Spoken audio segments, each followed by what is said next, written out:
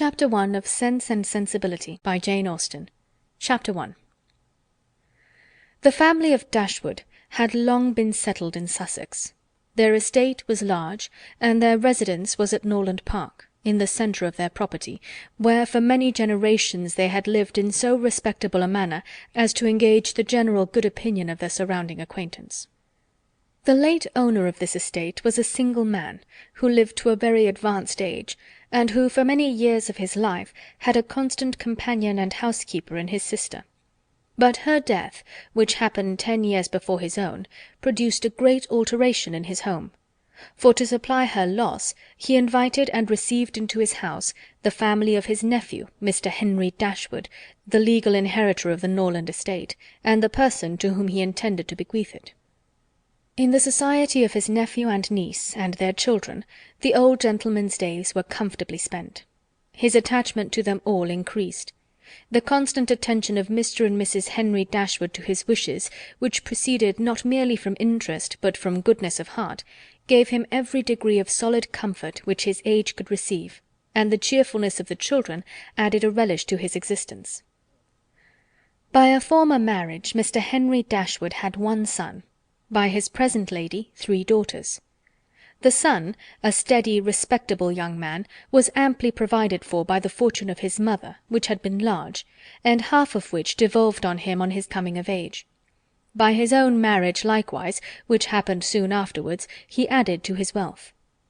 To him, therefore, the succession to the Norland estate was not so really important as to his sisters, for their fortune, independent of what might arise to them from their father's inheriting that property, could be but small.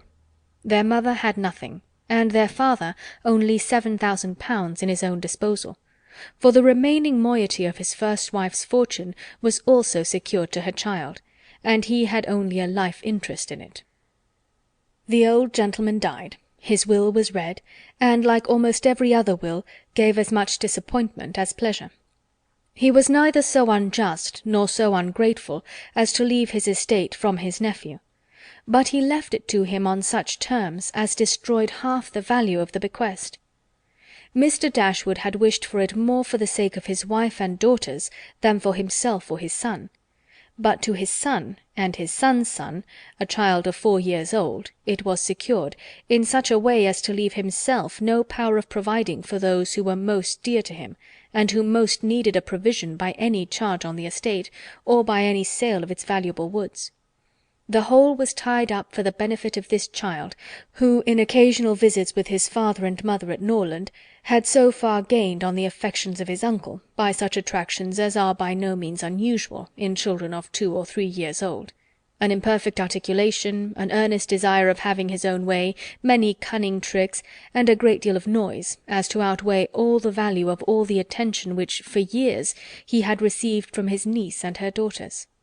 He meant not to be unkind, however, and as a mark of his affection for the 3 girls, he left them £1,000 apiece.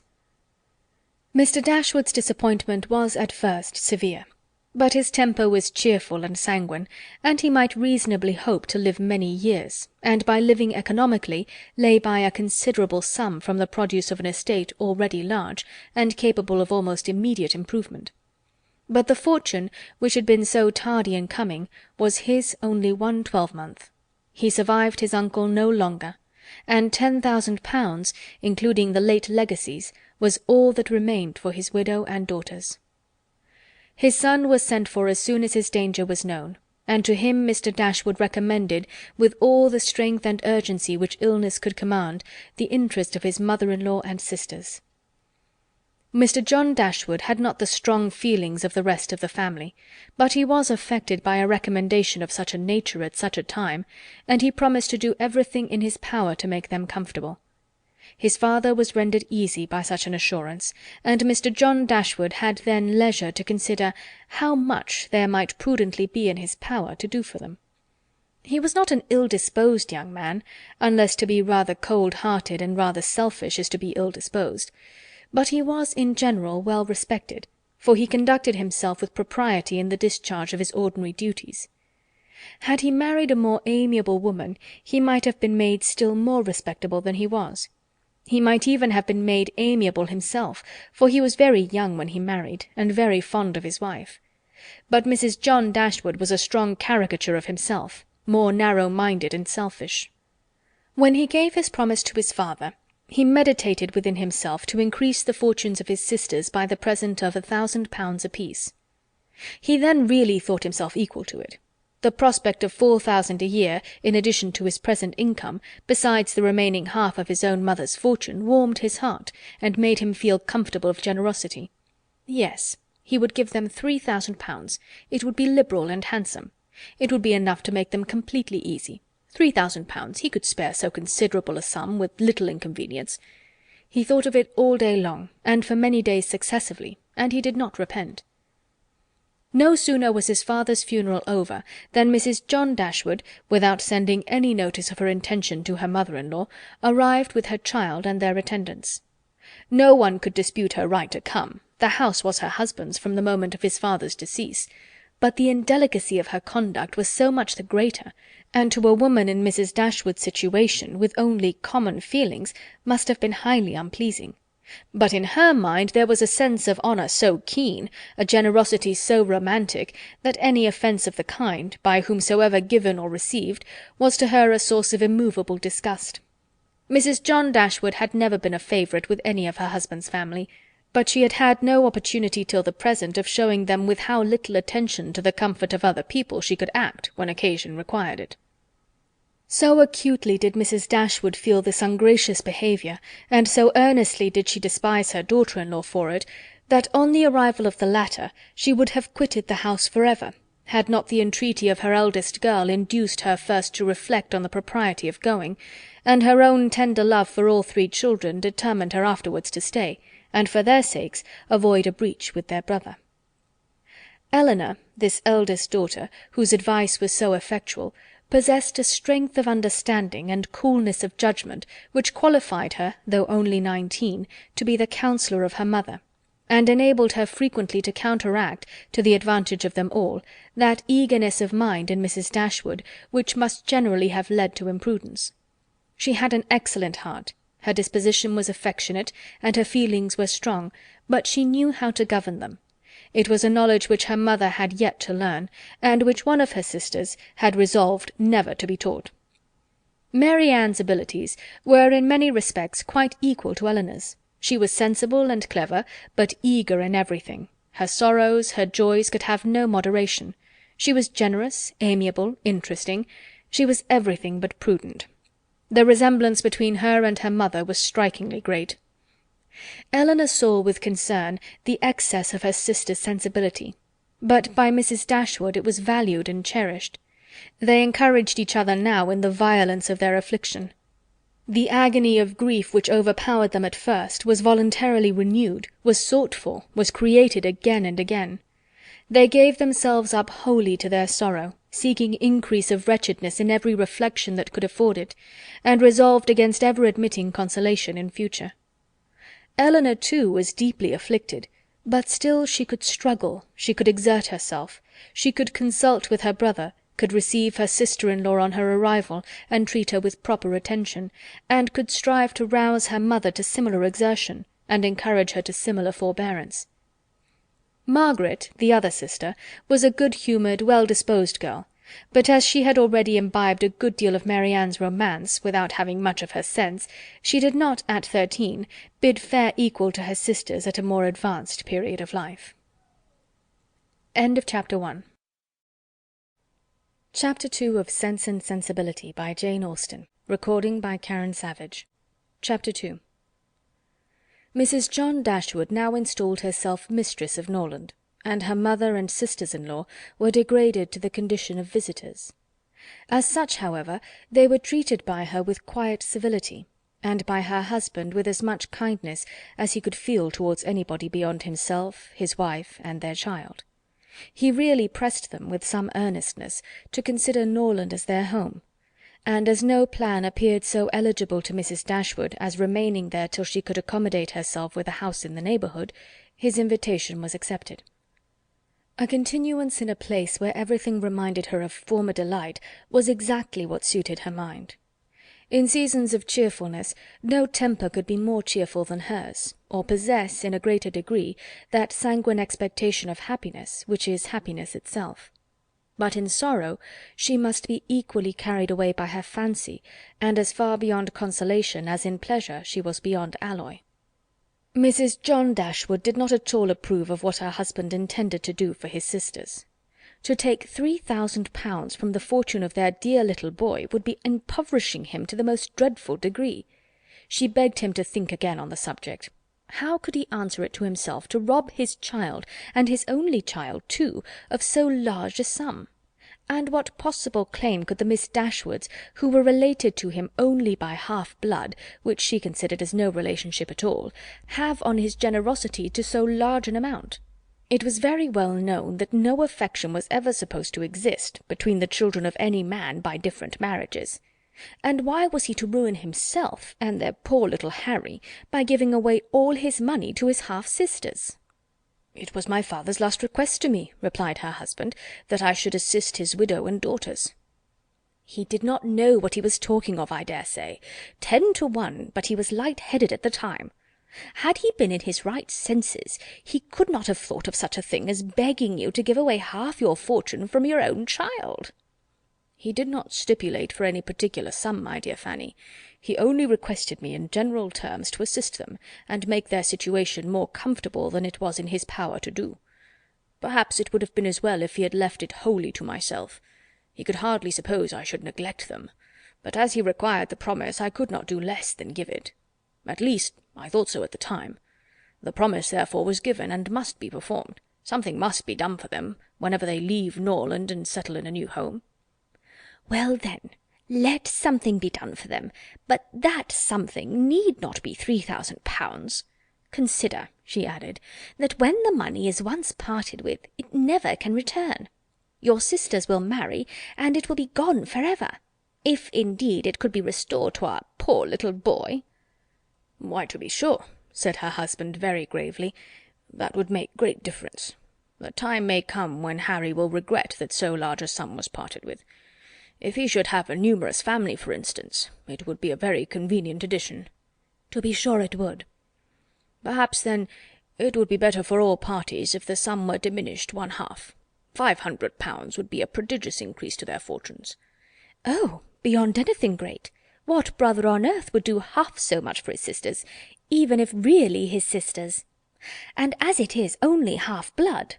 But you have such a generous spirit." "I would not wish to do anything mean," he replied.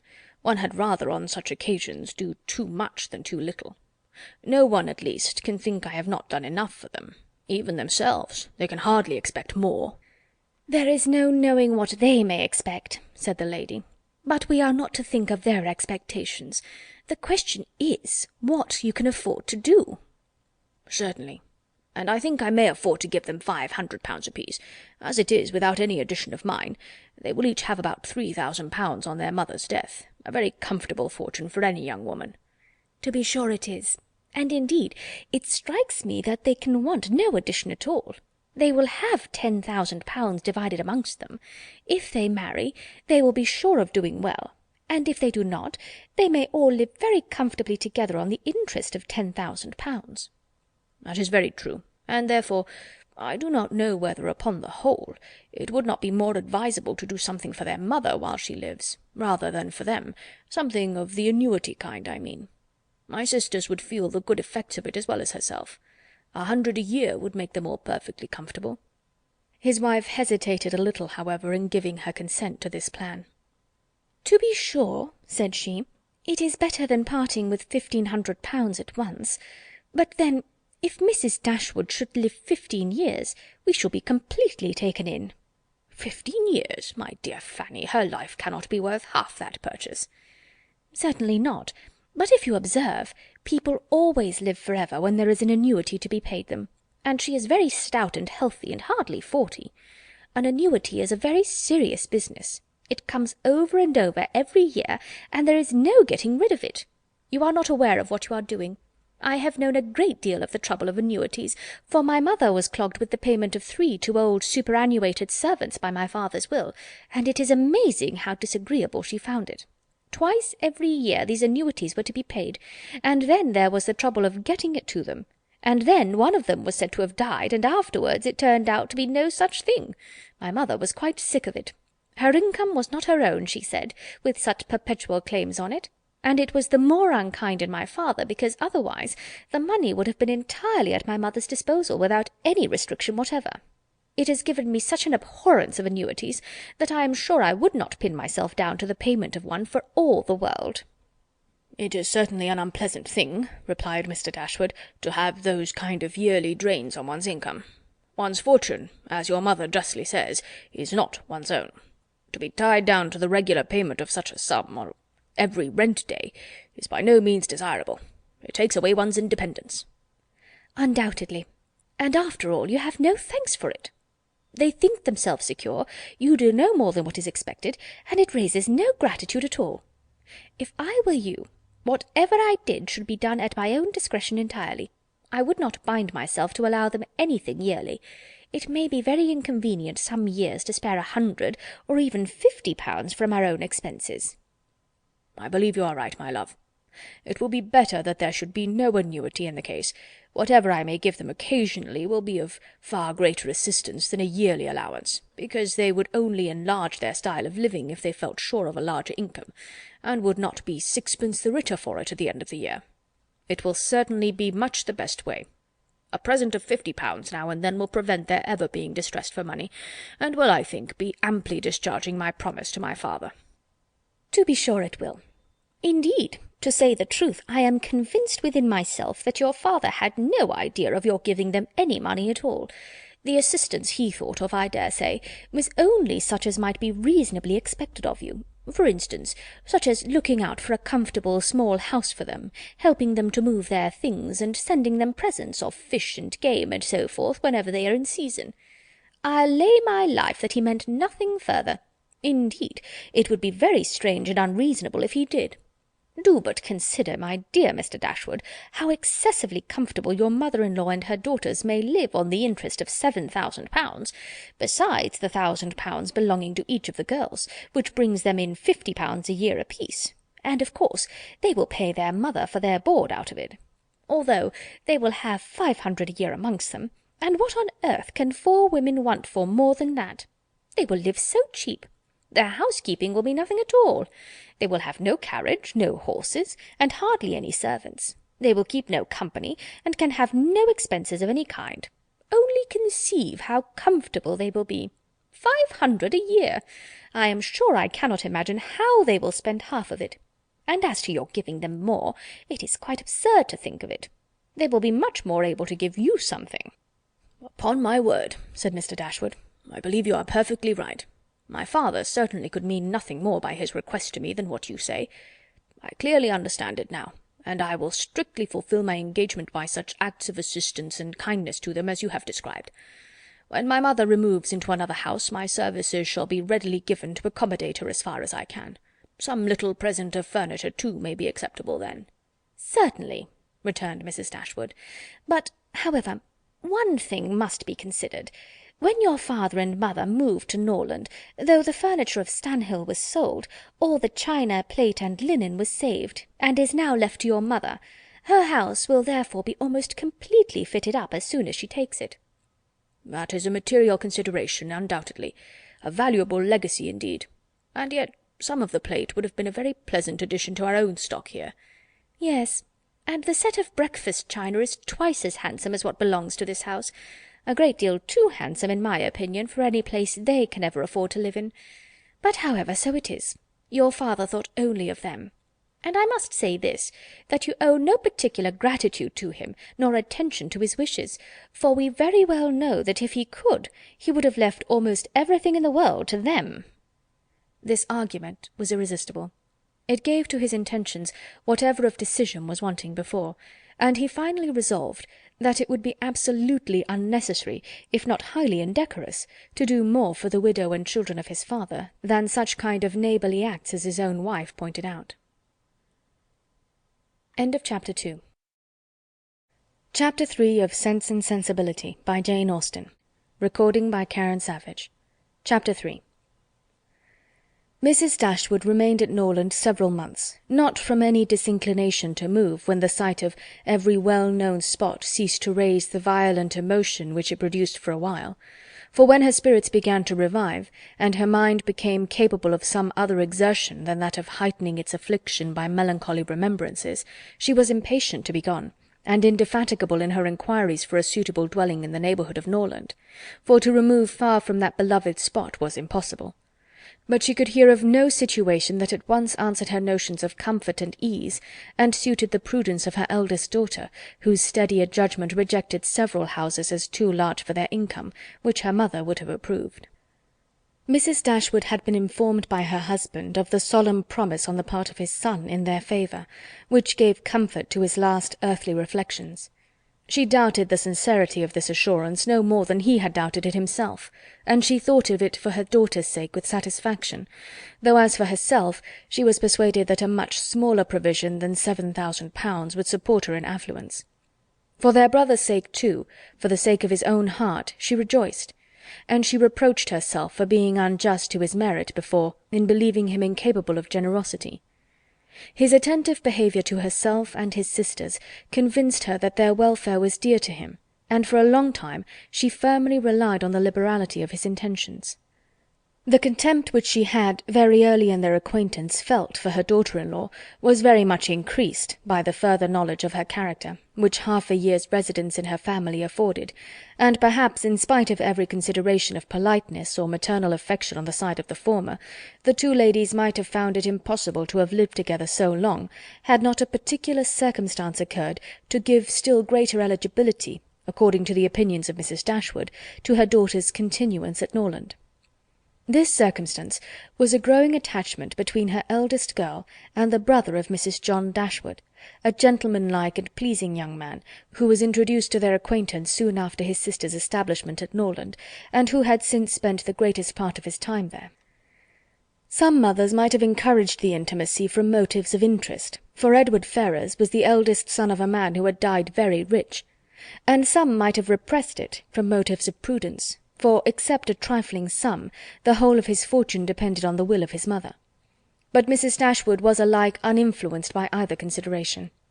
It was enough for her that he appeared to be amiable, that he loved her daughter, and that Elinor returned the partiality. It was contrary to every doctrine of hers that difference of fortune should keep any couple asunder who were attracted by resemblance of disposition, and that Elinor's merit should not be acknowledged by every one who knew her was to her comprehension impossible. Edward Ferrars was not recommended to their good opinion by any peculiar graces of person or address. He was not handsome, and his manners required intimacy to make them pleasing.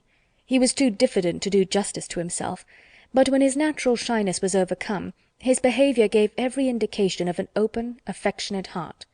His understanding was good, and his education had given it solid improvement. But he was neither fitted by abilities nor disposition to answer the wishes of his mother and sister, who longed to see him distinguished, as they hardly knew what.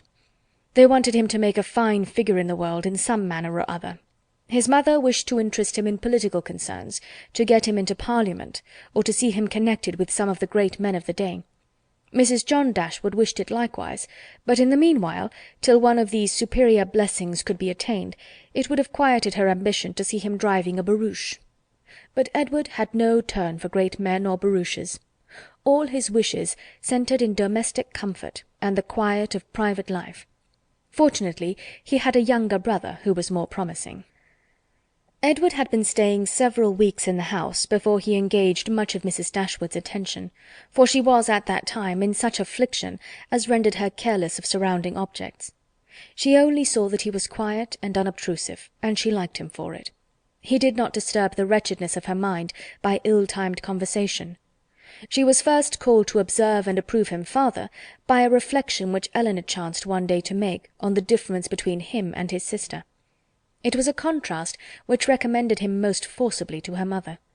"It is enough," said she, "to say that he is unlike Fanny is enough. It implies everything amiable. I love him already." "I think you will like him," said Elinor, "when you know more of him." "Like him?" replied her mother with a smile. "I feel no sentiment of approbation inferior to love." "You may esteem him." "I have never yet known what it was to separate esteem and love." Mrs. Dashwood now took pains to get acquainted with him. Her manners were attaching, and soon banished his reserve. She speedily comprehended all his merits. The persuasion of his regard for Elinor perhaps assisted her penetration, but she really felt assured of his worth, and even that quietness of manner, which militated against all her established ideas of what a young man's address ought to be, was no longer uninteresting when she knew his heart to be warm and his temper affectionate. No sooner did she perceive any symptom of love in his behaviour to Elinor than she considered their serious attachment as certain, and looked forward to their marriage as rapidly approaching. "In a few months, my dear Marianne," said she, "Elinor will, in all probability, be settled for life. We shall miss her, but she will be happy." "Oh, mamma, how shall we do without her?" "My love, it will scarcely be a separation. We shall live within a few miles of each other, and shall meet every day of our lives. You will gain a brother, a real affectionate brother. I have the highest opinion in the world of Edward's heart. But you look grave, Marianne. Do you disapprove your sister's choice?" "Perhaps," said Marianne, "I may consider it with some surprise. Edward is very amiable, and I love him tenderly, but yet he is not the kind of young man. There is something wanting. His figure is not striking. It has none of that grace which I should expect in the man who could seriously attach my sister. His eyes want all that spirit, that fire, which at once announce virtue and intelligence. And besides all this, I am afraid, mamma, he has no real taste. Music seems scarcely to attract him, and though he admires Elinor's drawings very much, it is not the admiration of a person who can understand their worth. It is evident, in spite of his frequent attention to her while she draws, that in fact he knows nothing of the matter. He admires as a lover, not as a connoisseur. To satisfy me, those characters must be united. I could not be happy with a man whose taste did not in every point coincide with my own. He must enter into all my feelings. The same books, the same music, must charm us both. Oh, mamma, how spiritless, how tame was Edward's manner in reading to us last night! I felt for my sister most severely. Yet she bore it with so much composure, she seemed scarcely to notice it. I could hardly keep my seat. To hear those beautiful lines, which have frequently almost driven me wild, pronounced with such impenetrable calmness, such dreadful indifference. He would certainly have done more justice to simple and elegant prose. I thought so at the time, but you would give him Cowper. Nay, mamma, if he is not to be animated by Cowper. But we must allow for difference of taste. Elinor has not my feelings, and therefore she may overlook it and be happy with him. But it would have broken my heart, had I loved him, to hear him read with so little sensibility. Mamma, the more I know of the world, the more I am convinced that I shall never see a man whom I can really love. I require so much. He must have all Edward's virtues, and his person and manners must ornament his goodness with every possible charm. Remember, my love, that you are not 17. It is yet too early in life to despair of such a happiness. Why should you be less fortunate than your mother? In one circumstance only, my Marianne, may your destiny be different from hers. End of Chapter 3. Chapter 4 of Sense and Sensibility by Jane Austen. Recording by Karen Savage. Chapter 4. "What a pity it is, Elinor," said Marianne, "that Edward should have no taste for drawing." "No taste for drawing?" replied Elinor. "Why should you think so? He does not draw himself, indeed, but he has great pleasure in seeing the performances of other people, and I assure you he is by no means deficient in natural taste, though he has not had opportunities of improving it. Had he ever been in the way of learning, I think he would have drawn very well.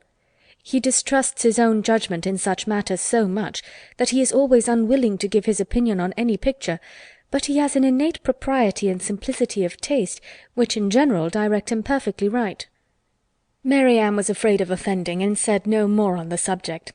But the kind of approbation which Elinor described as excited in him by the drawings of other people was very far from that rapturous delight which, in her opinion, could alone be called taste. Yet, though smiling within herself at the mistake, she honoured her sister for that blind partiality to Edward which produced it. "I hope, Marianne," continued Elinor, "you do not consider him as deficient in general taste. I think I may say that you cannot, for your behaviour to him is perfectly cordial, and if that were your opinion, I am sure you could never be civil to him." Marianne hardly knew what to say. She would not wound the feelings of her sister on any account, and yet to say what she did not believe was impossible. At length she replied, "Do not be offended, Elinor, if my praise of him is not in everything equal to your sense of his merits.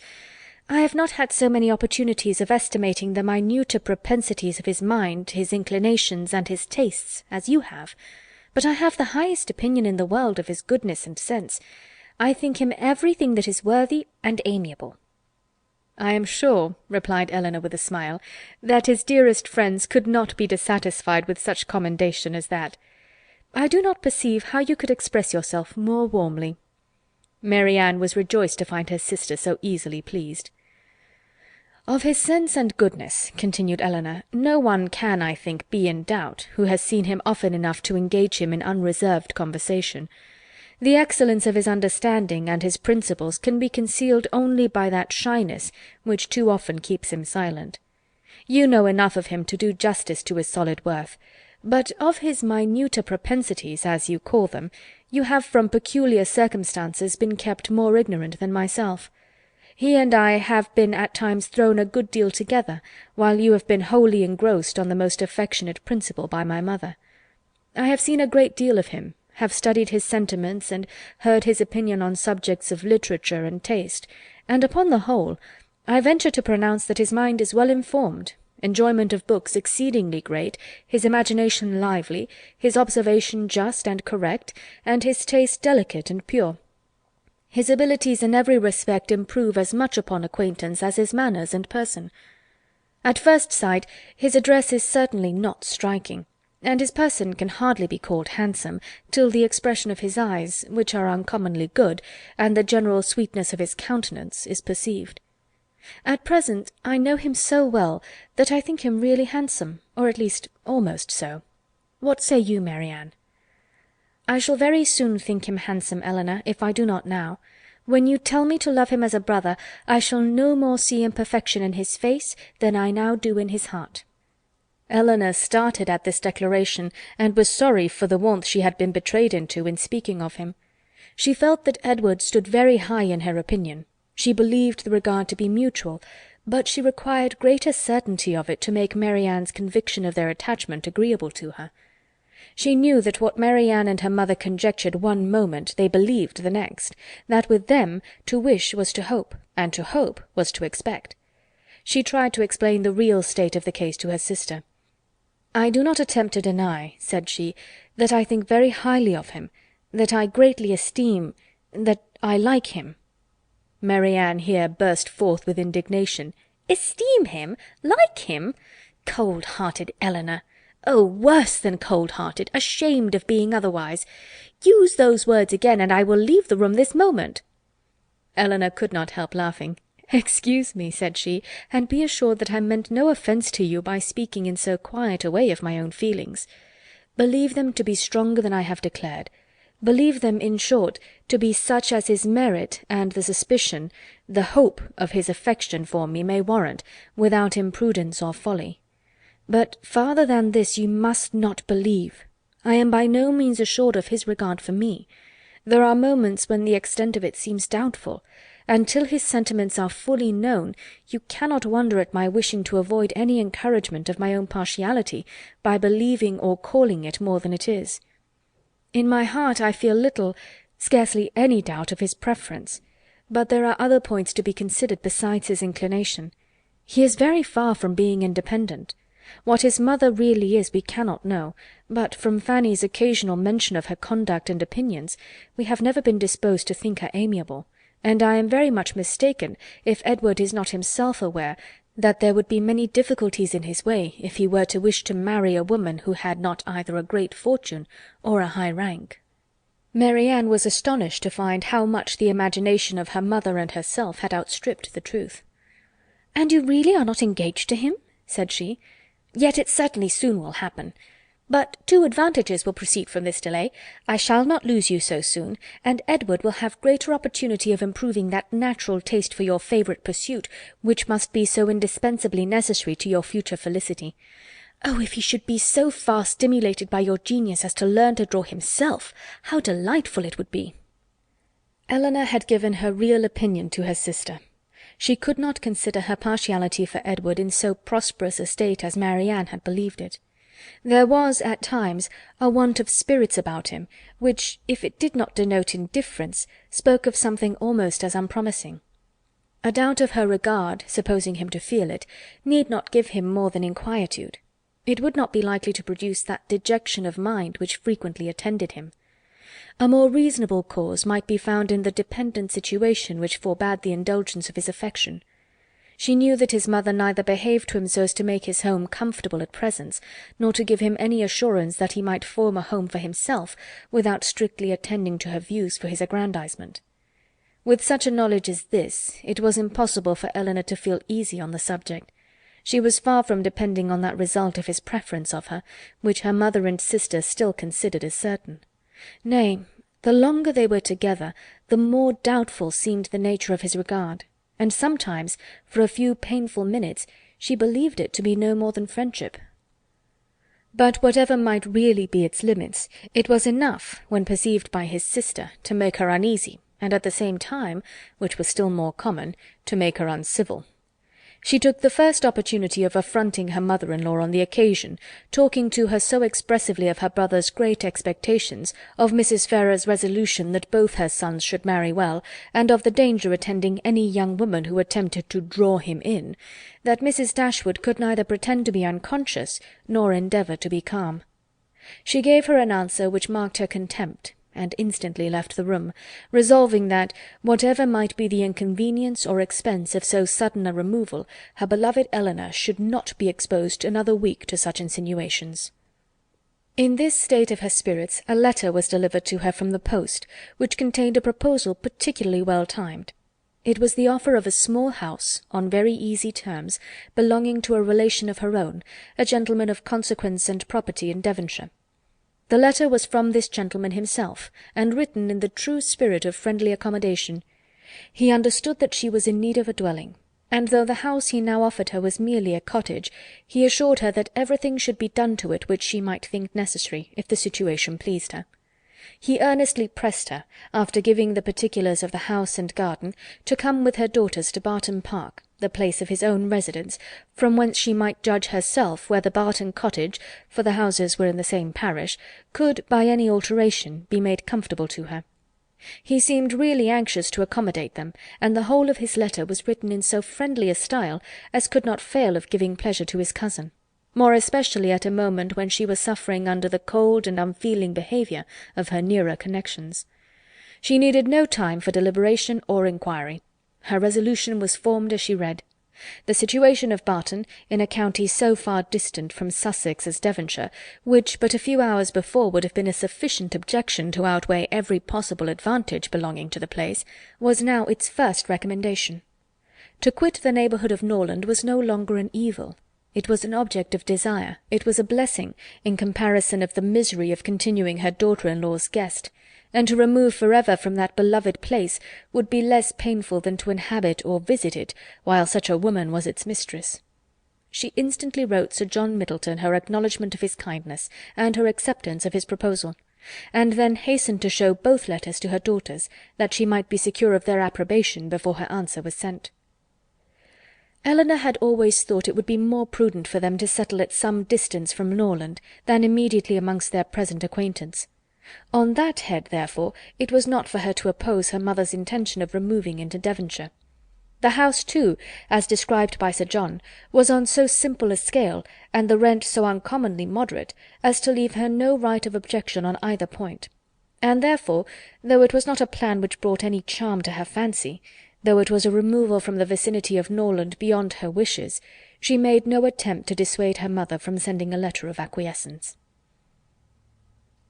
Chapter 4. Chapter 5 of Sense and Sensibility, by Jane Austen. Recording by Karen Savage. Chapter 5. No sooner was her answer dispatched than Mrs. Dashwood indulged herself in the pleasure of announcing to her son-in-law and his wife that she was provided with a house, and should incommode them no longer than till everything were ready for her inhabiting it. They heard her with surprise. Mrs. John Dashwood said nothing, but her husband civilly hoped that she would not be settled far from Norland. She had great satisfaction in replying that she was going into Devonshire. Edward turned hastily towards her on hearing this, and in a voice of surprise and concern, which required no explanation to her, repeated, "Devonshire? Are you indeed going there? So far from hence? And to what part of it?" She explained the situation. It was within 4 miles northward of Exeter. "It is but a cottage," she continued, "but I hope to see many of my friends in it.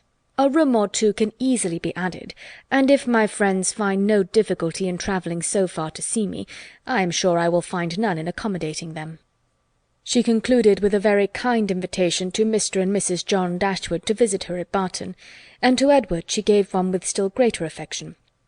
Though her late conversation with her daughter-in-law had made her resolve on remaining at Norland no longer than was unavoidable, it had not produced the smallest effect on her in that point to which it principally tended. To separate Edward and Elinor was as far from being her object as ever, and she wished to show Mrs. John Dashwood, by this pointed invitation to her brother, how totally she disregarded her disapprobation of the match. Mr. John Dashwood told his mother again and again how exceedingly sorry he was that she had taken a house at such a distance from Norland as to prevent his being of any service to her in removing her furniture. He really felt conscientiously vexed on the occasion, for the very exertion to which he had limited the performance of his promise to his father was by this arrangement rendered impracticable. The furniture was all sent around by water. It chiefly consisted of household linen, plate, china, and books, with a handsome pianoforte of Marianne's. Mrs. John Dashwood saw the packages depart with a sigh. She could not help feeling it hard that as Mrs. Dashwood's income would be so trifling in comparison with their own, she should have any handsome article of furniture. Mrs. Dashwood took the house for a 12-month. It was ready furnished, and she might have immediate possession. No difficulty arose on either side in the agreement, and she waited only for the disposal of her effects at Norland, and to determine her future household, before she set off for the west. And this, as she was exceedingly rapid in the performance of everything that interested her, was soon done. The horses, which were left her by her husband, had been sold soon after his death, and an opportunity now offering of disposing of her carriage, she agreed to sell that likewise at the earnest advice of her eldest daughter. For the comfort of her children, had she consulted only her own wishes, she would have kept it, but the discretion of Elinor prevailed. Her wisdom, too, limited the number of their servants to 3, 2 maids and a man, with whom they were speedily provided from amongst those who had formed their establishment at Norland. The man and one of the maids were sent off immediately into Devonshire, to prepare the house for their mistress's arrival, for as Lady Middleton was entirely unknown to Mrs. Dashwood, she preferred going directly to the cottage to being a visitor at Barton Park, and she relied so undoubtingly on Sir John's description of the house as to feel no curiosity to examine it herself till she entered it as her own. Her eagerness to be gone from Norland was preserved from diminution by the evident satisfaction of her daughter-in-law in the prospect of her removal, a satisfaction which was but feebly attempted to be concealed under a cold invitation to her to defer her departure. Now was the time when her son-in-law's promise to his father might with particular propriety be fulfilled. Since he had neglected to do it on first coming to the estate, their quitting his house might be looked on as the most suitable period for its accomplishment. But Mrs. Dashwood began shortly to give over every hope of the kind, and to be convinced, from the general drift of his discourse, that his assistance extended no farther than their maintenance for 6 months at Norland. He so frequently talked of the increasing expenses of housekeeping, and of the perpetual demands upon his purse, which a man of any consequence in the world was beyond calculation exposed to, that he seemed rather to stand in need of more money himself than to have any design of giving money away. In a very few weeks from the day which brought Sir John Middleton's first letter to Norland, everything was so far settled in their future abode as to enable Mrs. Dashwood and her daughters to begin their journey. Many were the tears shed by them in their last adieus to a place so much beloved. "Dear, dear Norland," said Marianne, as she wandered alone before the house, on the last evening of their being there, "when shall I cease to regret you? When learn to feel a home elsewhere?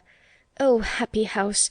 Could you know what I suffer in now viewing you from this spot, from whence perhaps I may view you no more, and you, ye well-known trees, but you will continue the same. No leaf will decay because we are removed, nor any branch become motionless although we can observe you no longer. No, you will continue the same, unconscious of the pleasure or the regret you occasion, and insensible of any change in those who walk under your shade. But who will remain to enjoy you? End of Chapter 5. Chapter 6 of Sense and Sensibility by Jane Austen. Recording by Karen Savage. Chapter 6. The first part of their journey was performed in too melancholy a disposition to be otherwise than tedious and unpleasant. But as they drew towards the end of it, their interest in the appearance of a country which they were to inhabit overcame their dejection, and a view of Barton Valley as they entered it gave them cheerfulness. It was a pleasant fertile spot, well wooded and rich in pasture. After winding along it for more than a mile, they reached their own house. A small green court was the whole of its domain in front, and a neat wicket gate admitted them into it. As a house, Barton Cottage, though small, was comfortable and compact. But as a cottage it was defective, for the building was regular, the roof was tiled, the window shutters were not painted green, nor were the walls covered with honeysuckles. A narrow passage led directly through the house into the garden behind. On each side of the entrance was a sitting-room, about 16 feet square, and beyond them were the offices and the stairs. 4 bedrooms and 2 garrets formed the rest of the house. It had not been built many years, and was in good repair. In comparison of Norland, it was poor and small indeed, but the tears which recollection called forth as they entered the house were soon dried away. They were cheered by the joy of the servants on their arrival, and each for the sake of the others resolved to appear happy. It was very early in September. The season was fine, and from first seeing the place under the advantage of good weather, they received an impression in its favour which was of material service in recommending it to their lasting approbation. The situation of the house was good.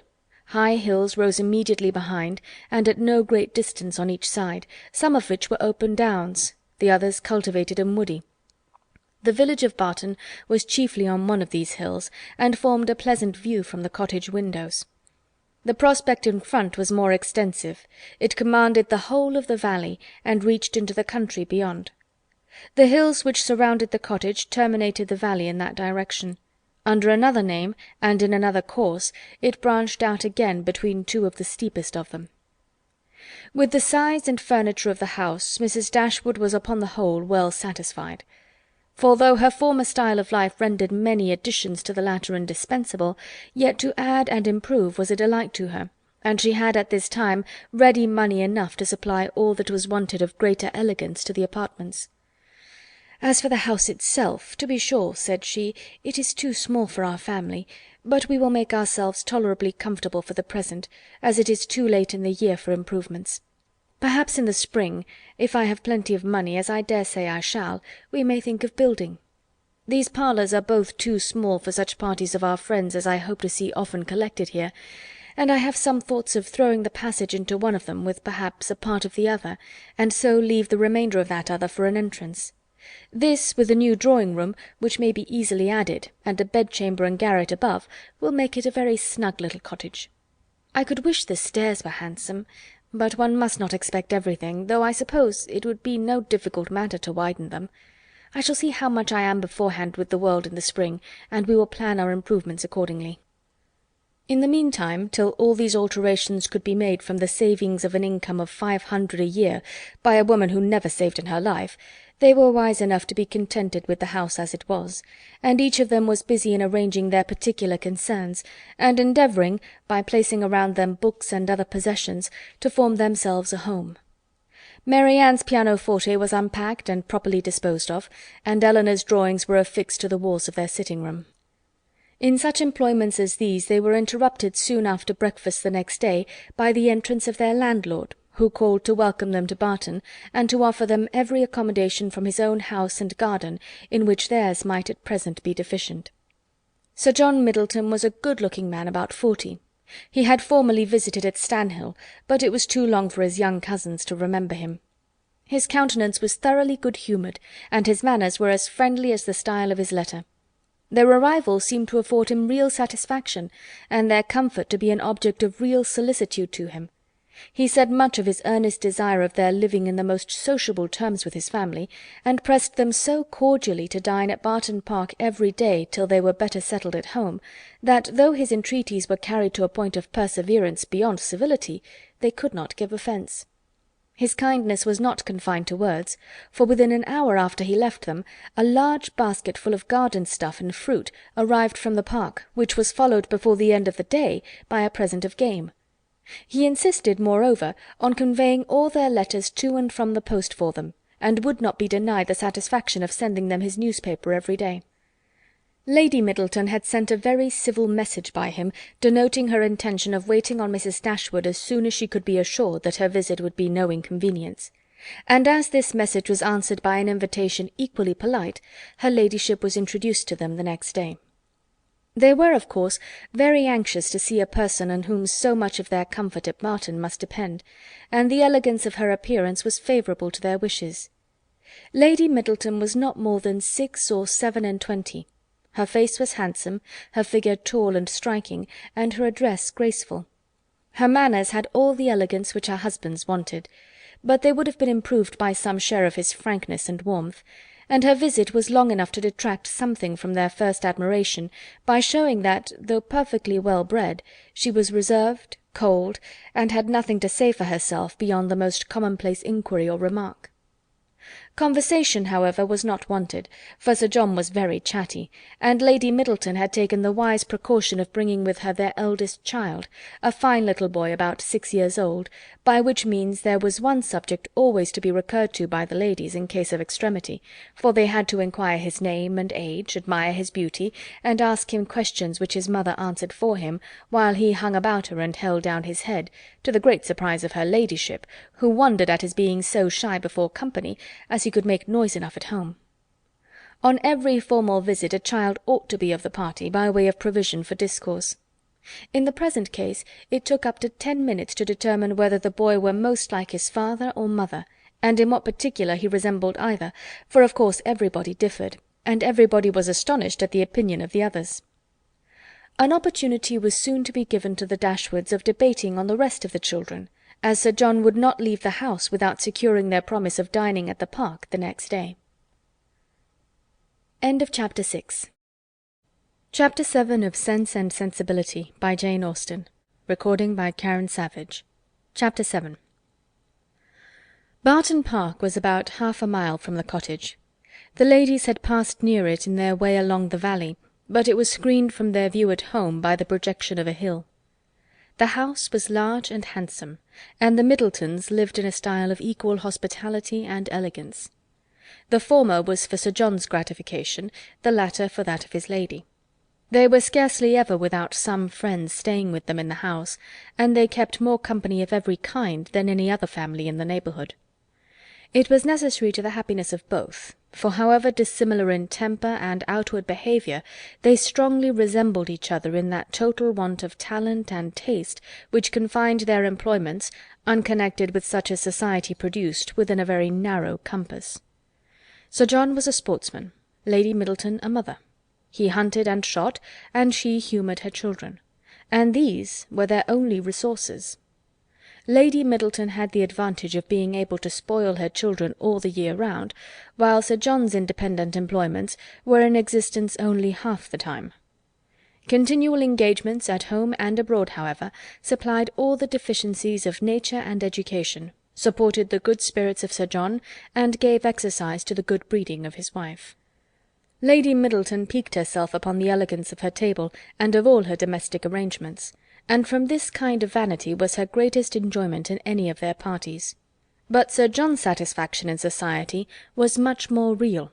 He delighted in collecting about him more young people than his house would hold, and the noisier they were, the better he was pleased. He was a blessing to all the juvenile part of the neighbourhood, for in summer he was forever forming parties to eat cold ham and chicken out of doors, and in winter his private balls were numerous enough for any young lady who was not suffering under the insatiable appetite of 15. The arrival of a new family in the country was always a matter of joy to him, and in every point of view he was charmed with the inhabitants he had now procured for his cottage at Barton. The Miss Dashwoods were young, pretty, and unaffected. It was enough to secure his good opinion, for to be unaffected was all that a pretty girl could want to make her mind as captivating as her person. The friendliness of his disposition made him happy in accommodating those whose situation might be considered, in comparison with the past, as unfortunate. In showing kindness to his cousins, therefore, he had the real satisfaction of a good heart, and in settling a family of females only in his cottage, he had all the satisfaction of a sportsman. For a sportsman, though he esteems only those of his sex who are sportsmen likewise, is not often desirous of encouraging their taste by admitting them to a residence within his own manor. Mrs. Dashwood and her daughters were met at the door of the house by Sir John, who welcomed them to Barton Park with unaffected sincerity, and as he attended them to the drawing-room, repeated to the young ladies the concern which the same subject had drawn from him the day before, at being unable to get any smart young men to meet them. They would see, he said, only one gentleman there besides himself, a particular friend who was staying at the Park, but who was neither very young nor very gay. He hoped they would all excuse the smallness of the party, and could assure them it should never happen so again. He had been to several families that morning in hopes of procuring some addition to their number, but it was moonlight, and everybody was full of engagements.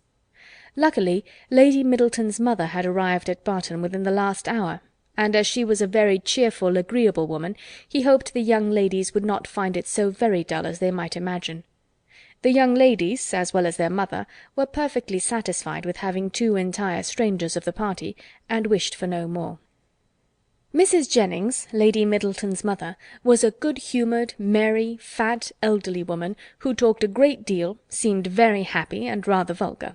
She was full of jokes and laughter, and before dinner was over had said many witty things on the subject of lovers and husbands, hoped they had not left their hearts behind them in Sussex, and pretended to see them blush, whether they did or not. Mary Ann was vexed at it for her sister's sake, and turned her eyes towards Elinor, to see how she bore these attacks, with an earnestness which gave Elinor far more pain than could arise from such commonplace raillery as Mrs. Jennings's.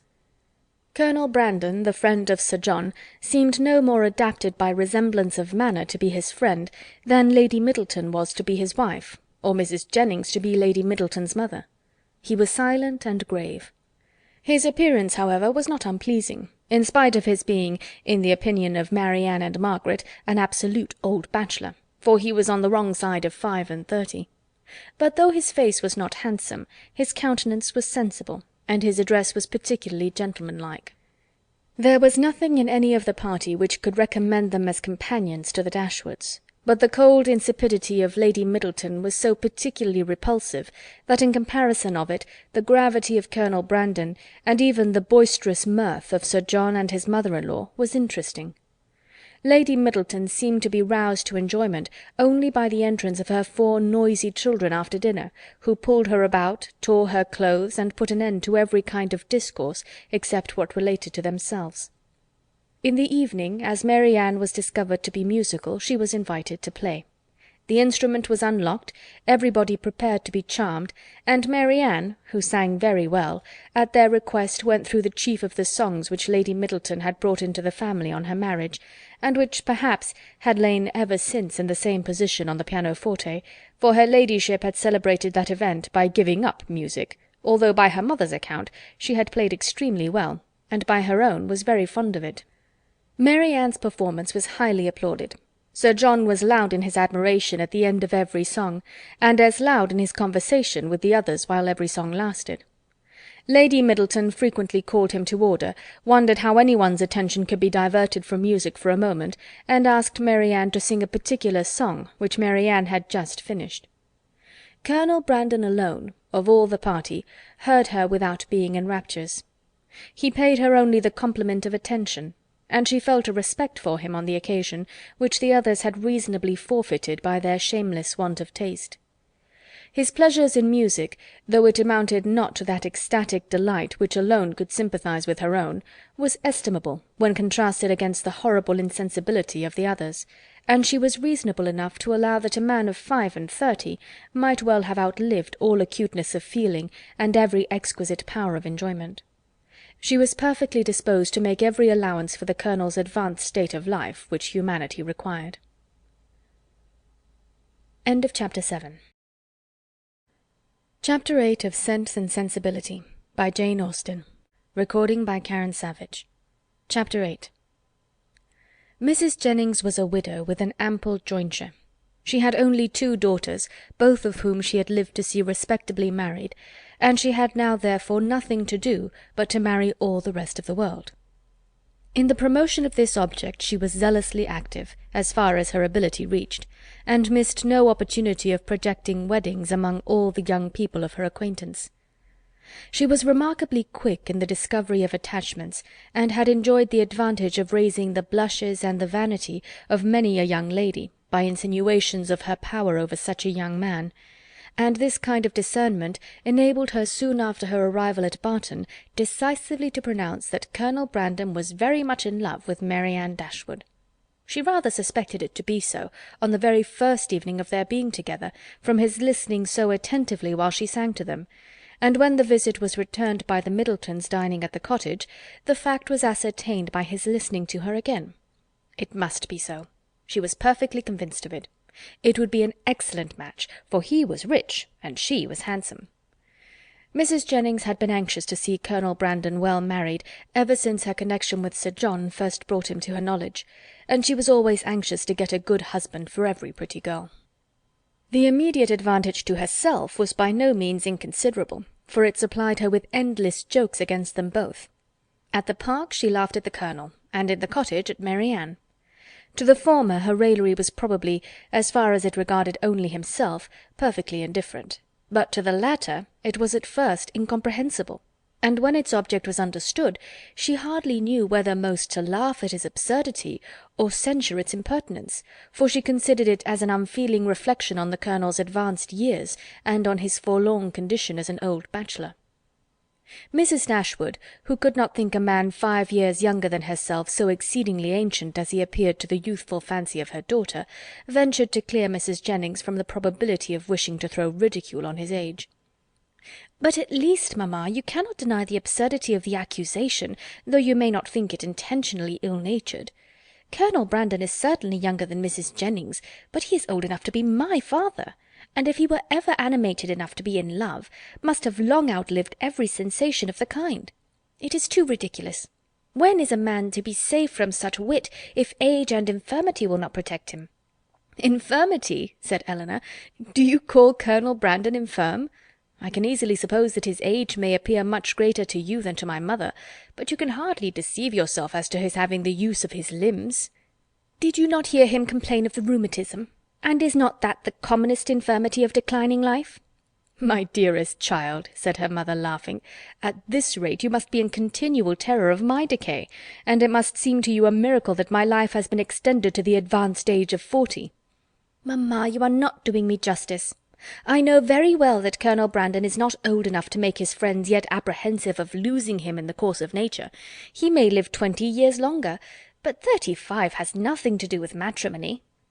"Perhaps," said Elinor, 35 and 17 had better not have anything to do with matrimony together. But if there should by any chance happen to be a woman who is single at 27, I should not think Colonel Brandon's being 35 any objection to his marrying her." "A woman of 27, said Marianne, after pausing a moment, "can never hope to feel or inspire affection again, and if her home be uncomfortable, or her fortune small, I can suppose that she might bring herself to submit to the offices of a nurse for the sake of the provision and security of a wife. In his marrying such a woman, therefore, there would be nothing unsuitable.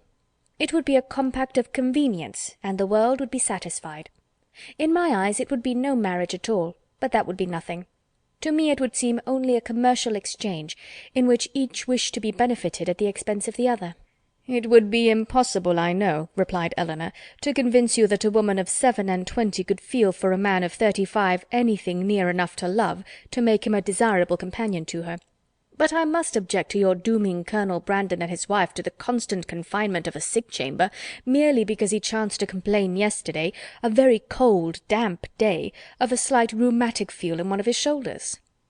"But he talked of flannel waistcoats," said Marianne, "and with me a flannel waistcoat is invariably connected with aches, cramps, rheumatisms, and every species of ailment that can afflict the old and the feeble." "Had he been only in a violent fever, you would not have despised him half so much. Confess, Marianne, is there not something interesting to you in the flushed cheek, hollow eye, and quick pulse of a fever?" Soon after this, upon Elinor's leaving the room, "Mamma," said Marianne, "I have an alarm on the subject of illness which I cannot conceal from you. I am sure Edward Ferrars is not well. We have now been here almost a fortnight, and yet he does not come. Nothing but real indisposition could occasion this extraordinary delay. What else can detain him at Norland?" "Had you any idea of his coming so soon?" said Mrs. Dashwood. "I had none. On the contrary, if I have felt any anxiety at all on the subject, it has been in recollecting that he sometimes showed a want of pleasure and readiness in accepting my invitation, when I talked of his coming to Barton. Does Elinor expect him already?" "I have never mentioned it to her, but of course she must." "I rather think you are mistaken, for when I was talking to her yesterday of getting a new grate for the spare bedchamber, she observed that there was no immediate hurry for it, as it was not likely that the room would be wanted for some time." "How strange this is! What can be the meaning of it? But the whole of their behaviour to each other has been unaccountable. How cold, how composed were their last adieus! How languid their conversation the last evening of their being together! In Edward's farewell there was no distinction between Elinor and me. It was the good wishes of an affectionate brother to both. Twice did I leave them purposely together in the course of the last morning, and each time did he most unaccountably follow me out of the room. And Elinor, in quitting Norland and Edward, cried not as I did. Even now her self-command is invariable. When is she dejected or melancholy? When does she try to avoid society, or appear restless and dissatisfied in it?" End of Chapter 8. Chapter 9 of Sense and Sensibility by Jane Austen. Recording by Karen Savage. Chapter 9. The Dashwoods were now settled at Barton with tolerable comfort to themselves. The house and the garden, with all the objects surrounding them, were now become familiar, and the ordinary pursuits which had given to Norland half its charms were engaged in again with far greater enjoyment than Norland had been able to afford since the loss of their father. Sir John Middleton, who called on them every day for the first fortnight, and was not in the habit of seeing much occupation at home, could not conceal his amazement on finding them always employed. Their visitors, except those from Barton Park, were not many, for in spite of Sir John's urgent entreaties that they would mix more in the neighbourhood, and repeated assurances of his carriage being always at their service, the independence of Mrs. Dashwood's spirit overcame the wish of society for her children, and she was resolute in declining to visit any family beyond the distance of a walk. There were but few who could be so classed, and it was not all of them that were attainable. About 1.5 miles from the cottage, along the narrow winding valley of Allenham which issued from that of Barton, as formerly described, the girls had, in one of their earliest walks, discovered an ancient respectable-looking mansion, which, by reminding them a little of Norland, interested their imagination, and made them wish to be better acquainted with it. But they learnt, on inquiry, that its possessor, an elderly lady of very good character, was unfortunately too infirm to mix with the world, and never stirred from home. The whole country about them abounded in beautiful walks. The high downs which invited them from almost every window of the cottage to seek the exquisite enjoyment of air on their summits, were a happy alternative when the dirt of the valleys beneath shut up their superior beauties. And towards one of these hills did Marianne and Margaret one memorable morning direct their steps, attracted by the partial sunshine of a showery day, and unable longer to bear the confinement which the settled rain of the 2 preceding days had occasioned. The weather was not tempting enough to draw the 2 others from their pencil and their book, in spite of Marianne's declaration that the day would be lastingly fair, and that every threatening cloud would be drawn off from their hills, and the 2 girls set off together. They gaily ascended the downs, rejoicing in their own penetration at every glimpse of blue sky, and when they caught in their faces the animating gales of a high south-westerly wind, they pitied the fears which had prevented their mother and Elinor from sharing such delightful sensations. Is there a felicity in the world, said Mary Ann, superior to this? Margaret, we will walk here at least 2 hours. Margaret agreed, and they pursued their way against the wind, resisting it with laughing delight for about 20 minutes longer, when suddenly the clouds united over their heads, and a driving rain set full in their face. Chagrined and surprised, they were obliged, though unwillingly, to turn back, for no shelter was nearer than their own house. One consolation, however, remained to them, to which the exigence of the moment gave more than usual propriety. It was that of running with all possible speed down the steep side of the hill which led immediately to their garden gate. They set off.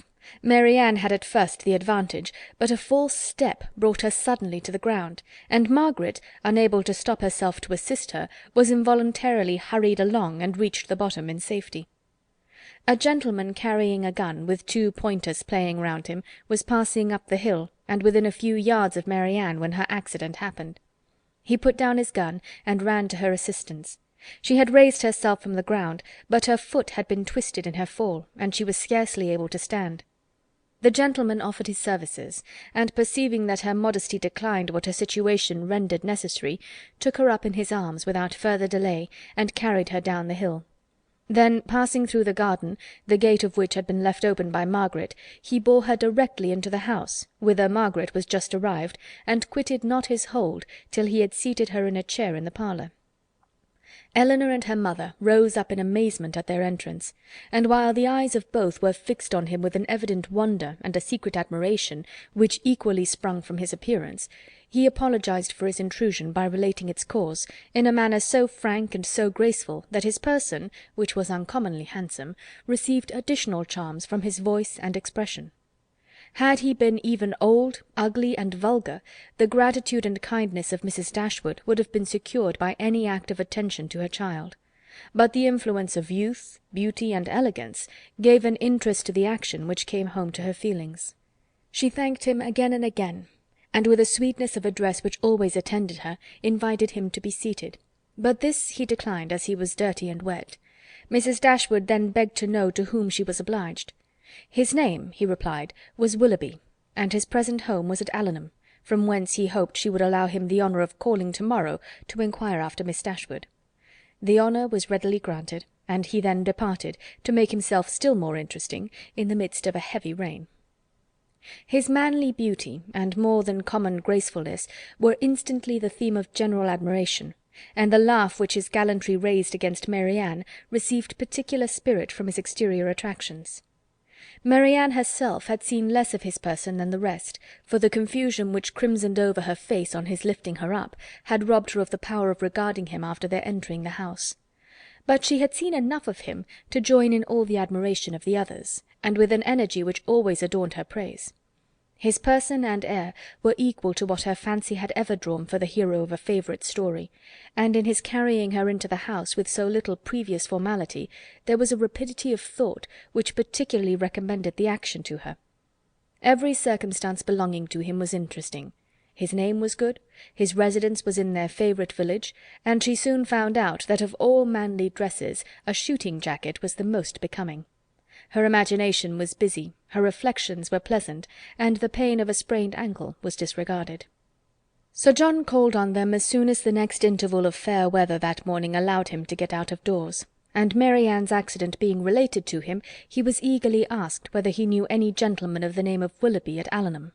"Willoughby!" cried Sir John. "What, is he in the country? That is good news, however. I will ride over to-morrow, and ask him to dinner on Thursday." "You know him, then?" said Mrs. Dashwood. "Know him? To be sure I do. Why, he is down here every year." "And what sort of a young man is he?" "As good a kind of fellow as ever lived, I assure you. A very decent shot, and there is not a bolder rider in England." "And is that all you can say for him?"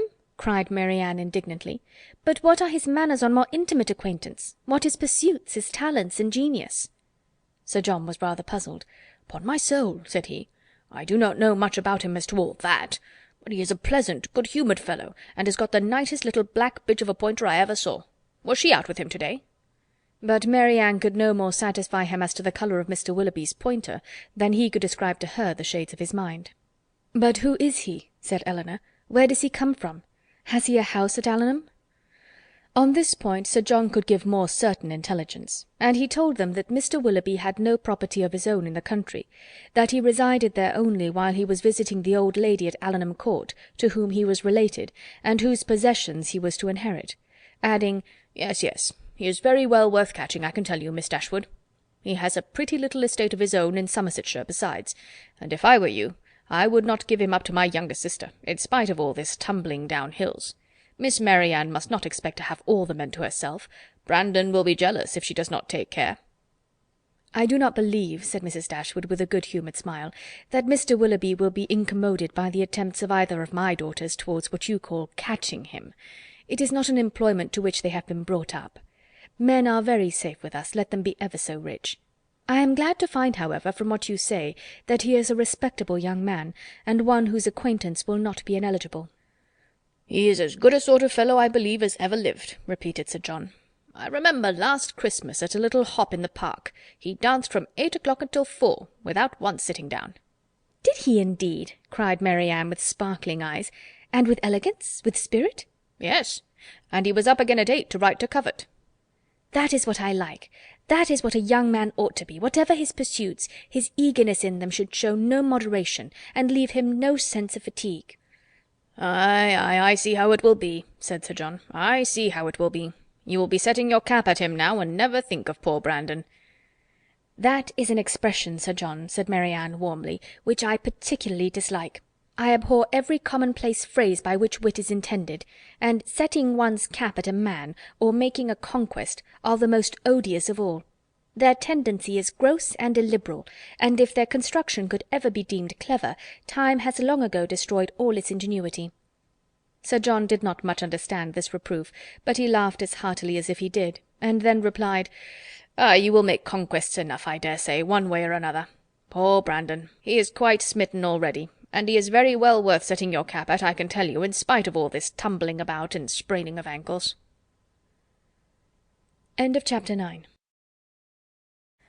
Chapter 10 of Sense and Sensibility by Jane Austen. Recording by Karen Savage. Chapter 10. Mary Ann's preserver, as Margaret, with more elegance than precision, styled Willoughby, called at the cottage early the next morning to make his personal inquiries. He was received by Mrs. Dashwood with more than politeness, with a kindness which Sir John's account of him and her own gratitude prompted, and everything that passed during the visit tended to assure him of the sense, elegance, mutual affection, and domestic comfort of the family to whom accident had now introduced him. Of their personal charms he had not required a second interview to be convinced. Miss Dashwood had a delicate complexion, regular features, and a remarkably pretty figure. Mary Ann was still handsomer. Her form, though not so correct as her sister's, in having the advantage of height, was more striking, and her face was so lovely that, when in the common cant of praise she was called a beautiful girl, truth was less violently outraged than usually happens. Her skin was very brown, but from its transparency her complexion was uncommonly brilliant. Her features were all good. Her smile was sweet and attractive, and in her eyes, which were very dark, there was a life, a spirit, an eagerness, which could hardly be seen without delight. From Willoughby their expression was at first held back, by the embarrassment which the remembrance of his assistance created. But when this passed away, when her spirits became collected, when she saw that to the perfect good breeding of the gentleman he united frankness and vivacity, and above all, when she heard him declare that of music and dancing he was passionately fond, she gave him such a look of approbation as secured the largest share of his discourse to herself for the rest of his stay. It was only necessary to mention any favourite amusement to engage her to talk. She could not be silent when such points were introduced, and she had neither shyness nor reserve in their discussion. They speedily discovered that their enjoyment of dancing and music was mutual, and that it arose from a general conformity of judgment in all that related to either. Encouraged by this to a further examination of his opinions, she proceeded to question him on the subject of books. Her favourite authors were brought forward and dwelt upon with so rapturous a delight that any young man of 25 must have been insensible indeed not to become an immediate convert to the excellence of such works, however disregarded before. Their taste was strikingly alike. The same books, the same passages were idolized by each, or if any difference appeared, any objection arose, it lasted no longer than till the force of her arguments and the brightness of her eyes could be displayed. He acquiesced in all her decisions, caught all her enthusiasm, and long before his visit concluded, they conversed with the familiarity of a long-established acquaintance. "Well, Marianne," said Elinor as soon as he had left them, "for one morning I think you have done pretty well. You have already ascertained Mr. Willoughby's opinion in almost every matter of importance. You know what he thinks of Cowper and Scott, you are certain of his estimating their beauties as he ought, and you have received every assurance of his admiring Pope no more than is proper. But how is your acquaintance to be long supported under such extraordinary despatch of every subject for discourse? You will soon have exhausted each favourite topic. Another meeting will suffice to explain his sentiments on picturesque beauty, on second marriages, and then you can have nothing further to ask." "Elinor," cried Marianne, "is this fair? Is this just? Are my ideas so scanty? But I see what you mean. I have been too much at my ease, too happy, too frank. I have erred against every commonplace notion of decorum. I have been open and sincere where I ought to have been reserved, spiritless, dull, and deceitful. Had I talked only of the weather and the roads, and had I spoken only once in 10 minutes, this reproach would have been spared." "My love," said her mother, "you must not be offended with Elinor. She was only in jest. I should scold her myself if she were capable of wishing to check the delight of your conversation with our new friend." Marianne was softened in a moment. Willoughby, on his side, gave every proof of his pleasure in their acquaintance which an evident wish of improving it could offer. He came to them every day. To inquire after Marianne was at first his excuse, but the encouragement of his reception, to which every day gave greater kindness, made such an excuse unnecessary before it had ceased to be possible by Marianne's perfect recovery. She was confined for some days to the house, but never had any confinement been less irksome. Willoughby was a young man of good abilities, quick imagination, lively spirits, and open, affectionate manners. He was exactly formed to engage Marianne's heart, for with all this he joined not only a captivating person, but a natural ardour of mind, which was now roused and increased by the example of her own, and which recommended him to her affection beyond everything else. His society became gradually her most exquisite enjoyment. They read, they talked, they sang together. His musical talents were considerable, and he read with all the sensibility and spirit which Edward had unfortunately wanted.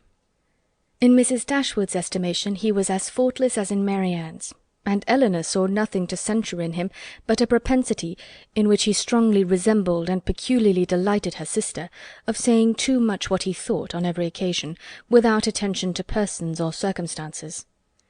In hastily forming and giving his opinion of other people, in sacrificing general politeness to the enjoyment of undivided attention where his heart was engaged, and in slighting too easily the forms of worldly propriety, he displayed a want of caution which Elinor could not approve, in spite of all that he and Marianne could say in its support. Marianne began now to perceive that the desperation which had seized her at 16 1/2, of ever seeing a man who could satisfy her ideas of perfection, had been rash and unjustifiable. Willoughby was all that her fancy had delineated in that unhappy hour, and in every brighter period, as capable of attaching her, and his behaviour declared his wishes to be in that respect as earnest as his abilities were strong. Her mother, too, in whose mind not one speculative thought of their marriage had been raised, by his prospect of riches, was led before the end of a week to hope and expect it, and secretly to congratulate herself on having gained 2 such sons-in-law as Edward and Willoughby. Colonel Brandon's partiality for Marianne, which had so early been discovered by his friends, now first became perceptible to Elinor, when it ceased to be noticed by them. Their attention and wit were drawn off to his more fortunate rival, and the raillery which the other had incurred before any partiality arose, was removed when his feelings began really to call for the ridicule so justly annexed to sensibility. Elinor was obliged, though unwillingly, to believe that the sentiments which Mrs. Jennings had assigned him for her own satisfaction were now actually excited by her sister, and that however a general resemblance of disposition between the parties might forward the affection of Mr. Willoughby, an equally striking opposition of character was no hindrance to the regard of Colonel Brandon. She saw it with concern, for what could a silent man of 35 hope when opposed to a very lively one of 25? and as she could not even wish him successful, she heartily wished him indifferent. She liked him. In spite of his gravity and reserve, she beheld in him an object of interest.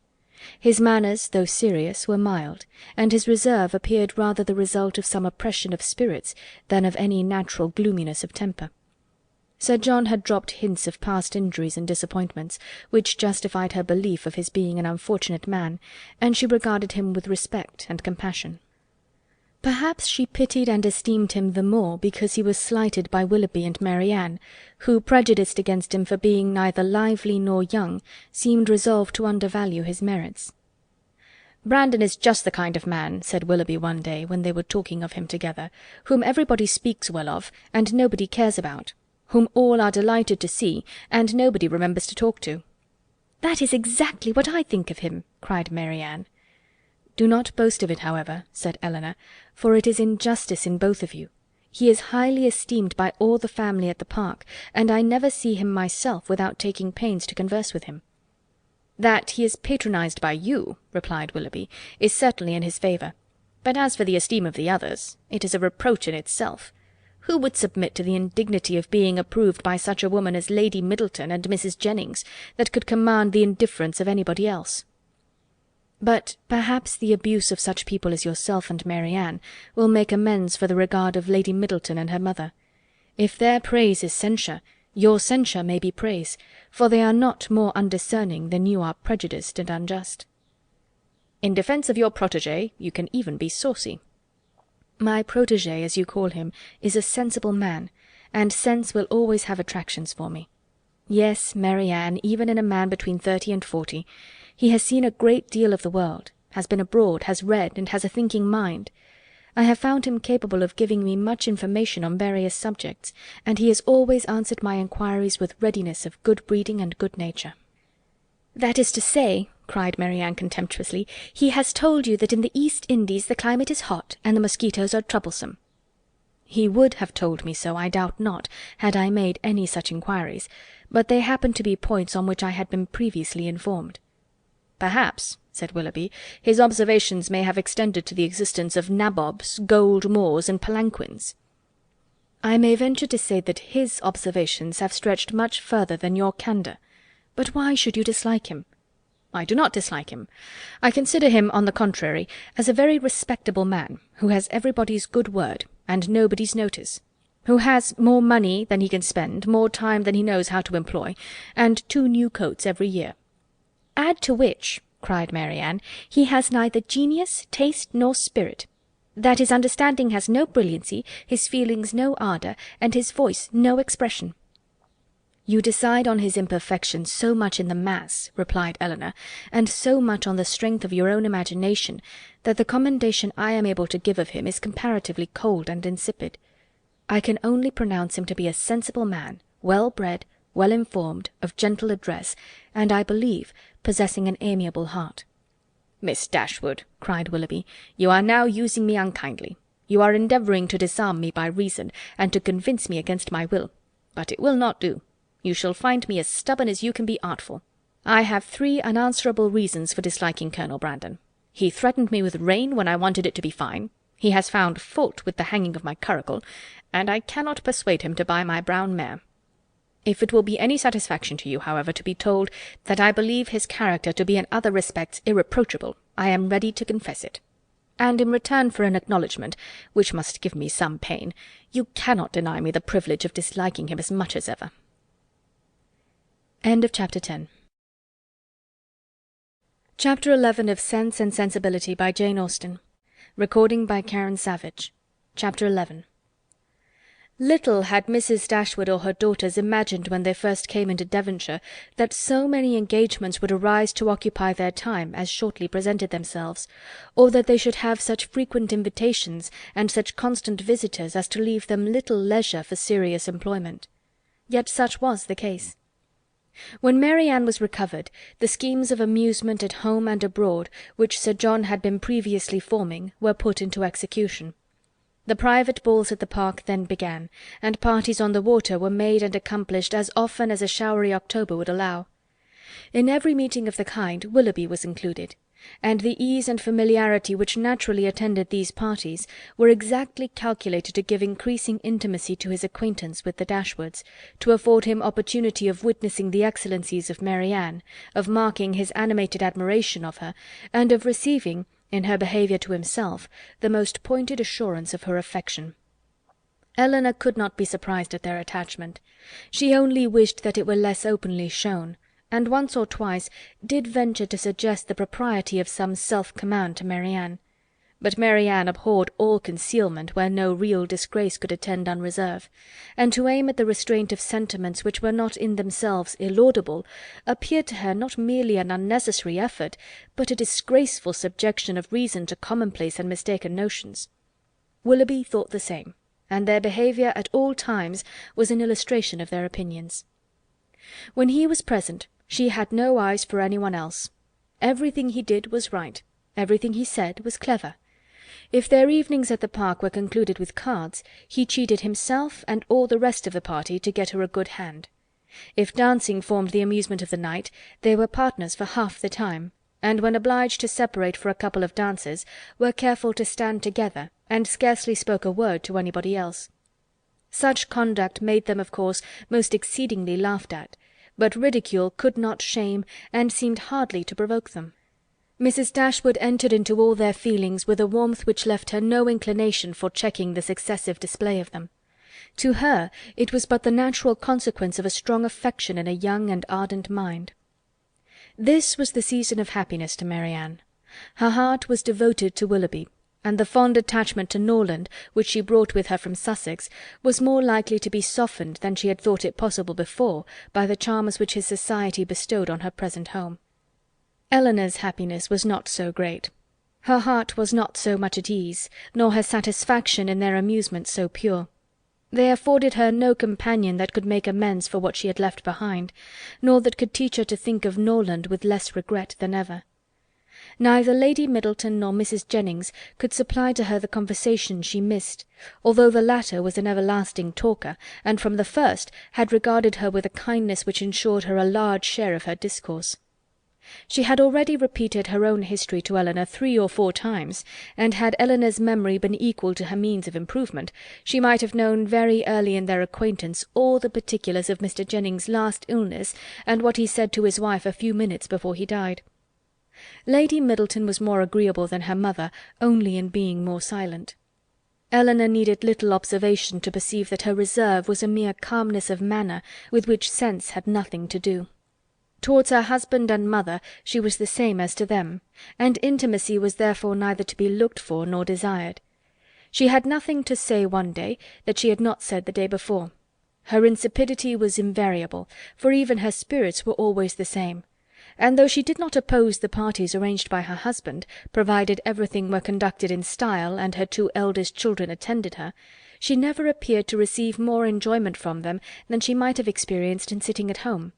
And so little did her presence add to the pleasure of the others, by any share in their conversation, that they were sometimes only reminded of her being amongst them by her solicitude about her troublesome boys. In Colonel Brandon alone, of all her new acquaintance, did Elinor find a person who could in any degree claim the respect of abilities, excite the interest of friendship, or give pleasure as a companion. Willoughby was out of the question. Her admiration and regard, even her sisterly regard, was all his own. But he was a lover, his attentions were wholly Marianne's, and a far less agreeable man might have been more generally pleasing. Colonel Brandon, unfortunately for himself, had no such encouragement to think only of Marianne, and in conversing with Elinor he found the greatest consolation for the indifference of her sister. Elinor's compassion for him increased, as she had reason to suspect that the misery of disappointed love had already been known to him. This suspicion was given by some words which accidentally dropped from him one evening at the park, when they were sitting down together by mutual consent, while the others were dancing. His eyes were fixed on Marianne, and after a silence of some minutes he said, with a faint smile, "Your sister, I understand, does not approve of second attachments." "No," replied Elinor, "her opinions are all romantic." "Or rather, as I believe, she considers them impossible to exist." "I believe she does. But how she contrives it without reflecting on the character of her own father, who had himself 2 wives, I know not. A few years, however, will settle her opinions on the reasonable basis of common sense and observation, and then they may be more easy to define and to justify than they now are by anybody but herself. "This will probably be the case," he replied, "and yet there is something so amiable in the prejudices of a young mind that one is sorry to see them give way to the reception of more general opinions." "I cannot agree with you there," said Elinor. "There are inconveniences attending such feelings as Marianne's, which all the charms of enthusiasm and ignorance of the world cannot atone for. Her systems have all the unfortunate tendency of setting propriety at naught, and a better acquaintance with the world is what I look forward to as her greatest possible advantage." After a short pause he resumed the conversation by saying, "Does your sister make no distinction in her objections against a second attachment, or is it equally criminal in everybody? Are those who have been disappointed in their first choice, whether from the inconsistency of its object or the perverseness of circumstances, to be equally indifferent during the rest of their lives?" "Upon my word, I am not acquainted with the minutiae of her principles. I only know that I have never yet heard her admit any instance of a second attachment's being pardonable." "This," said he, "cannot hold. But a change, a total change of sentiments— No, no, do not desire it. For when the romantic refinements of a young mind are obliged to give way, how frequently are they succeeded by such opinions as are but too common and too dangerous.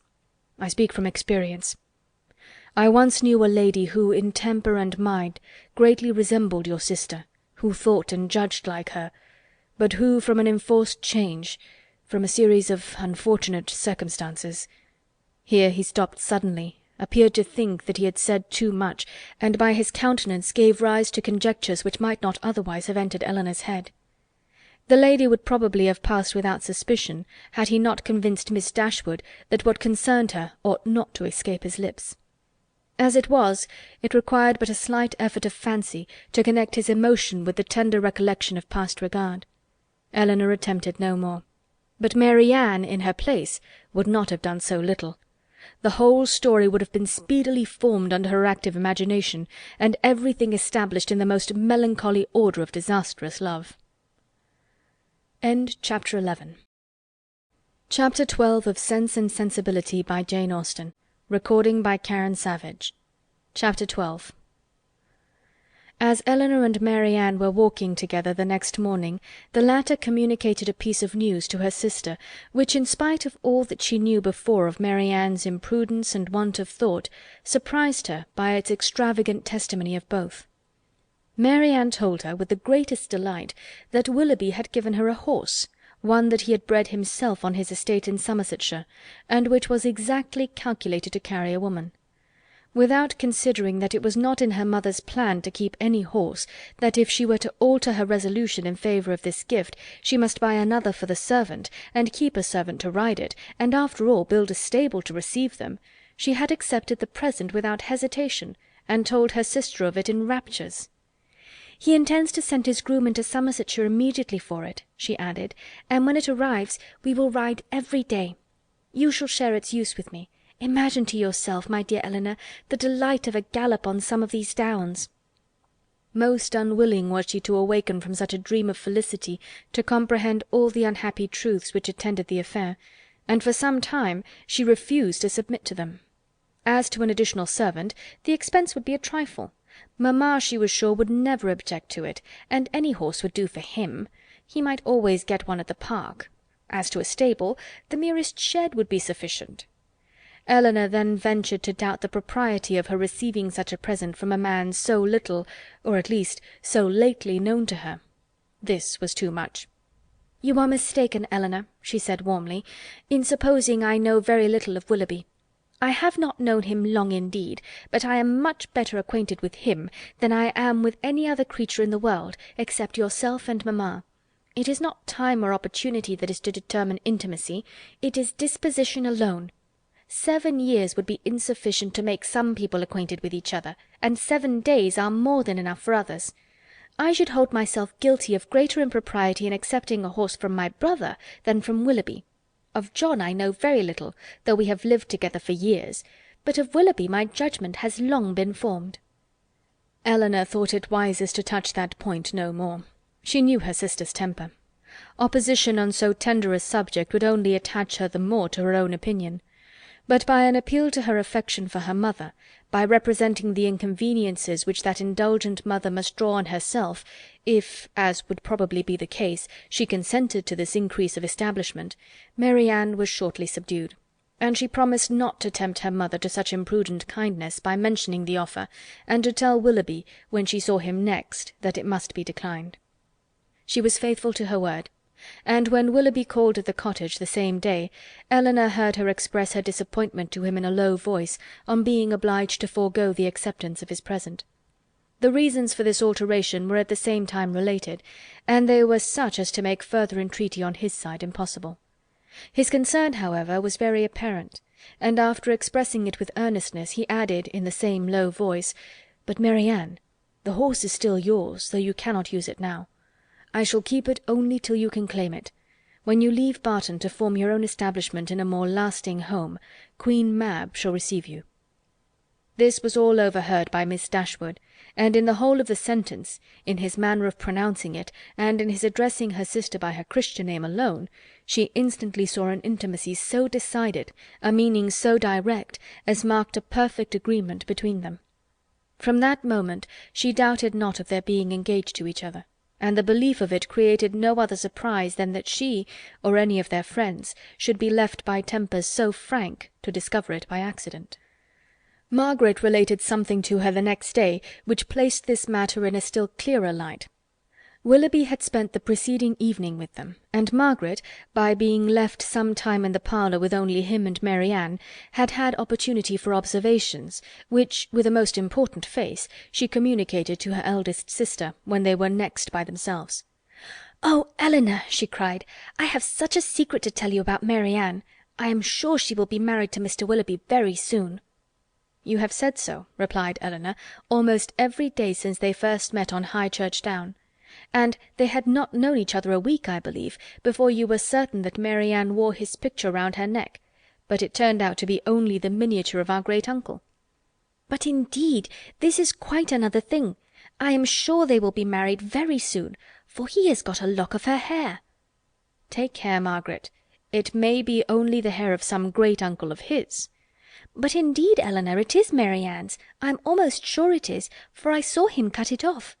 Last night after tea, when you and mamma went out of the room, they were whispering and talking together as fast as could be, and he seemed to be begging something of her, and presently he took up her scissors and cut off a long lock of her hair, for it was all tumbled down her back, and he kissed it and folded it up in a piece of white paper and put it into his pocket-book."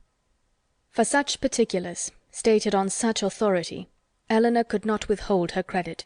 Nor was she disposed to it, for the circumstance was in perfect unison with what she had heard and seen herself. Margaret's sagacity was not always displayed in a way so satisfactory to her sister. When Mrs. Jennings attacked her one evening at the park, to give the name of the young man who was Elinor's particular favourite, which had been long a matter of great curiosity to her, Margaret answered by looking at her sister and saying, "I must not tell, may I, Elinor?" This, of course, made everybody laugh, and Elinor tried to laugh too, but the effort was painful. She was convinced that Margaret had fixed on a person whose name she could not bear with composure to become a standing joke with Mrs. Jennings. Marianne felt for her most sincerely, but she did more harm than good to the cause by turning very red and saying in an angry manner to Margaret, "Remember that whatever your conjectures may be, you have no right to repeat them." "I never had any conjectures about it," replied Margaret. "It was you who told me of it yourself." This increased the mirth of the company, and Margaret was eagerly pressed to say something more. "Oh, pray, Miss Margaret, let us know all about it," said Mrs. Jennings. "What is the gentleman's name?" "I must not tell, ma'am, but I know very well what it is, and I know where he is too." "Yes, yes, we can guess where he is. At his own house at Norland, to be sure. He is the curate of the parish, I dare say." "No, that he is not. He is of no profession at all." "Margaret," said Marianne with great warmth, "you know that all this is an invention of your own, and that there is no such person in existence." "Well, then he is lately dead, Marianne, for I'm sure there was such a man once, and his name begins with an F." Most grateful did Elinor feel to Lady Middleton for observing at this moment that it rained very hard, though she believed the interruption to proceed less from any attention to her than from her ladyship's great dislike of all such inelegant subjects of raillery as delighted her husband and mother. The idea, however, started by her, was immediately pursued by Colonel Brandon, who was on every occasion mindful of the feelings of others, and much was said on the subject of rain by both of them. Willoughby opened the pianoforte and asked Marianne to sit down to it, and thus, amidst the various endeavours of different people to quit the topic, it fell to the ground. But not so easily did Elinor recover from the alarm into which it had thrown her. A party was formed this evening for going on the following day to see a very fine place, about 12 miles from Barton, belonging to a brother-in-law of Colonel Brandon, without whose interest it could not be seen, as the proprietor, who was then abroad, had left strict orders on that head. The grounds were declared to be highly beautiful, and Sir John, who was particularly warm in their praise, might be allowed to be a tolerable judge, for he had formed parties to visit them at least twice every summer for the last 10 years. They contained a noble piece of water, a sail on which was to form a great part of the morning's amusement. Cold provisions were to be taken, open carriages only to be employed, and everything conducted in the usual style of a complete party of pleasure. To some few of the company it appeared rather a bold undertaking, considering the time of year, and that it had rained every day for the last fortnight, and Mrs. Dashwood, who had already a cold, was persuaded by Elinor to stay at home. End of chapter 12. Chapter 13 of Sense and Sensibility by Jane Austen. Chapter 13. Their intended excursion to Whitwell turned out very different from what Elinor had expected. She was prepared to be wet through, fatigued and frightened, but the event was still more unfortunate, for they did not go at all. By 10 o'clock the whole party was assembled at the park, where they were to breakfast. The morning was rather favourable, though it had rained all night, as the clouds were then dispersing across the sky, and the sun frequently appeared. They were all in high spirits and good humour, eager to be happy, and determined to submit to the greatest inconveniences and hardships rather than be otherwise. While they were at breakfast, the letters were brought in. Among the rest there was one for Colonel Brandon. He took it, looked at the direction, changed colour, and immediately left the room. "What is the matter with Brandon?" said Sir John. Nobody could tell. "I hope he has had no bad news," said Lady Middleton. "It must be something extraordinary that could make Colonel Brandon leave my breakfast-table so suddenly." In about 5 minutes he returned. "No bad news, Colonel, I hope?" said Mrs. Jennings, as soon as he entered the room. "None at all, ma'am, I thank you."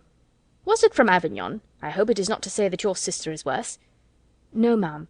It came from town, and is merely a letter of business." "But how came the hand to discompose you so much, if it was only a letter of business? Come, come, this won't do, Colonel, so let us hear the truth of it." "My dear madam," said Lady Middleton, "recollect what you are saying." "Perhaps it is to tell you that your cousin Fanny is married," said Mrs. Jennings, without attending to her daughter's reproof. "No, indeed, it is not." "Well, then, I know who it is from, Colonel, and I hope she is well." "Whom do you mean, ma'am?" said he, colouring a little. "Oh, you know who I mean." "I am particularly sorry, ma'am," said he, addressing Lady Middleton, "that I should receive this letter to-day, for it is on business which requires my immediate attendance in town." "In town!" cried Mrs. Jennings. "What can you have to do in town in this time of year?" "My own loss is great," he continued, "in being obliged to leave so agreeable a party, but I am the more concerned as I fear my presence is necessary to gain your admittance at Whitwell." What a blow upon them all was this! "But if you write a note to the housekeeper, Mr. Brandon," said Marianne eagerly, "will it not be sufficient?" He shook his head. "We must go," said Sir John. "It shall not be put off when we are so near it. You cannot go to town till to-morrow, Brandon, that is all." "I wish it could be so easily settled, but it is not in my power to delay my journey for 1 day." "If you would but let us know what your business is," said Mrs. Jennings, "we might see whether it could be put off or not." "You would not be 6 hours later," said Willoughby, "if you were to defer your journey till our return." "I cannot afford to lose 1 hour." Elinor then heard Willoughby say in a low voice to Mary Ann, "There are some people who cannot bear a party of pleasure. Brandon is one of them. He was afraid of catching cold, I dare say, and invented this trick for getting out of it. I would lay 50 guineas the letter was of his own writing." "I have no doubt of it," replied Mary Ann. "There is no persuading you to change your mind, Brandon, I know of old," said Sir John, "when once you are determined on anything. But, however, I hope you will think better of it. Consider! Here are the 2 Miss Careys come over from Newton, the 3 Miss Dashwoods walked up from the cottage, and Mr. Willoughby got up 2 hours before his usual time on purpose to go to Whitwell." Colonel Brandon again repeated his sorrow at being the cause of disappointing the party, but at the same time declared it to be unavoidable. "Well then, when will you come back again?" "I hope we shall see you at Barton," added her ladyship, "as soon as you can conveniently leave town, and we must put off the party to Whitwell till you return." "You are very obliging, but it is so uncertain when I may have it in my power to return, that I dare not engage for it at all." "Oh, he must and shall come back," cried Sir John. "If he is not here by the end of the week, I shall go after him." "Aye, do so, Sir John," cried Mrs. Jennings, "and then perhaps you may find out what his business is." "I do not want to pry into other men's concerns. I suppose it is something he is ashamed of." Colonel Brandon's horses were announced. "You do not go to town on horseback, do you?" added Sir John. "No, only to Honiton. I shall then go post." "Well, as you are resolved to go, I wish you a good journey. But you had better change your mind." "I assure you it is not in my power." He then took leave of the whole party. "Is there no chance of my seeing you and your sisters in town this winter, Miss Dashwood?" "I am afraid none at all." "Then I must bid you farewell for a longer time than I should wish to do." To Mary Ann he merely bowed and said nothing. "Come, Colonel," said Mrs. Jennings, "before you go, do let us know what you are going about." He wished her a good morning, and, attended by Sir John, left the room. The complaints and lamentations which politeness had hitherto restrained now burst forth universally, and they all agreed again and again how provoking it was to be so disappointed.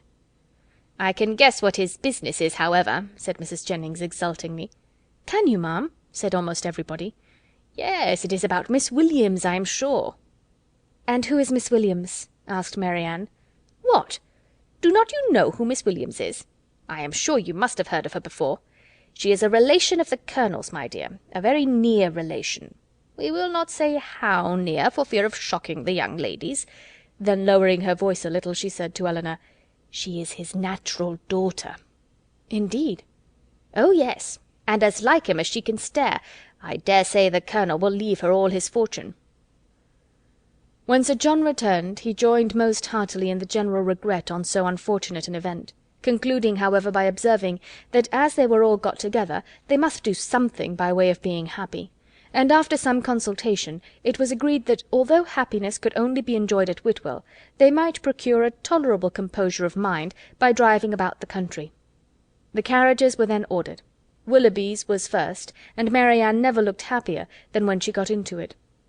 He drove through the park very fast, and they were soon out of sight, and nothing more of them was seen till their return, which did not happen till after the return of all the rest.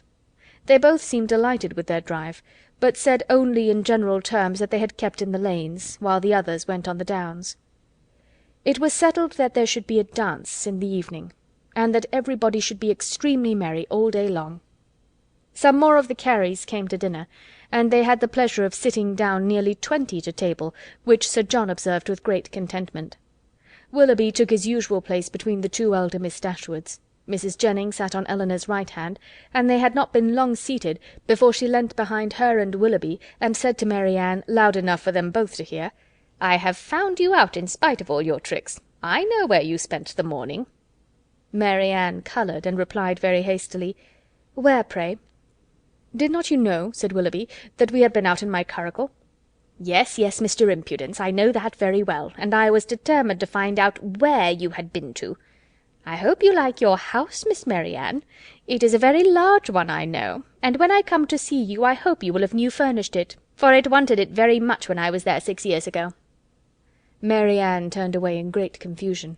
Mrs. Jennings laughed heartily, and Elinor found that in a resolution to know where they had been, she had actually made her own woman inquire of Mr. Willoughby's groom, and that she had by that method been informed that they had gone to Allenham, and spent a considerable time there in walking about the garden, and going all over the house. Elinor could hardly believe this to be true, as it seemed very unlikely that Willoughby should propose, or Marianne consent, to enter the house while Mrs. Smith was in it, with whom Marianne had not the smallest acquaintance. As soon as they had left the dining-room, Elinor inquired of her about it, and great was her surprise when she found that every circumstance related by Mrs. Jennings was perfectly true. Marianne was quite angry with her for doubting it. "Why should you imagine, Elinor, that we did not go there, or that we did not see the house? Is it not what you have often wished to do yourself?" "Yes, Marianne, but I would not go while Mrs. Smith was there, and with no other companion than Mr. Willoughby."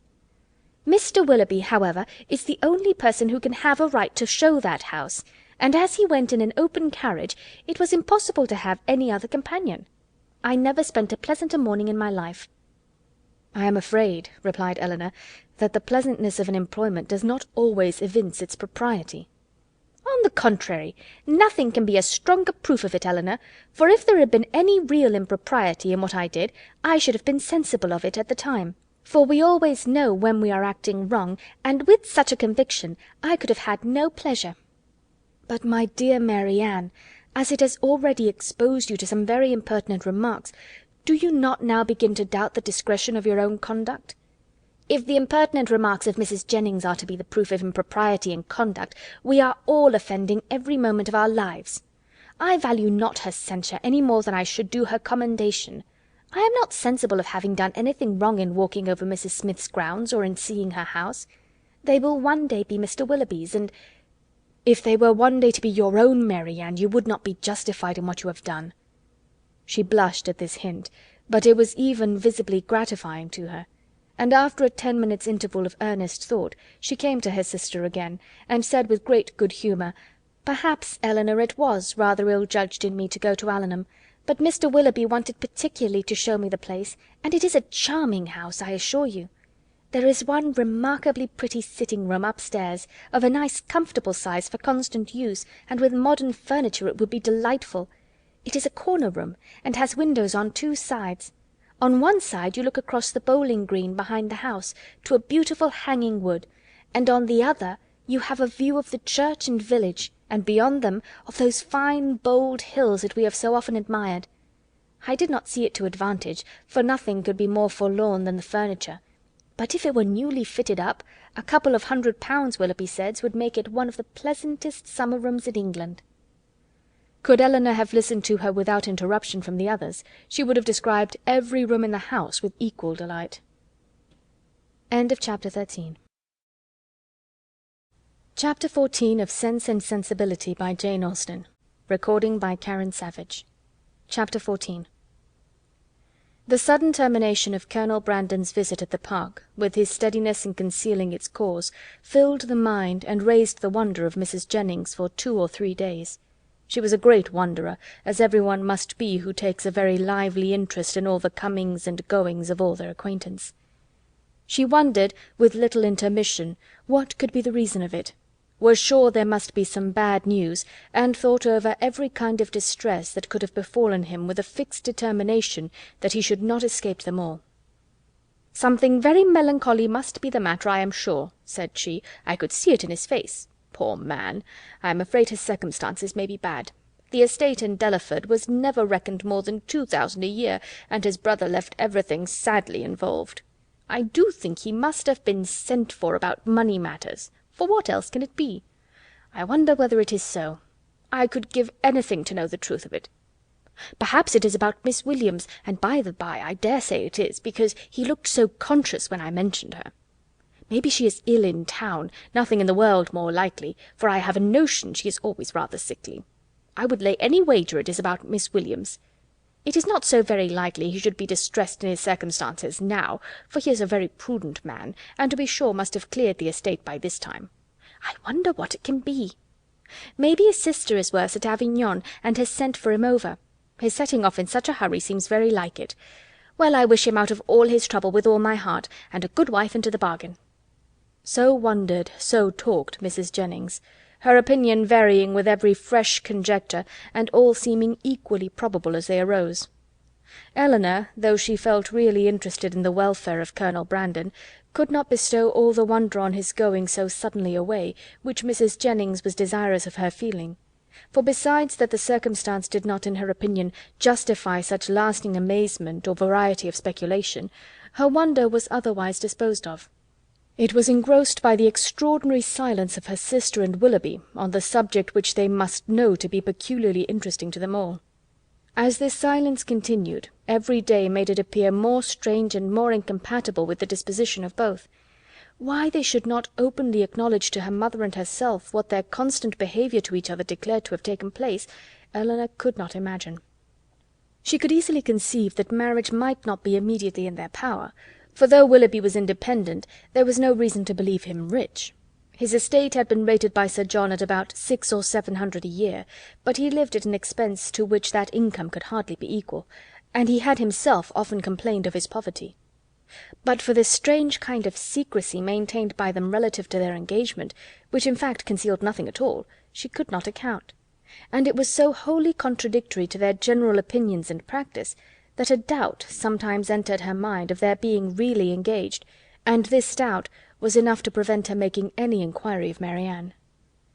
Nothing could be more expressive of attachment to them all than Willoughby's behaviour. To Marianne it had all the distinguishing tenderness which a lover's heart could give, and to the rest of the family it was the affectionate attention of a son and a brother. The cottage seemed to be considered and loved by him as his home. Many more of his hours were spent there than at Allenham, and if no general engagement collected them at the park, the exercise which called him out in the morning was almost certain of ending there, where the rest of the day was spent by himself at the side of Marianne, and by his favourite pointer at her feet.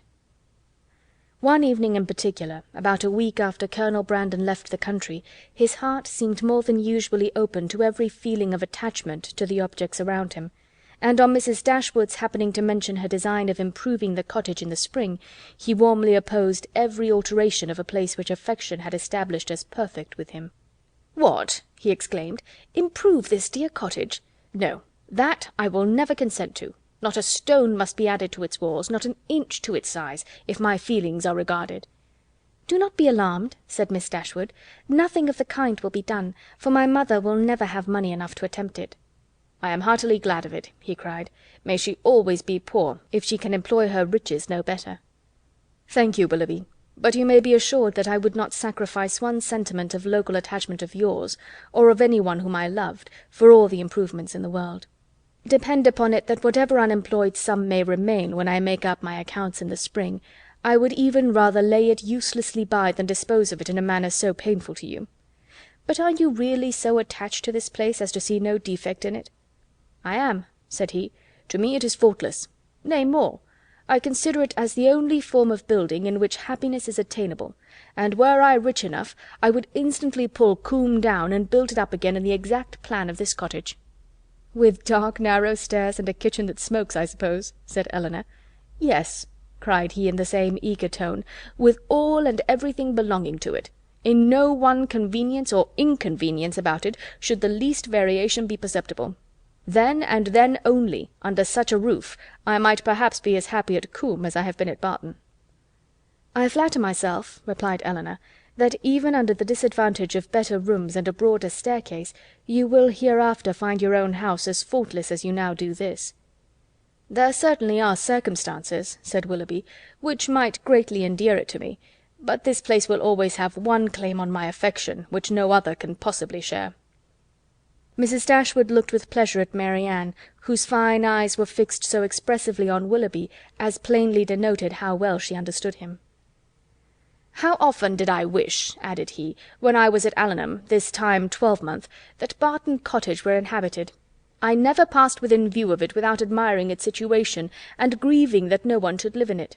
How little did I then think that the very first news I should hear from Mrs. Smith, when I next came into the country, would be that Barton Cottage was taken! And I felt an immediate satisfaction and interest in the event, which nothing but a kind of prescience of what happiness I should experience from it can account for. Must it not have been so, Marianne?" speaking to her in a lowered voice. Then continuing in his former tone, he said, And yet this house you would spoil, Mrs. Dashwood. You would rob it of its simplicity by imaginary improvement. And this dear parlour in which our acquaintance first began, and in which so many happy hours have been since spent by us together, you would degrade to the condition of a common entrance, and everybody would be eager to pass through the room which has hitherto contained within itself more real accommodation and comfort than any other apartment of the handsomest dimensions in the world could possibly afford." Mrs. Dashwood again assured him that no alteration of the kind should be attempted. "You are a good woman," he warmly replied. "Your promise makes me easy. Extend it a little farther, and it will make me happy. Tell me that not only your house will remain the same, but that I shall ever find you and yours as unchanged as your dwelling, and that you will always consider me with the kindness which has made everything belonging to you so dear to me." The promise was readily given, and Willoughby's behaviour during the whole of the evening declared at once his affection and happiness. "Shall we see you to-morrow to dinner?" said Mrs. Dashwood when he was leaving them. "I do not ask you to come in the morning, for we must walk to the park to call on Lady Middleton." He engaged to be with them by 4 o'clock. Chapter 15 of Sense and Sensibility by Jane Austen. Recording by Karen Savage. Chapter 15. Mrs. Dashwood's visit to Lady Middleton took place the next day, and 2 of her daughters went with her, but Mary Ann excused herself from being of the party under some trifling pretext of employment, and her mother, who concluded that a promise had been made by Willoughby the night before of calling on her while they were absent, was perfectly satisfied with her remaining at home. On their returning from the park they found Willoughby's curricle and servant in waiting at the cottage, and Mrs. Dashwood was convinced that her conjecture had been just. So far it was all as she had foreseen. But on entering the house she beheld what no foresight had taught her to expect. They were no sooner in the passage than Mary Ann came hastily out of the parlour, apparently in violent affliction, with her handkerchief at her eyes, and without noticing them ran upstairs. Surprised and alarmed, they proceeded directly into the room she had just quitted, where they found only Willoughby, who was leaning against the mantelpiece with his back towards them. He turned round on their coming in, and his countenance showed that he strongly partook of the emotion which overpowered Mary Ann. "Is anything the matter with her?" cried Mrs. Dashwood as she entered. "Is she ill?" "I hope not," he replied, trying to look cheerful, and with a forced smile presently added, "It is I who may rather expect to be ill, for I am now suffering under a very heavy disappointment." "Disappointment?" "Yes, for I am unable to keep my engagement with you. Mrs. Smith has this morning exercised the privilege of riches upon a poor dependent cousin, by sending me on business to London. I have just received my dispatches and taken my farewell of Allenham, and by way of exhilaration I am now come to take my farewell of you." "To London? And are you going this morning?" "Almost this moment." "This is very unfortunate. But Mrs. Smith must be obliged, and her business will not detain you from us long, I hope." He coloured as he replied, "You are very kind, but I have no idea of returning to Devonshire immediately. My visits to Mrs. Smith are never repeated within the 12-month." "And is Mrs. Smith your only friend? Is Allenham the only house in the neighbourhood to which you would be welcome? For shame, Willoughby! Can you want for an invitation here?" His colour increased, and with his eyes fixed on the ground he only replied, "You are too good." Mrs. Dashwood looked at Elinor with surprise. Elinor felt equal amazement. For a few moments every one was silent. Mrs. Dashwood first spoke. "I have only to add, my dear Willoughby, that at Barton Cottage you will always be welcome, for I will not press you to return here immediately, because you only can judge how far that might be pleasing to Mrs. Smith, and on this head I shall be no more disposed to question your judgment than to doubt your inclination. My engagements at present," replied Willoughby confusedly, "are of such a nature that I dare not flatter myself—" He stopped. Mrs. Dashwood was too much astonished to speak, and another pause succeeded. This was broken by Willoughby, who said with a faint smile, "It is folly to linger in this manner. I will not torment myself any longer by remaining among friends whose society it is impossible for me now to enjoy." He then hastily took leave of them all, and left the room. They saw him step into his carriage, and in a minute it was out of sight. Mrs. Dashwood felt too much for speech, and instantly quitted the parlour to give way in solitude to the concern and alarm which this sudden departure occasioned. Elinor's uneasiness was at least equal to her mother's. She thought of what had just passed with anxiety and distrust. Willoughby's behaviour in taking leave of them, his embarrassment and affectation of cheerfulness, and above all his willingness to accept her mother's invitation, a backwardness so unlike a lover, so unlike himself, greatly disturbed her. One moment she feared that no serious design had ever been formed on his side, and the next that some unfortunate quarrel had taken place between him and her sister. The distress in which Mary Ann had quitted the room was such as a serious quarrel could most reasonably account for, though when she considered what Mary Ann's love for him was, a quarrel seemed almost impossible. But whatever might be the particulars of their separation, her sister's affliction was indubitable, and she thought with the tenderest compassion of that violent sorrow which Mary Ann was in all probability not merely giving way to as a relief, but feeling and encouraging as a duty. In about half an hour her mother returned, and though her eyes were red, her countenance was not uncheerful. "Our dear Willoughby is now some miles from Barton, Eleanor," said she as she sat down to work, "and with how heavy a heart does he travel! It is all very strange, so suddenly to be gone. It seems but the work of a moment. And last night he was with us so happy, so cheerful, so affectionate. And now, after only 10 minutes' notice, gone too without intending to return. Something more than what he owned to us must have happened. He did not speak, he did not behave like himself. You must have seen the difference as well as I. What can it be? Can they have quarrelled? Why else should he have shown such unwillingness to accept your invitation here?" "It was not that inclination that he wanted, Eleanor. I could plainly see that. He had not the power of accepting it. I have thought it all over, I assure you, and I can perfectly account for everything that at first seems strange to me as well as to you." "Can you, indeed?" "Yes. I have explained it to myself in the most satisfactory way. But you, Eleanor, who love to doubt where you can, it will not satisfy you, I know. But you shall not talk me out of my trust in it. I am persuaded that Mrs. Smith suspects his regard for Mary Ann, disapproves of it, perhaps because she has other views for him, and on that account is eager to get him away, and that the business which she sends him off to transact is invented as an excuse to dismiss him. This is what I believe to have happened. He is moreover aware that she does disapprove the connection. He dares not therefore at present confess to her his engagement with Mary Ann, and he feels himself obliged, from his dependent situation, to give in to her schemes, and absent himself from Devonshire for a while. You will tell me, I know, that this may or may not have happened, but I will listen to no cavil, unless you can point out any other method of understanding the affair as satisfactory as this. And now, Eleanor, what have you to say?"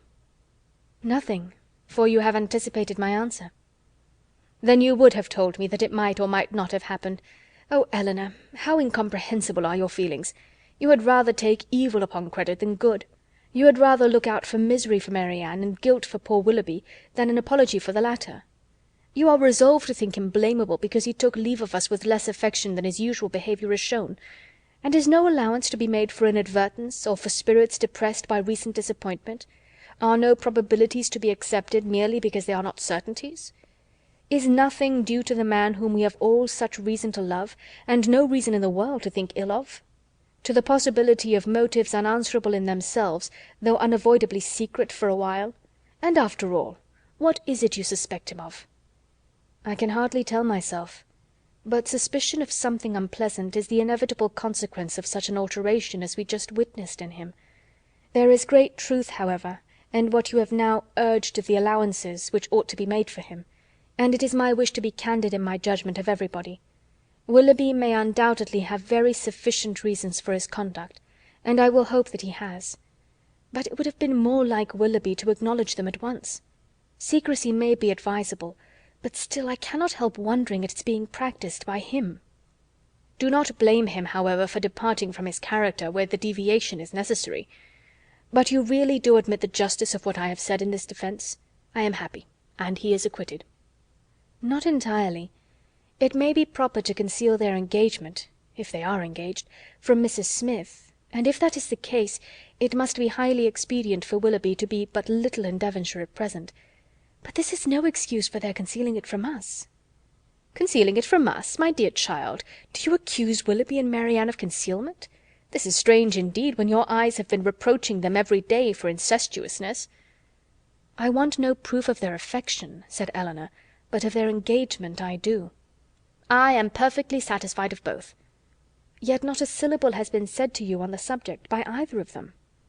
"I have not wanted syllables where actions have spoken so plainly. Has not his behaviour to Marianne, and to all of us, for at least the last fortnight, declared that he loved and considered her as his future wife, and that he felt for us the attachment of nearest relation? Have we not perfectly understood each other? Has not my consent been daily asked by his looks, his manner, his attentive and affectionate respect? My Eleanor, is it possible to doubt their engagement? How could such a thought occur to you? How is it to be supposed that Willoughby, persuaded as he must be of your sister's love, should leave her, and leave her perhaps for months, without telling her of his affection, that they should part without a mutual exchange of confidence?" "I confess," replied Eleanor, "that every circumstance except one is in favour of their engagement, but that one is the total silence of both on the subject, and with me it almost outweighs every other." "How strange this is! You must think wretchedly indeed of Willoughby, if after all that has openly passed between them you can doubt the nature of the terms on which they are together. Has he been acting a part in his behaviour to your sister all this time? Do you suppose him really indifferent to her?" "No, I cannot think that. He must and does love her, I am sure." "But with a strange kind of tenderness, if he can leave her with such indifference, such carelessness of the future as you attribute to him." "You must remember, my dear mother, that I have never considered this matter as certain.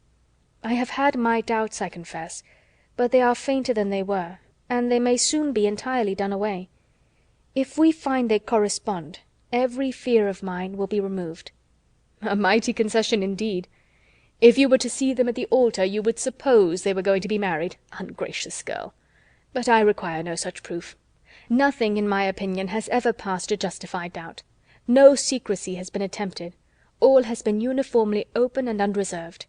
You cannot doubt your sister's wishes. It must be Willoughby, therefore, whom you suspect. But why? Is he not a man of honour and feeling? Has there been any inconsistency on his side to create alarm? Can he be deceitful?" "I hope not. I believe not," cried Eleanor. "I love Willoughby, sincerely love him, and suspicion of his integrity cannot be more painful to yourself than to me. It has been involuntary, and I will not encourage it. I was startled, I confess, by the alteration in his manners this morning. He did not speak like himself, and did not return your kindness with any cordiality. But all this may be explained by such a situation of his affairs as you have supposed. He had just parted from my sister, had seen her leave him in the greatest affliction, and if he felt obliged, from a fear of offending Mrs. Smith, to resist the temptation of returning here soon, and yet aware that by declining your invitation, by saying that he was going away for some time, he should seem to act an ungenerous, a suspicious part by our family, he might well be embarrassed and disturbed. In such a case, a plain and open avowal of his difficulties would have been more to his honour, I think, as well as more consistent with his general character. But I will not raise objections against anyone's conduct on so illiberal a foundation as a difference in judgment from myself, or a deviation from what I may think right and consistent." "You speak very properly. Willoughby certainly does not deserve to be suspected. Though we have not known him long, he is no stranger in this part of the world, and who has ever spoken to his disadvantage? Had he been in a situation to act independently and marry immediately, it might have been odd that he should leave us without acknowledging everything to me at once, but this is not the case. It is an engagement in some respects not prosperously begun, for their marriage must be at a very uncertain distance, and even secrecy, as far as it can be observed, may now be very advisable." They were interrupted by the entrance of Margaret, and Eleanor was then at liberty to think over the representations of her mother, to acknowledge the probability of many, and hope for the justice of all. They saw nothing of Marianne till dinner-time, when she entered the room and took her place at the table without saying a word. Her eyes were red and swollen, and it seemed as if her tears were even then restrained with difficulty. She avoided the looks of them all, could neither eat nor speak, and after some time, on her mother's silently pressing her hand with tender compassion, her small degree of fortitude was quite overcome. She burst into tears and left the room. This violent oppression of spirits continued the whole evening. She was without any power, because she was without any desire of command over herself. The slightest mention of anything relative to Willoughby overpowered her in an instant, and though her family were most anxiously attentive to her comfort, it was impossible for them, if they spoke at all, to keep clear of every subject which her feelings connected with him. Chapter 16 of Sense and Sensibility by Jane Austen. Recording by Karen Savage. Chapter 16. Mary Ann would have thought herself very inexcusable had she been able to sleep at all the first night after parting from Willoughby.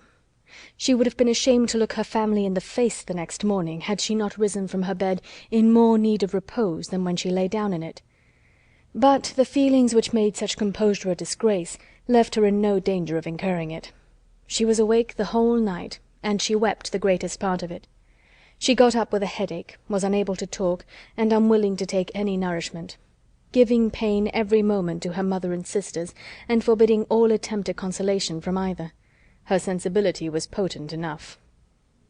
When breakfast was over, she walked out by herself, and wandered about the village of Allenham, indulging the recollection of past enjoyment, and crying over the present reverse for the chief of the morning. The evening passed off in the equal indulgence of feeling. She played over every favourite song that she had been used to play to Willoughby, every air in which their voices had been oftenest joined, and sat at the instrument gazing on every line of music that he had written out for her, till her heart was so heavy that no further sadness could be gained. And this nourishment of grief was every day applied. She spent whole hours at the pianoforte, alternately singing and crying, her voice often totally suspended by her tears. In books, too, as well as in music, she courted the misery which a contrast between the past and present was certain of giving. She read nothing but what they had been used to read together. Such violence of affliction indeed could not be supported for ever. It sunk within a few days into a calmer melancholy, but these employments, to which she daily recurred, her solitary walks and silent meditations, still produced occasional effusions of sorrow as lively as ever. No letter from Willoughby came, and none seemed expected by Mary Ann. Her mother was surprised, and Elinor again became uneasy. But Mrs. Dashwood could find explanations whenever she wanted them, which at least satisfied herself. "Remember, Elinor," said she, "how very often Sir John fetches our letters himself from the post, and carries them to it. We have already agreed that secrecy may be necessary, and we must acknowledge that it could not be maintained if their correspondence were to pass through Sir John's hands." Elinor could not deny the truth of this, and she tried to find in it a motive sufficient for their silence.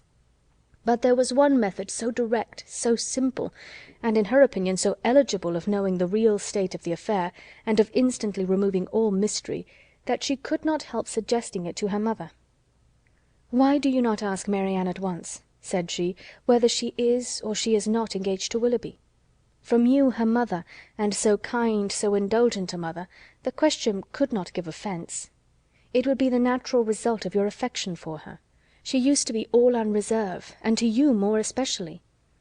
"I would not think to ask such a question for the world. Supposing it possible that they are not engaged, what distress would not such an inquiry inflict? At any rate, it would be most ungenerous. I should never deserve her confidence again after forcing from her a confession of what is meant at present to be unacknowledged to anyone. I know Mary Ann's heart. I know that she dearly loves me, and that I shall not be the last to whom the affair is made known, when circumstances make the revealment of it eligible. I would not attempt to force the confidence of anyone, of a child much less, because a sense of duty would prevent the denial which her wishes might direct." Elinor thought this generosity overstrained, considering her sister's youth, and urged the matter farther, but in vain. Common sense, common care, common prudence, were all sunk in Mrs. Dashwood's romantic delicacy. It was several days before Willoughby's name was mentioned before Mary Ann by any of her family. Sir John and Mrs. Jennings indeed were not so nice. Their witticisms added pain to many a painful hour.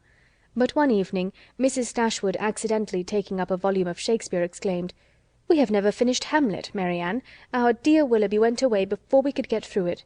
We will put it by, that when he comes again, but it may be months, perhaps, before that happens." "Months!" cried Mary Ann with strong surprise. "No, nor many weeks." Mrs. Dashwood was sorry for what she had said, but it gave Elinor pleasure, as it produced a reply from Mary Ann so expressive of confidence in Willoughby and knowledge of his intentions. One morning, about a week after his leaving the country, Mary Ann was prevailed on to join her sisters in their usual walk, instead of wandering away by herself. Hitherto she had carefully avoided every companion in her rambles. If her sisters intended to walk on the downs, she directly stole away towards the lanes. If they talked of the valley, she was as speedy in climbing the hills, and could never be found when the others set off. But at length she was secured by the exertions of Elinor, who greatly disapproved such continual seclusion. They walked along the road through the valley, and chiefly in silence, for Mary Ann's mind could not be controlled, and Elinor, satisfied with gaining one point, would not then attempt more. Beyond the entrance of the valley, where the country, though still rich, was less wild and more open, a long stretch of the road, which they had travelled on first coming to Barton, lay before them, and on reaching that point they stopped to look around them, and examine a prospect which formed the distance of their view from the cottage, from a spot which they had never happened to reach in any of their walks before. Amongst the objects in the scene, they soon discovered an animated one. It was a man on horseback riding towards them. In a few minutes they could distinguish him to be a gentleman, and in a moment afterwards Mary Ann rapturously exclaimed, "It is he! It is indeed! I know it is!" and was hastening to meet him, when Elinor cried out, "Indeed, Mary Ann, I think you are mistaken. It is not Willoughby. The person is not tall enough for him, and has not his air." "He has!" cried Mary Ann. "I am sure he has. His air, his coat, his horse. I knew how soon he would come." She walked eagerly on as she spoke, and Elinor, to screen Mary Ann from particularity, as she felt almost certain of its not being Willoughby, quickened her pace and kept up with her. They were soon within 30 yards of the gentleman. Mary Ann looked again. Her heart sunk within her, and abruptly turning around, she was hurrying back, when the voices of both her sisters were raised to detain her. A third, almost as well known as Willoughby's, joined them in begging her to stop, and she turned round with surprise to see and welcome Edward Ferrars. He was the only person in the world who could at that moment be forgiven for not being Willoughby, the only one who could have gained a smile from her, but she dispersed her tears to smile on him, and in her sister's happiness forgot for a time her own disappointment. He dismounted, and giving his horse to his servant, walked back with them to Barton, whither he was purposely coming to visit them. He was welcomed by them all with great cordiality, but especially by Mary Ann, who showed more warmth of regard in her reception of him than even Elinor herself. To Mary Ann, indeed, the meeting between Edward and her sister was but a continuation of that unaccountable coldness which she had often observed at Norland in their mutual behaviour. On Edward's side more particularly there was a deficiency of all that a lover ought to look and say on such an occasion. He was confused, seemed scarcely sensible of pleasure in seeing them, looked neither rapturous nor gay, said little but what was forced from him by questions, and distinguished Elinor by no mark of affection. Mary Ann saw and listened with increasing surprise. She began almost to feel a dislike of Edward, and it ended, as every feeling must end with her, by carrying back her thoughts to Willoughby, whose manners formed a contrast sufficiently striking to those of his brother-elect. After a short silence which succeeded the first surprise and inquiries of meeting, Mary Ann asked Edward if he came directly from London. No, he had been in Devonshire a fortnight. "A fortnight!" she repeated, surprised at his being so long in the same county with Elinor without seeing her before. He looked rather distressed as he added that he had been staying with some friends near Plymouth. "Have you been lately in Sussex?" said Elinor. "I was at Norland about a month ago." "And how does dear, dear Norland look?" cried Mary Ann. "Dear, dear Norland," said Elinor, "probably looks much as it always does at this time of year. The woods and walks thickly covered with dead leaves." "Oh," cried Mary Ann, "with what transporting sensation have I formerly seen them fall! How have I delighted as I walked to see them driven in showers about me by the wind! What feelings have they, the season, the air, all together inspired! Now there is no one to regard them. They are seen only as a nuisance, swept hastily off and driven as much as possible from the sight." "It is not everyone," said Elinor, "who has your passion for dead leaves." "No. My feelings are not often shared, not often understood.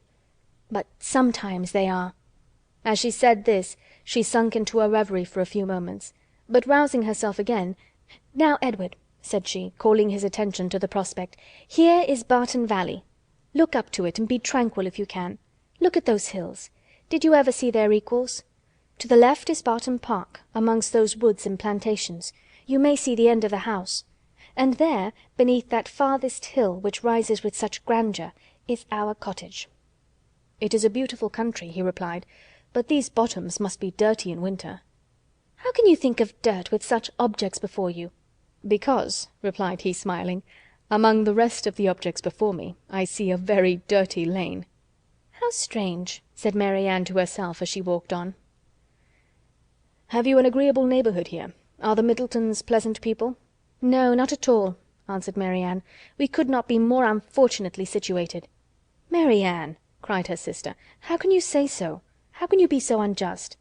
They are a very respectable family, Mr. Ferrars, and towards us have behaved in the friendliest manner. Have you forgot, Mary Ann, how many pleasant days we have owed to them?" "No," said Mary Ann in a low voice, "nor how many painful moments." Elinor took no notice of this, and directing her attention to their visitor, endeavoured to support something like discourse with him, by talking of their present residence, its conveniences, etc., extorting from him occasional questions and remarks. His coldness and reserve mortified her severely. She was vexed and half angry, but resolving to regulate her behaviour to him by the past rather than the present, she avoided every appearance of resentment or displeasure, and treated him as she thought he ought to be treated from the family connection. Chapter 17 of Sense and Sensibility by Jane Austen. Recording by Karen Savage. Chapter 17. Mrs. Dashwood was surprised only for a moment at seeing him, for his coming to Barton was, in her opinion, of all things the most natural. Her joy and expression of regard long outlived her wonder. He received the kindest welcome from her, and shyness, coldness, reserve could not stand against such a reception. They had begun to fail him before he entered the house, and they were quite overcome by the captivating manners of Mrs. Dashwood. Indeed, a man could not very well be in love with either of her daughters without extending the passion to her, and Elinor had the satisfaction of seeing him soon become more like himself. His affection seemed to reanimate towards them all, and his interest in their welfare again became perceptible. He was not in spirits, however.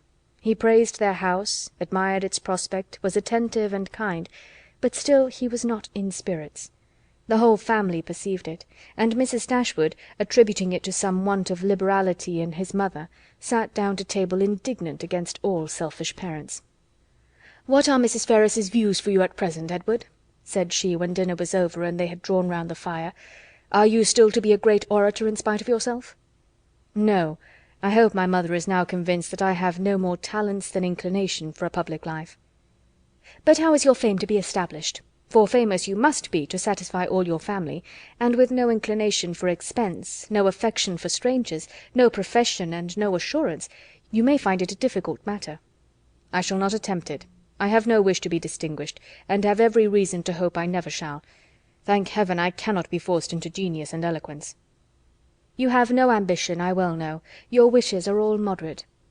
"As moderate as those of the rest of the world, I believe. I wish, as well as everybody else, to be perfectly happy, but, like everybody else, it must be in my own way.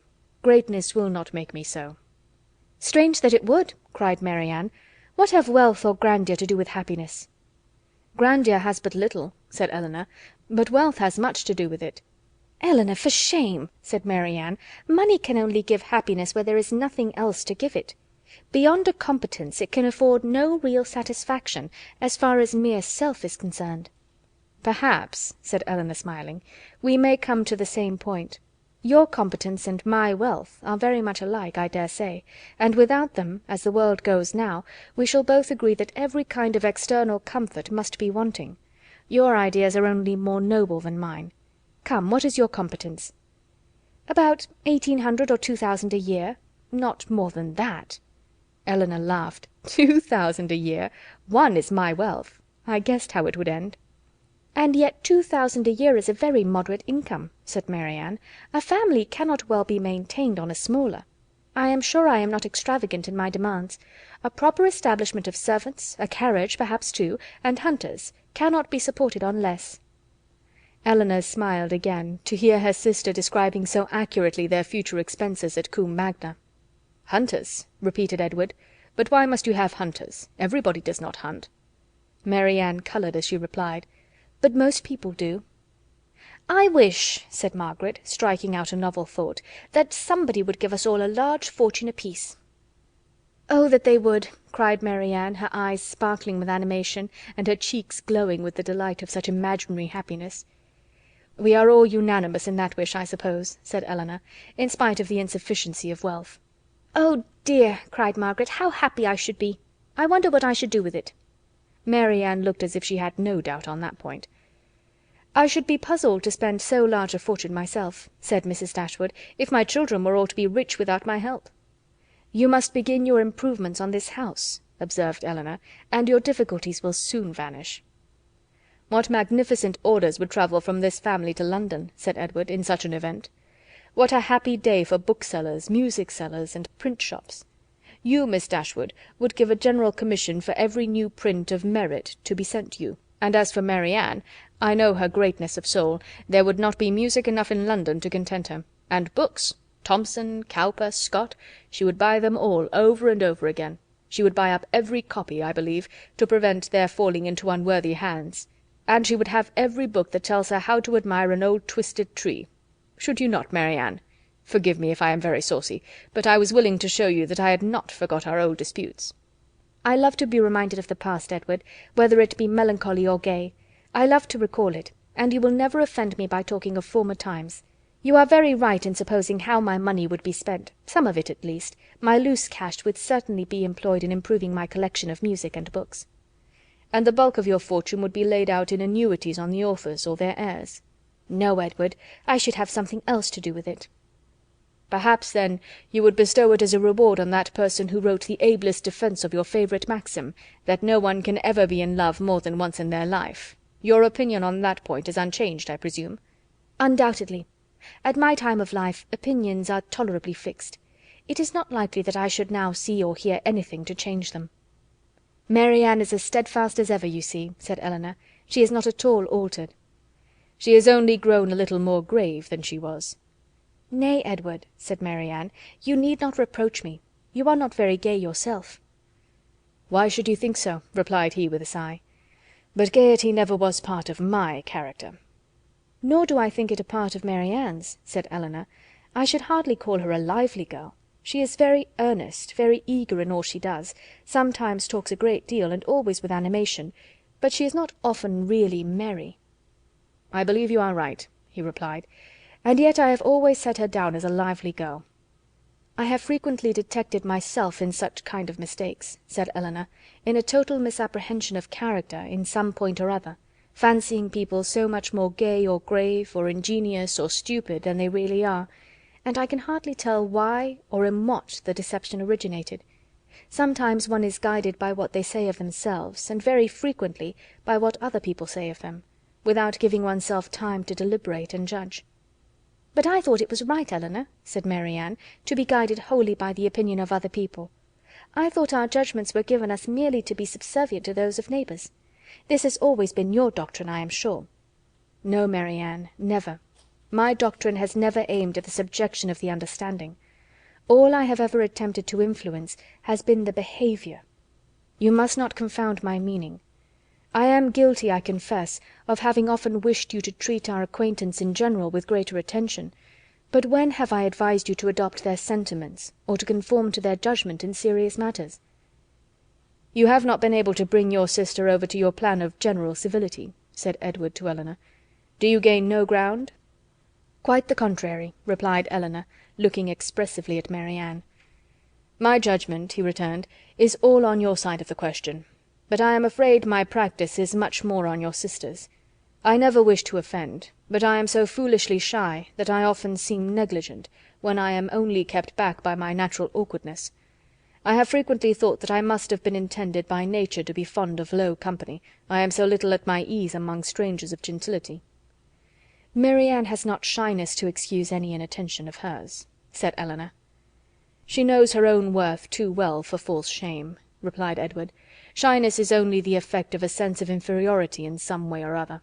If I could persuade myself that my manners were perfectly easy and graceful, I should not be shy." "But you would still be reserved," said Marianne, "and that is worse. Edward started. "Reserved? Am I reserved, Marianne?" "Yes, very."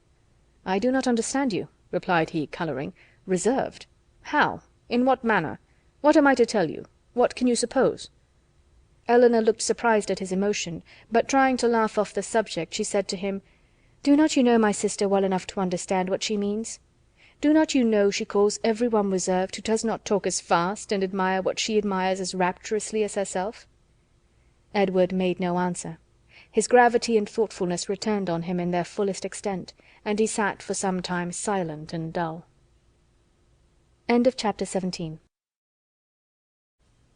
Chapter 18 of Sense and Sensibility by Jane Austen. Recording by Karen Savage. Chapter 18. Elinor saw with great uneasiness the low spirits of her friend. His visit afforded her but a very partial satisfaction, while his own enjoyment in it appeared so imperfect. It was evident that he was unhappy. She wished it were equally evident that he still distinguished her by the same affection which once she had felt no doubt of inspiring, but hitherto the continuance of his preference seemed very uncertain, and the reservedness of his manner towards her contradicted one moment what a more animated look had intimated the preceding one. He joined her and Mary Ann in the breakfast-room the next morning before the others were down, and Mary Ann, who was always eager to promote their happiness as far as she could, soon left them to themselves. But before she was half-way upstairs, she heard the parlour door open, and turning round, was astonished to see Edward himself come out. "I am going into the village to see my horses," said he, "as you are not yet ready for breakfast. I shall be back again presently." Edward returned to them with fresh admiration of the surrounding country. In his walk to the village he had seen many parts of the valley to advantage, and the village itself, in a much higher situation than the cottage, afforded a general view of the whole, which had exceedingly pleased him. This was a subject which ensured Mary Ann's attention, and she was beginning to describe her own admiration of these scenes, and to question him more minutely on the objects that had particularly struck him, when Edward interrupted her by saying, "You must not inquire too far, Mary Ann. Remember, I have no knowledge in the picturesque, and I shall offend you by my ignorance and want of taste, if we come to particulars. I shall call hills steep, which ought to be bold, surfaces strange and uncouth, which ought to be irregular and rugged, and distant objects out of sight, which ought to be only indistinct through the soft medium of a hazy atmosphere. You must be satisfied with such admiration as I can honestly give. I call it a very fine country. The hills are steep, the woods seem full of fine timber, and the valley looks comfortable and snug, with rich meadows and several neat farmhouses scattered here and there. It exactly answers my idea of a fine country, because it unites beauty with utility, and I dare say it is a picturesque one too, because you admire it. I can easily believe it to be full of rocks and promontories, grey moss and brushwood, but these are all lost on me. I know nothing of the picturesque." "I am afraid it is but too true," said Mary Ann, "but why should you boast of it?" "I suspect," said Elinor, "that to avoid one kind of affectation, Edward here falls into another. Because he believes many people pretend to more admiration of the beauties of nature than they really feel, and is disgusted with such pretensions, he affects greater indifference and less discrimination in viewing them himself than he possesses. He is fastidious, and will have an affectation of his own." "It is very true," said Mary Ann, "that admiration of landscape scenery has become a mere jargon. Everybody pretends to feel and tries to describe with the taste and elegance of him who first defined what picturesque beauty was. I detest jargon of every kind, and sometimes I have kept my feelings to myself, because I could find no language to describe them in but what was worn and hackneyed out of all sense and meaning." "I am convinced," said Edward, "that you really feel all the delight in a fine prospect which you profess to feel. But in return, your sister must allow me to feel no more than I profess. I like a fine prospect, but not on picturesque principles. I do not like crooked, twisted, blasted trees. I admire them much more if they are tall, straight, and flourishing. I do not like ruined, tattered cottages. I am not fond of nettles, or thistles, or heath blossoms. I have more pleasure in a snug farmhouse than a watch-tower, and a troop of tidy, happy villages please me better than the finest banditti in the world." Mary Ann looked with amazement at Edward, with compassion at her sister. Elinor only laughed. The subject was continued no further, and Mary Ann remained thoughtfully silent till a new object suddenly engaged her attention. She was sitting by Edward, and in taking his tea from Mrs. Dashwood, his hand passed so directly before her as to make a ring, with a plait of hair in the centre, very conspicuous on one of his fingers. "I never saw you wear a ring before, Edward," she cried. "Is that Fanny's hair? I remember her promising to give you some, but I should have thought her hair had been darker." Mary Ann spoke inconsiderately what she really felt, but when she saw how much she had pained Edward, her own vexation at her want of thought could not be surpassed by his. He coloured very deeply, and giving a momentary glance at Elinor, replied, "Yes, it is my sister's hair. The setting always casts a different shade on it, you know." Elinor had met his eye, and looked conscious otherwise. That the hair was her own, she instantaneously felt as well satisfied as Mary Ann. The only difference in their conclusions was, that what Mary Ann considered as a free gift from her sister, Elinor was conscious must have been procured by some theft or contrivance unknown to herself.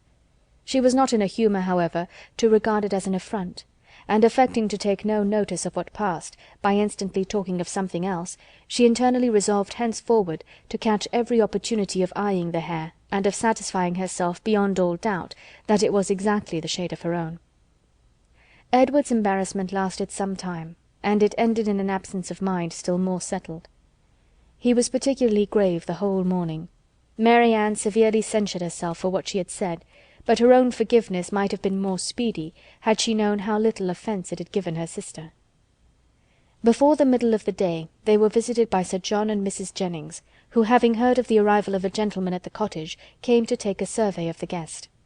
With the assistance of his mother-in-law, Sir John was not long in discovering that the name of Ferrars began with an F, and this prepared a future mine of raillery against the devoted Elinor, which nothing but the newness of their acquaintance with Edward could have prevented from being immediately sprung. But as it was, she only learned from some very significant looks how far their penetration, founded on Margaret's instructions, extended. Sir John never came to the Dashwoods without either inviting them to dine at the Park the next day, or to drink tea with them that evening.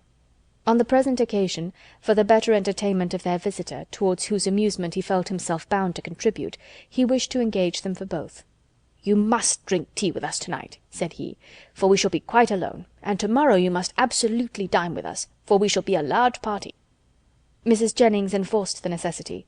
"And who knows but you may raise a dance," said she, "and that will tempt you, Miss Mary Ann." "A dance!" cried Mary Ann. "Impossible! Who is to dance?" "Who? Why, yourselves, and the Careys and Whittakers, to be sure. What, you thought nobody could dance because a certain person that shall be nameless is gone?" "I wish with all my soul," cried Sir John, "that Willoughby were among us again." This, and Mary Ann's blushing, gave new suspicions to Edward. "And who is Willoughby?" said he in a low voice to Miss Dashwood, by whom he was sitting. She gave him a brief reply. Mary Ann's countenance was more communicative. Edward saw enough to comprehend not only the meaning of others, but such of Mary Ann's expressions as had puzzled him before, and when their visitors left them, he went immediately round her and said in a whisper, "I have been guessing. Shall I tell you my guess?" "What do you mean?" "Shall I tell you?" "Certainly." "Well then, I guess that Mr. Willoughby hunts." Mary Ann was surprised and confused, yet she could not help smiling at the quiet archness of his manner, and after a moment's silence said, "Oh, Edward, how can you? But the time will come, I hope. I am sure you will like him." "I do not doubt it," replied he, rather astonished at her earnestness and warmth, for had he not imagined it to be a joke for the good of her acquaintance in general, founded only on a something or a nothing between Mr. Willoughby and herself, he would not have ventured to mention it. Chapter 19 of Sense and Sensibility by Jane Austen. Recording by Karen Savage. Chapter 19. Edward remained a week at the cottage. He was earnestly pressed by Mrs. Dashwood to stay longer, but, as if he were bent only on self-mortification, he seemed resolved to be gone when his enjoyment among his friends was at the height. His spirits during the last 2 or 3 days, though still very unequal, were greatly improved. He grew more and more partial to the house and environs, never spoke of going away without a sigh, declared his time to be wholly disengaged, even doubted to what place he should go when he left them, but still, go he must. Never had any week passed so quickly. He could hardly believe it to be gone. He said so repeatedly. Other things he said too, which marked the turn of his feelings and gave the lie to his actions. He had no pleasure at Norland. He detested being in town, but either to Norland or London he must go. He valued their kindness beyond anything, and his greatest happiness was in being with them. Yet he must leave them at the end of a week, in spite of their wishes and his own, and without any restraint on his time. Elinor placed all that was astonishing in this way of acting to his mother's account, and it was happy for her that he had a mother whose character was so imperfectly known to her as to be the general excuse for everything strange on the part of her son. Disappointed, however, and vexed as she was, and sometimes displeased with his uncertain behaviour to herself, she was very well disposed on the whole to regard his actions with all the candid allowances and generous qualifications which had been rather more painfully extorted from her for Willoughby's service by her mother. His want of spirits, of openness, and of consistency were most usually attributed to his want of independence, and his better knowledge of Mrs. Ferrars's disposition and designs. The shortness of his visit, the steadiness of his purpose in leaving them, originated in some fettered inclination, the same inevitable necessity of temporizing with his mother. The old well-established grievance of duty against will, parent against child, was the cause of all. She would have been glad to know when these difficulties were to cease, this opposition was to yield, when Mrs. Ferrars would be reformed, and her son be at liberty to be happy. But from such vain wishes she was forced to turn for comfort to the renewal of her confidence in Edward's affection, to the remembrance of every mark of regard in look or word which fell from him while at Barton, and above all to that flattering proof of it which he constantly wore around his finger. "I think, Edward," said Mrs. Dashwood, as they were at breakfast the last morning, "you would be a happier man if you had any profession to engage your time and give an interest to your plans and actions. Some inconvenience to your friends, indeed, might result from it. You would not be able to give them so much of your time, but," with a smile, "you would be materially benefited in one particular at least. You would know where to go when you left them." "I do assure you," he replied, "that I have long thought on this point as you think now. It has been and is, and probably will always be, a heavy misfortune to me that I have had no necessary business to engage me, no profession to give me employment, or afford me anything like independence. But unfortunately my own nicety, and the nicety of my friends, have made me what I am, an idle, helpless being. We never could agree in our choice of a profession. I always preferred the church, as I still do, but that was not smart enough for my family. They recommended the army. That was a great deal too smart for me. The law was allowed to be genteel enough. Many young men who had chambers in the Temple made a very good appearance in the first circles, and drove about town in very knowing gigs. But I had no inclination for the law, even in this less abstruse study of it, which my family approved. As for the navy, it had fashion on its side, but I was too old, when the subject was first started, to enter it, and at length, as there was no necessity for my having any profession at all, as I might be as dashing and expensive without a red coat on my back as with one, idleness was pronounced on the whole to be most advantageous and honourable, and a young man of 18 is not in general so earnestly bent on being busy as to resist the solicitations of his friends to do nothing. I was therefore entered at Oxford, and have been properly idle ever since." "The consequence of which, I suppose, will be," said Mrs. Dashwood, "since leisure has not promoted your own happiness, that your sons will be brought up to as many pursuits, employments, professions, and trades as Columella's." "They will be brought up," said he in a serious accent, "to be as unlike myself as is possible. In feeling, in action, in condition, in everything." "Come, come, this is all an effusion of immediate want of spirits, Edward. You are in a melancholy humour, and fancy that any one unlike yourself must be happy. But remember that the pain of parting from friends will be felt by everybody at times, whatever be their education or state. Know your own happiness. You want nothing but patience, or give it a more fascinating name, call it hope. Your mother will secure to you, in time, that independence you are so anxious for. It is her duty, and it must, ere long, become her happiness to prevent your whole youth from being wasted in discontent. How much may not a few months do?" "I think," replied Edward, "that I may defy many months to produce any good to me." This desponding turn of mind, though it could not be communicated to Mrs. Dashwood, gave additional pain to them all in the parting which shortly took place, and left an uncomfortable impression on Elinor's feelings especially, which required some trouble and time to subdue. But as it was her determination to subdue it, and to prevent herself from appearing to suffer more than what all her family suffered on his going away, she did not adopt the method so judiciously employed by Mary Ann on a similar occasion, to augment and fix her sorrow by seeking silence, solitude, and idleness. Their means were as different as their objects, and equally suited to the advancement of each. Elinor sat down to her drawing-table as soon as he was out of the house, busily employed herself the whole day, neither sought nor avoided the mention of his name, appeared to interest herself almost as much as ever in the general concerns of the family, and if, by this conduct, she did not lessen her own grief, it was at least prevented from unnecessary increase, and her mother and sisters were spared much solicitude on her account. Such behaviour as this, so exactly the reverse of her own, appeared no more meritorious to Mary Ann than her own had seemed faulty to her. The business of self-command she settled very easily. With strong affections it was impossible. With calm ones it could have no merit. That her sister's affections were calm she dared not deny, though she blushed to acknowledge it, and of the strength of her own she gave a very striking proof, by still loving and respecting that sister, in spite of this mortifying conviction. Without shutting herself up from her family, or leaving the house in determined solitude to avoid them, or lying awake the whole night to indulge meditation, Elinor found every day afforded her leisure enough to think of Edward, and of Edward's behaviour, in every possible variety which the different state of her spirits at different times could produce, with tenderness, pity, approbation, censure, and doubt. There were moments in abundance when, if not by the absence of her mother and sisters, at least by the nature of their employments, conversation was forbidden among them, and every effect of solitude was produced.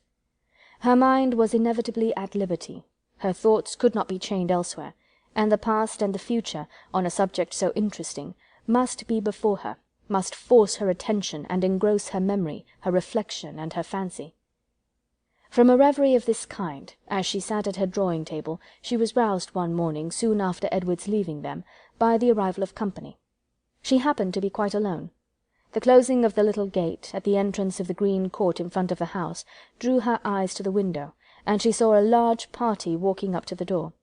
Amongst them were Sir John and Lady Middleton and Mrs. Jennings, but there were two others, a gentleman and lady, who were quite unknown to her. She was sitting near the window, and as soon as Sir John perceived her, he left the rest of the party to the ceremony of knocking at the door, and stepping across the turf, obliged her to open the casement to speak to him, though the space was so short between the door and the window as to make it hardly possible to speak at one without being heard at the other. "Well," said he, "we have brought you some strangers. How do you like them?" "Hush, they will hear you." "Never mind if they do. It is only the Palmers. Charlotte is very pretty, I can tell you. You may see her if you look this way." As Elinor was certain of seeing her in a couple of minutes without taking that liberty, she begged to be excused. "Where is Mary Ann? Has she run away because we are come? I see her instrument is open." "She is walking, I believe."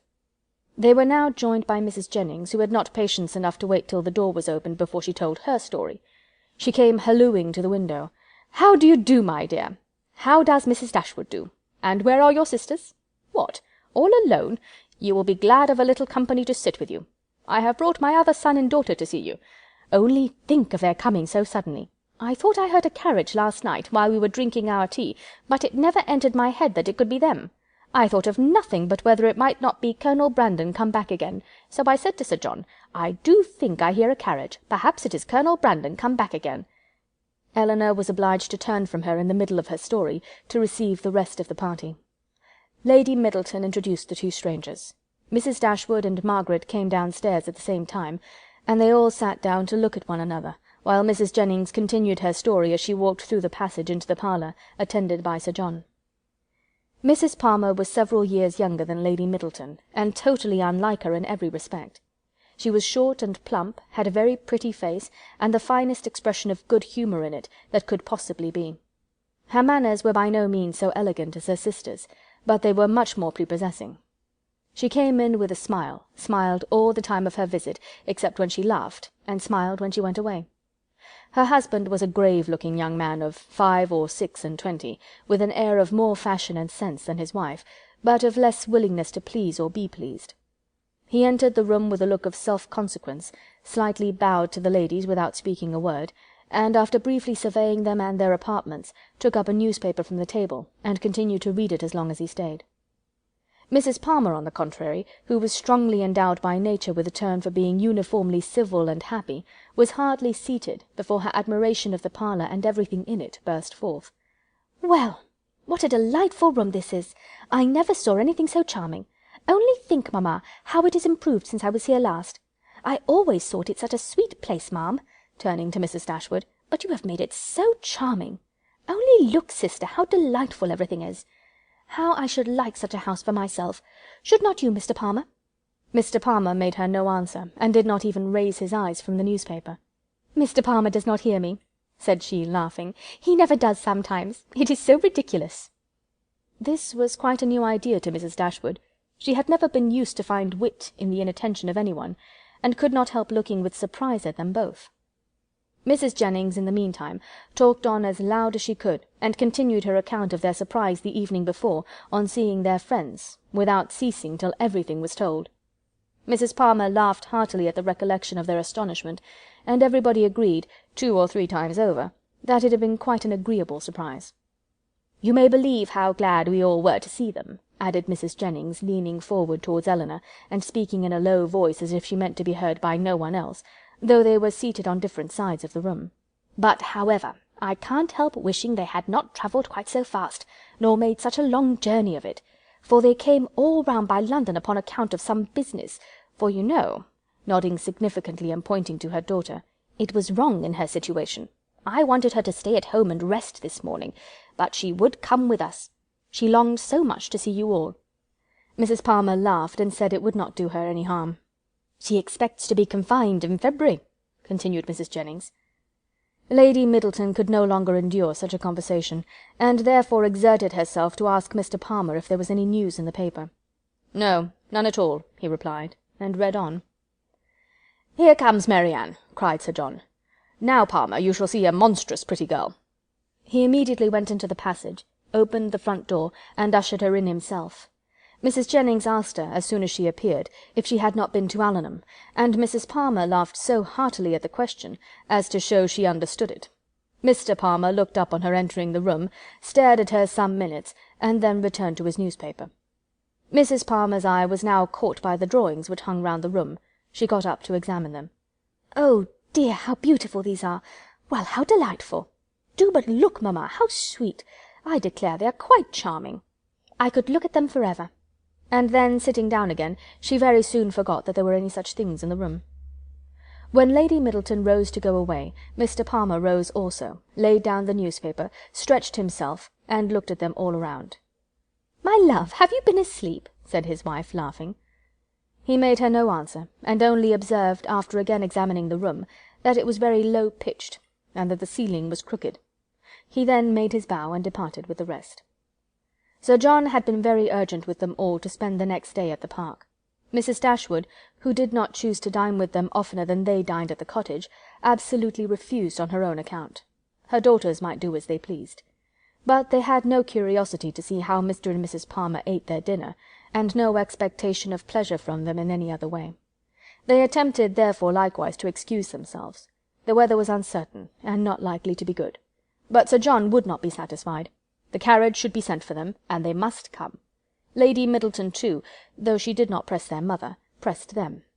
Mrs. Jennings and Mrs. Palmer joined their entreaties. All seemed equally anxious to avoid a family party, and the young ladies were obliged to yield. "Why should they ask us?" said Mary Ann, as soon as they were gone.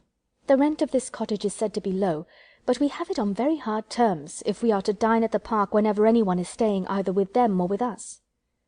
"They mean no less to be civil and kind to us now," said Elinor, "by these frequent invitations, than by those which we received from them a few weeks ago. The alteration is not in them, if their parties are grown tedious and dull. We must look for the change elsewhere." End of Chapter 19. Chapter 20 of Sense and Sensibility by Jane Austen. Recording by Karen Savage. Chapter 20. As the Miss Dashwoods entered the drawing-room of the park the next day at one door, Mrs. Palmer came running in at the other, looking as good-humoured and merry as before. She took them all most affectionately by the hand, and expressed great delight in seeing them again. "I am so glad to see you," said she, seating herself between Eleanor and Mary Ann, "for it is so bad a day I was afraid you might not come, which would be a shocking thing, as we go away again to-morrow. We must go, for the Westons come to us next week, you know. It was quite a sudden thing, our coming at all, and I knew nothing of it till the carriage was coming to the door, and then Mr. Palmer asked me if I would go with him to Barton. He is so droll. He never tells me anything. I am so sorry we cannot stay longer. However, we shall meet again in town very soon, I hope." They were obliged to put an end to such an expectation. "Not go to town!" cried Mrs. Palmer with a laugh. "I shall be quite disappointed if you do not. I could get the nicest house in the world for you, next door to ours, in Hanover Square. You must come, indeed. I am sure I shall be very happy to chaperon you at any time till I am confined, if Mrs. Dashwood should not like to go into public." They thanked her, but were obliged to resist all her entreaties. "Oh, my love!" cried Mrs. Palmer to her husband, who just then entered the room, "you must help me to persuade the Miss Dashwoods to go to town this winter." Her love made no answer, and after slightly bowing to the ladies, began complaining of the weather. "How horrid all this is!" said he. "Such weather makes everything and everybody disgusting. Dullness is as much produced within doors as without by rain. It makes one detest all one's acquaintance. What the devil does Sir John mean by not having a billiard room in his house? How few people know what comfort is! Sir John is as stupid as the weather." The rest of the company soon dropped in. "I am afraid, Miss Mary Ann," said Sir John, "you have not been able to take your usual walk to Allenham to-day." Mary Ann looked very grave and said nothing. "Oh, don't be so sly before us," said Mrs. Palmer, "for we know all about it, I assure you, and I admire your taste very much, for I think he is extremely handsome. We do not live a great way from him in the country, you know. Not above 10 miles, I dare say." "Much nearer 30, said her husband. "Ah, well, there is not much difference. I never was at his house, but they say it is a sweet, pretty place." "As vile a spot as I ever saw in my life," said Mr. Palmer.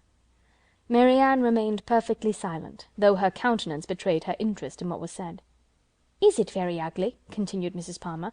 "Then it must be some other place that is so pretty, I suppose." When they were seated in the dining-room, Sir John observed with regret that they were only 8 altogether.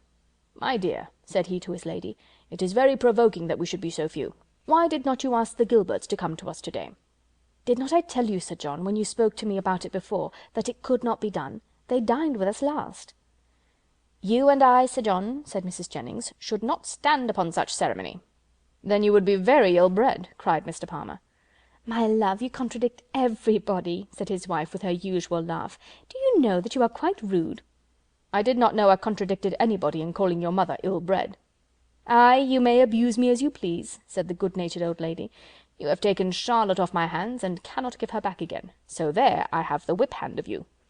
Charlotte laughed heartily to think that her husband could not get rid of her, and exultingly said she did not care how cross he was to her, as they must live together. It was impossible for anyone to be more thoroughly good-natured or more determined to be happy than Mrs. Palmer. The studied indifference, insolence, and discontent of her husband gave her no pain, and when he scolded or abused her, she was highly diverted. "Mr. Palmer is so droll," said she in a whisper to Elinor. "He is always out of humour." Elinor was not inclined, after a little observation, to give him credit for being so genuinely and unaffectedly ill-natured or ill-bred as he wished to appear. His temper might perhaps be a little soured by finding, like many others of his sex, that through some unaccountable bias in favour of beauty he was the husband of a very silly woman, but she knew that this kind of blunder was too common for any sensible man to be lastingly hurt by it. It was rather a wish of distinction, she believed, which produced his contemptuous treatment of everybody, and his general abuse of everything before him. It was the desire of appearing superior to other people. The motive was too common to be wondered at, but the means, however they might succeed by establishing his superiority in ill-breeding, were not likely to attach anyone to him except his wife. "Oh, my dear Miss Dashwood," said Mrs. Palmer soon afterwards, "I have got such a favour to ask of you and your sister. Will you come and spend some time at Cleveland this Christmas? Now, pray do. And come while the Westons are with us. You cannot think how happy I shall be. It will be quite delightful. My love," applying to her husband, "don't you long to have the Miss Dashwoods come to Cleveland?" "Certainly," he replied with a sneer. "I came into Devonshire with no other view." "There now," said his lady, "you see Mr. Palmer expects you, so you cannot refuse to come." They both eagerly and resolutely declined her invitation. "But indeed you must and shall come. I am sure you will like it of all things. The Westons will be with us, and it will be quite delightful. You cannot think what a sweet place Cleveland is, and we are so gay now, for Mr. Palmer is always going about the country canvassing against the election, and so many people come to dine with us that I never saw before. It is quite charming. But poor fellow, it is very fatiguing for him, for he is forced to make everybody like him." Elinor could hardly keep her countenance as she assented to the hardship of such an obligation. "How charming it will be," said Charlotte, "when he is in Parliament! Won't it? How I shall laugh! It will be so ridiculous to see all his letters directed to him with an M.P. But you know, he says, he will never frank for me. He declares he won't. Don't you, Mr. Palmer?" Mr. Palmer took no notice of her. "He cannot bear writing, you know," she continued. "He says it is quite shocking." "No," said he, "I never said anything so irrational. Don't palm all your abuses of languages upon me." "There now, you see how droll he is. This is always the way with him. Sometimes he won't speak to me for half a day together, and then he comes out with something so droll, all about anything in the world." She surprised Elinor very much as they returned into the drawing-room by asking her whether she did not like Mr. Palmer excessively.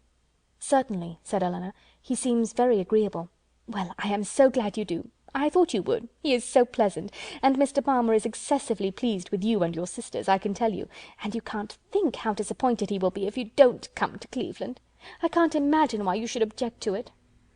Elinor was again obliged to decline her invitation, and, by changing the subject, put a stop to her entreaties. She thought it probable that as they lived in the same county, Mrs. Palmer might be able to give some more particular account of Willoughby's general character than could be gathered from the Middletons' partial acquaintance with him, and she was eager to gain from any one such a confirmation of his merits as might remove the possibility of fear from Mary Ann. She began by inquiring if they saw much of Mr. Willoughby at Cleveland, and whether they were intimately acquainted with him. "Oh dear, yes, I know him extremely well," replied Mrs. Palmer.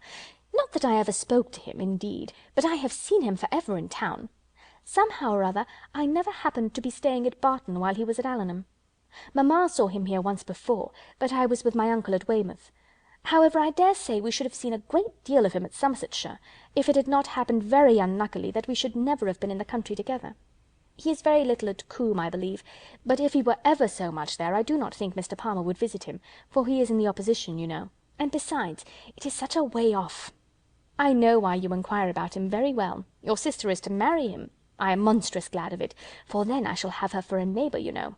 "Upon my word," replied Elinor, "you know much more of the matter than I do, if you have any reason to expect such a match." "Don't pretend to deny it, because you know it is what everybody talks of. I assure you I heard of it in my way through town." "My dear Mrs. Palmer!" "Upon my honour I did. I met Colonel Brandon Monday morning in Bond Street, just before we left town, and he told me of it directly." "You surprise me very much. Colonel Brandon tell you of it? Surely you must be mistaken.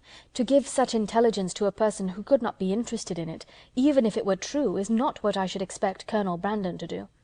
"But I do assure you it was so, for all that, and I will tell you how it happened. When we met him, he turned back and walked with us, and so we began talking of my brother and sister, and one thing and another, and I said to him, 'So, Colonel, there is a new family come to Barton Cottage, I hear, and mamma sends me word that they are very pretty, and that one of them is going to be married to Mr. Willoughby of Combe Magna. Is it true, pray? For of course you must know, as you have been in Devonshire so lately.'" "And what did the Colonel say?" "Oh, he did not say very much, but he looked as if he knew it to be true. So from that moment I set it down as certain. It will be quite delightful, I declare. When is it to take place?" "Mr. Brandon was very well, I hope?" "Oh, yes, quite well, and so full of your praises, he did nothing but say fine things of you." "I am flattered by his commendation. He seems an excellent man, and I think him uncommonly pleasing." "So do I. He is such a charming man, that it is quite a pity he should be so grave and so dull. Mamma says he was in love with your sister too. I assure you it was a great compliment if he was, for he hardly ever falls in love with anybody." "Is Mr. Willoughby much known in your part of Somersetshire?" said Elinor. "Oh, yes, extremely well. That is, I do not believe many people are acquainted with him, because Combe Magna is so far off, but they all think him extremely agreeable, I assure you. Nobody is more liked than Mr. Willoughby wherever he goes, and so you may tell your sister. She is a monstrous lucky girl to get him, upon my honour. Not but that he is much more lucky in getting her, because she is so very handsome and agreeable, that nothing can be good enough for her. However, I don't think her hardly at all handsomer than you, I assure you, for I think you both excessively pretty, and so does Mr. Palmer too, I am sure, though we could not get him to own it last night." Mrs. Palmer's information respecting Willoughby was not very material, but any testimony in his favour, however small, was pleasing to her. "I am so glad we are got acquainted at last," continued Charlotte, "and now I hope we shall always be great friends. You can't think how much I long to see you. It is so delightful that you should live at the cottage. Nothing can be like it, to be sure, and I am so glad your sister is going to be well married. I hope you will be a great deal at Combe Magna. It is a sweet place by all accounts." "You have been long acquainted with Colonel Brandon, have you not?" "Yes, a great while, ever since my sister married. He was a particular friend of Sir John's, I believe," she added in a low voice. "He would have been very glad to have had me, if he could. Sir John and Lady Middleton wished it very much, but mamma did not think the match good enough for me, otherwise Sir John would have mentioned it to the Colonel, and we should have been married immediately." "Did not Colonel Brandon know of Sir John's proposal to your mother before it was made? Had he never owned his affection to yourself?" "Oh, no, but if mamma had not objected to it, I dare say he would have liked it of all things. He had not seen me then above twice, for it was before I left school. However, I am much happier as I am. Mr. Palmer is the kind of man I like." Chapter 20. Chapter 21 of Sense and Sensibility by Jane Austen. Recording by Karen Savage. Chapter 21. The Palmers returned to Cleveland the next day, and the two families at Barton were again left to entertain each other. But this did not last long. Elinor had hardly got their last visitors out of her head, had hardly done wondering at Charlotte's being so happy without a cause, at Mr. Palmer's acting so simply, with good abilities, and at the strange unsuitableness which often existed between husband and wife, before Sir John's and Mrs. Jennings's active zeal in the cause of society procured her some other new acquaintance to see and observe. In a morning's excursion to Exeter they had met with two young ladies, whom Mrs. Jennings had the satisfaction of discovering to be her relations, and this was enough for Sir John to invite them directly to the park, as soon as their present engagements at Exeter were over. Their engagements at Exeter instantly gave way before such an invitation, and Lady Middleton was thrown into no little alarm on the return of Sir John by hearing that she was very soon to receive a visit from two girls whom she had never seen in her life, and of whose elegance, whose tolerable gentility even, she could have no proof, for the assurances of her husband and mother on that subject went for nothing at all. Their being her relations too made it so much the worse, and Mrs. Jennings's attempts at consolation were therefore unfortunately founded when she advised her daughter not to care about their being so fashionable, because they were all cousins, and must put up with one another. As it was impossible, however, now to prevent their coming, Lady Middleton resigned herself to the idea of it, with all the philosophy of a well-bred woman, contenting herself with merely giving her husband a gentle reprimand on the subject 5 or 6 times every day. The young ladies arrived. Their appearance was by no means ungenteel or unfashionable. Their dress was very smart, their manners very civil. They were delighted with the house, and in raptures with the furniture, and they happened to be so dotingly fond of children, that Lady Middleton's good opinion was engaged in their favour before they had been an hour at the park. She declared them to be very agreeable girls indeed, which for her ladyship was enthusiastic admiration. Sir John's confidence in his own judgment rose with this animated praise, and he set off directly for the cottage, to tell the Miss Dashwoods of the Miss Steeles' arrival, and to assure them of their being the sweetest girls in the world. From such commendation as this, however, there was not much to be learned. Elinor well knew that the sweetest girls in the world were to be met with in every part of England, under every possible variation of form, face, temper, and understanding. Sir John wanted the whole family to walk to the park directly and look at his guests. Benevolent, philanthropic man! It was painful to him even to keep a third cousin to himself. "Do come now," said he. "Pray come, you must come. I declare you shall come. You can't think how you will like them. Lucy is monstrous pretty, and so good-humoured and agreeable. The children are all hanging about her already, as if she was an old acquaintance, and they both long to see you of all things, for they have heard at Exeter that you are the most beautiful creatures in the world, and I have told them it is all very true, and a great deal more. You will be delighted with them, I am sure. They have brought the whole coach full of playthings for the children. How can you be so cross as not to come? Why, they are your cousins, you know, after a fashion. You are my cousins, and they are my wife's, so you must be related." But Sir John could not prevail. He could only obtain a promise of their calling at the park within a day or two, and then left them in amazement at their indifference, to walk home and boast anew of their attractions to the Miss Steeles, as he had been already boasting of the Miss Steeles to them. When their promised visit to the park, and consequent introduction to these young ladies, took place, they found in the appearance of the eldest, who was nearly 30, with a very plain and not a sensible face, nothing to admire. But in the other, who was not more than 2 or 3 and 20, they acknowledged considerable beauty. Her features were pretty, and she had a sharp, quick eye, and a smartness of air, which, though it did not give actual elegance or grace, gave distinction to her person. Their manners were particularly civil, and Elinor soon allowed them credit for some kind of sense, when she saw with what constant and judicious attention they were making themselves agreeable to Lady Middleton.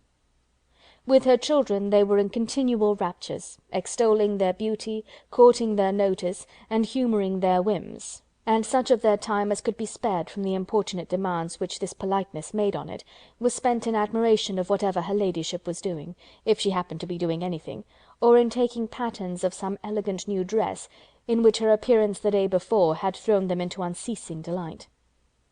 Fortunately for those who pay their court through such foibles, a fond mother, though in pursuit of praise for her children the most rapacious of human beings, is likewise the most credulous. Her demands are exorbitant, but she will swallow anything, and the excessive affection and endurance of the Miss Steeles towards her offspring were viewed therefore by Lady Middleton without the smallest surprise or distrust. She saw with maternal complacency all the impertinent encroachments and mischievous tricks to which her cousins submitted. She saw their sashes untied, their hair pulled about their ears, their work-bags searched, and their knives and scissors stolen away, and felt no doubt of its being a reciprocal enjoyment. It suggested no other surprise than that Elinor and Mary Ann should sit so composedly by, without claiming a share in what was passing. "John is in such spirits to-day," said she, on his taking Miss Steele's pocket-handkerchief and throwing it out of window. "He is full of monkey tricks." And soon afterwards, on the second boy's violently pinching one of the same lady's fingers, she fondly observed, "How playful William is! And here is my sweet little Anna Maria," she added, tenderly caressing a little girl of 3 years old, who had not made a noise for the last 2 minutes, "and she is always so gentle and quiet. Never was there such a quiet little thing." But unfortunately, in bestowing these embraces, a pin in her ladyship's head-dress slightly scratched the child's neck, produced from this pattern of gentleness such violent screams as could hardly be outdone by any creature professedly noisy. The mother's consternation was excessive, but it could not surpass the alarm of the Miss Steeles, and everything was done by all three in so critical an emergency, which affection could suggest as likely to assuage the agonies of the little sufferer. She was seated in her mother's lap, covered with kisses, her wound bathed with lavender water, by one of the Miss Steeles, who was on her knees to attend her, and her mouth stuffed with sugar plums by the other. With such a reward for her tears, the child was too wise to cease crying. She still screamed and sobbed lustily, kicked her 2 brothers for offering to touch her, and all their united soothings were ineffectual, till Lady Middleton, luckily remembering that in a scene of similar distress last week some apricot marmalade had been successfully applied for a bruised temple, the same remedy was eagerly proposed for this unfortunate scratch, and a slight intermission of screams in the young lady on hearing it gave them reason to hope that it would not be rejected. She was carried out of the room, therefore, in her mother's arms, in quest of this medicine, and as the 2 boys chose to follow, though earnestly entreated by their mother to stay behind, the 4 young ladies were left in a quietness which the room had not known for many hours. "Poor little creatures," said Miss Steele, as soon as they were gone. "It might have been a very sad accident." "Yet I hardly know how," cried Mary Ann, "unless it had been under totally different circumstances. But this is the usual way of heightening alarm, where there is nothing to be alarmed at in reality." "What a sweet woman Lady Middleton is," said Lucy Steele. Mary Ann was silent. It was impossible for her to say what she did not feel, however trivial the occasion. and upon Elinor, therefore, the whole task of telling lies when politeness required it, always fell. She did her best, when thus called on, by speaking of Lady Middleton with more warmth than she felt, though with far less than Miss Lucy. "And Sir John too," cried the eldest sister. "What a charming man he is!" Here, too, Miss Dashwood's commendation, being only simple and just, came in without any éclat. She merely observed that he was perfectly good-humoured and friendly. "And what a charming little family they have! I never saw such fine children in my life. I declare I quite dote upon them already. And indeed I am always distractedly fond of children." "I should guess so," said Elinor with a smile, "from what I have witnessed this morning." "I have a notion," said Lucy, "you think the little Middletons rather too much indulged. Perhaps they may be the outside of enough, but it is so natural in Lady Middleton, and for my part I love to see children full of life and spirits. I cannot bear them if they are tame and quiet."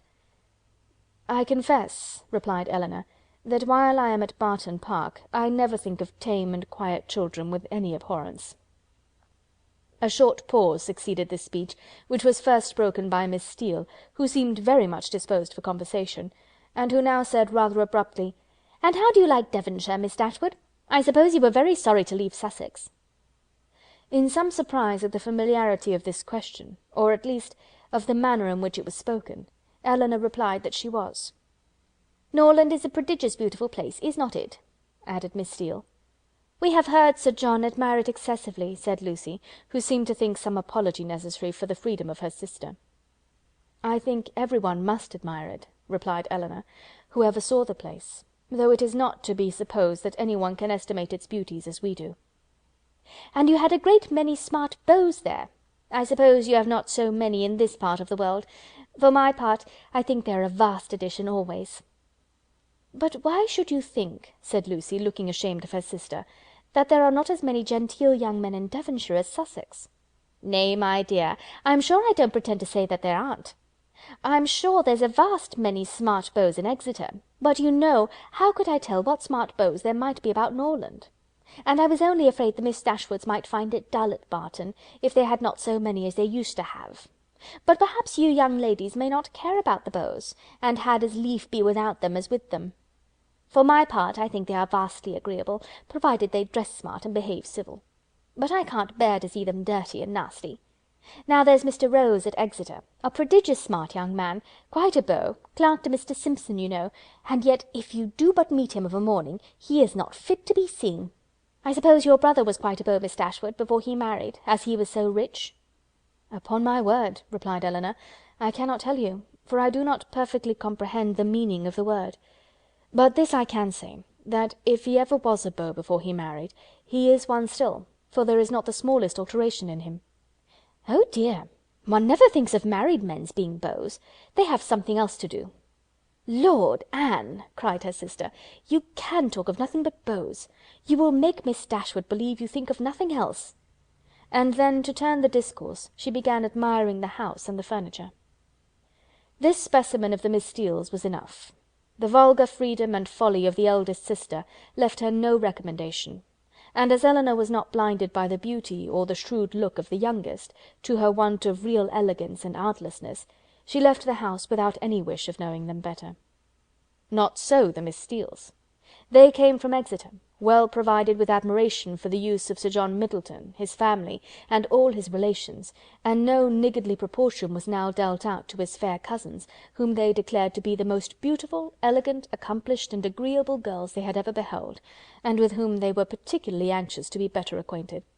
And to be better acquainted, therefore, Elinor soon found was their inevitable lot, for as Sir John was entirely on the side of the Miss Steeles, their party would be too strong for opposition, and that kind of intimacy must be submitted to, which consists of sitting an hour or two together in the same room almost every day. Sir John could do no more, but he did not know that any more was required.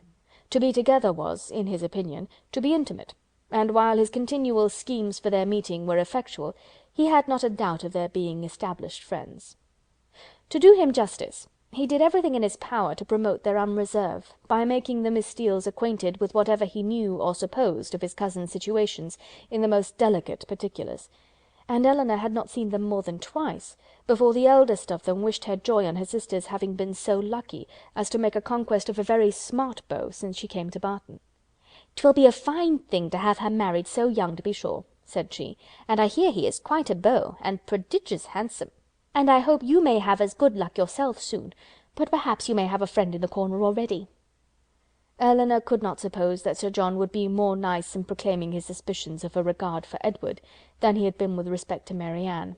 Indeed, it was rather his favourite joke of the two, as being somewhat newer and more conjectural, and since Edward's visit they had never dined together without his drinking to her best affections with so much significancy and so many nods and winks as to excite general attention. The letter F had been likewise invariably brought forward, and found productive of such countless jokes, that its character as the wittiest letter in the alphabet had been long established with Elinor. The Miss Steeles, as she expected, had now all the benefit of these jokes, and in the eldest of them they raised a curiosity to know the name of the gentleman alluded to, which, though often impertinently expressed, was perfectly of a piece with her general inquisitiveness into the concerns of their family. But Sir John did not sport long with the curiosity which he delighted to raise, for he had at least as much pleasure in telling the name as Miss Steele had in hearing it. "His name is Ferrars," said he, in a very audible whisper, "but pray do not tell it, for it's a great secret."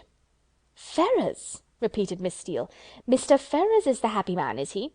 What, your sister-in-law's brother, Miss Dashwood? A very agreeable young man, to be sure. I know him very well." "How can you say so, Anne?" cried Lucy, who generally made an amendment to all her sister's assertions. "Though we have seen him once or twice at my uncle's, it is rather too much to pretend to know him very well." Elinor heard all this with attention and surprise. And who was this uncle? Where did he live? How came they acquainted? She wished very much to have the subject continued, though she did not choose to join in it herself, but nothing more of it was said, and for the first time in her life she thought Mrs. Jennings deficient either in curiosity after petty information, or in a disposition to communicate it. The manner in which Miss Steele had spoken of Edward increased her curiosity, for it struck her as being rather ill-natured, and suggested the suspicion of that lady's knowing, or fancying herself to know, something to his disadvantage. But her curiosity was unavailing, for no farther notice was taken of Mr. Ferrars's name by Miss Steele when alluded to, or even openly mentioned by Sir John. Chapter 21. Chapter 22 of Sense and Sensibility by Jane Austen. Recording by Karen Savage. Chapter 22.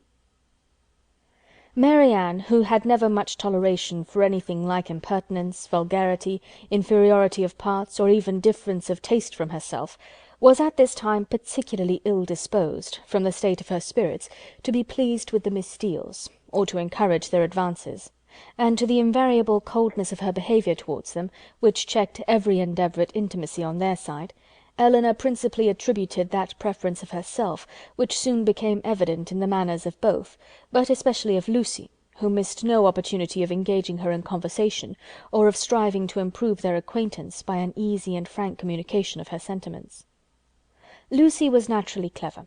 Her remarks were often just and amusing, and as a companion for half an hour Elinor frequently found her agreeable. But her powers had received no aid from education. She was ignorant and illiterate, and her deficiency of all mental improvement, her want of information in the most common particulars, could not be concealed from Miss Dashwood, in spite of her constant endeavour to appear to advantage. Elinor saw and pitied her for the neglect of abilities which education might have rendered so respectable, but she saw, with less tenderness of feeling, the thorough want of delicacy, of rectitude, and integrity of mind, which her attentions, her assiduities, her flatteries at the Park, betrayed, and she could have no lasting satisfaction in the company of a person who joined insincerity with ignorance, whose want of instruction prevented their meeting in conversation on terms of equality, and whose conduct toward others made every show of attention and deference toward herself perfectly valueless. "You will think my question an odd one, I dare say," said Lucy to her one day, as they were walking together from the Park to the cottage, "but pray, are you personally acquainted with your sister-in-law's mother, Mrs. Ferrars?" Elinor did think the question a very odd one, and her countenance expressed it, as she answered that she had never seen Mrs. Ferrars. "Indeed! replied Lucy. "I wonder at that, for I thought you must have seen her at Norland sometimes. Then perhaps you cannot tell me what sort of a woman she is?" "No," returned Eleanor, cautious of giving her real opinion of Edward's mother, and not very desirous of satisfying what seemed impertinent curiosity. "I know nothing of her." "I am sure you think me very strange for inquiring about her in such a way," said Lucy, eyeing Eleanor attentively as she spoke. "But perhaps there may be reasons. I wish I might venture. But however, I hope you will do me the justice of believing that I do not mean to be impertinent." Eleanor made her a civil reply, and they walked on for a few minutes in silence. It was broken by Lucy, who renewed the subject again by saying, with some hesitation: "I cannot bear to have you think me impertinently curious. I am sure I would rather do anything in the world than be thought so by a person whose good opinion is so well worth having as yours. And I am sure I should not have the smallest fear of trusting you. Indeed, I should be very glad of your advice how to manage in such an uncomfortable situation as I am. But however, there is no occasion to trouble you. I am sorry you do not happen to know Mrs. Ferrars." "I am sorry I do not," said Eleanor in great astonishment, "if it could be of any use to you to know my opinion of her. But really I never understood that you were at all connected with that family, and therefore I am a little surprised, I confess, at so serious an inquiry into her character." "I dare say you are, and I am sure I do not at all wonder at it. But if I dared tell you all, you would not be so much surprised. Mrs. Ferrars is certainly nothing to me at present, but the time may come, how soon it will come must depend upon herself, when we may be very intimately connected." She looked down as she said this, amiably bashful, with only one side glance at her companion to observe its effect on her. "Good heavens!" cried Eleanor, "what do you mean? Are you acquainted with Mr. Robert Ferrars? Can you be?" And she did not feel much delighted with the idea of such a sister-in-law. "No," replied Lucy, "not to Mr. Robert Ferrars, I never saw him in my life, but," fixing her eyes upon Eleanor, "to his eldest brother." What felt Eleanor at that moment? Astonishment, that would have been as painful as it was strong, had not an immediate disbelief at the assertion attended it. She turned towards Lucy in silent amazement, unable to divine the reason or object of such a declaration, and though her complexion varied, she stood firm in incredulity, and felt in no danger of an hysterical fit or a swoon. "You may well be surprised," continued Lucy, "for to be sure you could have had no idea of it before, for I dare say he never dropped the smallest hint of it to you or any of your family, because it was always meant to be a great secret, and I am sure has been faithfully kept so by me to this hour. Not a soul of all my relations know of it but Anne, and I should never have mentioned it to you if I had not felt the greatest dependence in the world upon your secrecy. And I really thought my behaviour in asking so many questions about Mrs. Ferrars must seem odd, that it ought to be explained. And I do not think Mr. Ferrars can be displeased when he knows I have trusted you, because I know he has the highest opinion in the world of all your family, and looks upon yourself and the other Miss Dashwoods quite as his own sisters."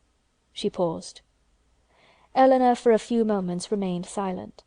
Her astonishment at what she heard was at first too great for words, but at length, forcing herself to speak, and to speak cautiously, she said, with calmness of manner which tolerably well concealed her surprise and solicitude, "May I ask if your engagement is of long standing?"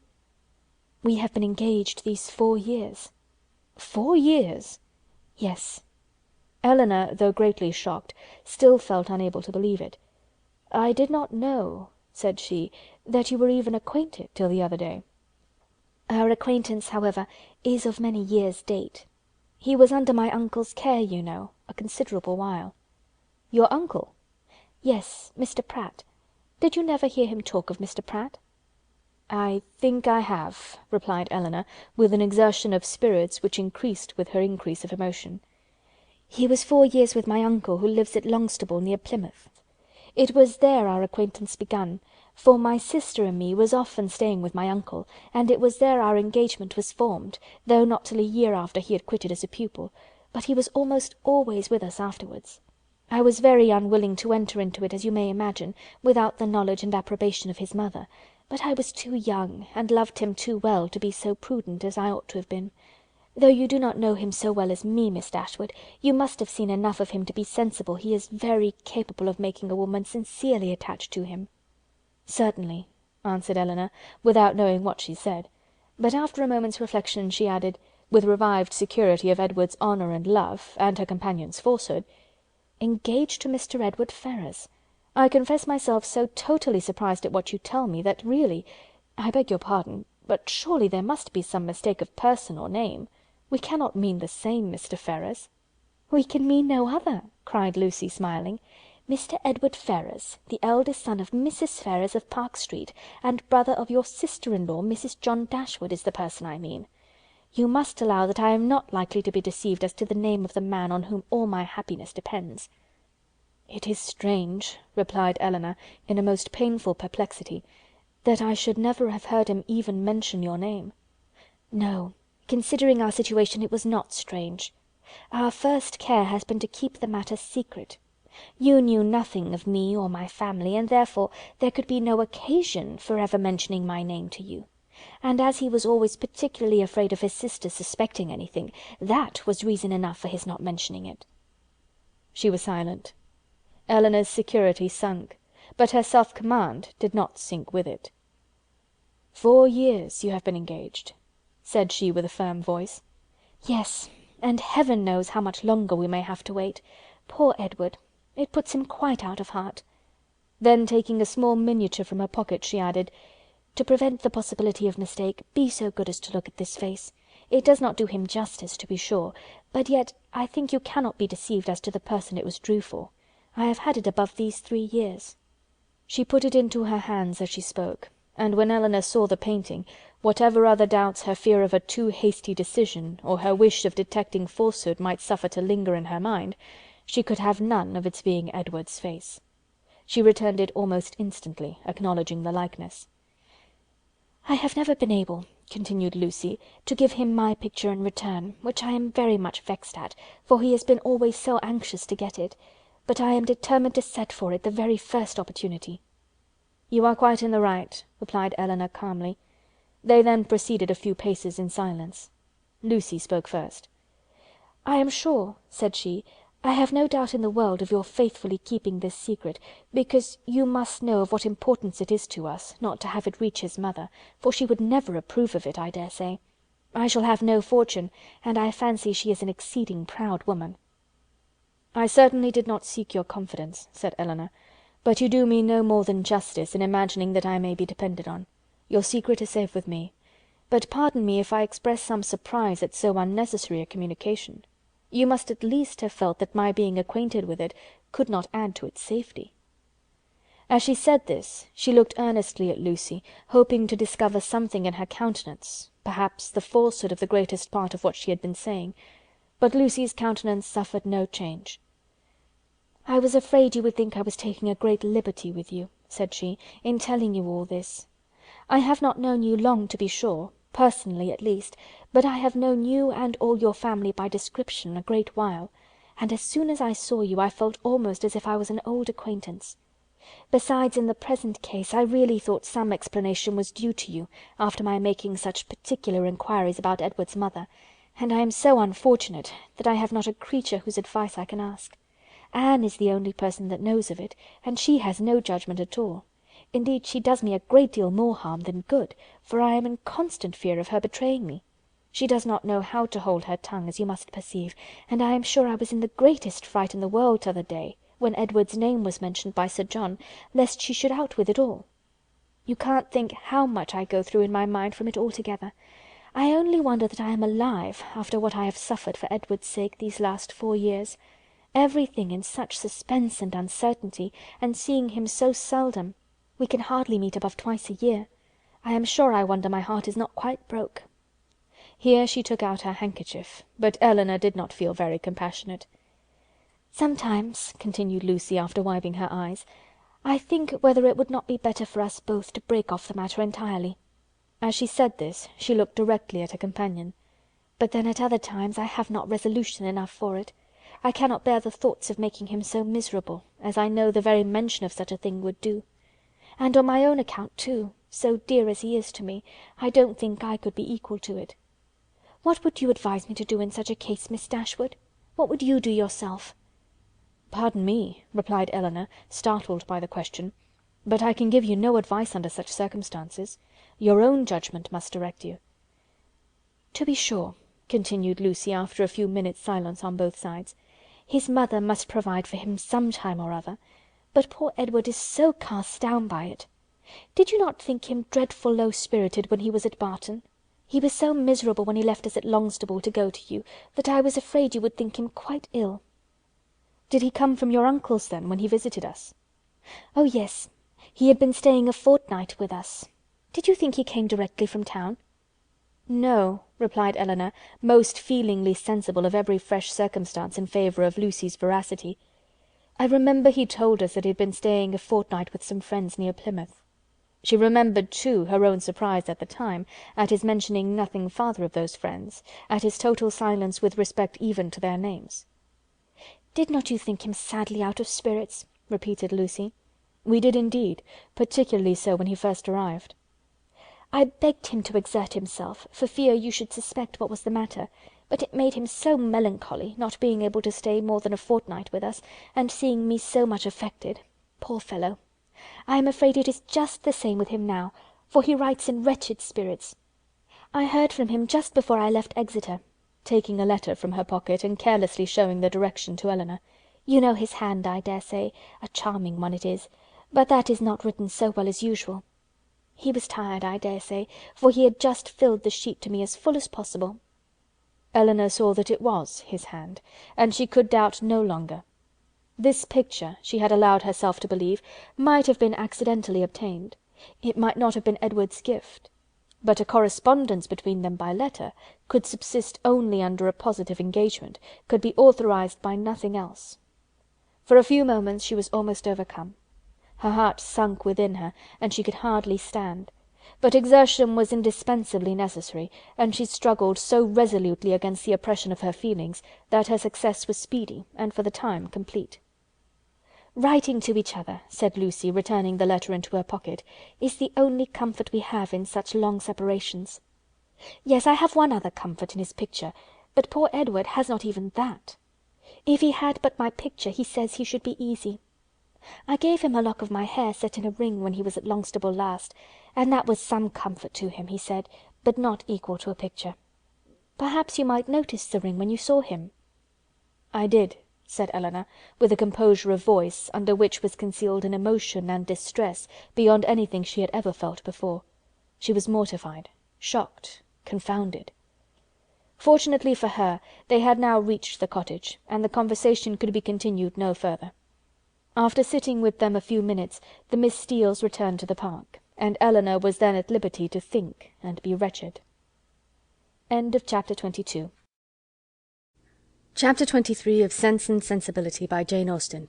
Recording by Karen Savage. Chapter 23. However small Elinor's general dependence on Lucy's veracity might be, it was impossible for her, on serious reflection, to suspect it in the present case, where no temptation could be answerable to the folly of inventing a falsehood of such a description. What Lucy had asserted to be true, therefore, Elinor could not, dared not, longer doubt, supported as it was too on every side by such probabilities and proofs, and contradicted by nothing but her own wishes.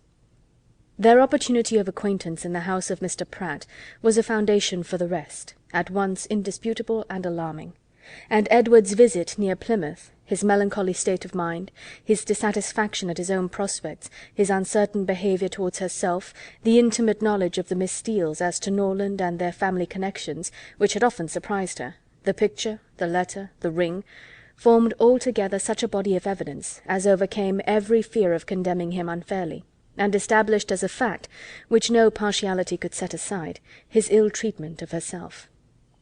Her resentment of such behaviour, her indignation at having been its dupe, for a short time made her feel only for herself; but other ideas, other considerations soon arose.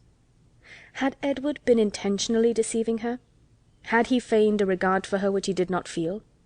Was his engagement to Lucy an engagement of the heart? No. Whatever it might once have been, she could not believe it such at present. His affection was all her own, she could not be deceived in that. Her mother, sisters, Fanny, all had been conscious of his regard for her at Norland. It was not an illusion of her own vanity. He certainly loved her. What a softener of the heart was this persuasion! How much could it not tempt her to forgive? He had been blamable, highly blamable, in remaining at Norland after he first felt her influence over him to be more than it ought to be. In that he could not be defended.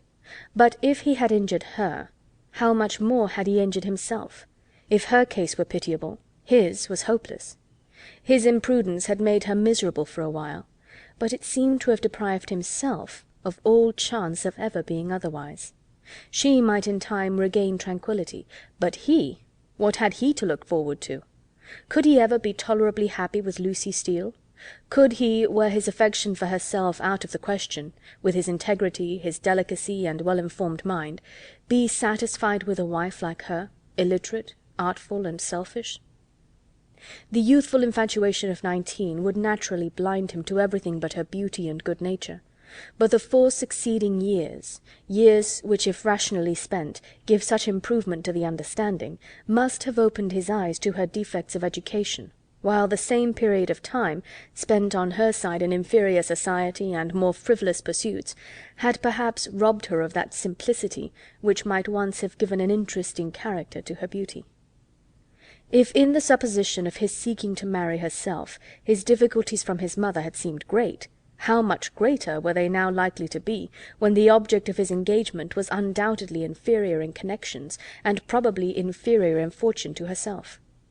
These difficulties indeed, with a heart so alienated from Lucy, might not press very hard upon his patience, but melancholy was the state of the person by whom the expectation of family opposition and unkindness could be felt as a relief. As these considerations occurred to her in painful succession, she wept for him more than for herself. Supported by the conviction of having done nothing to merit her present unhappiness, and consoled by the belief that Edward had done nothing to forfeit her esteem, she thought she could even now, under the first smart of the heavy blow, command herself enough to guard every suspicion of the truth from her mother and sisters. And so well was she able to answer her own expectations, that when she joined them at dinner, only 2 hours after she had first suffered the extinction of all her dearest hopes, no one would have supposed from the appearance of the sisters that Elinor was mourning in secret over obstacles which must divide her forever from the object of her love, and that Mary Ann was internally dwelling on the perfections of a man of whose whole heart she felt thoroughly possessed, and whom she expected to see in every carriage which drove near their house. The necessity of concealing from her mother and Mary Ann what had been entrusted in confidence to herself, though it obliged her to unceasing exertion, was no aggravation of Elinor's distress. On the contrary, it was a relief to her, to be spared the communication of what would give such affliction to them, and to be saved likewise from hearing that condemnation of Edward which would probably flow from the excess of their partial affection for herself, and which was more than she felt equal to support. From their counsel or their conversation she knew she could receive no assistance. Their tenderness and sorrow must add to her distress, while her self-command would neither receive encouragement from their example nor from their praise. She was stronger alone, and her own good sense so well supported her that her firmness was as unshaken, her appearance of cheerfulness as invariable, as with regrets so poignant and so fresh it was possible for them to be. Much as she had suffered from her first conversation with Lucy on the subject, she soon felt an earnest wish of renewing it, and this for more reasons than one. She wanted to hear many particulars of their engagement repeated again. She wanted more clearly to understand what Lucy really felt for Edward, whether there were any sincerity in her declaration of tender regard for him, and she particularly wanted to convince Lucy, by her readiness to enter on the matter again, and her calmness in conversing on it, that she was no otherwise interested in it than as a friend, which she very much feared her involuntary agitation in their morning discourse must have left at least doubtful. That Lucy was disposed to be jealous of her appeared very probable. It was plain that Edward had always spoken highly in her praise, not merely from Lucy's assertion, but from her venturing to trust her on so short a personal acquaintance, with a secret so confessedly and evidently important. And even Sir John's joking intelligence must have had some weight. But indeed, while Elinor remained so well assured within herself of being really beloved by Edward, it required no other consideration of probabilities to make it natural that Lucy should be jealous. and that she was so, her very confidence was a proof.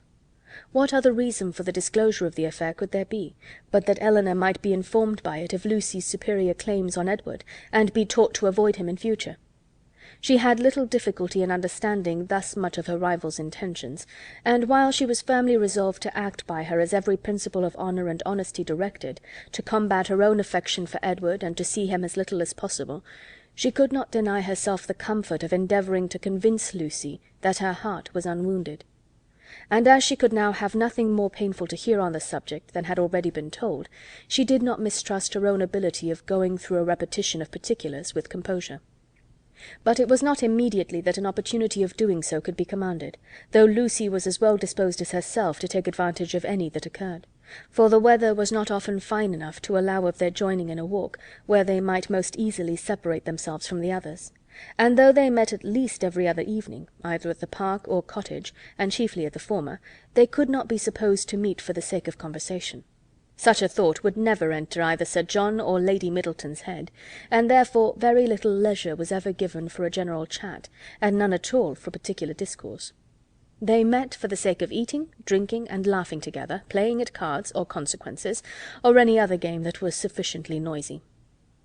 One or two meetings of this kind had taken place, without affording Elinor any chance of engaging Lucy in private, when Sir John called at the cottage one morning to beg, in the name of charity, that they would all dine with Lady Middleton that day, as he was obliged to attend the club at Exeter, and she would otherwise be quite alone, except her mother and the two Miss Steeles. Elinor, who foresaw a fairer opening for the point she had in view, in such a party as this was likely to be, more at liberty among themselves under the tranquil and well-bred direction of Lady Middleton than when her husband united them together in one noisy purpose, immediately accepted the invitation. Margaret, with her mother's permission, was equally compliant, and Mary Ann, though always unwilling to join any of their parties, was persuaded by her mother, who could not bear to have her seclude herself from any chance of amusement, to go likewise. The young ladies went, and Lady Middleton was happily preserved from the frightful solitude which had threatened her. The insipidity of the meeting was exactly such as Elinor had expected. It produced not one novelty of thought or expression, and nothing could be less interesting than the whole of their discourse, both in the dining-parlour and drawing-room. To the latter the children accompanied them, and while they remained there she was too well convinced of the impossibility of engaging Lucy's attention to attempt it. They quitted it only with the removal of the tea-things. The card-table was then placed, and Elinor began to wonder at herself for ever having entertained a hope of finding time for conversation at the park. They all rose up in preparation for a round game. "I am glad," said Lady Middleton to Lucy, "you are not going to finish poor little Anna Maria's basket this evening, for I am sure it must hurt your eyes to work filigree by candlelight. And we will make the dear little love some amends for her disappointment to-morrow, and then I hope she will not much mind it." The hint was enough. Lucy recollected herself instantly, and replied, "Indeed you are very much mistaken, Lady Middleton. I am only waiting to know whether you can make your party without me, or I should have been at my filigree already.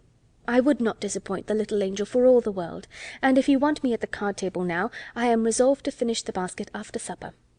"You are very good. I hope it won't hurt your eyes.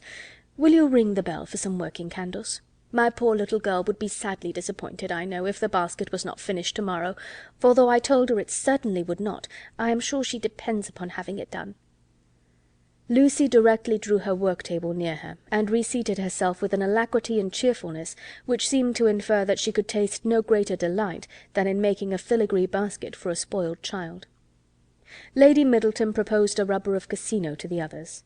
No one made any objection but Mary Ann, who, with her usual inattention to the forms of general civility, exclaimed, "Your ladyship will have the goodness to excuse me. You know I detest cards. I shall go to the pianoforte. I have not touched it since it was tuned." And without further ceremony she turned away and walked to the instrument. Lady Middleton looked as if she thanked heaven that she had never made so rude a speech. "Mary Ann can never keep long from that instrument, you know, ma'am," said Elinor, endeavouring to smooth away the offence. "I do not much wonder at it, for it is the very best toned pianoforte I ever heard." The remaining 5 were now to draw their cards. "Perhaps," continued Elinor, "if I should happen to cut out, I may be of some use to Miss Lucy Steele in rolling her papers for her, and there is so much still to be done to the basket, that it must be impossible, I think, for her labour singly to finish it this evening. I should like the work exceedingly, if she would allow me a share in it." "Indeed, I shall be very much obliged to you for your help," cried Lucy, "for I find there is more to be done to it than I thought there was, and it would be a shocking thing to disappoint dear Anna Maria after all." "Oh, that would be terrible indeed," said Miss Steele. "Dear little soul, how I do love her." "You are very kind," said Lady Middleton to Elinor, "and as you really like the work, perhaps you will be as well pleased not to cut in till another rubber, or will you take your chance now?" Elinor joyfully profited by the first of these proposals, and thus by a little of that address which Mary Ann could never condescend to practice, gained her own end, and pleased Lady Middleton at the same time. Lucy made room for her with ready attention, and the two fair rivals were thus seated side by side at the same table, and with the utmost harmony engaged in forwarding the same work. The pianoforte, at which Mary Ann, wrapped up in her own music and her own thoughts, had by this time forgotten that anybody was in the room besides herself, was luckily so near them that Miss Dashwood now judged she might safely, under the shelter of its noise, introduce the interesting subject, without any risk of being heard at the card-table. Chapter 24 of Sense and Sensibility by Jane Austen. Chapter 24. In a firm though cautious tone, Elinor thus began: "I should be undeserving of the confidence you have honoured me with, if I felt no desire for its continuance, or no further curiosity on its subject. I will not apologize, therefore, for bringing it forward again." "Thank you," cried Lucy warmly, "for breaking the ice. You have set my heart at ease by it, for I was somehow or other afraid I had offended you by what I had told you that Monday." "Offended me? How could you suppose so? Believe me," and Elinor spoke it with the truest sincerity, "nothing could be farther from my intention than to give you such an idea. Could you have a motive for the trust that was not honourable and flattering to me?" "And yet I do assure you," replied Lucy, her little sharp eyes full of meaning, "there seemed to me to be a coldness and displeasure in your manner that made me quite uncomfortable. I felt sure that you was angry with me, and have been quarrelling with myself ever since for having took such a liberty as to trouble you with my affairs. But I am very glad to find it was only my own fancy, and that you really do not blame me. If you knew what a consolation it was to me to relieve my heart speaking to you of what I am always thinking of every moment of my life, your compassion would make you overlook everything else, I am sure." "Indeed, I can easily believe that it was a very great relief to you to acknowledge your situation to me, and be assured that you shall never have reason to repent it. Your case is a very unfortunate one. You seem to me to be surrounded with difficulties, and you will have need of all your mutual affection to support you under them. Mr. Ferrars, I believe, is entirely dependent on his mother." "He has only £2000 of his own. It would be madness to marry upon that, though for my own part I could give up every prospect of more without a sigh.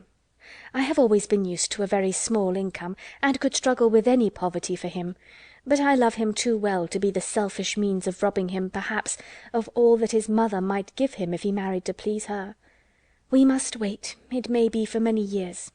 With almost every other man in the world it would be an alarming prospect, but Edward's affection and constancy nothing can deprive me of, I know." "That conviction must be everything to you, and he is undoubtedly supported by the same trust in yours. If the strength of your reciprocal attachment had failed, as between many people and under many circumstances it naturally would during a 4 years' engagement, your situation would have been pitiable indeed." Lucy here looked up, but Elinor was careful in guarding her countenance from every expression that could give her words a suspicious tendency. "Edward's love for me," said Lucy, "has been pretty well put to the test by our long, very long absence since we were first engaged, and it has stood the trial so well that I should be unpardonable to doubt it now. I can safely say that he has never gave me one moment's alarm on that account from the first." Elinor hardly knew whether to smile or sigh at this assertion.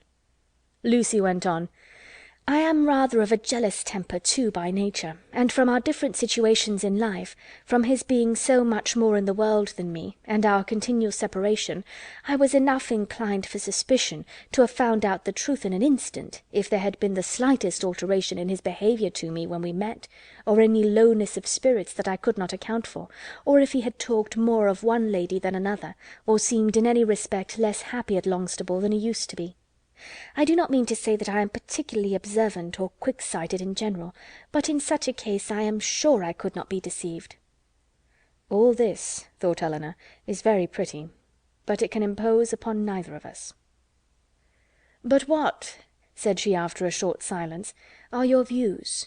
Or have you none but that of waiting for Mrs. Ferrars's death, which is a melancholy and shocking extremity? Is her son determined to submit to this, and to all the tediousness of the many years of suspense in which it may involve you, rather than run the risk of her displeasure for a while by owning the truth?" "If we could be certain that it would be only for a while. But Mrs. Ferrars is a very headstrong, proud woman, and in her first fit of anger upon hearing it, would very likely secure everything to Robert, and the idea of that, for Edward's sake, frightens away all my inclination for hasty measures." "And for your own sake too, or are you carrying your disinterestedness beyond reason?"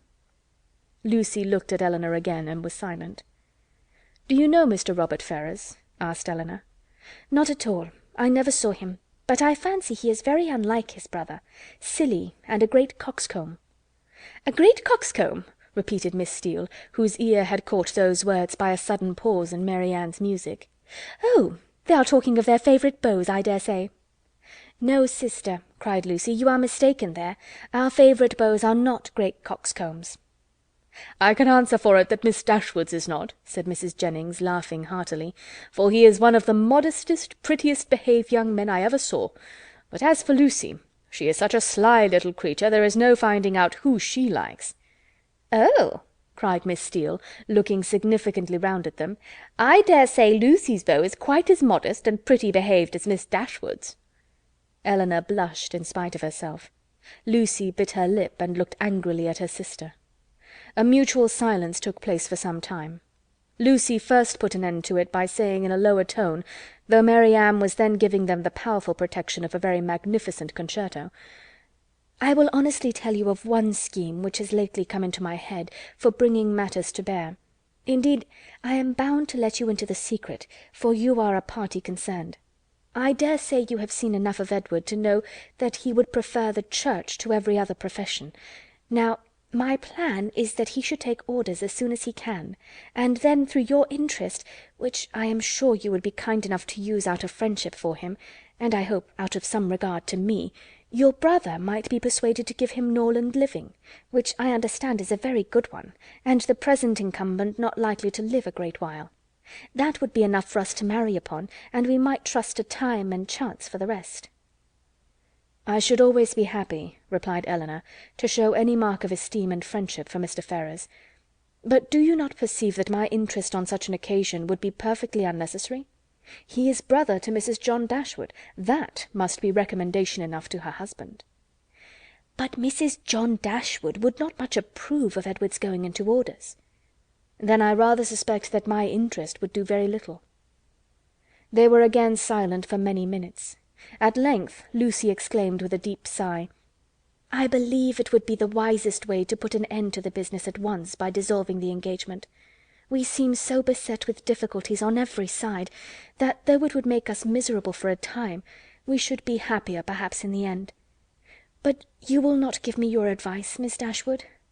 "No," answered Elinor with a smile which concealed very agitated feelings. "On such a subject I certainly will not. You know very well that my opinion would have no weight with you, unless it were on the side of your wishes." "Indeed you wrong me," replied Lucy with great solemnity. "I know nobody of whose judgment I think so highly as I do of yours. And I do really believe that if you was to say to me, 'I advise you by all means to put an end to your engagement with Edward Ferrars, it will be more for the happiness of both of you,' I should resolve upon doing it immediately." Elinor blushed for the insincerity of Edward's future wife, and replied, "This compliment would effectually frighten me from giving any opinion on the subject, had I formed one. It raises my influence much too high. The power of dividing two people so tenderly attached is too much for an indifferent person." "'Tis because you are an indifferent person," said Lucy with some pique, and laying a particular stress on those words, "that your judgment might justly have such weight with me. If you could be supposed to be biassed in any respect by your own feelings, your opinion would not be worth having." Elinor thought it wisest to make no answer to this, lest they might provoke each other to an unsuitable increase of ease and unreserve, and was even partly determined never to mention the subject again. Another pause therefore of many minutes' duration succeeded this speech, and Lucy was still the first to end it. "Shall you be in town this winter, Miss Dashwood?" said she with all her customary complacency. "Certainly not." "I am sorry for that," returned the other, while her eyes brightened at the information. "It would have gave me such pleasure to meet you there. But I dare say you will go for all that. To be sure your brother and sister will ask you to come with them." "It will not be in my power to accept their invitation if they do." "How unlucky that is! I had quite depended upon meeting you there. Anne and me are to go the latter end of January to some relations who have been wanting us to visit them these several years, but I only go for the sake of seeing Edward. He will be there in February, otherwise London would have no charms for me. I have not spirits for it." Elinor was soon called to the card table by the conclusion of the first rubber, and the confidential discourse of the two ladies was therefore at an end, to which both of them submitted without any reluctance, for nothing had been said on either side to make them dislike each other less than they had done before. And Elinor sat down to the card table with the melancholy persuasion that Edward was not only without affection for the person who was to be his wife, but that he had not even the chance of being tolerably happy in marriage, which sincere affection on her side would have given, for self-interest alone could induce a woman to keep a man to an engagement of which she seemed so thoroughly aware that he was weary. From this time the subject was never revived by Elinor, and when entered on by Lucy, who seldom missed an opportunity of introducing it, and was particularly careful to inform her confidante of her happiness whenever she received a letter from Edward, it was treated by the former with calmness and caution, and dismissed as soon as civility would allow, for she felt such conversations to be an indulgence which Lucy did not deserve, and which were dangerous to herself. The visit of the Miss Steeles at Barton Park was lengthened far beyond what the first invitation implied. Their favour increased. They could not be spared. Sir John would not hear of their going, and in spite of their numerous and long-arranged engagements in Exeter, in spite of the absolute necessity of returning to fulfil them immediately, which was in full force at the end of every week, they were prevailed on to stay nearly 2 months at the Park, and to assist in the due celebration of that festival which requires a more than ordinary share of private balls and large dinners to proclaim its importance. End of chapter 24. Chapter 25 of Sense and Sensibility by Jane Austen. Recording by Karen Savage. Chapter 25. Though Mrs. Jennings was in the habit of spending a large portion of the year at the houses of her children and friends, she was not without a settled habitation of her own. Since the death of her husband, who had traded with success in a less elegant part of the town, she had resided every winter in a house in one of the streets near Portman Square. Towards this home she began on the approach of January to turn her thoughts, and thither she one day abruptly, and very unexpectedly by them, asked the elder Mrs. Dashwood to accompany her. Elinor, without observing the varying complexion of her sister, and the animated look which spoke no indifference to the plan, immediately gave a grateful but absolute denial for both, in which she believed herself to be speaking their united inclinations. The reason alleged was their determined resolution of not leaving their mother at that time of the year. Mrs. Jennings received the refusal with some surprise, and repeated her invitation immediately. "Oh Lord, I am sure your mother can spare you very well, and I do beg you will favour me with your company, for I've quite set my heart upon it. Don't fancy that you will be any inconvenience to me, for I shan't put myself at all out of my way for you. It will only be sending Betty by the coach, and I hope I can afford that. We 3 shall be able to go very well in my chaise, and when we are in town, if you do not like to go wherever I do, well and good, you may always go with one of my daughters. I am sure your mother will not object to it, for I have had such good luck in getting my own children off my hands, that she will think me a very fit person to have the charge of you. And if I don't get one of you at least well married before I have done with you, it shall not be my fault. I shall speak a good word for you to all the young men, you may depend upon it." "I have a notion," said Sir John, "that Miss Mary Ann would not object to such a scheme, if her elder sister would come into it. It is very hard indeed that she should not have a little pleasure, because Miss Dashwood does not wish it. So I would advise you two to set off for town, when you are tired of Barton, without saying a word to Miss Dashwood about it. "Nay," cried Mrs. Jennings, "I am sure I shall be monstrous glad of Miss Mary Ann's company, whether Miss Dashwood will go or not. Only the more the merrier, say I. And I thought it would be more comfortable for them to be together, because if they got tired of me they might talk to one another, and laugh at my old ways behind my back. But one or the other, if not both of them, I must have. Lord bless me, how do you think I can live poking by myself, I who have always been used till this winter to have Charlotte with me? Come, Miss Mary Ann, let us strike hands upon the bargain, and if Miss Dashwood will change her mind by and by, why so much the better." "Thank you, ma'am, sincerely thank you," said Mary Ann with warmth. "Your invitation has assured my gratitude forever, and it would give me such happiness, yes, almost the greatest happiness I am capable of, to be able to accept it. But my mother, my dearest, kindest mother, I feel the justice of what Elinor has urged, and if she were to be made less happy, less comfortable by our absence, oh no, nothing should tempt me to leave her. It should not, must not be a struggle." Mrs. Jennings repeated her assurance that Mrs. Dashwood could spare them perfectly well, and Elinor, who now understood her sister, and saw to what indifference to almost everything else she was carried by her eagerness to be with Willoughby again, made no further direct opposition to the plan, and merely referred it to her mother's decision, from whom, however, she scarcely expected to receive any support in her endeavour to prevent a visit, which she could not approve of from Mary Ann, and which on her own account she had particular reasons to avoid. Whatever Mary Ann was desirous of, her mother would be eager to promote. She could not expect to influence the latter to cautiousness of conduct in an affair respecting which she had never been able to inspire her with distrust, and she dared not explain the motive of her own disinclination for going to London. That Mary Ann, fastidious as she was, thoroughly acquainted with Mrs. Jennings's manners, and invariably disgusted by them, should overlook every inconvenience of that kind, should disregard whatever must be most wounding to her irritable feelings, in her pursuit of one object, was such a proof, so strong, so full, of the importance of that object to her, as Elinor, in spite of all that had passed, was not prepared to witness.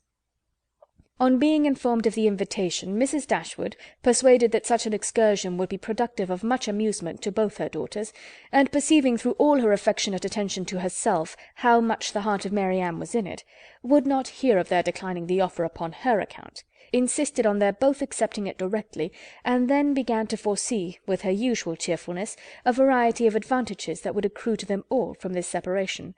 "I am delighted with the plan," she cried. "It is exactly what I could wish. Margaret and I shall be as much benefited by it as yourselves. When you and the Middletons are gone, we shall go on so quietly and happily together with our books and our music. You will find Margaret so improved when you come back again. I have a little plan of alteration for your bedrooms too, which may now be performed without any inconvenience to anyone. It is very right that you should go to town. I would have every young woman of your condition in life acquainted with the manners and amusements of London. You will be under the care of a motherly good sort of woman, of whose kindness to you I can have no doubt. And in all probability you will see your brother, and whatever may be his faults, or the faults of his wife, when I consider whose son he is, I cannot bear to have you so wholly estranged from each other." "Though with your usual anxiety for our happiness," said Elinor, "you have been obviating every impediment to the present scheme which occurred to you, there is still one objection which, in my opinion, cannot be so easily removed." Mary Ann's countenance sunk.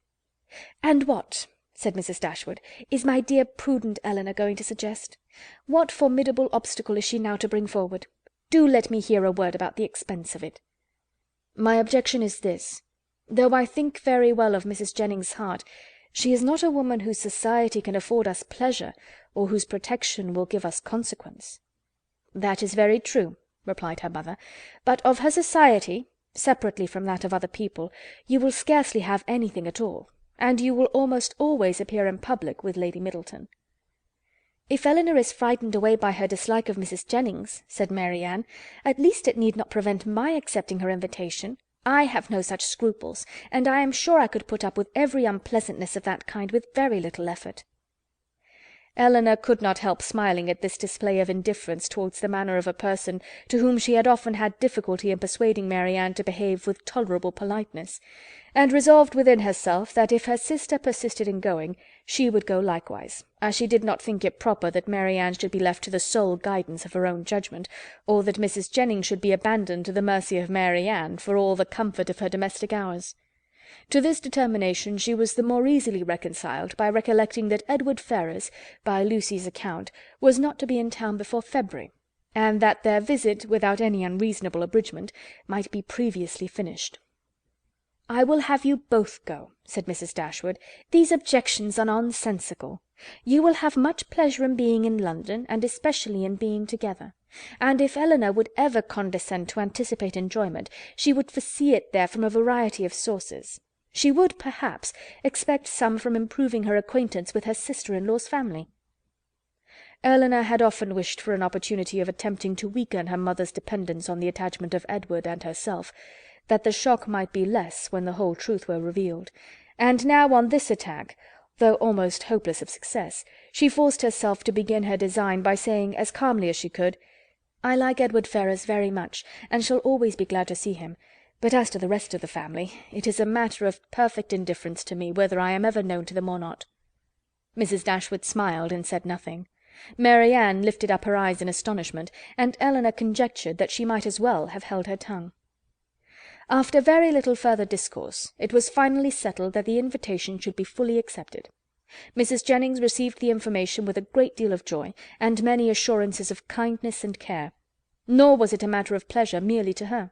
Sir John was delighted, for to a man whose prevailing anxiety was the dread of being alone, the acquisition of 2 to the number of inhabitants in London was something. Even Lady Middleton took the trouble of being delighted, which was putting herself rather out of the way. And as for the Miss Steeles, especially Lucy, they had never been so happy in their lives as this intelligence made them. Elinor submitted to the arrangement which counteracted her wishes with less reluctance than she had expected to feel. With regard to herself, it was now a matter of unconcern whether she went to town or not, and when she saw her mother so thoroughly pleased with the plan, and her sister exhilarated by it in look, voice, and manner, restored to all her usual animation, and elevated to more than her usual gaiety, she could not be dissatisfied with the cause, and would hardly allow herself to distrust the consequence. Marianne's joy was almost a degree beyond happiness, so great was the perturbation of her spirits, and her impatience to be gone. Her unwillingness to quit her mother was her only restorative to calmness, and at the moment of parting her grief on that score was excessive. Her mother's affliction was hardly less, and Elinor was the only one of the 3 who seemed to consider the separation as anything short of eternal. Their departure took place in the first week of January. The Middletons were to follow in about a week. The Miss Steeles kept their station at the Park, and were to quit it only with the rest of the family. End of chapter 25. Chapter 26 of Sense and Sensibility by Jane Austen. Recording by Karen Savage. Chapter 26. Elinor could not find herself in the carriage with Mrs. Jennings, and beginning a journey to London under her protection and as her guest, without wondering at her own situation, so short had their acquaintance with the lady been, so wholly unsuited were they in age and disposition, and so many had been her objections against such a measure only a few days before.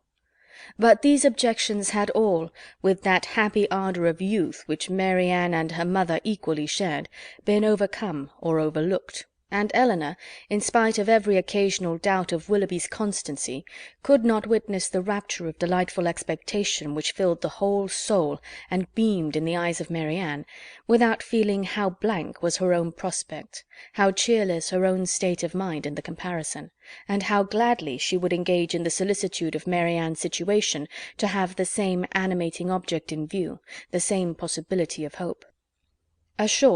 A very short time, however, must now decide what Willoughby's intentions were. In all probability he was already in town. Marianne's eagerness to be gone declared her dependence on finding him there, and Elinor was resolved not only upon gaining every new light as to his character which her own observation or the intelligence of others could give her, but likewise upon watching his behaviour to her sister with such zealous attention as to ascertain what he was and what he meant before many meetings had taken place.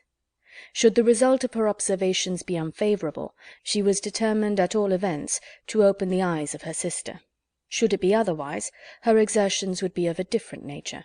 She must then learn to avoid every selfish comparison, and banish every regret which might lessen her satisfaction in the happiness of Marianne.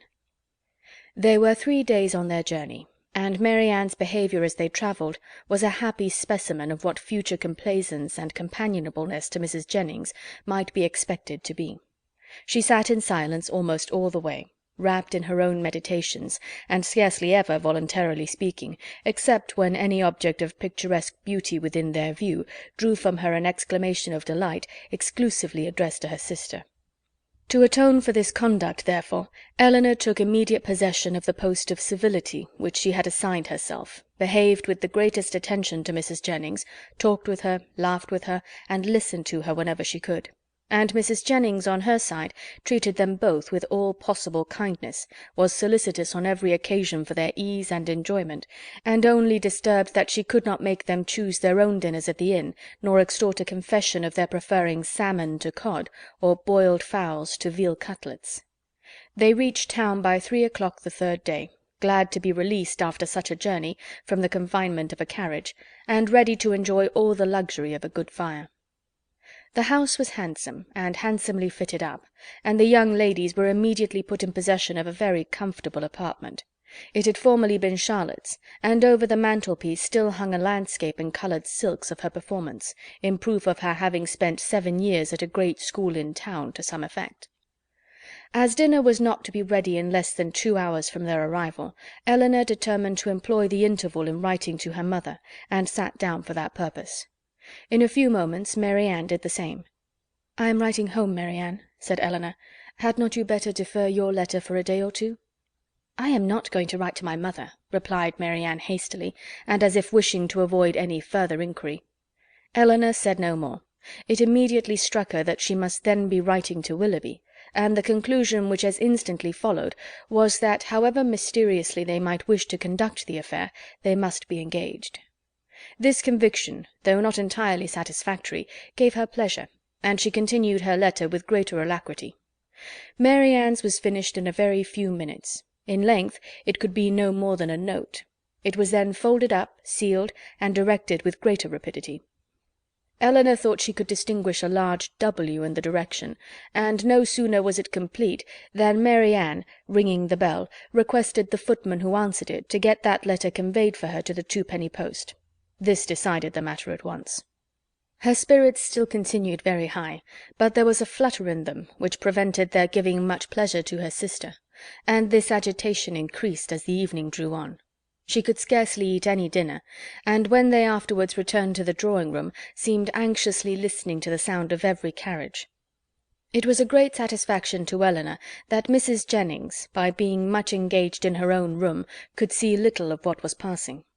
The tea-things were brought in, and already had Marianne been disappointed more than once by a rap at a neighbouring door, when a loud one was suddenly heard, which could not be mistaken for one at any other house.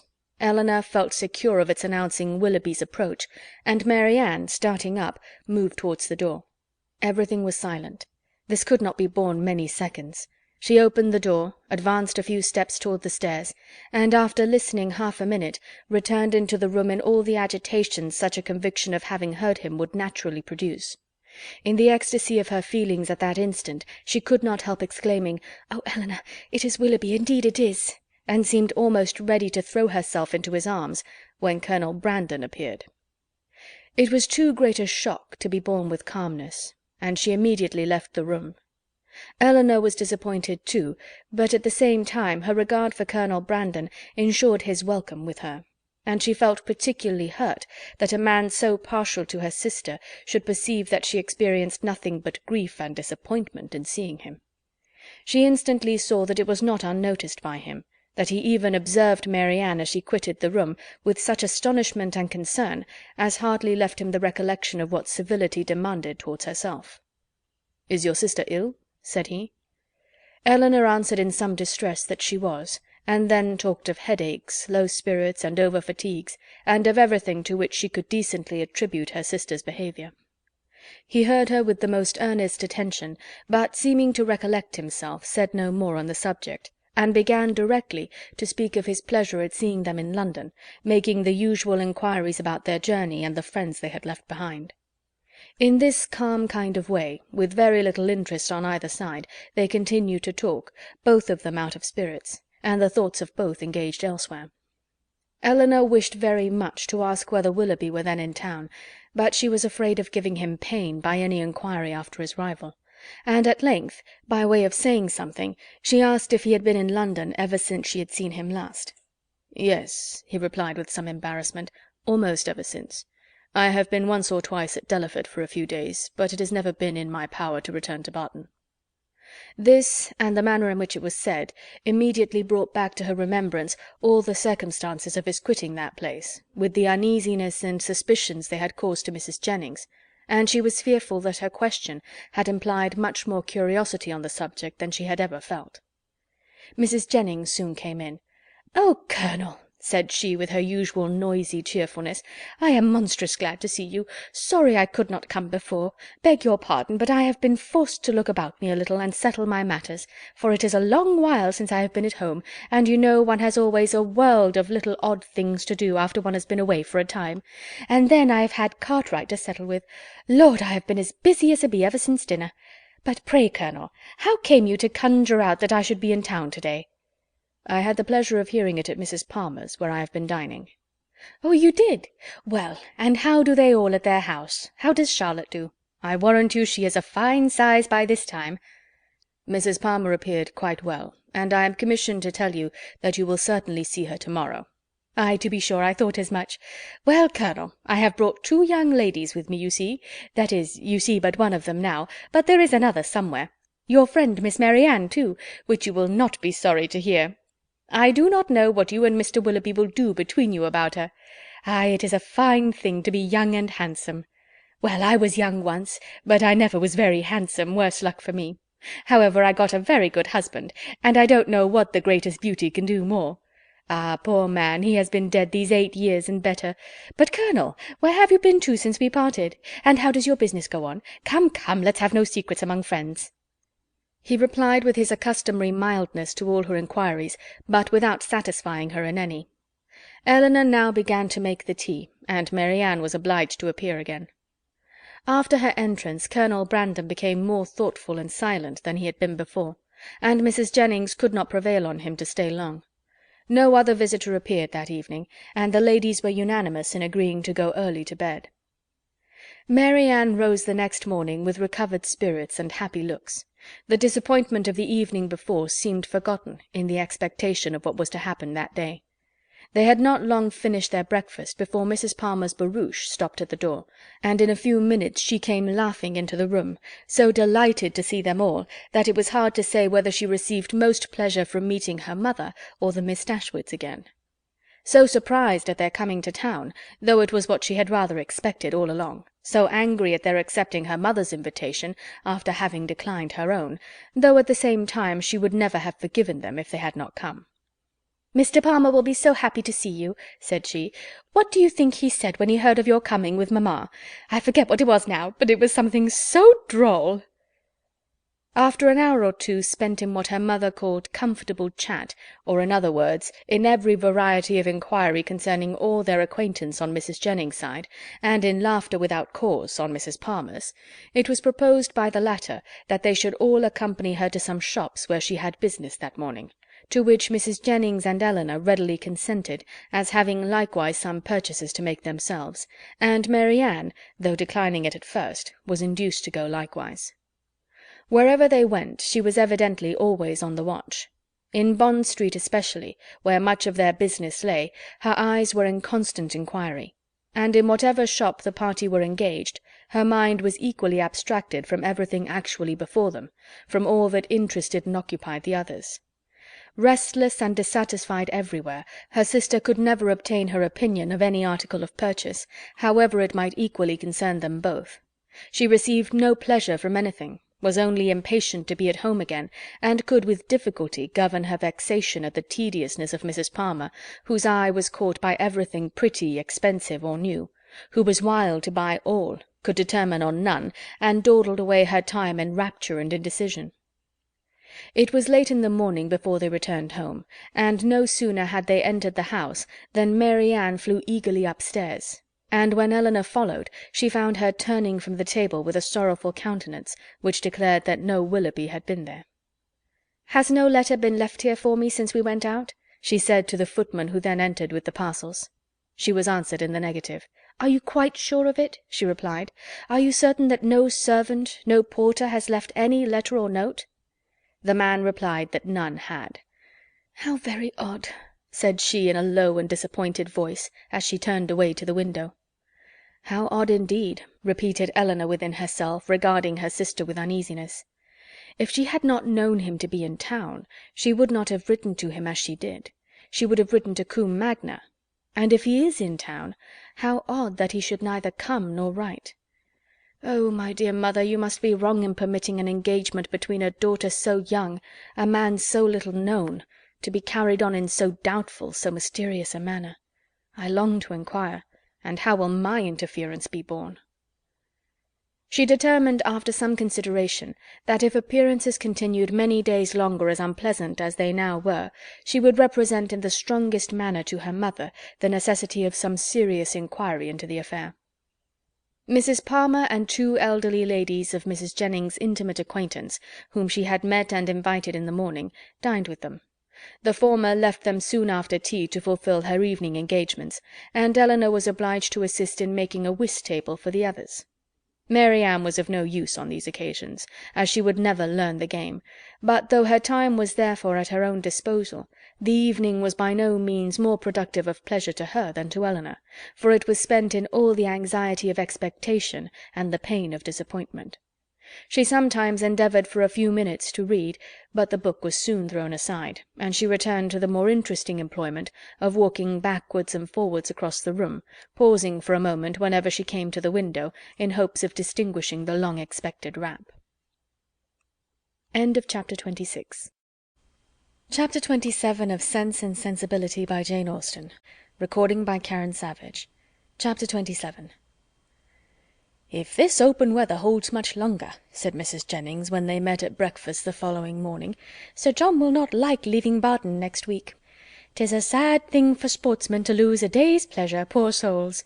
I always pity them when they do. They seem to take it so much to heart." "That is true," cried Mary Ann in a cheerful voice, and walking to the window as she spoke to examine the day. "I had not thought of that. This weather will keep many sportsmen in the country." It was a lucky recollection. All her good spirits were restored by it. "It is charming weather for them, indeed," she continued as she sat down to the breakfast table with a happy countenance. "How much they must enjoy it! But," with a little return of anxiety, "it cannot be expected to last long. At this time of year, and after such a series of rain, we shall certainly have very little more of it. Frosts will soon set in, and in all probability with severity. Another day or two, perhaps. This extreme mildness can hardly last longer. Nay, perhaps it may freeze to-night." "At any rate," said Elinor, wishing to prevent Mrs. Jennings from seeing her sister's thoughts as clearly as she did, "I dare say we shall have Sir John and Lady Middleton in town by the end of next week." "Ay, my dear, I'll warrant you we do. Mary always has her own way." "And now," silently conjectured Elinor, "she will write to Combe by this day's post." But if she did, the letter was written and sent away with a privacy which eluded all her watchfulness to ascertain the fact. Whatever the truth of it might be, and as far as Elinor was from feeling thorough contentment about it, yet while she saw Mary Ann in spirits, she could not be very uncomfortable herself. And Mary Ann was in spirits, happy in the mildness of the weather, and still happier in her expectation of a frost. The morning was chiefly spent in leaving cards at the houses of Mrs. Jennings's acquaintance to inform them of her being in town, and Mary Ann was all the time busy in observing the direction of the wind, watching the variations of the sky, and imagining an alteration in the air. "Don't you find it cooler than it was in the morning, Elinor? There seems to me a very decided difference. I can hardly keep my hands warm, even in my muff. It was not so yesterday, I think. The clouds seem parting too, the sun will be out in a moment, and we shall have a clear afternoon." Elinor was alternately diverted and pained, but Mary Ann persevered, and saw every night, in the brightness of the fire, and every morning, in the appearance of the atmosphere, the certain symptoms of approaching frost. The Miss Dashwoods had no greater reason to be dissatisfied with Mrs. Jennings's style of living and set of acquaintance than with her behaviour to themselves, which was invariably kind. Everything in her household arrangements was conducted on the most liberal plan, and excepting a few old city friends, whom to Lady Middleton's regret she had never dropped, she visited no one to whom an introduction could at all discompose the feelings of her young companions. Pleased to find herself more comfortably situated in that particular than she had expected, Elinor was very willing to compound for the want of much real enjoyment from any of their evening parties, which, whether at home or abroad, formed only for cards, could have little to amuse her. Colonel Brandon, who had a general invitation to the house, was with them almost every day. He came to look at Mary Ann and talk to Elinor, who often derived more satisfaction from conversing with him than from any other daily occurrence, but who saw at the same time, with much concern, his continued regard for her sister. She feared it was a strengthening regard. It grieved her to see the earnestness with which he often watched Mary Ann, and his spirits were certainly worse than when at Barton. About a week after their arrival, it became certain that Willoughby was also arrived. His card was on the table when they came in from the morning's drive. "Good God!" cried Mary Ann. "He has been here while we were out." Elinor, rejoiced to be assured of his being in London, now ventured to say, "Depend upon it, he will call again to-morrow." But Mary Ann seemed hardly to hear her, and on Mrs. Jennings's entrance escaped with the precious card. This event, while it raised the spirits of Elinor, restored to those of her sister all, and more than all, their former agitation. From this moment her mind was never quiet.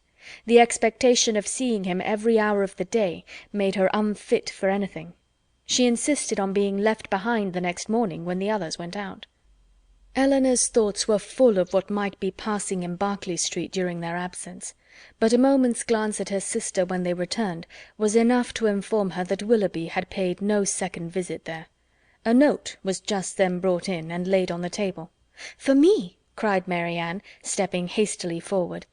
"No, ma'am, for my mistress." But Mary Ann, not convinced, took it instantly up. "It is indeed for Mrs. Jennings. How provoking!" "You are expecting a letter, then?" said Elinor, unable to be longer silent. "Yes, a little. Not much." After a short pause, "You have no confidence in me, Mary Ann?" "Nay, Elinor, this reproach from you, you who have confidence in no one?" "Me?" returned Elinor in some confusion. "Indeed, Mary Ann, I have nothing to tell." "Nor I," answered Mary Ann with energy. "Our situations, then, are alike. We have neither of us anything to tell, you because you do not communicate, and I because I conceal nothing." Elinor, distressed by this charge of reserve in herself, which she was not at liberty to do away, knew not how, under such circumstances, to press for greater openness in Mary Ann. Mrs. Jennings soon appeared, and the note being given her, she read it aloud. It was from Lady Middleton, announcing their arrival in Conduit Street the night before, and requesting the company of her mother and cousins the following evening. Business on Sir John's part, and a violent cold on her own, prevented their calling in Berkeley Street.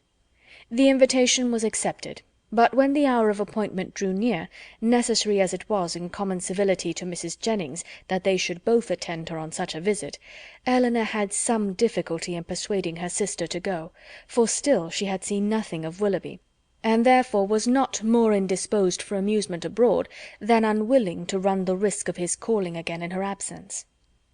Elinor found, when the evening was over, that disposition is not materially altered by a change of abode; for although scarcely settled in town, Sir John had contrived to collect around him nearly 20 young people, and to amuse them with a ball.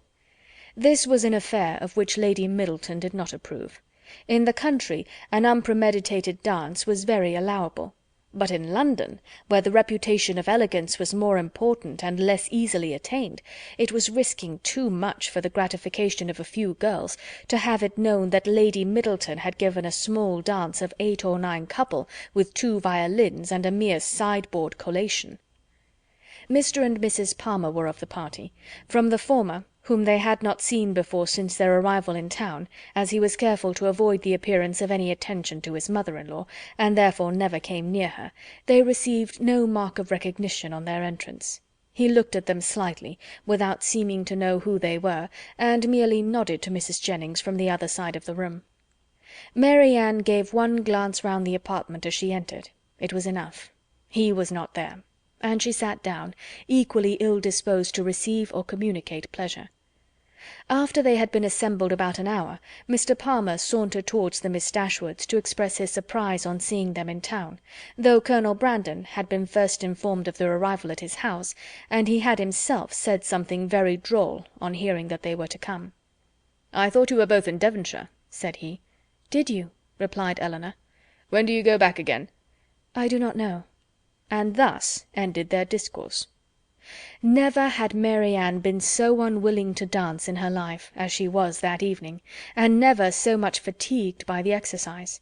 She complained of it as they returned to Berkeley Street. "Ay, ay," said Mrs. Jennings, "we know the reason of all that very well. If a certain person, who shall be nameless, had been there, you would not have been a bit tired. And to say the truth, it was not very pretty of him not to give you the meeting when he was invited." "Invited!" cried Mary Ann. "So my daughter Middleton told me, for it seems Sir John met him somewhere in the street this morning." Mary Ann said no more, but looked exceedingly hurt. Impatient in this situation to be doing something that might lead to her sister's relief, Elinor resolved to write the next morning to her mother, and hoped, by awakening her fears for the health of Mary Ann, to procure those inquiries which had been so long delayed; and she was still more eagerly bent on this measure by perceiving after breakfast on the morrow that Mary Ann was again writing to Willoughby, for she could not suppose it to be to any other person. About the middle of the day Mrs. Jennings went out by herself on business, and Elinor began her letter directly, while Mary Ann, too restless for employment, too anxious for conversation, walked from one window to the other, or sat down by the fire in melancholy meditation. Elinor was very earnest in her application to her mother, relating all that had passed, her suspicions of Willoughby's inconstancy, urging her by every plea of duty and affection to demand from Mary Ann an account of her real situation with respect to him. Her letter was scarcely finished when a rap foretold a visitor, and Colonel Brandon was announced. Mary Ann, who had seen him from the window, and who hated company of any kind, left the room before he entered it. He looked more than usually grave, and though expressing satisfaction at finding Miss Dashwood alone, as if he had somewhat in particular to tell her, sat for some time without saying a word. Elinor, persuaded that he had some communication to make in which her sister was concerned, impatiently expected its opening. It was not the first time of her feeling the same kind of conviction, for more than once before, beginning with the observation of "Your sister looks unwell to-day," or "Your sister seems out of spirits," he had appeared on the point either of disclosing or of inquiring something particular about her. After a pause of several minutes, their silence was broken by his asking her, in a voice of some agitation, when he was to congratulate her on the acquisition of a brother. Elinor was not prepared for such a question, and having no answer ready, was obliged to adopt the simple and common expedient of asking what he meant. He tried to smile as he replied, "Your sister's engagement to Mr. Willoughby is very generally known." "It cannot be generally known," returned Elinor, "for her own family do not know it." He looked surprised, and said, "I beg your pardon. I am afraid my inquiry has been impertinent, but I had not supposed any secrecy intended, as they openly correspond, and their marriage is universally talked of." "How can that be? By whom can you have heard it mentioned?" "By many. By some of whom you know nothing, by others with whom you are most intimate, Mrs. Jennings, Mrs. Palmer, and the Middletons. But still I might not have believed it, for where the mind is perhaps rather unwilling to be convinced, it will always find something to support its doubts. if I had not, when the servant let me in to-day, accidentally seen a letter in his hand, directed to Mr. Willoughby in your sister's writing. I came to inquire, but I was convinced before I could ask the question. Is everything finally settled? Is it impossible to— But I have no right, and I could have no chance of succeeding. Excuse me, Miss Dashwood, I believe I have been wrong in saying so much, but I hardly know what to do, and on your prudence I have the strongest dependence. Tell me that it is all absolutely resolved on, that any attempt, that, in short, concealment, if concealment be possible, is all that remains." These words, which conveyed to Elinor a direct avowal of his love for her sister, affected her very much. She was not immediately able to say anything, and even when her spirits were recovered, she debated for a short time on the answer it would be most proper to give. The real state of things between Willoughby and her sister was so little known to herself that in endeavouring to explain it she might be as liable to say too much as too little. Yet as she was convinced that Mary Ann's affection for Willoughby could leave no hope of Colonel Brandon's success, whatever the event of that affection might be, and at the same time wished to shield her conduct from censure, she thought it most prudent and kind, after some consideration, to say more than she really knew or believed. She acknowledged, therefore, that though she had never been informed by themselves of the terms on which they stood with each other, of their mutual affection she had no doubt, and of their correspondence she was not astonished to hear. He listened to her with silent attention, and on her ceasing to speak rose directly from his seat, and after saying in a voice of emotion, "To your sister I wish all imaginable happiness, to Willoughby, that he may endeavour to deserve her," took leave and went away. Elinor derived no comfortable feelings from this conversation to lessen the uneasiness of her mind on other points. She was left, on the contrary, with a melancholy impression of Colonel Brandon's unhappiness, and was prevented even from wishing it removed by her anxiety for the very event that must confirm it. End of Chapter 27. Chapter 28 of Sense and Sensibility by Jane Austen. Recording by Karen Savage. Chapter 28. Nothing occurred during the next 3 or 4 days to make Elinor regret what she had done, in applying to her mother, for Willoughby neither came nor wrote. They were engaged about the end of that time to attend Lady Middleton to a party, from which Mrs. Jennings was kept away by the indisposition of her youngest daughter, and for this party Mary Ann, wholly dispirited, careless of her appearance, and seeming equally indifferent whether she went or stayed, prepared, without one look of hope or one expression of pleasure. She sat by the drawing-room fire after tea till the moment of Lady Middleton's arrival, without once stirring from her seat or altering her attitude, lost in her own thoughts and insensible of her sister's presence. And when at last they were told that Lady Middleton waited for them at the door, she started as if she had forgotten that any one was expected. They arrived in due time at the place of destination, and as soon as the string of carriages before them would allow, alighted, ascended the stairs, heard their names announced from one landing-place to another in an audible voice, and entered a room splendidly lit up, quite full of company, and insufferably hot. When they had paid their tribute of politeness by curtsying to the lady of the house, they were permitted to mingle in the crowd, and take their share of the heat and inconvenience, to which their arrival must necessarily add. After some time spending in saying little or doing less, Lady Middleton sat down to Casino, and as Mary Ann was not in spirits for moving about, she and Elinor, luckily succeeding to chairs, placed themselves at no great distance from the table. They had not remained in this manner long before Elinor perceived Willoughby standing within a few yards of them, in earnest conversation with a very fashionable-looking young woman. She soon caught his eye, and he immediately bowed, but without attempting to speak to her, or to approach Mary Ann, though he could not but see her, and then continued his discourse with the same lady. Elinor turned involuntarily to Mary Ann, to see whether it could be unobserved by her. At that moment she first perceived him, and her whole countenance glowing with sudden delight, she would have moved towards him instantly, had not her sister caught hold of her. "Good heavens!" she exclaimed, "he is here! He is here! Oh, why does he not look at me? Why cannot I speak to him?" "Pray, pray be composed," cried Elinor, "and do not betray what you feel to everybody present. Perhaps he has not observed you yet." This, however, was more than she could believe herself, and to be composed at such a moment was not only beyond the reach of Marianne, it was beyond her wish.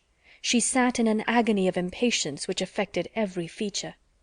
At last he turned round again and regarded them both. She started up, and pronouncing his name in a tone of affection, held out her hand to him.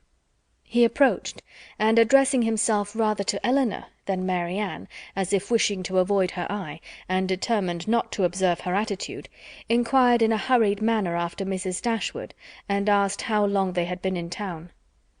Elinor was robbed of all presence of mind by such an address, and was unable to say a word. But the feelings of her sister were instantly expressed. Her face was crimsoned over, and she exclaimed in a voice of the greatest emotion, "Good God, Willoughby, what is the meaning of this? Have you not received my letters? Will you not shake hands with me?" He could not then avoid it, but her touch seemed painful to him, and he held her hand only for a moment. During all this time he was evidently struggling for composure.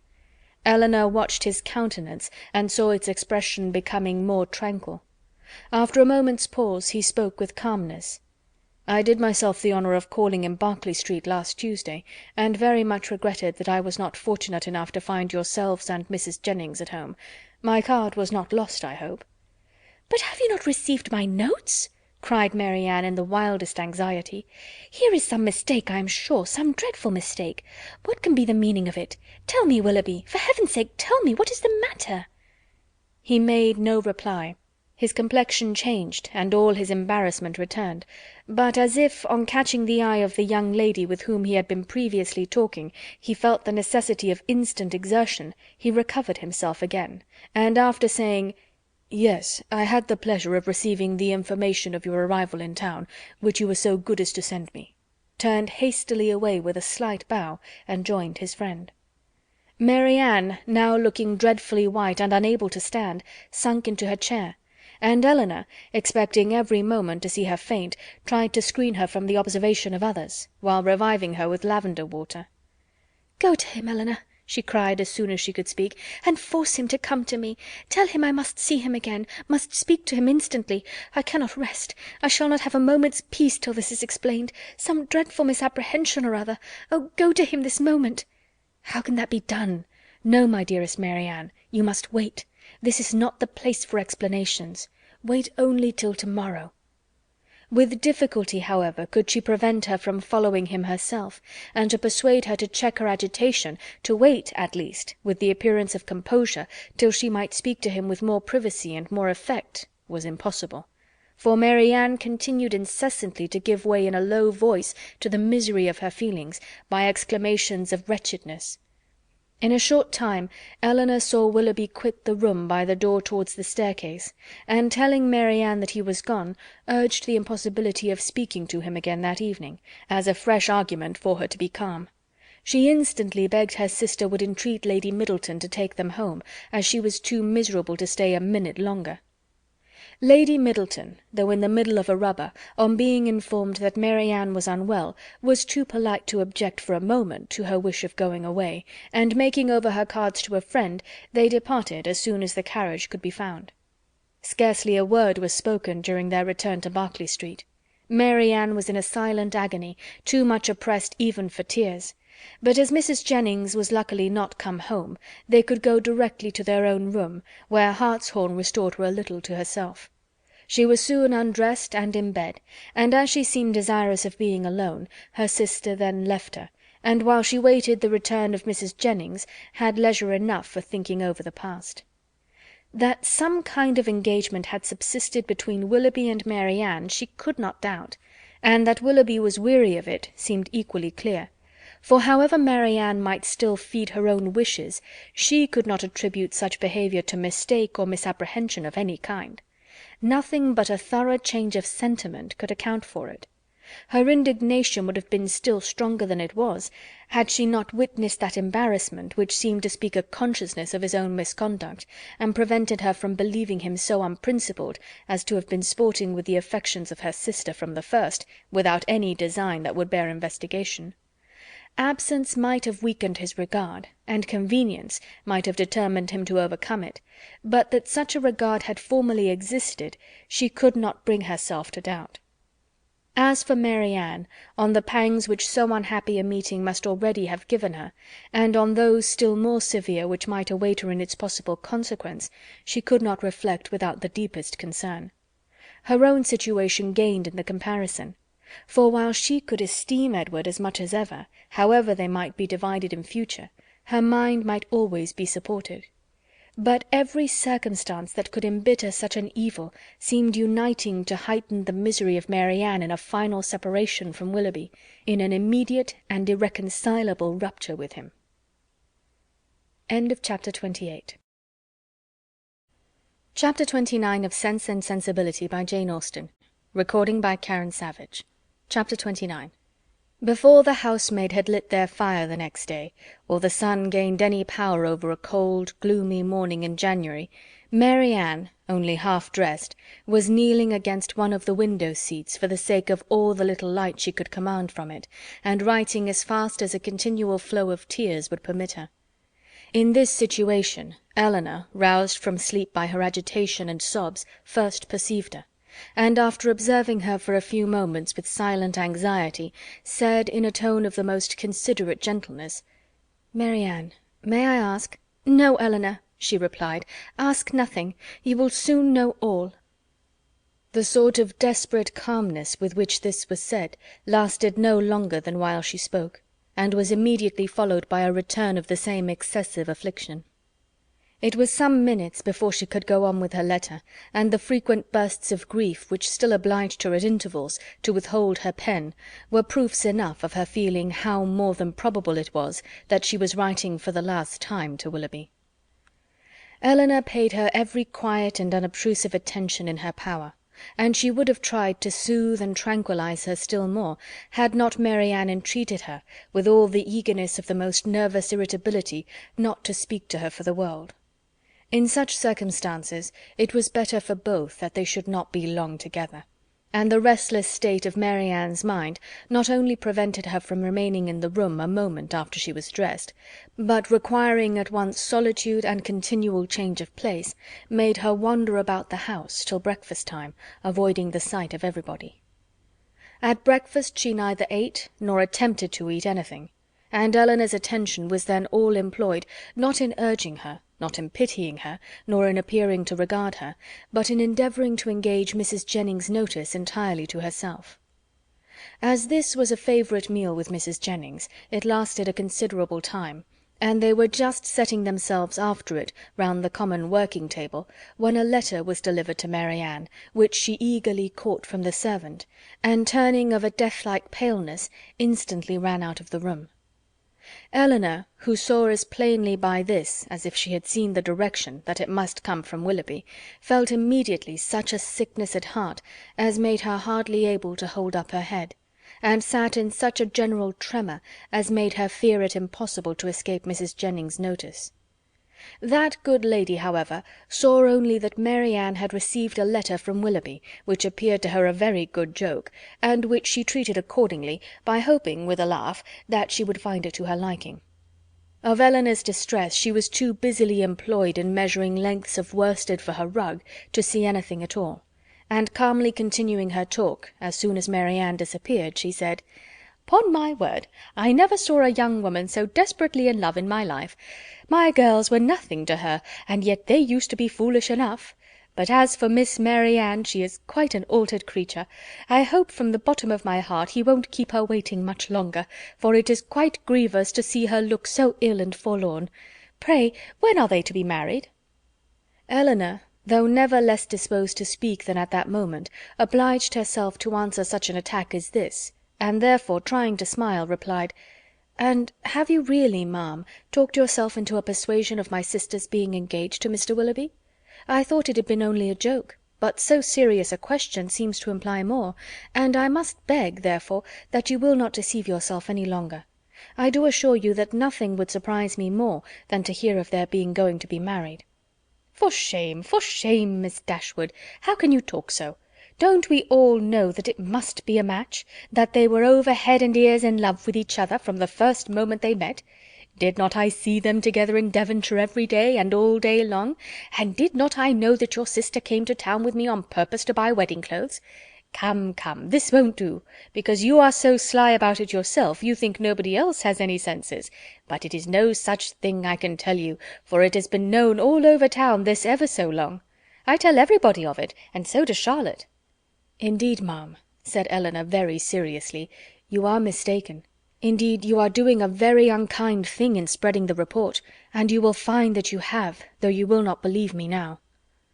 Mrs. Jennings laughed again, but Elinor had not spirits to say more, and eager at all events to know what Willoughby had written, hurried away to their room, where on opening the door she saw Mary Ann stretched on the bed, almost choked by grief, one letter in her hand, and 2 or 3 others laying by her.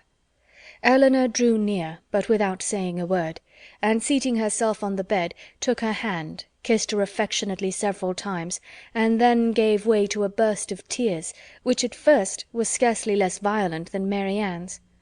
The latter, though unable to speak, seemed to feel all the tenderness of this behaviour, and after some time thus spent in joint affliction, she put all the letters into Elinor's hands, and then, covering her face with her handkerchief, almost screamed with agony. Elinor, who knew that such grief, shocking as it was to witness it, must have its course, watched by her till this excess of suffering had somewhat spent itself, and then turning eagerly to Willoughby's letter, read as follows: Bond Street, January. My dear Madam, I have just had the honour of receiving your letter, for which I beg to return my sincere acknowledgments.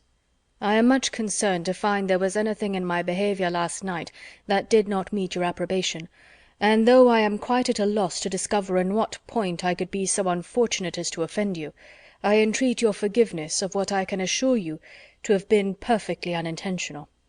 I shall never reflect on my former acquaintance with your family in Devonshire without the most grateful pleasure, and flatter myself it will not be broken by any mistake or misapprehension of my actions. My esteem for your whole family is very sincere, but if I have been so unfortunate as to give rise to a belief of more than I felt or meant to express, I shall reproach myself for not having been more guarded in my professions of that esteem. That I should ever have meant more you will allow to be impossible, when you understand that my affections have been long engaged elsewhere, and it will not be many weeks, I believe, before this engagement is fulfilled. It is with great regret that I obey your commands in returning the letters with which I have been honoured from you, and the lock of hair which you so obligingly bestowed on me. I am, dear madam, your most obedient, humble servant, John Willoughby. With what indignation such a letter as this must be read by Miss Dashwood may be imagined. Though aware, before she began it, that it must bring a confession of his inconstancy, and confirm their separation for ever, she was not aware that such language could be suffered to announce it, nor could she have supposed Willoughby capable of departing so far from the appearance of every honourable and delicate feeling, so far from the common decorum of a gentleman, as to send a letter so impudently cruel, a letter which, instead of bringing with his desire of a release any professions of regret, acknowledged no breach of faith, denied all peculiar affection whatever, a letter of which every line was an insult, and which proclaimed its writer to be deep in hardened villainy. She paused over it for some time with indignant astonishment, then read it again and again, but every perusal only served to increase her abhorrence of the man, and so bitter were her feelings against him that she dared not trust herself to speak, lest she might wound Mary Ann still deeper by treating their disengagement not as a loss to her of any possible good, but as an escape from the worst and most irremediable of all evils, a connection for life with an unprincipled man, as a deliverance the most real, a blessing the most important. In her earnest meditations on the contents of the letter, on the depravity of that mind which could dictate it, and probably on the very different mind of a very different person who had no other connection whatever with the affair than what her heart gave him with everything that passed, Elinor forgot the immediate distress of her sister, forgot that she had 3 letters on her lap yet unread, and so entirely forgot how long she had been in the room, that when on hearing a carriage drive up to the door she went to the window to see who could be coming so unreasonably early, she was all astonishment to perceive Mrs. Jennings's chariot, which she knew had not been ordered till 1. Determined not to quit Mary Ann, though hopeless of contributing at present to her ease, she hurried away to excuse herself from attending Mrs. Jennings, on account of her sister being indisposed. Mrs. Jennings, with a thoroughly good-humoured concern for its cause, admitted the excuse most readily, and Elinor, after seeing her safe off, returned to Mary Ann, whom she found attempting to rise from the bed, and whom she reached just in time to prevent her from falling on the floor, faint and giddy from a long want of proper rest and food; for it was many days since she had any appetite, and many nights since she had really slept. And now, when her mind was no longer supported by the fever of suspense, the consequence of all this was felt in an aching head, a weakened stomach, and a general nervous faintness. A glass of wine, which Elinor procured for her directly, made her more comfortable, and she was at last able to express some sense of her kindness by saying, "Poor Elinor, how unhappy I make you!" "I only wish," replied her sister, "there were anything I could do which might be of comfort to you." This, as everything else would have been, was too much for Mary Ann, who could only exclaim, in the anguish of her heart, "Oh, Elinor, I am miserable indeed," before her voice was entirely lost in sobs. Elinor could no longer witness this torrent of unresisted grief in silence. "Exert yourself, dear Mary Ann," she cried, "if you would not kill yourself and all who love you. Think of your mother. Think of her misery while you suffer. For her sake you must exert yourself." "I cannot, I cannot," cried Mary Ann. Leave me if I distress you. Leave me, hate me, forget me, but do not torture me so. Oh, how easy for those who have no sorrow of their own to talk of exertion! Happy, happy Elinor! You cannot have an idea of what I suffer." "Do you call me happy, Mary Ann? Oh, if you knew! And can you believe me to be so while I see you so wretched? Forgive me," throwing her arms around her sister's neck. "I know you feel for me. I know what a heart you have. But yet you must be happy. Edward loves you. What, oh, what can do away with such happiness as that?" "Many, many circumstances," said Elinor solemnly. "No, no, no," cried Mary Ann wildly. "He loves you, and only you. You can have no grief." "I can have no pleasure while I see you in this state." "And you will never see me otherwise. Mine is a misery which nothing can do away." "You must not talk so, Mary Ann. Have you no comforts, no friends? Is your loss such as leaves no opening for consolation? Much as you suffer now, think of what you would have suffered if the discovery of his character had been delayed to a later period, if your engagement had been carried on for months and months, as it might have been, before he chose to put an end to it. Every additional day of unhappy confidence on your side would have made the blow more dreadful." "Engagement!" cried Mary Ann. "There has been no engagement." "No engagement?" "No, he is not so unworthy as you believe him. He has broken no faith with me." "But he told you that he loved you?" "Yes. No, never absolutely. It was every day implied, but never professedly declared. Sometimes I thought it had been, but it never was." "Yet you wrote to him?" "Yes. Could that be wrong after all that had passed? But I cannot talk." Elinor said no more, and turning again to the 3 letters which now raised a much stronger curiosity than before, directly ran over the contents of all.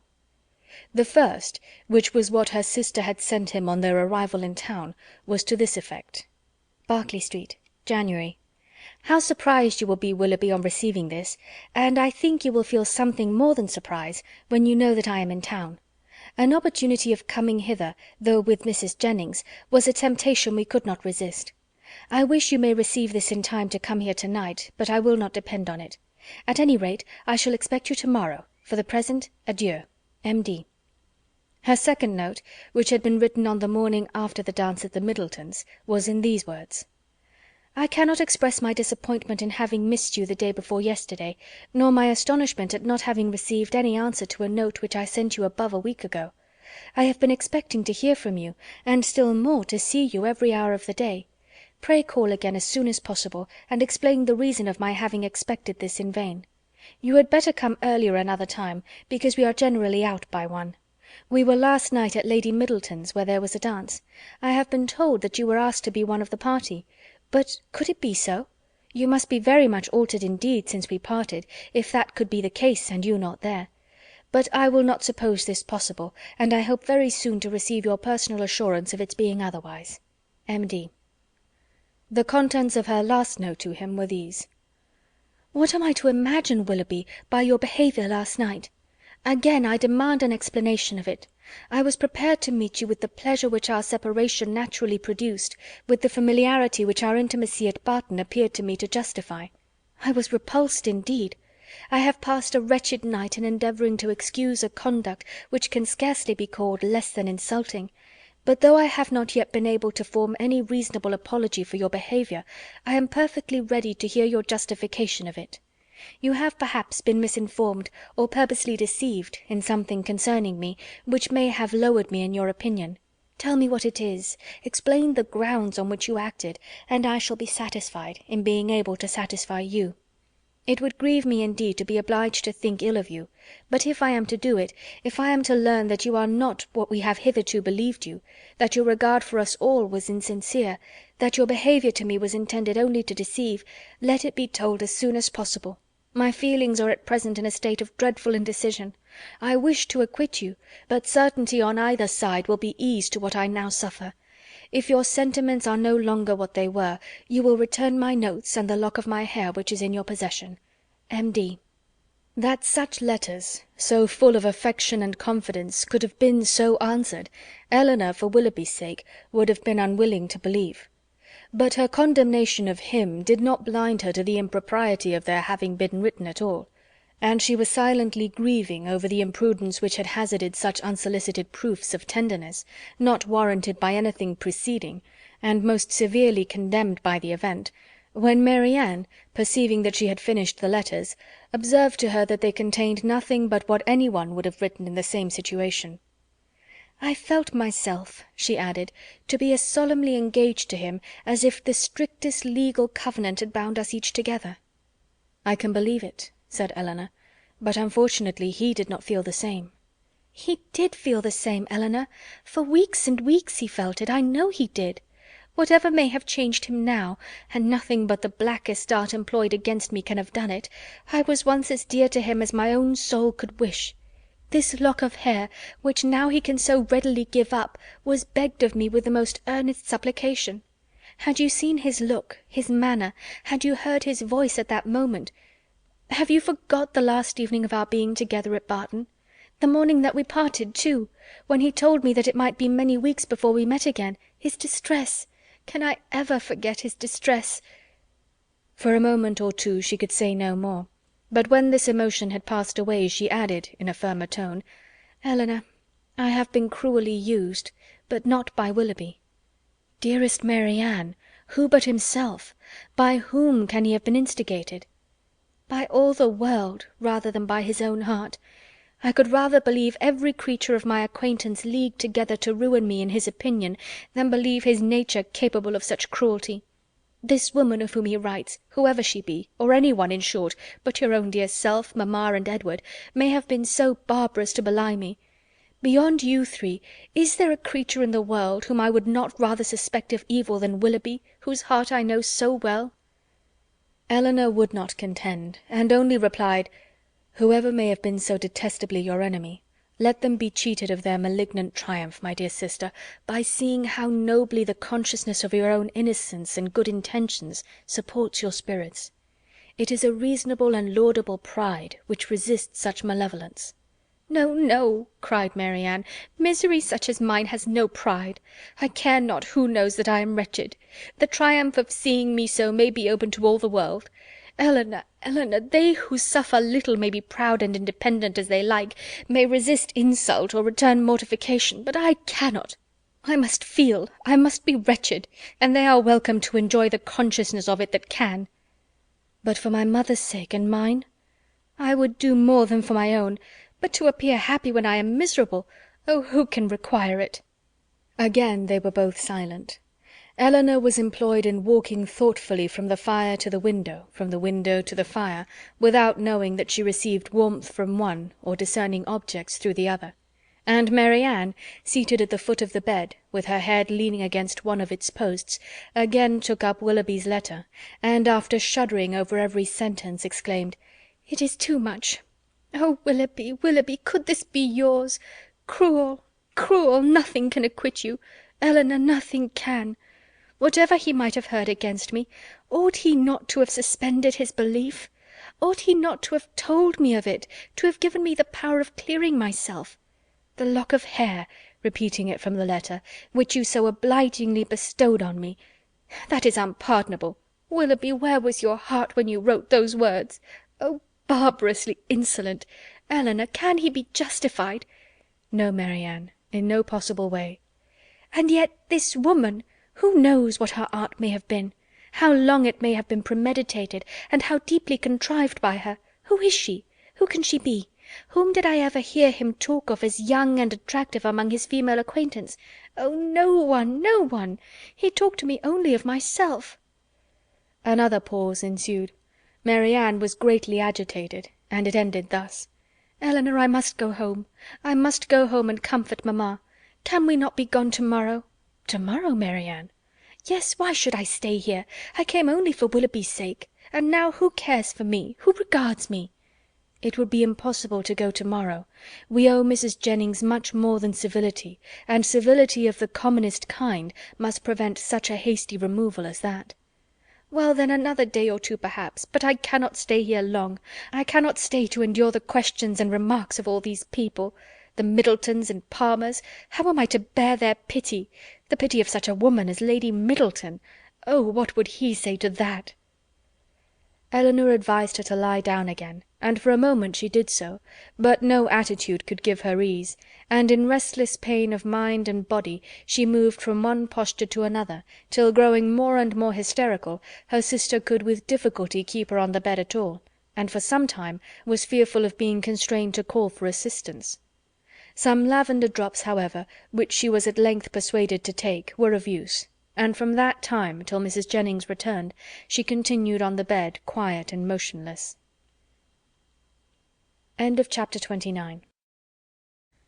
Chapter 30 of Sense and Sensibility by Jane Austen. Chapter 30. Mrs. Jennings came immediately to their room on her return, and without waiting to have her request of admittance answered, opened the door and walked in, with a look of real concern. "How do you do, my dear?" said she in a voice of great compassion to Marianne, who turned away her face without attempting to answer. "How is she, Miss Dashwood? Poor thing, she looks very bad. No wonder. Ay, it is but too true. He is to be married very soon. A good-for-nothing fellow. I have no patience with him. Mrs. Taylor told me of it half an hour ago, and she was told it by a particular friend of Miss Grey herself, else I am sure I should not have believed it, and I was almost ready to sink as it was. Well, said I, all I can say is, that if this be true, he has used a young lady of my acquaintance abominably ill, and I wish with all my soul his wife may plague his heart out. And so I shall always say, my dear, you may depend on it. I have no notion of men's going on in this way, and if I ever meet him again, I will give him such a dressing as he has not had this many a day. But there is one comfort, my dear Miss Marianne, he is not the only young man in the world worth having, and with your pretty face you will never want admirers. Well, poor thing, I won't disturb her any longer, for she had better have her cry out at once, and have done with. The Parrys and Sandersons luckily are coming to-night, you know, and that will amuse her."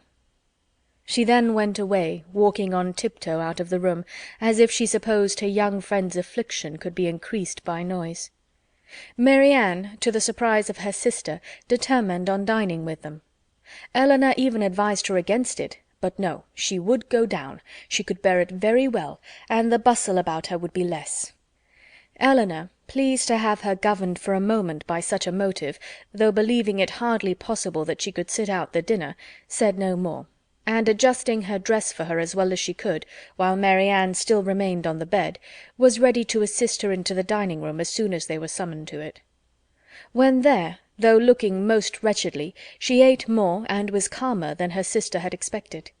Had she tried to speak, or had she been conscious of half Mrs. Jennings's well-meant but ill-judged attentions to her, this calmness could not have been maintained.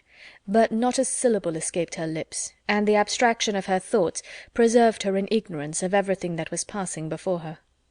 Elinor, who did justice to Mrs. Jennings's kindness, though its effusions were often distressing, and sometimes almost ridiculous, made her those acknowledgments, and returned her those civilities, which her sister could not make or return for herself. Their good friend saw that Mary Ann was unhappy, and felt that everything was due to her which might make her at all less so. She treated her, therefore, with all the indulgent fondness of a parent towards a favourite child on the last day of its holidays. Mary Ann was to have the best place by the fire, was to be tempted to eat by every delicacy in the house, and to be amused by the relation of all the news of the day. Had not Elinor, in the sad countenance of her sister, seen a check to all mirth, she could have been entertained by Mrs. Jennings's endeavours to cure a disappointment in love by a variety of sweetmeats and olives and a good fire. As soon, however, as the consciousness of all this was forced by continual repetition on Mary Ann, she could stay no longer. With a hasty exclamation of misery, and a sign to her sister not to follow her, she directly got up and hurried out of the room. "Poor soul!" cried Mrs. Jennings, as soon as she was gone. "How it grieves me to see her! And I declare, if she is not gone away without finishing her wine! And the dried cherries, too! Lord, nothing seems to do her any good. I am sure if I knew of anything she would like, I would send all over the town for it. Well, it is the oddest thing to me that a man should use such a pretty girl so ill. But when there is plenty of money on one side and next to none on the other, Lord bless you, they care no more about such things." "The lady, then, Miss Grey, I think you called her, is very rich?" "£50,000, my dear. Did you ever see her? A smart, stylish girl, they say, but not handsome. I remember her aunt very well, Biddy Henshaw. She married a very wealthy man, but the family are all rich together. £50,000, and by all accounts it won't come before it's wanted, for they say he is all to pieces. No wonder, dashing about with his curricle and hunters. Well, it don't signify talking, but when a young man, be who he will, comes and makes love to a pretty girl and promises marriage, he has no business to fly off from his word only because he grows poor and a richer girl is ready to have him. Why don't he, in such a case, sell his horses, let his house, turn off his servants, and make a thorough reform at once? I warrant you, Miss Mary Ann would have been ready to wait till matters came round, but that won't do nowadays. Nothing in the way of pleasure can ever be given up by the young men of this age." "Do you know what kind of a girl Miss Grey is? Is she said to be amiable?" "I never heard any harm of her. Indeed, I hardly ever heard her mentioned, except that Mrs. Taylor did say this morning that one day Miss Walker hinted to her that she believed Mr. and Mrs. Ellison would not be sorry to have Miss Grey married, for she and Mrs. Ellison could never agree." "And who are the Ellisons?" "Her guardians, my dear. But now she is of age and may choose for herself, and a pretty choice she has made. What now?" after pausing a moment, "your poor sister is gone to her own room, I suppose to moan by herself. Is there nothing one can get to comfort her? Poor dear, it seems quite cruel to let her be alone. Well, by and by we shall have a few friends, and that will amuse her a little. What shall we play at? She hates whist, I know, but is there no round game she cares for?" "Dear ma'am, this kindness is quite unnecessary. Mary Ann, I dare say, will not leave her room again this evening.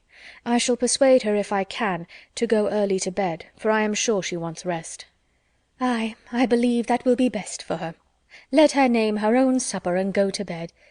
Lord, no wonder she has been looking so bad and so cast down this last week or two, for this matter, I suppose, has been hanging over her head as long as that.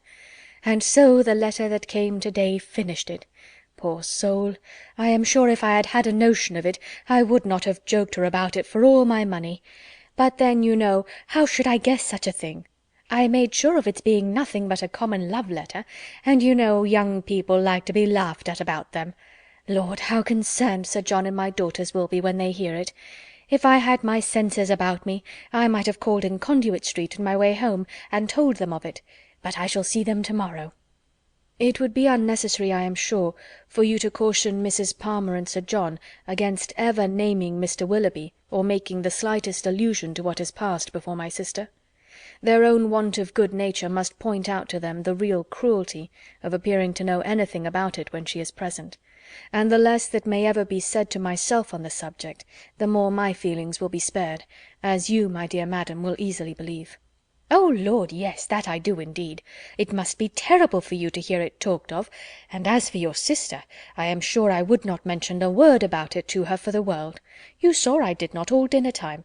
No more would Sir John nor my daughters, for they are all very thoughtful and considerate, especially if I give them a hint, as I certainly will.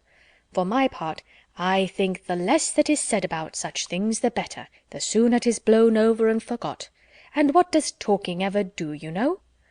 In this affair it can only do harm, more so perhaps than in many cases of a similar kind, for it has been attended by circumstances which, for the sake of every one concerned in it, make it unfit to become the public conversation. I must do this justice to Mr. Willoughby: he has broken no positive engagement with my sister.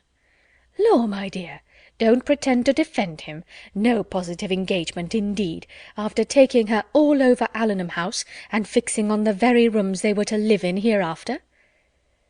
Eleanor, for her sister's sake, could not press the subject further, and she hoped it was not required of her for Willoughby's, since, though Mary Ann might lose much, he could gain very little by the enforcement of the real truth. After a short silence on both sides, Mrs. Jennings, with all her natural hilarity, burst forth again. "Well, my dear, 'tis a true saying about an ill wind, for it will be all the better for Colonel Brandon. He will have her at last, aye, he will. Mind me now if they aren't married by midsummer. Lord, how he'll chuckle over this news. I hope he will come to-night. It will be all to one a better match for your sister. 2,000 a year without debt or drawback, except the little love-child, indeed. Aye, I had forgot her, but she may be prenticed out at a small cost, and then what does it signify? Delaford is a nice place, I can tell you, exactly what I call a nice old-fashioned place, full of comforts and conveniences, quite shut in with great garden walls that are covered with the best fruit-trees in the country, and such a mulberry tree in one corner. Lord, how Charlotte and I did stuff the only time we were there.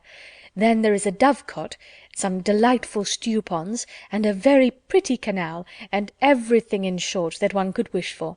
And moreover, it is close to the church, and only 1/4 mile from the turnpike road, so 'tis never dull, for if you only go and sit up in an old yew arbour behind the house, you may see all the carriages that pass along. Oh, 'tis a nice place. A butcher hard by in the village, and the parsonage house within a stone's throw.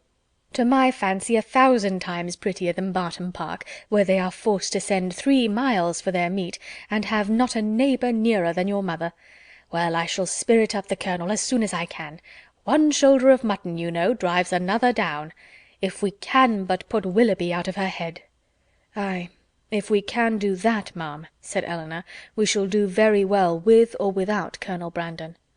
And then, rising, she went away to join Mary Ann, whom she found, as she expected, in her own room, leaning in silent misery over the small remains of a fire, which, till Eleanor's entrance, had been her only light. "You had better leave me," was all the notice that her sister received from her. "I will leave you," said Eleanor, "if you will go to bed." But this, from the momentary perverseness of impatient suffering, she at first refused to do. Her sister's earnest though gentle persuasion, however, soon softened her to compliance, and Eleanor saw her lay her aching head on the pillow, and, as she hoped, in a way to get some quiet rest before she left her. In the drawing-room, whither she then repaired, she was soon joined by Mrs. Jennings, with a wine-glass full of something in her hand. "My dear," said she, entering, "I have just recollected that I have some of the finest old Constantia wine in the house that ever was tasted, so I have brought a glass of it for your sister. My poor husband, how fond he was of it! Whenever he had a touch of his old colicky gout, he said it did him more good than anything else in the world. Do take it to your sister." "Dear ma'am," replied Eleanor, smiling at the difference of the complaints for which it was recommended, "how good you are! But I have just left Mary Ann in bed, and I hope almost asleep. and as I think nothing will be of so much service to her as rest, if you will give me leave, I will drink the wine myself." Mrs. Jennings, though regretting that she had not been 5 minutes earlier, was satisfied with the compromise, and Elinor, as she swallowed the chief of it, reflected that though its effects on a colicky gout were at present of little importance to her, its healing powers on a disappointed heart might be as reasonably tried on herself as on her sister. Colonel Brandon came in while the party were at tea, and by his manner of looking round the room for Mary Ann, Elinor immediately fancied that he neither expected nor wished to see her there, and in short, that he was already aware of what occasioned her absence. Mrs. Jennings was not struck by the same thought, for soon after his entrance she walked across the room to the tea-table where Elinor presided, and whispered, "The Colonel looks as grave as ever, you see. He knows nothing of it. Do tell him, my dear."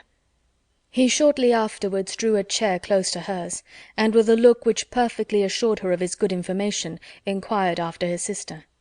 "Mary Ann is not well," said she. "She has been indisposed all day, and we have persuaded her to go to bed." "Perhaps, then," he hesitatingly replied, "what I heard this morning may be— there may be more truth in it than I could believe possible at first." "What did you hear?" "That a gentleman, whom I had reason to think— in short, that a man whom I knew to be engaged— but how shall I tell you? If you know it already, as surely you must, I may be spared." "You mean," answered Elinor, with forced calmness, "Mr. Willoughby's marriage with Miss Grey. Yes, we do know it all. This seems to have been a day of general elucidation, for this very morning first unfolded it to us. Mr. Willoughby is unfathomable. Where did you hear it?" "In a stationer's shop in Pall Mall, where I had business. 2 ladies were waiting for their carriage, and one of them was giving the other an account of the intended match, in a voice so little attempting concealment that it was impossible for me not to hear all.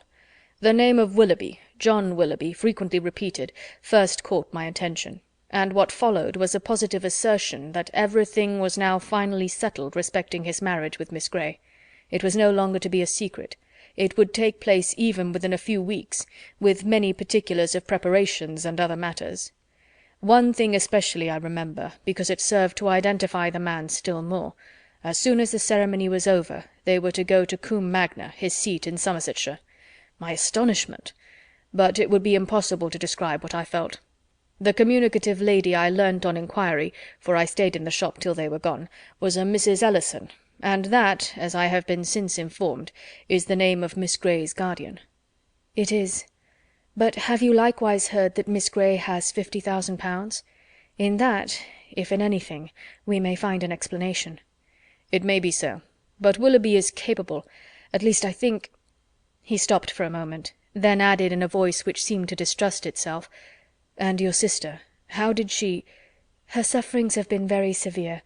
I have only to hope that they may be proportionately short. It is a most cruel affliction.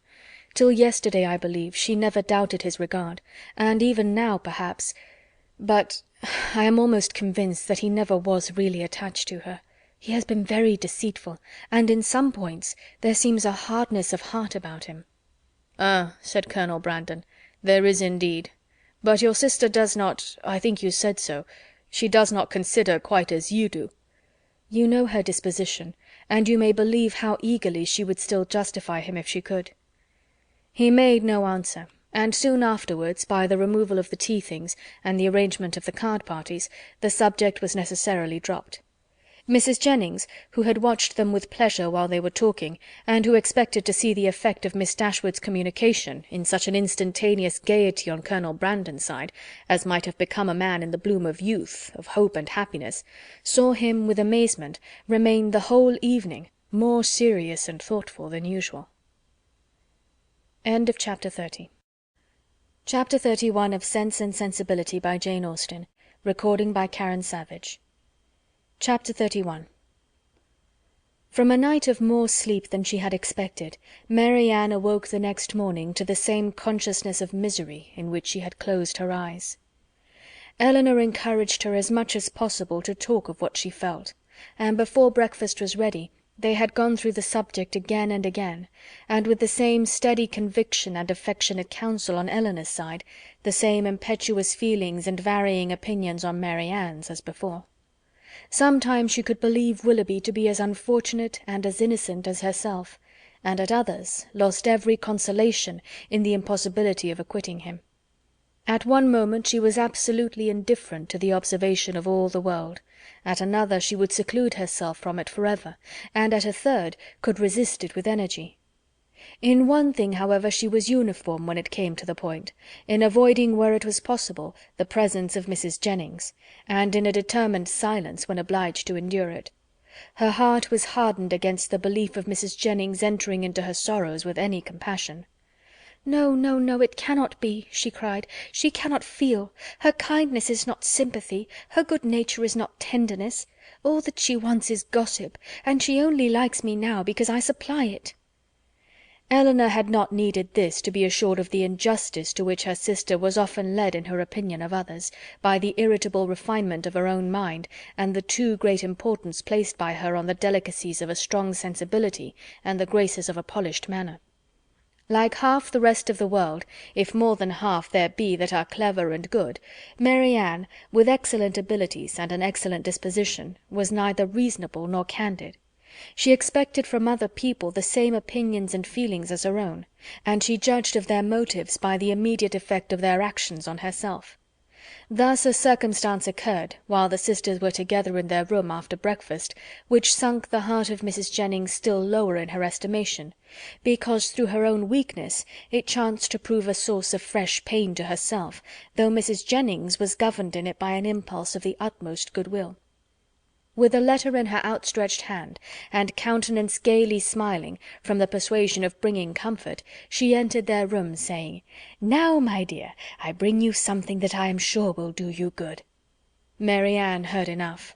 In one moment her imagination placed before her a letter from Willoughby, full of tenderness and contrition, explanatory of all that had passed, satisfactory, convincing, and instantly followed by Willoughby himself rushing eagerly into the room to enforce at her feet, by the eloquence of his eyes, the assurances of his letter.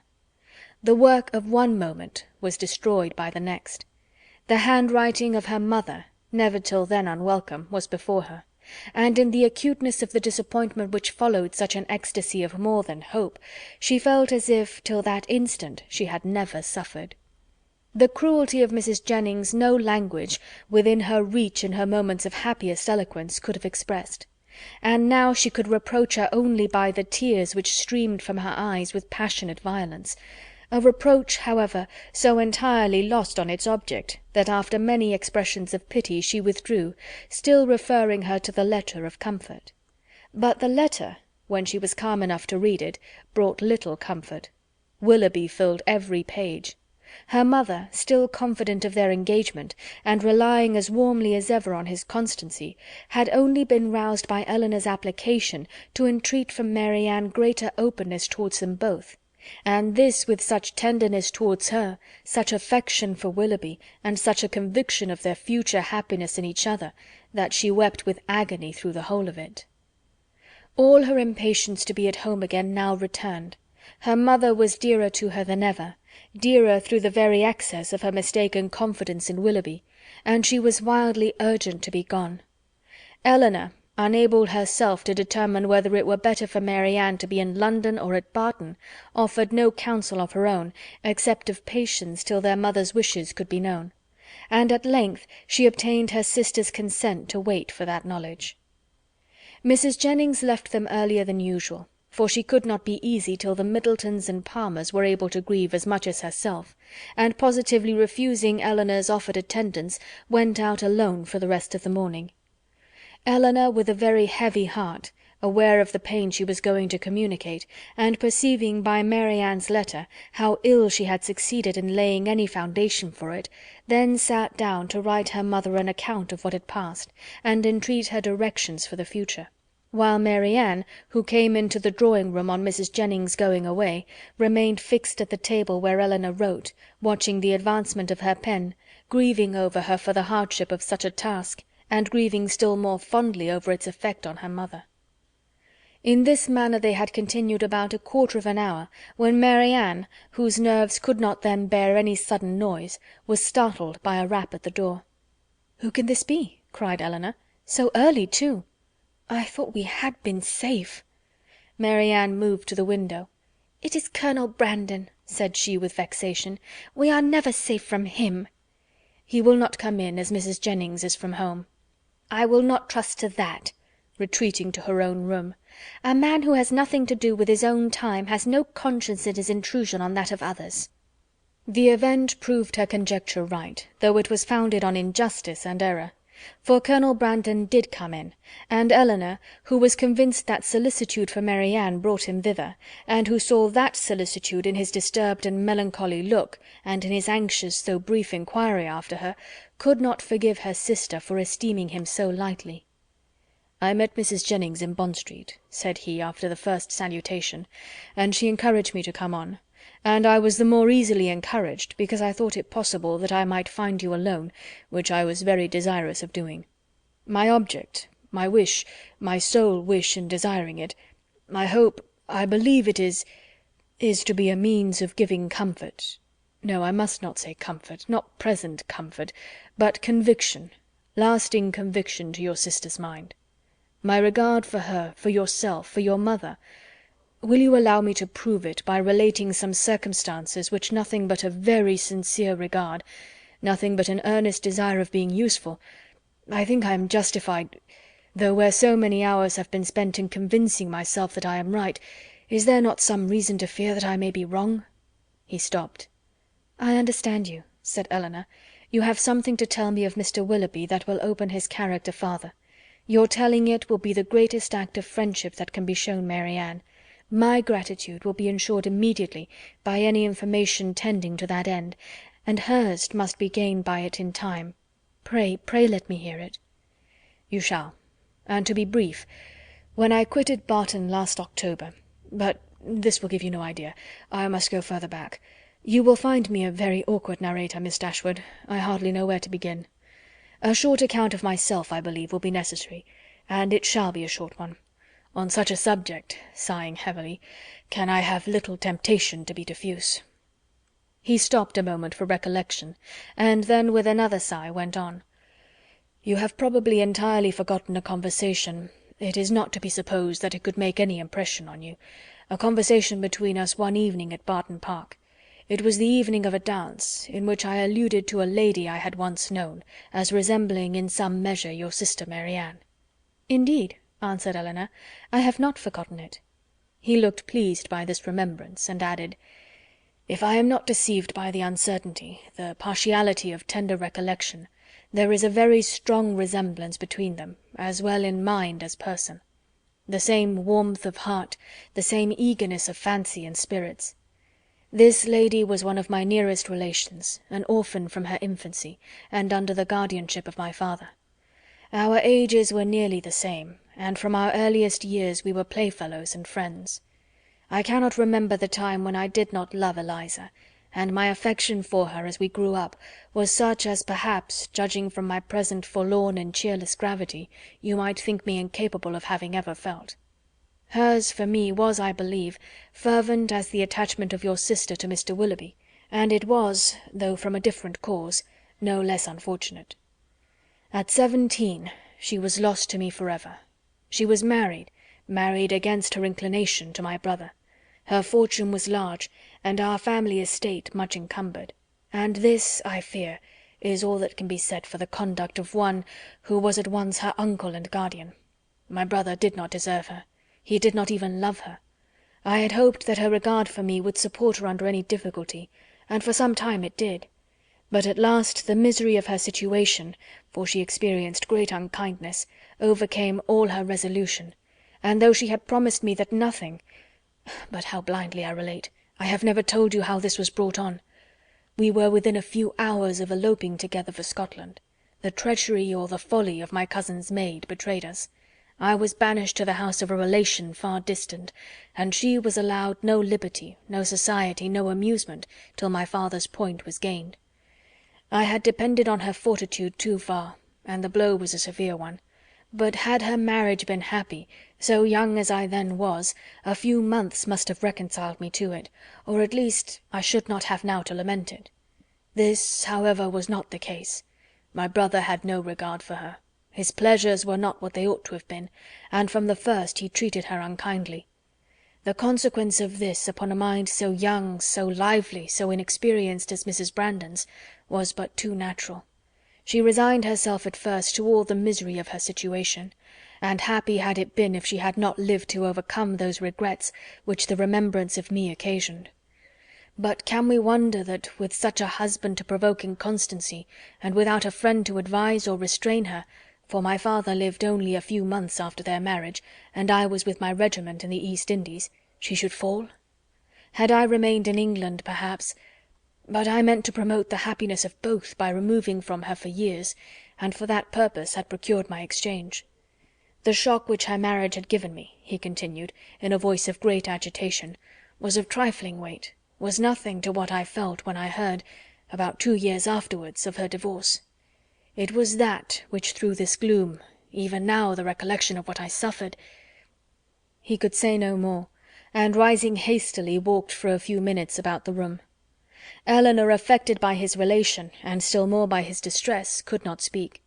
He saw her concern, and coming to her took her hand, pressed it, and kissed it with grateful respect. A few minutes more of silent exertion enabled him to proceed with composure. "It was nearly 3 years after this unhappy period before I returned to England. My first care when I did arrive was of course to seek for her, but the search was as fruitless as it was melancholy. I could not trace her beyond her first seducer, and there was every reason to fear that she had removed from him only to sink deeper in a life of sin. Her legal allowance was not adequate to her fortune, nor sufficient for her comfortable maintenance, and I learned from my brother that the power of receiving it had been made over some months before to another person.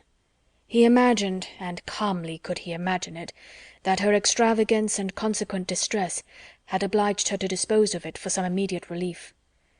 At last, however, and after I had been 6 months in England, I did find her. Regard for a former servant of my own, who had since fallen into misfortune, carried me to visit him in a sponging house, where he was confined for debt, and there, the same house, under a similar confinement, was my unfortunate sister, so altered, so faded, worn down by acute suffering of every kind. Hardly could I believe the melancholy and sickly figure before me to be the remains of the lovely, blooming, healthful girl on whom I had once doted. What I endured in so beholding her— But I have no right to wound your feelings by attempting to describe it. I have pained you too much already. That she was, to all appearance, in the last stage of a consumption was— Yes, in such a situation it was my greatest comfort. Life could do nothing for her, beyond giving time for a better preparation for death, and that was given. I saw her placed in comfortable lodgings, and under proper attendance. I visited her every day during the rest of her short life. I was with her in her last moments." Again he stopped to recover himself, and Eleanor spoke her feelings in an exclamation of tender concern at the fate of his unfortunate friend. "Your sister, I hope, cannot be offended," said he, "by the resemblance I have fancied between her and my poor disgraced relation. Their fates, their fortunes, cannot be the same, and had the natural sweet disposition of the one been guarded by a firmer mind, or a happier marriage, she might have been all that you will live to see the other be. But to what does all this lead? I seem to have been distressing you for nothing. Ah, Miss Dashwood, a subject such as this, untouched for 14 years, it is dangerous to handle it at all. I will be more collected, more concise. She left to my care her only child, a little girl, the offspring of her first guilty connection, who was then about 3 years old. She loved the child, and had always kept it with her. It was a valued, a precious trust to me, and gladly would I have discharged it, in the strictest sense, by watching over her education myself, had the nature of our situations allowed it. But I had no family, no home, and my little Eliza was therefore placed at school.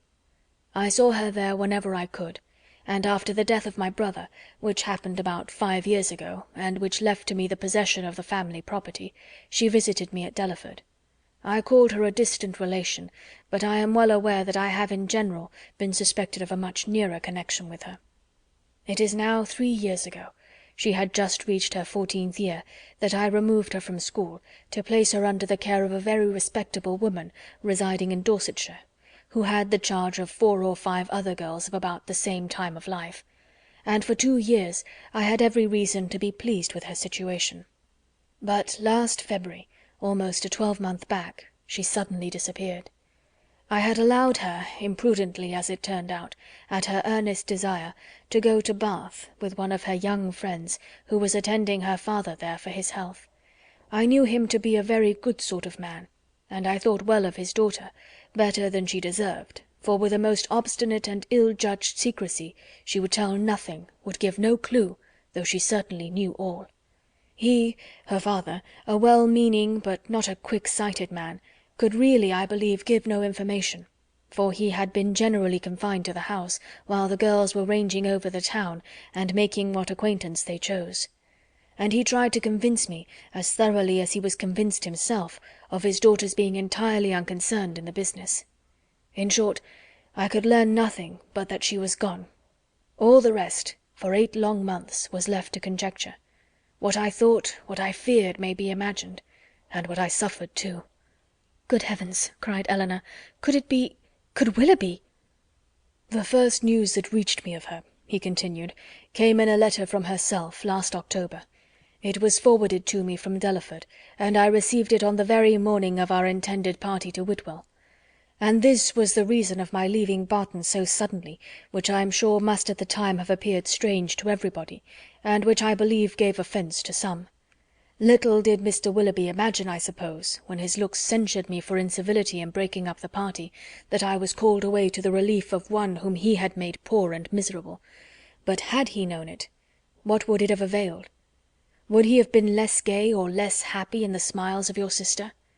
No, he had already done that which no man who can feel for another would do.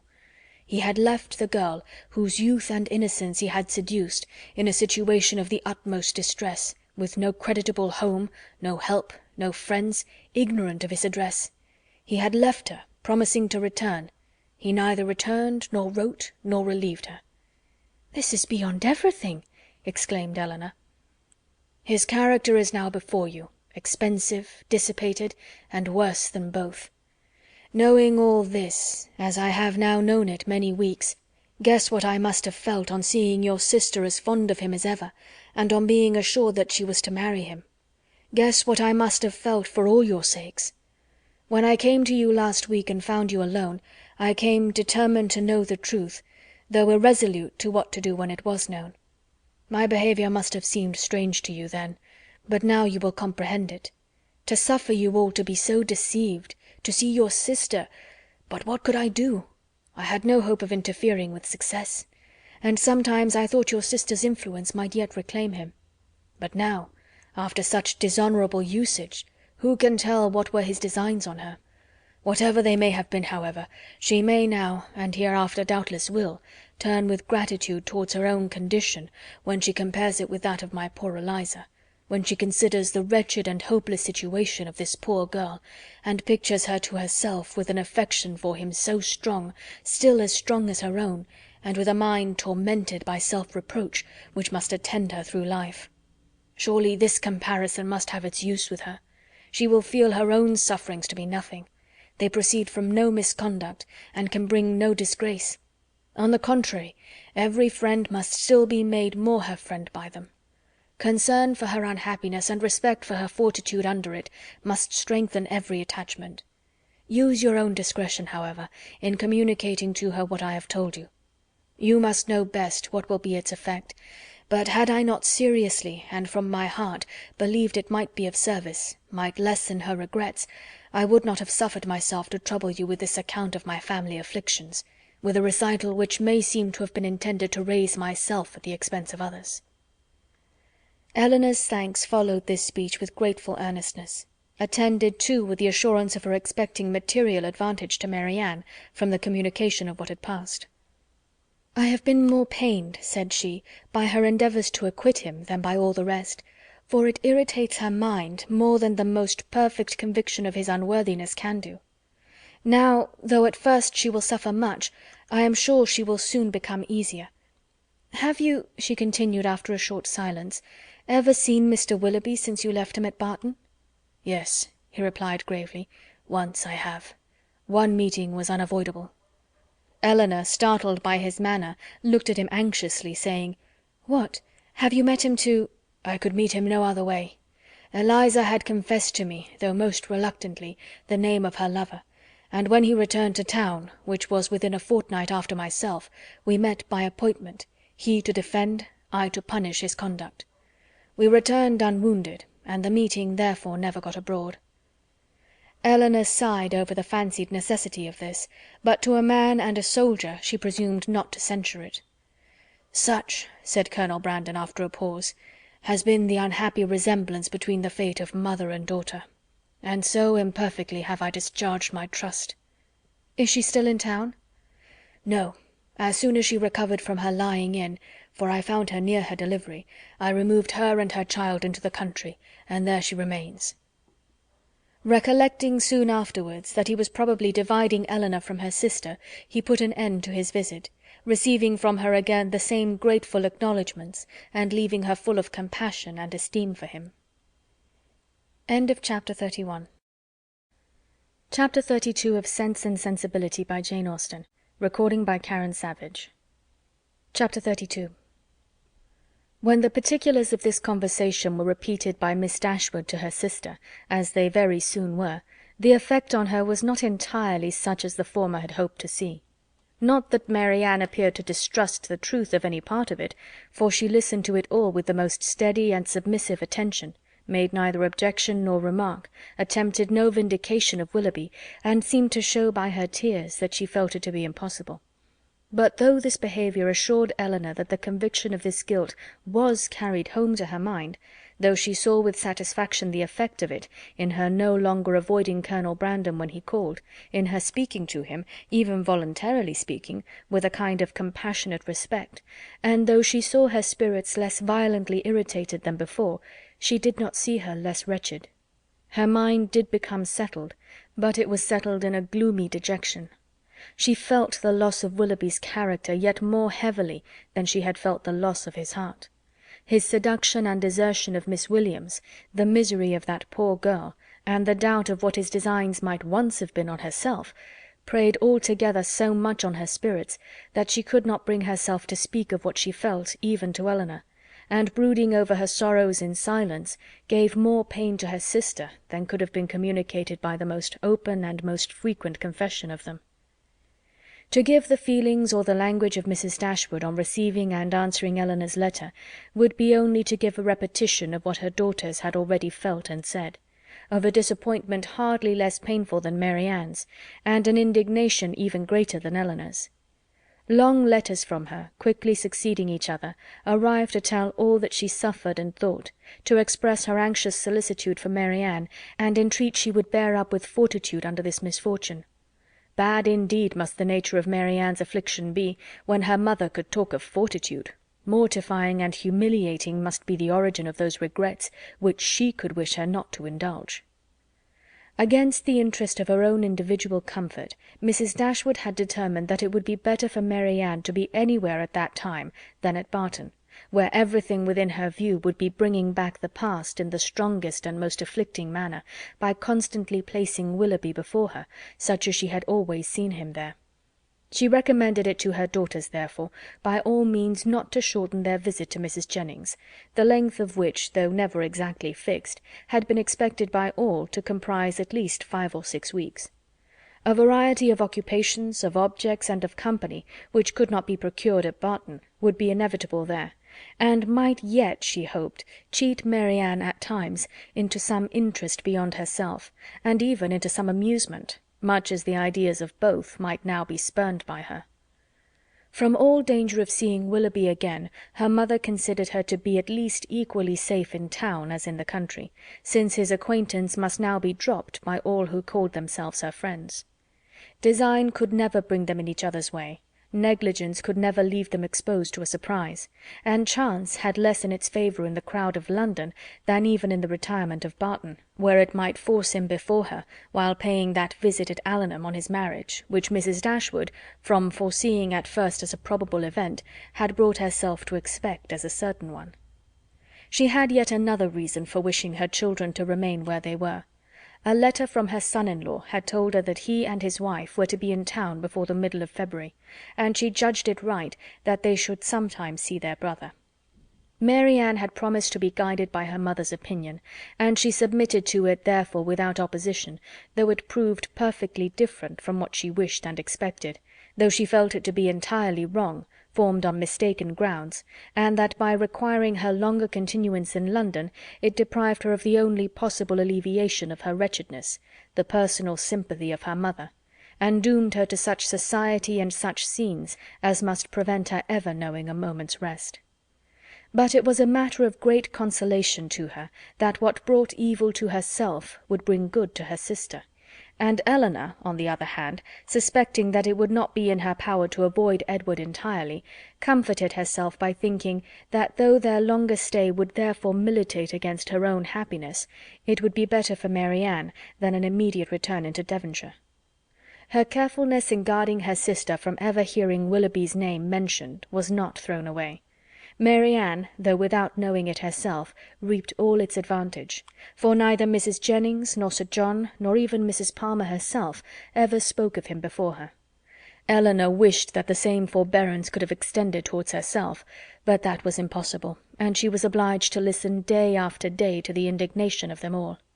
Sir John could not have thought it possible. A man of whom he had always had such reason to think well, such a good-natured fellow.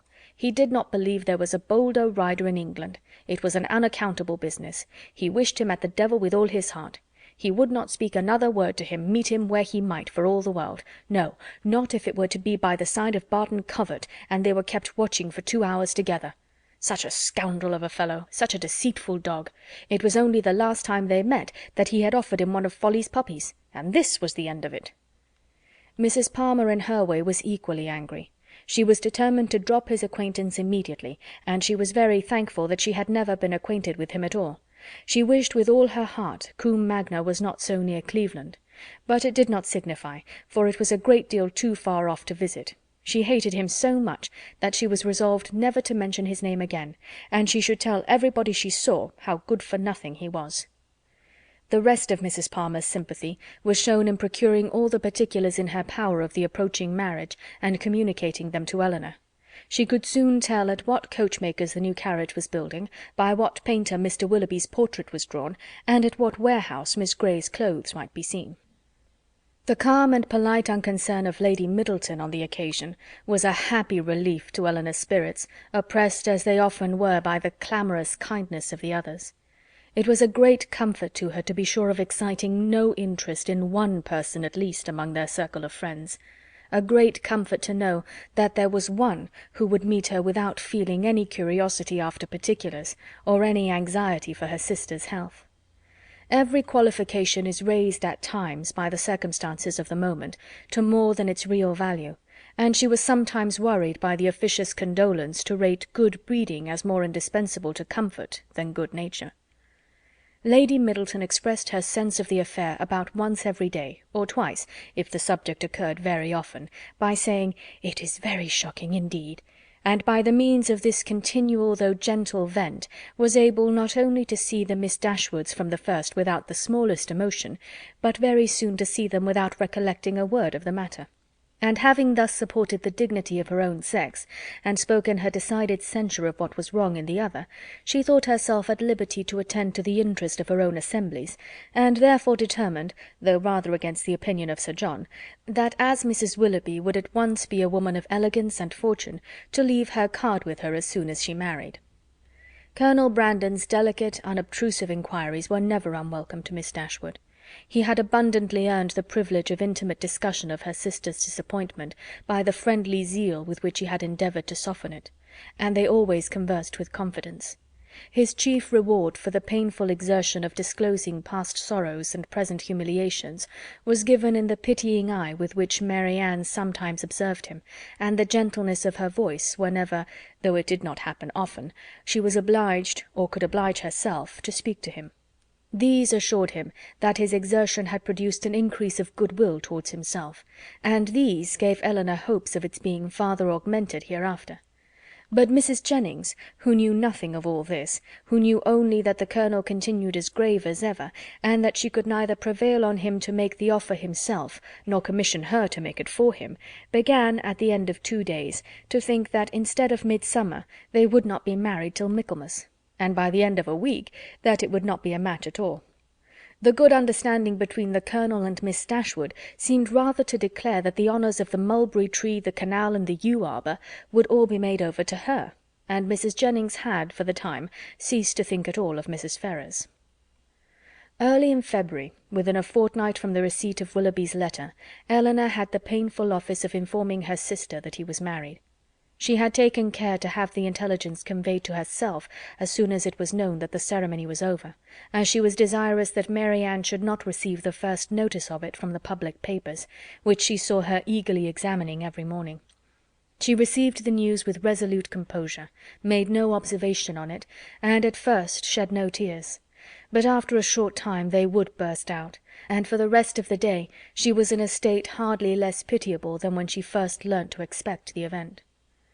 The Willoughbys left town as soon as they were married, and Elinor now hoped, as there could be no danger of her seeing either of them, to prevail on her sister, who had never yet left the house since the first blow fell, to go out again by degrees, as she had done before. About this time the two Miss Steeles, lately arrived at their cousin's house in Bartlett's Buildings, Holborn, presented themselves again before their more grand relations in Conduit and Berkeley Streets, and were welcomed by them all with great cordiality. Elinor only was sorry to see them. Their presence always gave her pain, and she hardly knew how to make a very gracious return to the overpowering delight of Lucy in finding her still in town. "I should have been quite disappointed if I had not found you here still," she said repeatedly, with a strong emphasis on the word. "But I always thought I should. I was almost sure you would not leave London yet a while, though you told me, you know, at Barton, that you should not stay above a month. But I thought at the time that you would most likely change your mind when it came to the point. It would have been such a great pity to have went away before your brother and sister came. And now, to be sure, you will be in no hurry to be gone. I am amazingly glad you did not keep your word." Elinor perfectly understood her, and was forced to use all her self-command to make it appear that she did not. "Well, my dear," said Mrs. Jennings, "and how did you travel?" "Not in the stage, I assure you," replied Miss Steele with quick exultation. "We came post all the way, and had a very smart beau to attend us. Dr. Davies was coming to town, and so we thought we'd join him in a post-chaise, and he behaved very genteelly and paid 10 or 12 shillings more than we did." "Oh," cried Mrs. Jennings, "very pretty indeed, and the doctor is a single man, I warrant you." "There now," said Miss Steele, affectedly simpering. "Everybody laughs at me so about the doctor, and I cannot think why. My cousins say they are sure I have made a conquest, but for my part I declare I never think about him from one hour's end to another. 'Lord, here comes your beau, Nancy,' my cousin said t'other day, when she saw him crossing the street to the house. 'My beau, indeed,' said I cannot think who you mean. The doctor is no beau of mine.' 'Ay, ay, that is very pretty talking, but it won't do. The doctor is the man, I see.' 'No, indeed,' replied her cousin with affected earnestness, 'and I beg you will contradict it if you ever hear it talked of.' Mrs. Jennings directly gave her the gratifying assurance that she certainly would not, and Miss Steele was made completely happy. "I suppose you will go and stay with your brother and sister, Miss Dashwood, when they come to town," said Lucy, returning after a cessation of hostile hints to the charge. "No, I do not think we shall." "Oh, yes, I dare say you will." Elinor would not humour her by further opposition. "What a charming thing it is that Mrs. Dashwood can spare you both for so long a time together." "Long a time indeed," interposed Mrs. Jennings. "Why, their visit is but just begun." Lucy was silenced. "I am sorry we cannot see your sister, Miss Dashwood," said Miss Steele. "I am sorry she is not well," for Mary Ann had left the room on their arrival. "You are very good. My sister will be equally sorry to miss the pleasure of seeing you, but she has been very much plagued lately with nervous headaches, which make her unfit for company or conversation." "Oh, dear! That is a great pity, but such old friends as Lucy and me, I think she might see us, and I am sure we would not speak a word." Elinor with great civility declined the proposal. Her sister was perhaps laid down upon the bed, or in her dressing gown, and therefore not able to come to them. "Oh, if that's all," cried Miss Steele, "we can just as well go and see her." Eleanor began to find this impertinence too much for her temper, but she was saved the trouble of checking it by Lucy's sharp reprimand, which now, as on many occasions, though it did not give much sweetness to the manners of one sister, was of advantage in governing those of the other. Chapter 33 of Sense and Sensibility by Jane Austen. Recording by Karen Savage. Chapter 33. After some opposition, Mary Ann yielded to her sister's entreaties, and consented to go out with her and Mrs. Jennings one morning for half an hour. She expressly conditioned, however, for paying no visits, and would do no more than accompany them to Gray's in Sackville Street, where Eleanor was carrying on a negotiation for the exchange of a few old-fashioned jewels of her mother. When they stopped at the door, Mrs. Jennings recollected that there was a lady at the other end of the street on whom she ought to call, and as she had no business at Gray's, it was resolved that while her young friends transacted theirs, she should pay her visit and return for them. On ascending the stairs, the Miss Dashwoods found so many people before them in the room that there was not a person at liberty to tend to their orders, and they were obliged to wait. All that could be done was to sit down at that end of the counter which seemed to promise the quickest succession. One gentleman only was standing there, and it is probable that Eleanor was not without hope of exciting his politeness to a quicker despatch. But the correctness of his eye and the delicacy of his taste proved to be beyond his politeness. He was giving orders for a toothpick case for himself, and till its size, shape, and ornaments were determined, all of which, after examining and debating for a quarter of an hour over every toothpick case in the shop, were finally arranged by his own inventive fancy, he had no leisure to bestow any other attention on the two ladies than what was comprised in 3 or 4 very broad stares, a kind of notice which served to imprint on Eleanor the remembrance of a person and face of strong, natural, sterling insignificance, though adorned in the first style of fashion. Mary Ann was spared from the troublesome feelings of contempt and resentment on this impertinent examination of their features, and on the puppyism of his manner in deciding on all the different horrors of the different toothpick cases presented to his inspection, by remaining unconscious of it all. For she was as well able to collect her thoughts within herself, and be as ignorant of what was passing around her in Mr. Gray's shop as in her own bedroom. At last the affair was decided. The ivory, the gold, and the pearls all received their appointment, and the gentleman, having named the last day on which his existence could be continued without the possession of the toothpick case, drew on his gloves with leisurely care, and bestowing another glance on the Miss Dashwoods, but such a one as seemed rather to demand than express admiration, walked off with a happy air of real conceit and affected indifference. Eleanor lost no time in bringing her business forward, was on the point of concluding it, when another gentleman presented himself at her side. She turned her eyes towards his face, and found him with some surprise to be her brother. Their affection and pleasure in meeting was just enough to make a very creditable appearance in Mr. Gray's shop. John Dashwood was really far from being sorry to see his sisters again. It rather gave them satisfaction, and his inquiries after their mother were respectful and attentive. Eleanor found that he and Fanny had been in town 2 days. "I wished very much to call upon you yesterday," said he, "but it was impossible, for we were obliged to take Harry to see the wild beasts at Exeter Exchange, and we spent the rest of the day with Mrs. Ferrars. Harry was vastly pleased.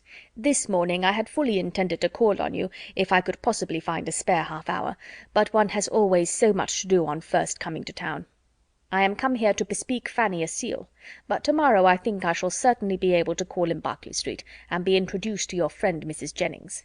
I understand she is a woman of very good fortune. And the Middletons, too, you must introduce me to them. As my mother-in-law's relations, I shall be happy to show them every respect. They are excellent neighbours to you in the country, I understand." "Excellent indeed. Their attention to our comfort, their friendliness in every particular, is more than I can express." "I am extremely glad to hear it, upon my word, extremely glad indeed. But so it ought to be. They are people of large fortune, they are related to you, and every civility and accommodation that can serve to make your situation pleasant might be reasonably expected. And so you are most comfortably settled in your little cottage, and want for nothing. Edward brought us a most charming account of the place, the most complete thing of its kind, he said, that ever was, and you all seemed to enjoy it beyond anything. It was a great satisfaction to us to hear it, I assure you." Eleanor did feel a little ashamed of her brother, and was not sorry to be spared the necessity of answering him by the arrival of Mrs. Jennings's servant, who came to tell her that his mistress waited for them at the door. Mr. Dashwood attended them downstairs, was introduced to Mrs. Jennings at the door of her carriage, and repeating his hope of being able to call on them the next day, took leave. His visit was duly paid.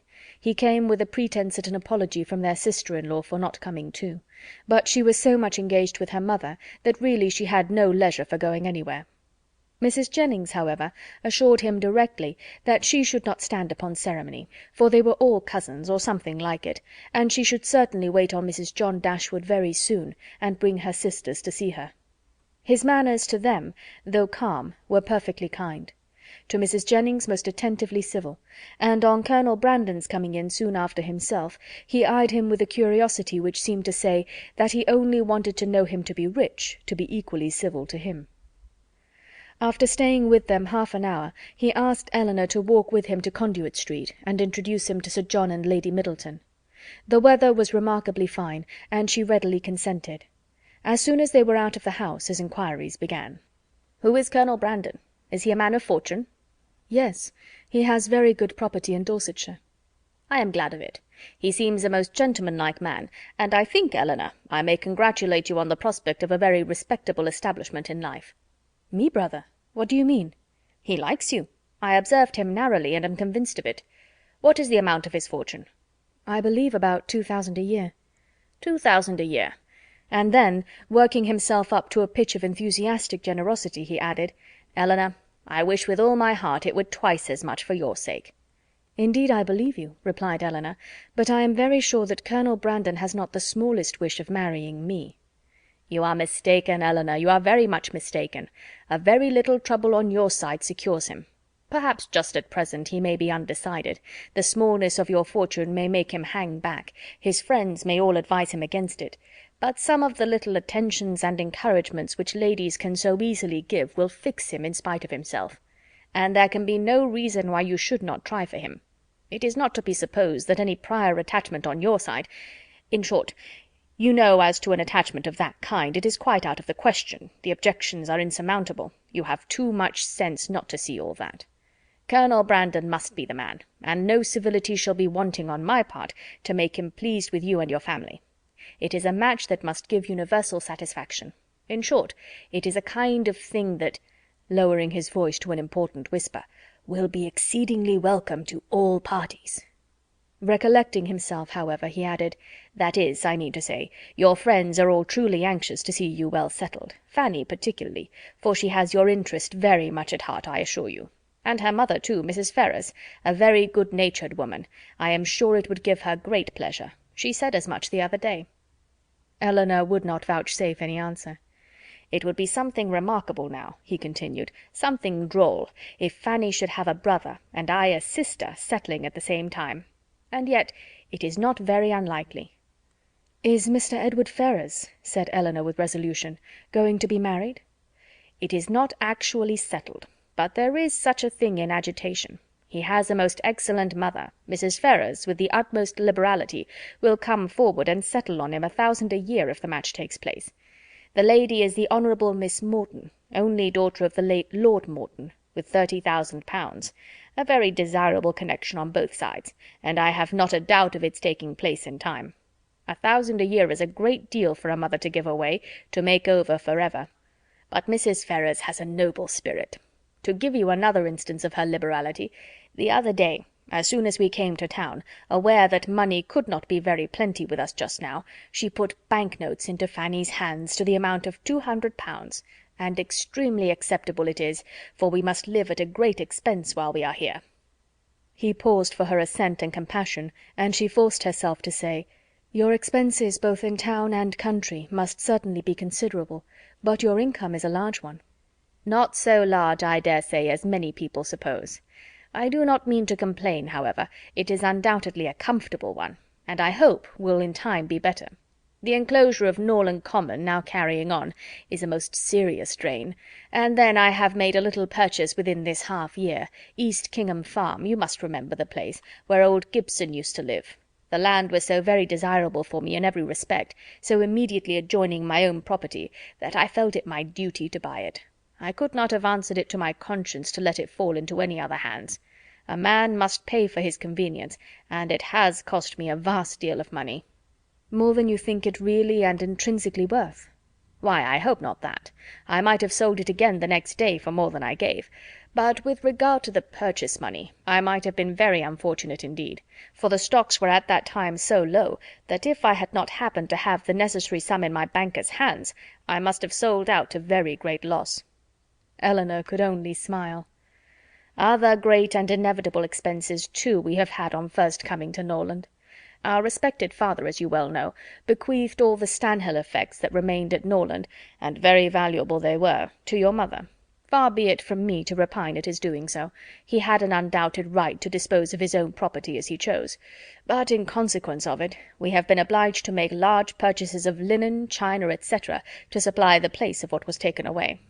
You may guess, after all these expenses, how very far we must be from being rich, and how acceptable Mrs. Ferrars's kindness is." "Certainly," said Elinor, "and assisted by her liberality, I hope you may yet live to be in easy circumstances." "Another year or two may do much towards it," he gravely replied. "But, however, there is still a great deal to be done. There is not a stone laid of Fanny's greenhouse, and nothing but the plan of the flower garden marked out." "Where is the greenhouse to be?" "Upon the knoll behind the house. The old walnut trees are all come down to make room for it. It will be a very fine object from many parts of the park, and the flower garden will slope down just before it, and be exceedingly pretty. We have cleared away all the old thorns that grew in patches over the brow." Elinor kept her concern and her censure to herself, and was very thankful that Mary Ann was not present to share the provocation. Having now said enough to make his poverty clear, and to do away the necessity of buying a pair of earrings for each of his sisters, in his next visit at Gray's, his thoughts took a cheerfuller turn, and he began to congratulate Elinor on having such a friend as Mrs. Jennings.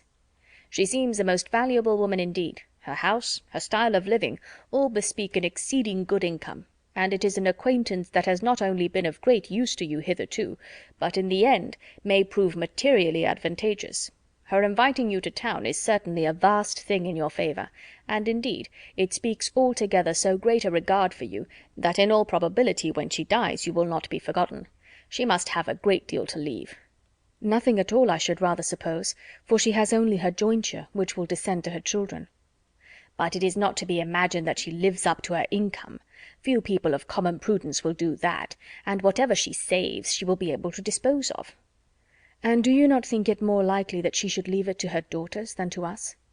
"Her daughters are both exceedingly well married, and therefore I cannot perceive the necessity of her remembering them farther. Whereas, in my opinion, by her taking so much notice of you, and treating you in this kind of way, she has given you a sort of claim on her future consideration, which a conscientious woman would not disregard. Nothing can be kinder than her behavior, and she can hardly do all this without being aware of the expectation it raises." "But she raises none in those most concerned. Indeed, brother, your anxiety for our welfare and prosperity carries you too far." "Why, to be sure," said he, seeming to recollect himself, "people have little, very little, in their power. But, my dear Elinor, what is the matter with Mary Ann? She looks very unwell, has lost her color, and is grown quite thin. Is she ill?" "She is not well. She has had a nervous complaint on her for several weeks." "I am sorry for that. At her time of life anything of an illness destroys the bloom forever. Hers has been a very short one. She was as handsome a girl last September as ever I saw, and as likely to attract the man. There was something in her style of beauty to please them particularly. I remember Fanny used to say that she would marry sooner and better than you did. Not but what she is exceedingly fond of you, but so it happened to strike her. She will be mistaken, however. I question whether Mary Ann now will marry a man worth more than 500 or 600 a year at the utmost, and I am very much deceived if you do not do better. Dorsetshire. I know very little of Dorsetshire, but, my dear Elinor, I shall be exceedingly glad to know more of it, and I think I can answer for your having Fanny and myself among the earliest and best pleased of your visitors." Elinor tried very seriously to convince him that there was no likelihood of her marrying Colonel Brandon, but it was an expectation of too much pleasure to himself to be relinquished, and he was really resolved on seeking an intimacy with that gentleman, and promoting the marriage by every possible attention. He had just compunction enough for having done nothing for his sisters himself, to be exceedingly anxious that everybody else should do a great deal, and an offer from Colonel Brandon, or a legacy from Mrs. Jennings, was the easiest means of atoning for his own neglect.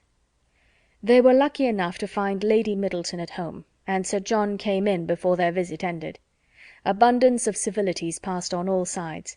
Sir John was ready to like anybody, and though Mr. Dashwood did not seem to know much about horses, he soon set him down as a very good-natured fellow, while Lady Middleton saw enough of fashion in his appearance to think his acquaintance worth having, and Mr. Dashwood went away delighted with both.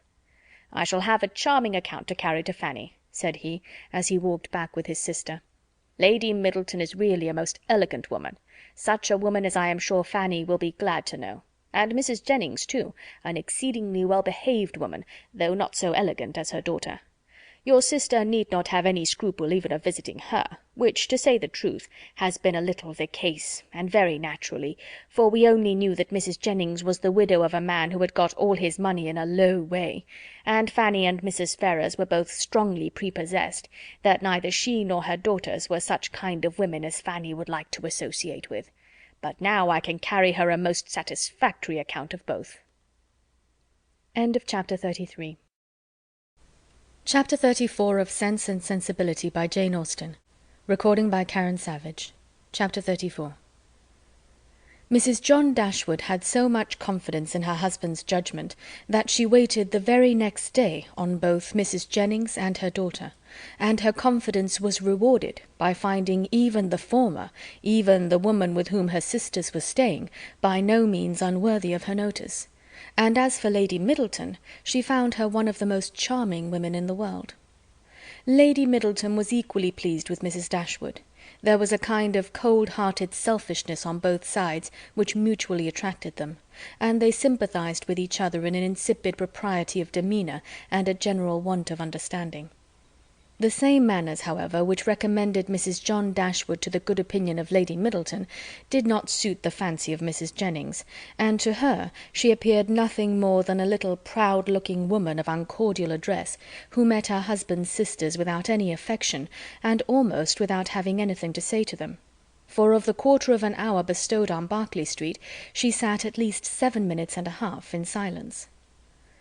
Elinor wanted very much to know, though she did not choose to ask, whether Edward was then in town, but nothing would have induced Fanny voluntarily to mention his name before her, till able to tell her that his marriage with Miss Morton was resolved on, or till her husband's expectations on Colonel Brandon were answered, because she believed them still so very much attached to each other that they could not be too sedulously divided in word and deed on every occasion. The intelligence, however, which she would not give, soon flowed from another quarter.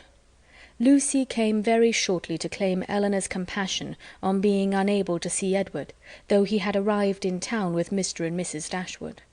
He dared not come to Bartlett's Buildings for fear of detection, and though their mutual impatience to meet was not to be told, they could do nothing at present but write. Edward assured them himself of his being in town, within a very short time, by twice calling in Berkeley Street. Twice was his card found on the table when they returned from their morning's engagements. Elinor was pleased that he had called, and still more pleased that she had missed him. The Dashwoods were so prodigiously delighted with the Middletons, that though not much in the habit of giving anything, they determined to give them a dinner, and soon after their acquaintance began, invited them to dine in Harley Street, where they had taken a very good house for 3 months. Their sisters and Mrs. Jennings were invited likewise, and John Dashwood was careful to secure Colonel Brandon, who, always glad to be where the Miss Dashwoods were, received his eager civilities with some surprise, but much more pleasure. They were to meet Mrs. Ferrars, but Elinor could not learn whether her sons were to be of the party. The expectation of seeing her, however, was enough to make her interested in the engagement, for though she could now meet Edward's mother without that strong anxiety which had once promised to attend such an introduction, though she could now see her with perfect indifference as to her opinion of herself, her desire of being in company with Mrs. Ferrars, her curiosity to know what she was like, was as lively as ever. The interest with which she thus anticipated the party was soon afterwards increased, more powerfully than pleasantly, by her hearing that the Miss Steeles were also to be at it.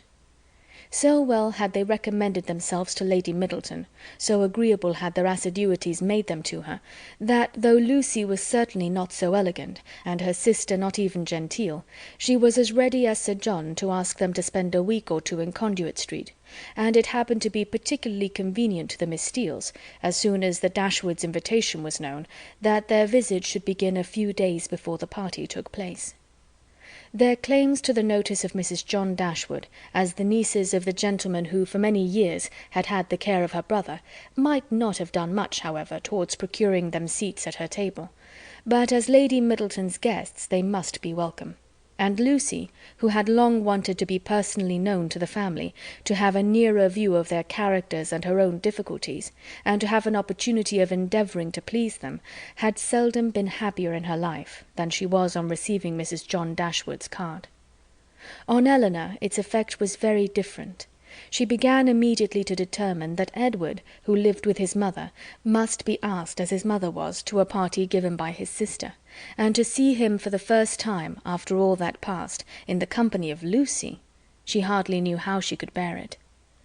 These apprehensions, perhaps, were not founded entirely on reason, and certainly not at all on truth. They were relieved, however, not by her own recollection, but by the good will of Lucy, who believed herself to be inflicting a severe disappointment when she told her that Edward certainly would not be in Harley Street on Tuesday, and even hoped to be carrying the pain still farther by persuading her that he was kept away by the extreme affection for herself which he could not conceal when they were together. The important Tuesday came that was to introduce the two young ladies to this formidable mother-in-law. "Pity me, dear Miss Dashwood," said Lucy, as they walked up the stairs together, for the Middletons arrived so directly after Mrs. Jennings that they all followed the servant at the same time. "There is nobody here but you that can feel for me. I declare I can hardly stand. Good gracious! In a moment I shall see the person that all my happiness depends on, that is to be my mother." Elinor could have given her immediate relief by suggesting the possibility of its being Miss Morton's mother, rather than her own, whom they were about to behold; but instead of doing that, she assured her, and with great sincerity, that she did pity her, to the utter amazement of Lucy, who, though really uncomfortable herself, hoped at least to be an object of irrepressible envy to Elinor. Mrs. Ferrars was a little thin woman, upright even to formality in her figure, and serious even to sourness in her aspect. Her complexion was sallow, and her features small, without beauty, and naturally without expression; but a lucky contraction of the brow had rescued her countenance from the disgrace of insipidity, by giving it the strong characters of pride and ill nature. She was not a woman of many words, for unlike people in general, she proportioned them to the number of her ideas, and of the few syllables that did escape her, not one fell to the share of Miss Dashwood, whom she eyed with the spirited determination of disliking her at all events. Elinor could not now be made unhappy by this behaviour. A few months ago it would have hurt her exceedingly, but it was not in Mrs. Ferrars's power to distress her by it now; and the difference of her manners to the Miss Steeles, a difference which seemed purposely made to humble her more, only amused her. She could not but smile to see the graciousness of both mother and daughter towards the very person, for Lucy was particularly distinguished, whom of all others, had they known as much as she did, they would have been most anxious to mortify; while she herself, who had comparatively no power to wound them, sat pointedly slighted by both. But while she smiled at a graciousness so misapplied, she could not reflect on the mean-spirited folly from which it sprung, nor observe the studied attentions with which the Miss Steeles courted its continuance, without thoroughly despising them all four. Lucy was all exultation on being so honourably distinguished, and Miss Steele wanted only to be teased about Dr. Davies to be perfectly happy. The dinner was a grand one. The servants were numerous, and everything bespoke the mistress's inclination for show and the master's ability to support it. In spite of the improvements and additions which were making to the Norland estate, and in spite of its owner having once been within some £1,000 of being obliged to sell out at a loss, nothing gave any symptom of that indulgence which he had tried to infer from it; no poverty of any kind, except of conversation, appeared; but there the deficiency was considerable. John Dashwood had not much to say for himself that was worth hearing, and his wife had still less. But there was no peculiar disgrace in this, for it was very much the case with the chief of their visitors, who almost all laboured under one or other of these disqualifications for being agreeable: want of sense, either natural or improved; want of elegance; want of spirits; or want of temper. When the ladies withdrew to the drawing-room after dinner, this poverty was particularly evident, for the gentlemen had supplied the discourse with some variety, the variety of politics, enclosing land, and breaking horses; but then it was all over, and one subject only engaged the ladies till coffee came in, which was the comparative heights of Harry Dashwood and Lady Middleton's second son William, who were nearly of the same age. Had both the children been there, the affair might have been determined too easily, by measuring them at once, but as Harry only was present, it was all conjectural assertion on both sides, and everybody had a right to be equally positive in their opinion, and to repeat it over and over again as often as they liked. The party stood thus: the two mothers, though each really convinced that her own son was the tallest, politely decided in the favour of the other. The two grandmothers, with not less partiality, but more sincerity, were equally earnest in support of their own descendant. Lucy, who was hardly less anxious to please one parent than the other, thought the boys were both remarkably tall for their age, and could not conceive that there could be the smallest difference in the world between them, and Miss Steele, with yet greater address, gave it as fast as she could in favour of each. Elinor, having once delivered her opinion on William's side, by which she offended Mrs. Ferrars and Fanny still more, did not see the necessity of enforcing it by any farther assertion, and Marianne, when called on for hers, offended them all by declaring that she had no opinion to give, as she had never thought about it.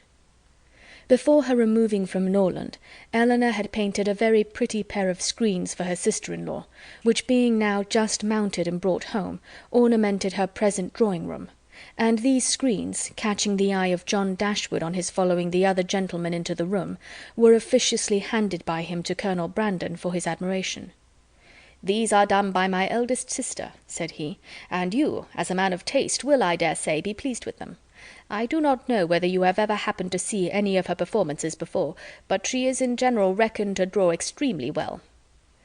The Colonel, though disclaiming all pretensions to connoisseurship, warmly admired the screens, as he would have done anything painted by Miss Dashwood; and on the curiosity of the others being of course excited, they were handed round for general inspection. Mrs. Ferrars, not aware of their being Elinor's work, particularly requested to look at them, and after they had received gratifying testimony of Lady Middleton's approbation, Fanny presented them to her mother, considerately informing her at the same time that they were done by Miss Dashwood. Said Mrs. Ferrars, "very pretty," and without regarding them at all, returned them to her daughter. Perhaps Fanny thought for a moment that her mother had been quite rude enough, for, colouring a little, she immediately said, "They are very pretty, ma'am, aren't they?" But then again, the dread of having been too civil, too encouraging herself, probably came over her, for she presently added, "Do you not think they are something in Miss Morton's style of painting, ma'am? She does paint most delightfully. How beautifully her last landscape is done." "Beautifully indeed, but she does everything well." Marianne could not bear this. She was already greatly displeased with Mrs. Ferrars, and such ill-timed praise of another, at Elinor's expense, though she had not any notion of what was principally meant by it, provoked her immediately to say with warmth, "This is admiration of a very particular kind. What is Miss Morton to us? Who knows or who cares for her? It is Elinor of whom we think and speak." And so saying, she took the screens out of her sister-in-law's hands to admire them herself as they ought to be admired. Mrs. Ferrars looked exceedingly angry, and drawing herself up more stiffly than ever, pronounced in retort this bitter philippic: "Miss Morton is Lord Morton's daughter." Fanny looked very angry too, and her husband was all in a fright at his sister's audacity. Elinor was much more hurt by Marianne's warmth than she had been by what produced it, but Colonel Brandon's eyes, as they were fixed on Marianne, declared that he noticed only what was amiable in it, the affectionate heart which could not bear to see a sister slighted in the smallest point. Marianne's feelings did not stop there.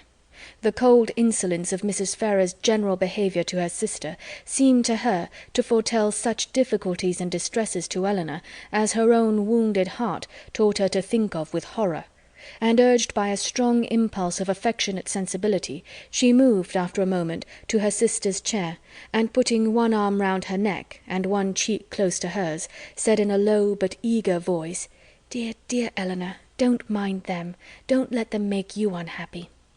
She could say no more. Her spirits were quite overcome, and hiding her face on Elinor's shoulder, she burst into tears. Everybody's attention was called, and almost everybody was concerned. Colonel Brandon rose up and went to them without knowing what he did. Mrs. Jennings, with a very intelligent "Ah, poor dear," immediately gave her salts, and Sir John felt so desperately enraged against the author of this nervous distress that he instantly changed his seat to one close by Lucy Steele, and gave her, in a whisper, a brief account of the whole shocking affair. In a few minutes, however, Mary Ann was recovered enough to put an end to the bustle, and sit down among the rest, though her spirits retained the impression of what had passed the whole evening. "Poor Mary Ann," said her brother to Colonel Brandon, in a low voice, as soon as he could secure his attention. "She has not such good health as her sister. She is very nervous. She has not Elinor's constitution, and one must allow that there is something very trying to a young woman who has been a beauty in the loss of her personal attractions. You would not think it, perhaps, but Mary Ann was remarkably handsome a few months ago, quite as handsome as Elinor. Now you see it is all gone." End of chapter 34. Chapter 35 of Sense and Sensibility by Jane Austen. Recording by Karen Savage. Chapter 35. Elinor's curiosity to see Mrs. Ferrars was satisfied. She had found in her everything that could tend to make a farther connection between the families undesirable. She had seen enough of her pride, her meanness, and her determined prejudice against herself, to comprehend all the difficulties that must have perplexed the engagement, and retarded the marriage, of Edward and herself, had he been otherwise free. And she had seen almost enough to be thankful for her own sake that one greater obstacle prevented her from suffering under any other of Mrs. Ferrars's creation, preserved her from all dependence upon her caprice, or any solicitude for her good opinion. Or at least, if she did not bring herself quite to rejoice in Edward's being fettered to Lucy, she determined that had Lucy been more amiable, she ought to have rejoiced. She wondered that Lucy's spirits could be so very much elevated by the civility of Mrs. Ferrars, that her interest and her vanity should so very much blind her as to make the attention which seemed only paid her because she was not Elinor appear a compliment to herself, or to allow her to derive encouragement from a preference only given her because her real situation was unknown. But that it was so had not only been declared by Lucy's eyes at the time, but was declared over again the next morning more openly, for at her particular desire Lady Middleton set her down in Berkeley Street, on the chance of seeing Elinor alone, to tell her how happy she was. The chance proved a lucky one, for a message from Mrs. Palmer soon after she arrived carried Mrs. Jennings away. "My dear friend," cried Lucy as soon as they were by themselves, "I come to talk to you of my happiness. Could anything be so flattering as Mrs. Ferrars's way of treating me yesterday? So exceeding affable as she was. You know how I dreaded the thoughts of seeing her, but the very moment I was introduced there was such an affability in her behaviour as really should seem to say she had took quite a fancy to me. Now was it not so? You saw it all, and was not you quite struck with it?" "She was certainly very civil to you." "Civil! Did you see nothing but only civility? I saw a vast deal more. Such kindness as fell to the share of nobody but me.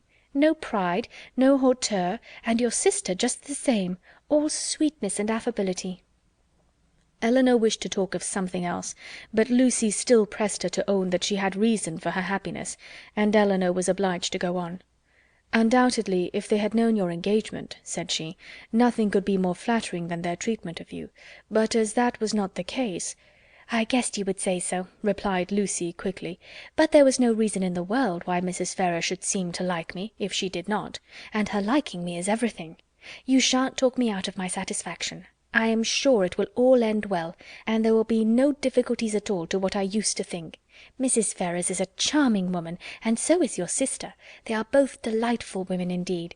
I wonder I should never hear you say how agreeable Mrs. Dashwood was." To this Elinor had no answer to make, and did not attempt any. "Are you ill, Miss Dashwood? You seem low. You don't speak. Sure you aren't well?" "I never was in better health." "I am glad of it with all my heart. But really you did not look it. I should be sorry to have you ill, you that have been the greatest comfort to me in the world. Heaven knows what I should have done without your friendship." Elinor tried to make a civil answer, though doubting her own success. But it seemed to satisfy Lucy, for she directly replied, "Indeed, I am perfectly convinced of your regard for me, and next to Edward's love, it is the greatest comfort I have. Poor Edward! But now there is one good thing, we shall be able to meet, and meet pretty often, for Lady Middleton's delighted with Mrs. Dashwood, so we shall be a good deal in Harley Street, I dare say, and Edward spends half his time with his sister. Besides, Lady Middleton and Mrs. Ferrars will visit now, and Mrs. Ferrars and your sister were both so good to say more than once they should always be glad to see me. They are such charming women. I am sure if ever you tell your sister what I think of her, you cannot speak too high." But Elinor would not give her any encouragement to hope that she should tell her sister. Lucy continued, "I am sure I should have seen it in a moment if Mrs. Ferrars had took a dislike to me. If she had only made me a formal courtesy, for instance, without saying a word, and never after had took any notice of me, and never looked at me in a pleasant way, you know what I mean. If I had been treated in that forbidding sort of way, I should have gave it all up in despair. I could not have stood it. For where she does dislike, I know it is most violent." Elinor was prevented from making any reply to this civil triumph by the doors being thrown open, the servants announcing Mr. Ferrars, and Edward's immediately walking in. It was a very awkward moment, and the countenance of each showed that it was so. They all looked exceedingly foolish, and Edward seemed to have as great an inclination to walk out of the room again as to advance farther into it. The very circumstance, in its unpleasantest form, which they would each have been most anxious to avoid, had fallen on them. They were not only all three together, but were together without the relief of any other person. The ladies recovered themselves first. It was not Lucy's business to put herself forward, and the appearance of secrecy must still be kept up. She could therefore only look her tenderness, and after slightly addressing him, said no more. But Elinor had more to do, and so anxious was she, for his sake and her own, to do it well, that she forced herself, after a moment's recollection, to welcome him with a look and manner that were almost easy and almost open, and another struggle, another effort, still improved them. She would not allow the presence of Lucy, nor the consciousness of some injustice towards herself, deter her from saying that she was happy to see him, and that she had very much regretted being from home when he called before in Berkeley Street. She would not be frightened from paying him those attentions which, as a friend and almost a relation, were his due, by the observant eyes of Lucy, though she soon perceived them to be narrowly watching her. Her manners gave some reassurance to Edward, and he had courage enough to sit down, but his embarrassment still exceeded that of the ladies in a proportion which the case rendered reasonable, though his sex might make it rare, for his heart had not the indifference of Lucy's, nor could his conscience have quite the ease of Elinor's.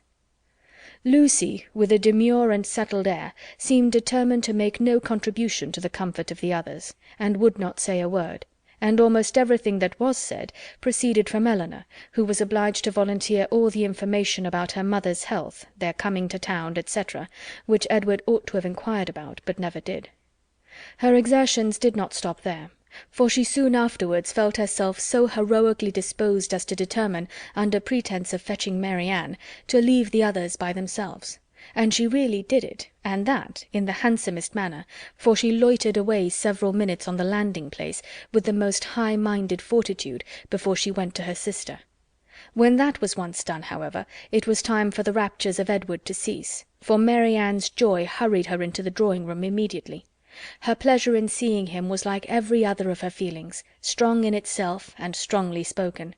She met him with a hand that would be taken, and a voice that expressed the affection of a sister. "Dear Edward," she cried, "this is a moment of great happiness. This would almost make amends for everything." Edward tried to return her kindness as it deserved, but before such witnesses he dared not say half what he really felt. Again they all sat down, and for a moment or two all were silent. while Mary Ann was looking with the most speaking tenderness, sometimes at Edward and sometimes at Eleanor, regretting only that their delight in each other should be checked by Lucy's unwelcome presence. Edward was the first to speak, and it was to notice Mary Ann's altered looks, and express his fear of her not finding London agree with her. "Oh, don't think of me," she replied with spirited earnestness, though her eyes were filled with tears as she spoke. "Don't think of my health. Eleanor is well, you see. That must be enough for us both." This remark was not calculated to make Edward or Eleanor more easy, nor to conciliate the good will of Lucy, who looked up at Mary Ann with no very benignant expression. "Do you like London?" said Edward, willing to say anything that might introduce another subject. "Not at all. I expected much pleasure in it, but I have found none. The sight of you, Edward, is the only comfort it has afforded, and thank heaven, you are what you always were." She paused. No one spoke. "I think, Eleanor," she presently added, "we must employ Edward to take care of us in our return to Barton. In a week or two, I suppose, we shall be going, and I trust Edward will not be very unwilling to accept the charge." Poor Edward muttered something, but what it was nobody knew, not even himself. But Mary Ann, who saw his agitation, and could easily trace it to whatever cause best pleased herself, was perfectly satisfied, and soon talked of something else. "We spent such a day, Edward, in Harley Street yesterday. So dull, so wretchedly dull. But I have much to say to you on that head which cannot be said now." And with this admirable discretion did she defer the assurance of her finding their mutual relatives more disagreeable than ever, and of her being particularly disgusted with his mother, till they were more in private. "But why were you not there, Edward? Why did not you come?" "I was engaged elsewhere." "Engaged? But what was that, when such friends were to be met?" "Perhaps, Miss Mary Ann," cried Lucy, eager to take some revenge on her, "you think young men never stand upon engagements if they have no mind to keep them, little as well as great." Eleanor was angry, but Mary Ann seemed entirely insensible of the sting, for she calmly replied, "Not so indeed, for seriously speaking, I am very sure that conscience only kept Edward from Harley Street. And I really believe he has the most delicate conscience in the world, the most scrupulous in performing every engagement, however minute, and however it may make against his interest or pleasure. He is the most fearful of giving pain, of wounding expectation, and the most incapable of being selfish of anybody I ever saw. Edward, it is so, and I will say it. What, are you never to hear yourself praised? Then you must be no friend of mine, for those who will accept of my love and esteem must submit to my open commendation."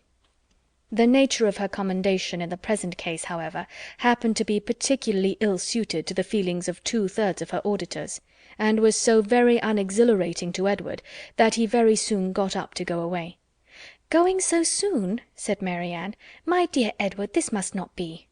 And drawing him a little aside, she whispered her persuasion that Lucy could not stay much longer.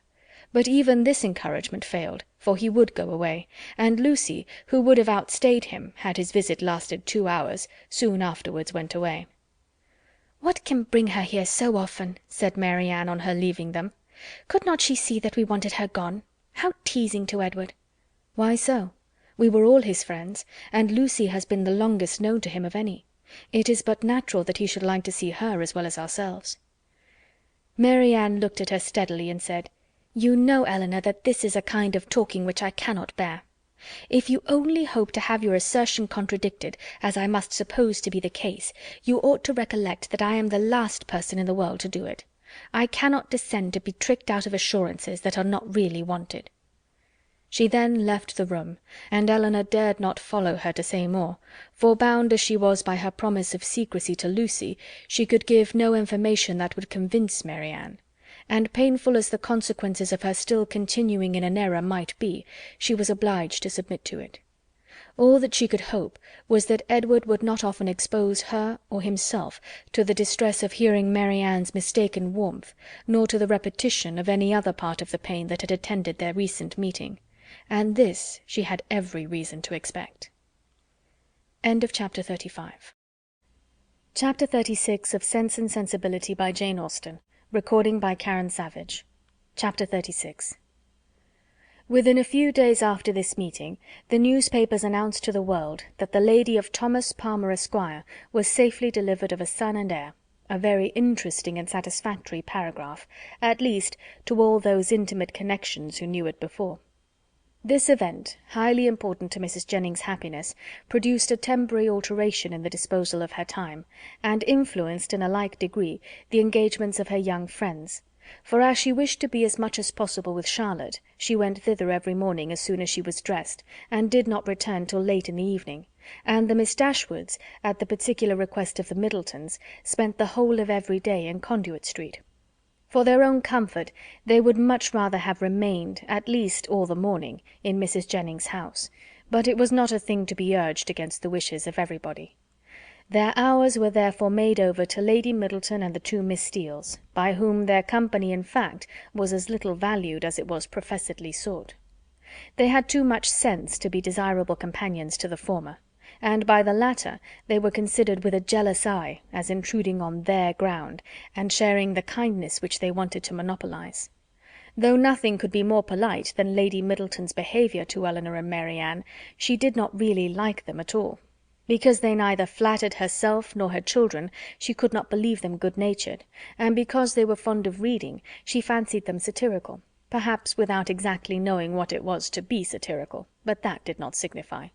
It was censure in common use, and easily given.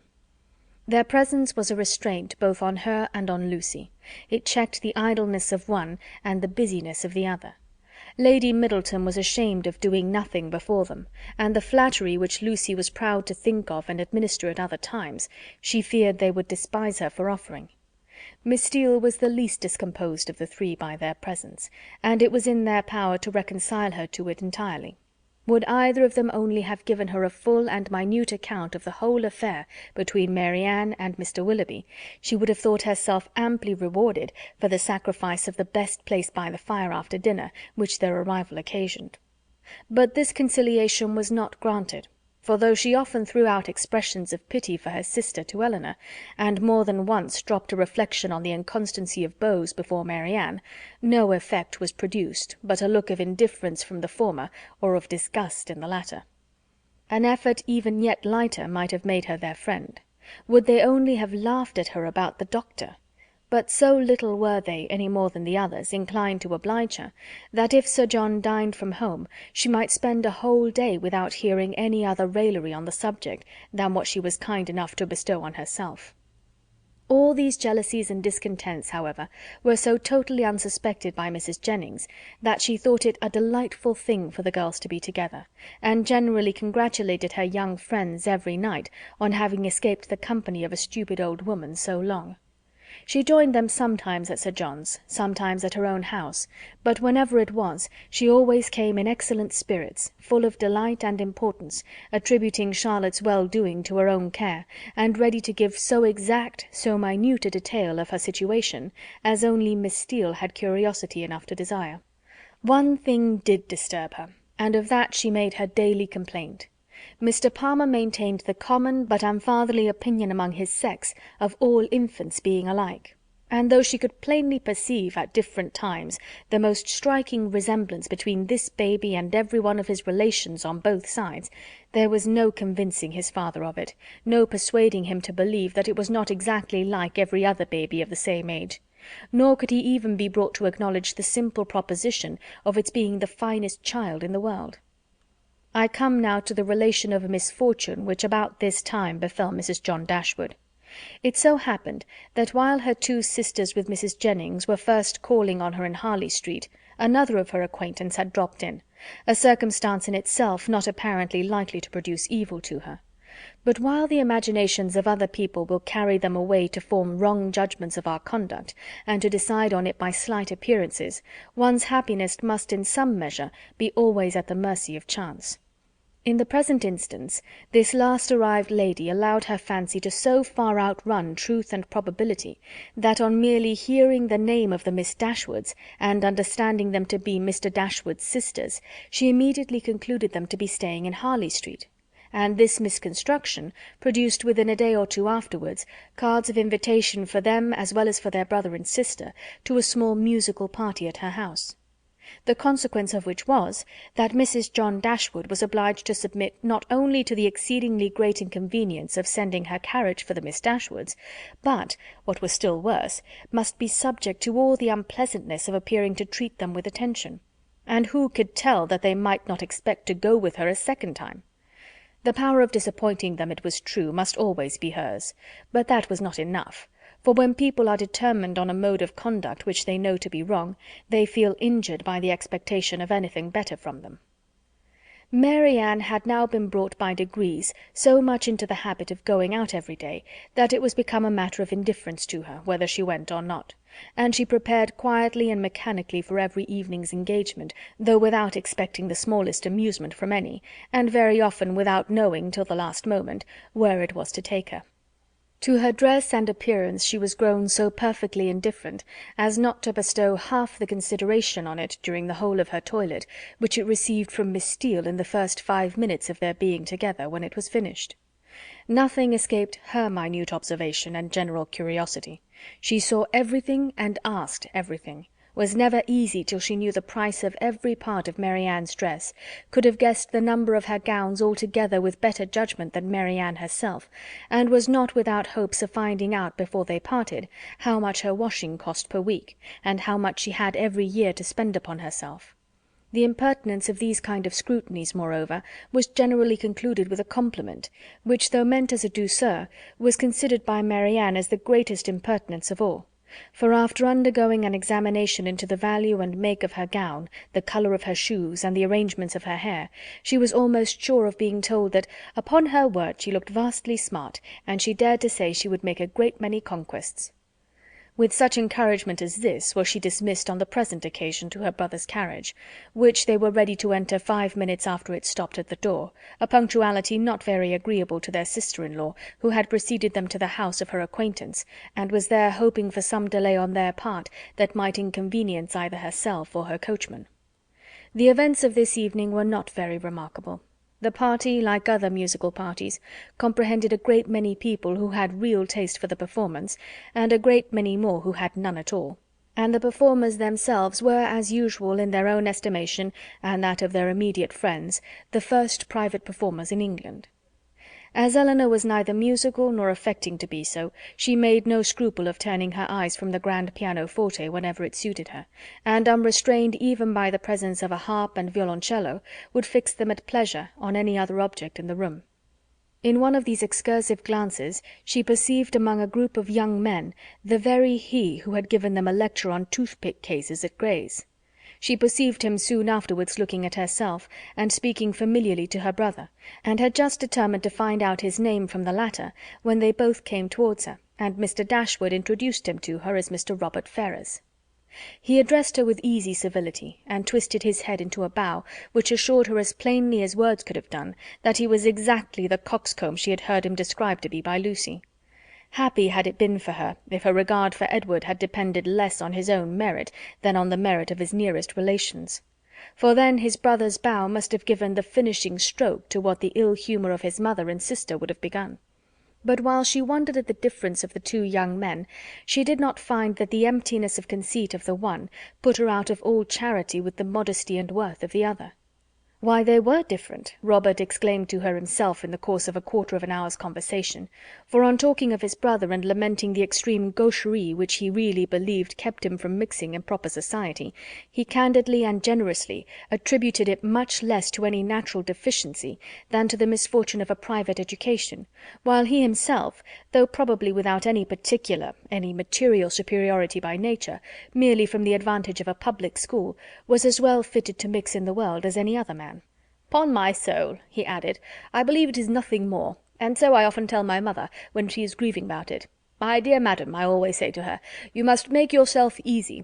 The evil is now irremediable, and it has been entirely your own doing. Why would you be persuaded by my uncle Sir Robert, against your own judgment, to place Edward under private tuition at the most critical time of his life? If you had only sent him to Westminster as well as myself, instead of sending him to Mr. Pratt's, all this would have been prevented. This is the way in which I always consider the matter, and my mother is perfectly convinced of her error."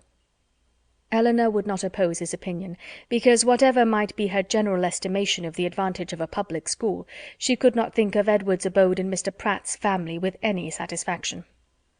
"You reside in Devonshire, I think," was his next observation, "in a cottage near Dawlish."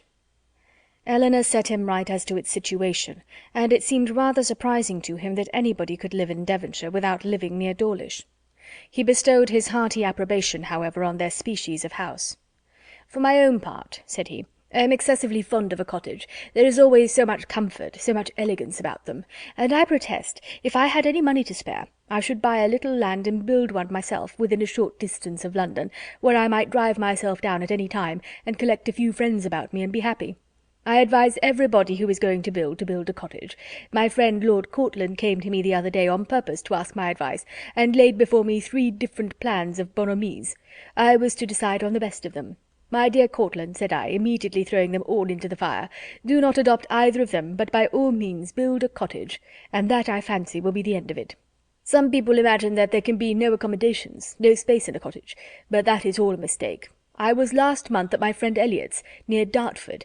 Lady Elliot wished to give a dance. 'But how can it be done?' said she. 'My dear Ferrars, do tell me how it is to be managed. There is not a room in this cottage that will hold 10 people, and where can the supper be?' I immediately saw that there could be no difficulty in it, so I said, 'My dear Lady Elliot, do not be uneasy. The dining parlour will admit 18 people with ease. Card tables may be placed in the drawing-room, the library may be open for tea and other refreshments, and let the supper be set out in the saloon.' Lady Elliot was delighted with the thought. We measured the dining-room, and found it would hold exactly 18 people, and the affair was arranged precisely after my plan, so that in fact, you see, if people do but know how to set about it, every comfort may be as well enjoyed in a cottage as in the most spacious dwelling." Eleanor agreed to it all, for she did not think he deserved the compliment of rational opposition. As John Dashwood had no more pleasure in music than his eldest sister, his mind was equally at liberty to fix on anything else, and a thought struck him during the evening, which he communicated to his wife for her approbation when they got home. The consideration of Mrs. Dennison's mistake, in supposing his sisters their guests, had suggested the propriety of their being really invited to become such, while Mrs. Jennings's engagements kept her from home. The expense would be nothing, the inconvenience not more, and it was altogether an attention which the delicacy of his conscience pointed out to be requisite to its complete enfranchisement from his promise to his father. Fanny was startled at the proposal. "I do not see how it can be done," said she, "without affronting Lady Middleton, for they spend every day with her. Otherwise I should be exceedingly glad to do it. You know I am always ready to pay them any attention in my power, as my taking them out this evening shows. But they are Lady Middleton's visitors. How can I ask them away from her?" Her husband, but with great humility, did not see the force of her objection. They had already spent a week in this manner in Conduit Street, and Lady Middleton could not be displeased at their giving the same number of days to such near relations. Fanny paused a moment, and then with fresh vigour said, "My love, I would ask them with all my heart, if it was in my power. But I had just settled with it myself to ask the Miss Steeles to spend a few days with us. They are very well behaved, good kind of girls, and I think the attention is due to them, as their uncle did so very well by Edward. We can ask your sister some other year, you know, but the Miss Steeles may not be in town any more. I am sure you will like them. Indeed, you do like them, you know, very much already, and so does my mother, and they are such favourites with Harry." Mr. Dashwood was convinced. He saw the necessity of inviting the Miss Steeles immediately, and his conscience was pacified by the resolution of inviting his sisters another year. At the same time, however, slyly suspecting that another year would make the invitation needless, by bringing Eleanor to town as Colonel Brandon's wife, and Mary Ann as their visitor. Fanny rejoiced in her escape, and, proud of the ready wit that had procured it, wrote the next morning to Lucy to request her company and her sister's for some days in Harley Street, as soon as Lady Middleton could spare them. This was enough to make Lucy really and reasonably happy. Mrs. Dashwood seemed actually working for her herself, cherishing all her hopes and promoting all her views. Such an opportunity of being with Edward and his family was, above all things, the most material to her interest, and such an invitation the most gratifying to her feelings. It was an advantage that could not be too gratefully acknowledged, nor too speedily made use of, and the visit to Lady Middleton, which had not before had any precise limits, was immediately discovered to have been always meant to end in 2 days' time. When the note was shown to Eleanor, as it was within 10 minutes after its arrival, it gave her, for the first time, some share in the expectations of Lucy, for such a mark of uncommon kindness, vouchsafed on so short an acquaintance, seemed to declare that the good-will towards her arose from something more than merely malice against herself, and might be brought, by time and address, to do everything that Lucy wished. Her flattery had already subdued the pride of Lady Middleton, and made an entry into the close heart of Mrs. John Dashwood, and these were effects that laid open the probability of greater. The Miss Steeles removed to Harley Street, and all that reached Elinor of their influence there strengthened her expectation of the event. Sir John, who called on them more than once, brought home such accounts of the favour they were in as must be universally striking. Mrs. John Dashwood had never been so much pleased with any young women in her life as she was with them, had given each of them a needle-book made by some emigrant, called Lucy by her Christian name, and did not know whether she should ever be able to part with them. Chapter 37 of Sense and Sensibility by Jane Austen. Recording by Karen Savage. Chapter 37. Mrs. Palmer was so well at the end of a fortnight that her mother felt it no longer necessary to give up the whole of her time to her, and contenting herself with visiting her once or twice a day, returned from that period to her own home and her own habits, in which she found the Miss Dashwoods very ready to resume their former share. About the third or fourth morning after being thus resettled in Berkeley Street, Mrs. Jennings, on returning from her ordinary visit to Mrs. Palmer, entered the drawing-room, where Elinor was sitting by herself, with an air of such hurrying importance as prepared her to hear something wonderful, and giving her only time to form that idea, began directly to justify it by saying, "Lord, my dear Miss Dashwood, have you heard the news?" "No, ma'am. What is it?" "Something so strange, but you shall hear it all. When I got to Mr. Palmer's, I found Charlotte quite in a fuss about the child. She was sure it was very ill. It cried and fretted, and was all over pimples. So I looked at it directly, and, 'Lord, my dear,' says I, 'it is nothing in the world but the red gum,' and nurse said just the same, but Charlotte, she would not be satisfied, so Mr. Donovan was sent for, and luckily he happened to just come in from Harley Street, so he stepped over directly, and as soon as ever he saw the child, he said, just as we did, that it was nothing in the world but the red gum, and then Charlotte was easy. And so, just as he was going away again, it came into my head, I am sure I do not know how I happened to think of it, but it came into my head to ask him if there was any news. So upon that he smirked and simpered and looked grave, and seemed to know something or other, and at last he said in a whisper, 'For fear any unpleasant report should reach the young ladies under your care as to their sister's indisposition, I think it advisable to say that I believe there is no great reason for alarm. I hope Mrs. Dashwood will do very well.'" "What, is Fanny ill?" "That is exactly what I said, my dear. 'Lord,' says I, 'is Mrs. Dashwood ill?' So then it all came out, and the long and the short of the matter, by all I can learn, seems to be this. Mr. Edward Ferrars, the very young man I used to joke with you about, but however, as it turns out, I am monstrous glad there was never anything in it, Mr. Edward Ferrars, it seems, has been engaged above this 12-month to my cousin Lucy. There's for you, my dear, and not a creature knowing a syllable of the matter except Nancy. Could you have believed such a thing possible? There is no great wonder in their liking one another, but that matters should be brought so forward between them, and nobody suspect it, that is strange. I never happened to see them together, or I am sure I should have found it out directly. Well, and so this was kept a great secret for fear of Mrs. Ferrars, and neither she nor your brother or sister suspected a word of the matter, till this very morning poor Nancy, who you know is a well-meaning creature, but no conjurer, popped it all out. 'Lord,' thinks she to herself, 'they are all so fond of Lucy, to be sure they will make no difficulty about it,' and so away she went to your sister, who was sitting all alone at her carpet-work, little suspecting what was to come, for she had just been saying to your brother only 5 minutes before that she thought to make a match between Edward and some lord's daughter or other, I forget who. So you may think what a blow it was to all her vanity and pride.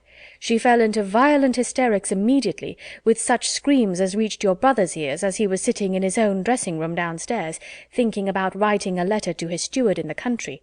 So up he flew directly, and a terrible scene took place, for Lucy was come to them by that time, little dreaming what was going on. Poor soul, I pity her, and I must say I think she was used very hardly, for your sister scolded like any fury, and soon drove her into a fainting fit. Nancy, she fell upon her knees and cried bitterly, and your brother, he walked about the room and said he did not know what to do. Mrs. Dashwood declared they should not stay a minute longer in the house, and your brother was forced to go down upon his knees too, to persuade her to let them stay till they had packed up their clothes. Then she fell into hysterics again, and he was so frightened that he would send for Mr. Donovan, and Mr. Donovan found the house in all this uproar. The carriage was at the door ready to take my poor cousins away, and they were just stepping in as he came off. Poor Lucy in such a condition, he says, she could hardly walk, and Nancy, she was almost as bad. I declare, I have no patience with your sister, and I hope with all my heart it will be a match in spite of her. Lord, what a taking poor Mr. Edward will be in when he hears of it. To have his love used so scornfully, for they say he is monstrous fond of her, as well he may. I should not wonder if he was to be in the greatest passion. And Mr. Donovan thinks just the same. He and I had a great deal of talk about it, and the best of all is that he has gone back again to Harley Street, that he may be within call when Mrs. Ferrars is told of it, for she was sent for as soon as ever my cousins left the house, for your sister was sure she would be in hysterics too. And so she may, for what I care. I have no pity for either of them. I have no notion of people's making such a to-do about money and greatness. There is no reason on earth why Mr. Edward and Lucy should not marry, for I am sure Mrs. Ferrars may afford to do very well by her son, and though Lucy has next to nothing herself, she knows better than anybody how to make the most of everything. I dare say if Mrs. Ferrars would only allow him 500 a year, she would make as good an appearance with it as anybody else would with 8.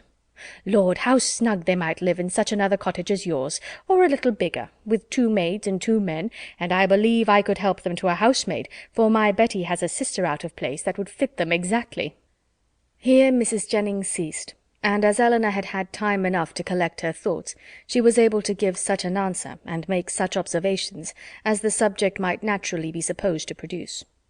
Happy to find that she was not suspected of any extraordinary interest in it, that Mrs. Jennings, as she had of late often hoped might be the case, had ceased to imagine her at all attached to Edward, and happy, above all the rest, in the absence of Marianne, she felt very well able to speak of the affair without embarrassment, and to give her judgment, as she believed, with impartiality on the conduct of every one concerned in it. She could hardly determine what her own explanation of its event really was, though she earnestly tried to drive away the notion of its being possible to end otherwise, at least, than in the marriage of Edward and Lucy.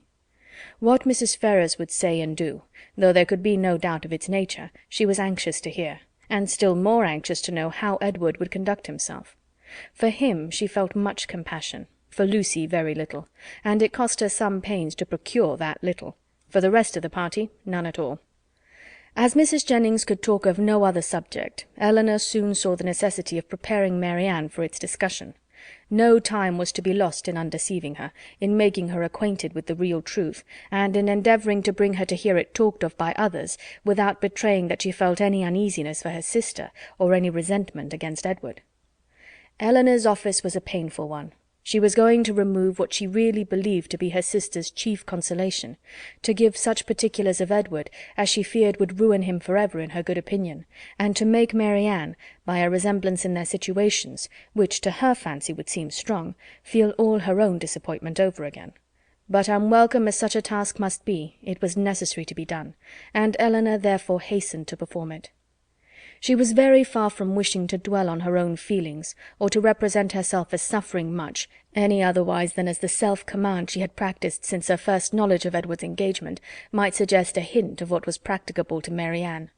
Her narration was clear and simple, and though it could not be given without emotion, it was not accompanied by violent agitation nor impetuous grief.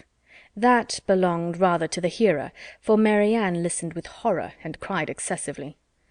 Elinor was to be the comforter of others in her own distresses no less than in theirs, and all the comfort that could be given by assurances of her own composure of mind, and a very earnest vindication of Edward from every charge but of imprudence, was readily offered. But Marianne for some time would give credit to neither.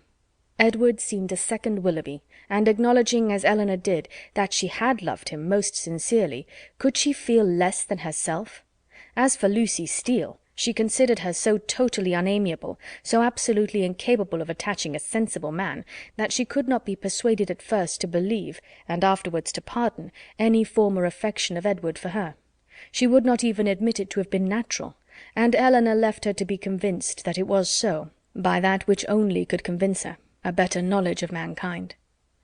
Her first communication had reached no farther than to state the fact of the engagement and the length of time it had existed.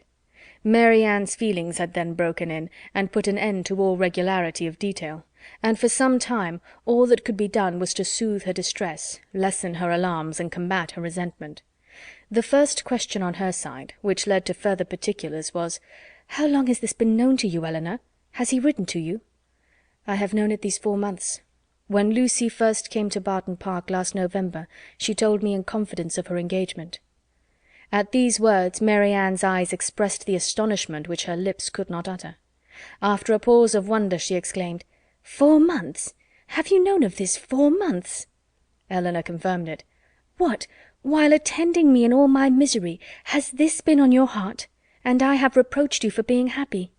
It was not fit that you should then know how much I was the reverse."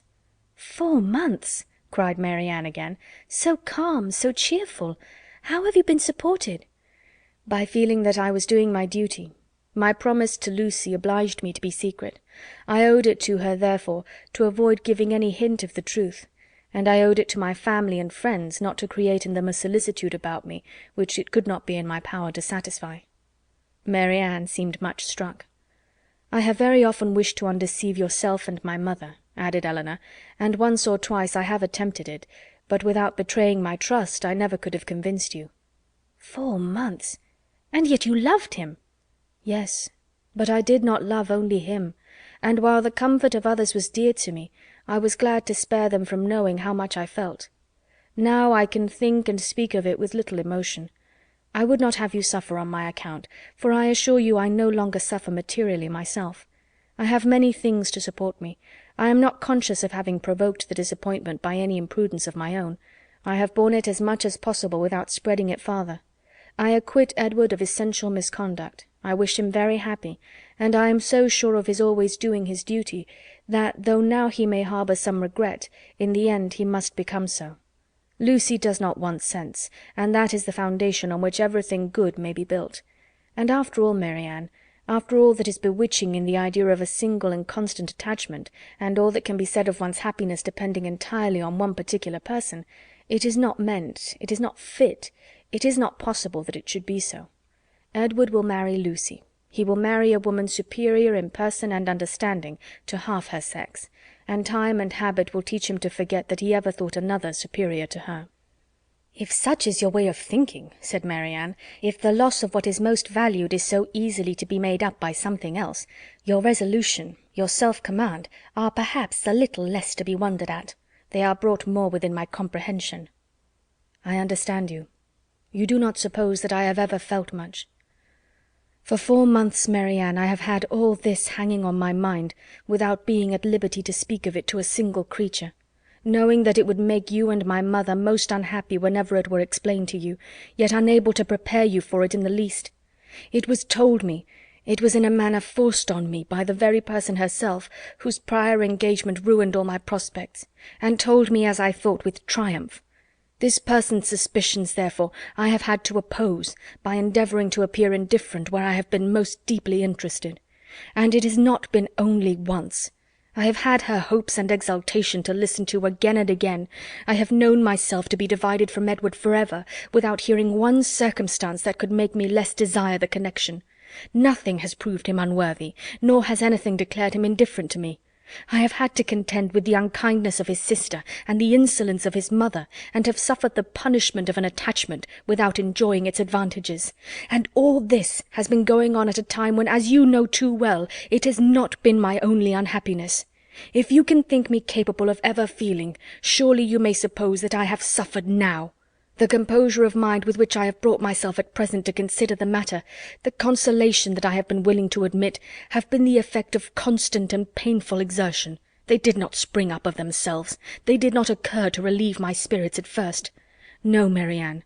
Then, if I had not been bound to silence, perhaps nothing could have kept me entirely, not even what I owed to my dearest friends, from openly showing that I was very unhappy."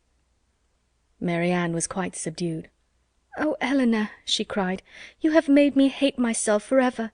How barbarous have I been to you, you who have been my only comfort, who have borne with me in all my misery, who have seemed to be only suffering for me! Is this my gratitude? Is this the only return I can make you? Because your merit cries out upon myself, I have been trying to do it away." The tenderest caresses followed this confession.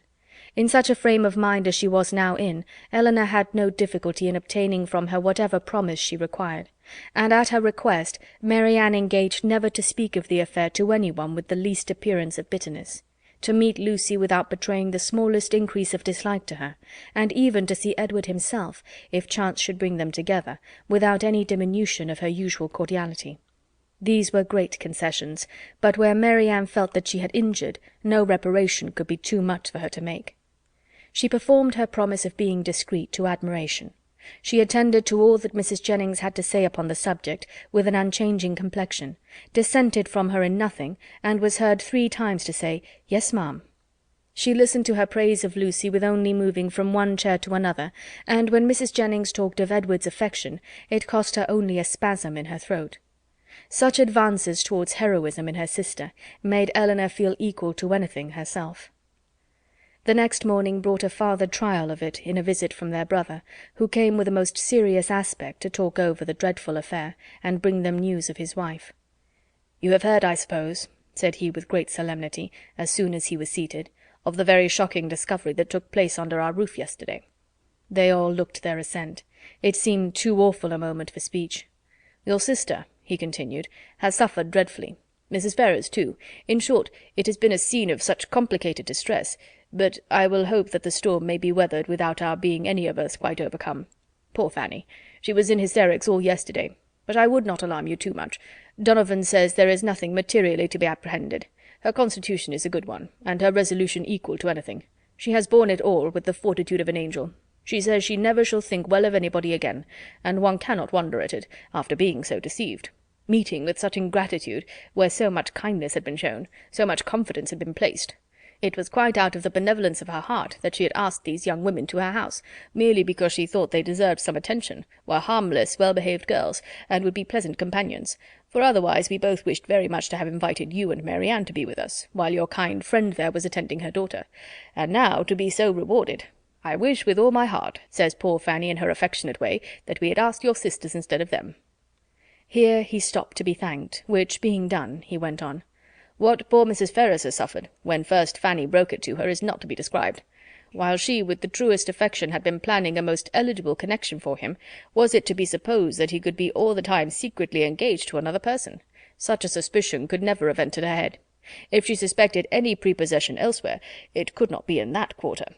There, to be sure, she said, I might have thought myself safe.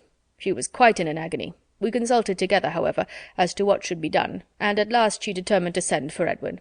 He came, but I am sorry to relate what ensued. All that Mrs. Ferrars could say to make him put an end to the engagement, assisted too, as you may well suppose, by my arguments, and Fanny's entreaties, was of no avail. Duty, affection, everything was disregarded. I never thought Edward so stubborn, so unfeeling before. His mother explained to him her liberal designs, in case of his marrying Miss Morton. Told him she would settle on him the Norfolk estate, which, clear of land tax, brings in a good 1,000 a year. Offered even, when matters grew desperate, to make it 1,200, and in opposition to this, if he still persisted in this low connection, represented to him the certain penury that must attend the match. His own £2,000, she protested, should be his all. She would never see him again, and so far would she be from affording him the smallest assistance, that if he were to enter into any profession with a view of better support, she would do all in her power to prevent him advancing in it.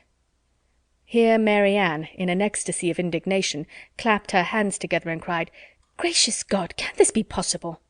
"You may well wonder, Mary Ann," replied her brother, "at the obstinacy which could resist such arguments as these. Your exclamation is very natural." Mary Ann was going to retort, but she remembered her promises and forbore. "All this, however," he continued, "was urged in vain. Edward said very little, but what he did say was in the most determined manner. Nothing should prevail on him to give up his engagement. He would stand to it, cost him what it might." "Then," cried Mrs. Jennings with blunt sincerity, no longer able to be silent, "he has acted like an honest man. I beg your pardon, Mr. Dashwood, but if he had done otherwise, I should have thought him a rascal. I have some little concern in the business, as well as yourself, for Lucy Steele is my cousin, and I believe there is not a better kind of girl in the world, nor one who more deserves a good husband." John Dashwood was greatly astonished, but his nature was calm, not open to provocation, and he never wished to offend anybody, especially anybody of good fortune. He therefore replied without any resentment, "I would by no means speak disrespectfully of any relation of yours, madam. Miss Lucy Steele is, I dare say, a very deserving young woman, but in the present case, you know, the connection must be impossible, and to have entered into a secret engagement with a young man under her uncle's care, the son of a woman especially of such very large fortune as Mrs. Ferrars, is perhaps altogether a little extraordinary. In short, I do not mean to reflect upon the behaviour of any person whom you have a regard for, Mrs. Jennings. We all wish her extremely happy, and Mrs. Ferrars' conduct throughout the whole has been such as every conscientious good mother in like circumstances would adopt. It has been dignified and liberal. Edward has drawn his own lot, and I fear it will be a bad one." Mary Anne sighed out her similar apprehension, and Elinor's heart wrung for the feelings of Edward, while braving his mother's threats, for a woman who could not reward him.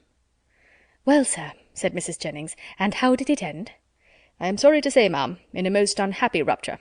Edward is dismissed for ever from his mother's notice. He left our house yesterday, but where he is gone, or whether he is still in town, I do not know, for we, of course, can make no inquiry." "Poor young man! And what is to become of him?" "What indeed, ma'am? It is a melancholy consideration, born to the prospect of such affluence. I cannot conceive a situation more deplorable. The interest of £2,000, how can a man live on it? And when to that is added the recollection that he might, but for his own folly, within 3 months, have been in the receipt of 2,500 a year, for Miss Morton has £30,000, I cannot picture to myself a more wretched condition. We must all feel for him, and the more so because he is totally out of our power to assist him." "Poor young man!" cried Mrs. Jennings. "I am sure he should be very welcome to bed and board at my house, and so I would tell him if I could see him. It is not fit that he should be living about at his own charge now, at lodgings and taverns." Elinor's heart thanked her for such kindness towards Edward, though she could not forbear smiling at the form of it. "If he would only have done as well by himself," said John Dashwood, "as all his friends were disposed to do by him, he might now have been in his proper situation, and would have wanted for nothing. But as it is, it must be out of anybody's power to assist him. And there is one thing more preparing against him, which must be worse than all. His mother has determined, with a very natural kind of spirit, to settle that estate upon Robert immediately, which might have been Edward's on proper conditions. I left her this morning with her lawyer, talking over the business." "Well," said Mrs. Jennings, "that is her revenge. Everybody has a way of their own, but I don't think mine would be to make one son independent because another had plagued me." Mary Anne got up and walked about the room. "Can anything be more galling to the spirit of a man," continued John, "than to see his younger brother in possession of an estate which might have been his own? Poor Edward! I feel for him sincerely." A few minutes more spent in the same kind of effusion concluded his visit, and with repeated assurances to his sisters that he really believed there was no material danger in Fanny's indisposition, and that they need not therefore be very uneasy about it, he went away, leaving the 3 ladies unanimous in their sentiments on the present occasion, as far at least as it regarded Mrs. Ferrars's conduct, the Dashwoods, and Edward's. Mary Anne's indignation burst forth as soon as he quitted the room, and as her vehemence made reserve impossible in Elinor, and unnecessary in Mrs. Jennings, they all joined in a very spirited critique upon the party. Chapter 37. Chapter 38 of Sense and Sensibility by Jane Austen. Recording by Karen Savage. Chapter 38. Mrs. Jennings was very warm in her praise of Edward's conduct, but only Elinor and Mary Anne understood its true merit. They only knew how little he had had to tempt him to be disobedient, and how small was the consolation, beyond the consciousness of doing right, that could remain to him in the loss of friends and fortune. Elinor gloried in his integrity, and Mary Anne forgave him all his offences in compassion for his punishment. But though confidence between them was, by this public discovery, restored to its proper state, it was not a subject on which either of them were fond of dwelling when alone. Elinor avoided it upon principle, as tending to fix still more upon her thoughts, by the too warm, too positive assurances of Mary Anne, that belief of Edward's continued affection for herself which she rather wished to do away. And Mary Anne's courage soon failed her in trying to converse upon a topic which always left her more dissatisfied with herself than ever, by the comparison it necessarily produced between Elinor's conduct and her own. She felt all the force of that comparison, but not as her sister had hoped, to urge her to exertion now. She felt it with all the pain of continual self-reproach, regretted most bitterly that she had never exerted herself before, but it brought only the torture of penitence, without the hope of amendment. Her mind was so much weakened that she still fancied present exertion impossible, and therefore it only dispirited her more. Nothing new was heard by them for a day or two afterwards of affairs in Harley Street or Bartlett's Buildings.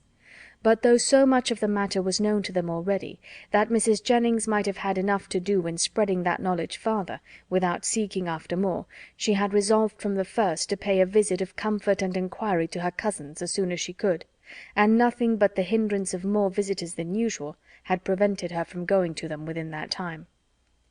The third day succeeding their knowledge of the particulars was so fine, so beautiful a Sunday, as to draw many to Kensington Gardens, though it was only the second week in March. Mrs. Jennings and Elinor were of the number, but Mary Ann, who knew that the Willoughbys were again in town, and had a constant dread of meeting them, chose rather to stay at home than venture into so public a place. An intimate acquaintance of Mrs. Jennings joined them soon after they entered the gardens, and Elinor was not sorry that by her continuing with them, and engaging all Mrs. Jennings' conversation, she was herself left to quiet reflection. She saw nothing of the Willoughbys, nothing of Edward, and for some time nothing of anybody who could by any chance, whether grave or gay, be interesting to her.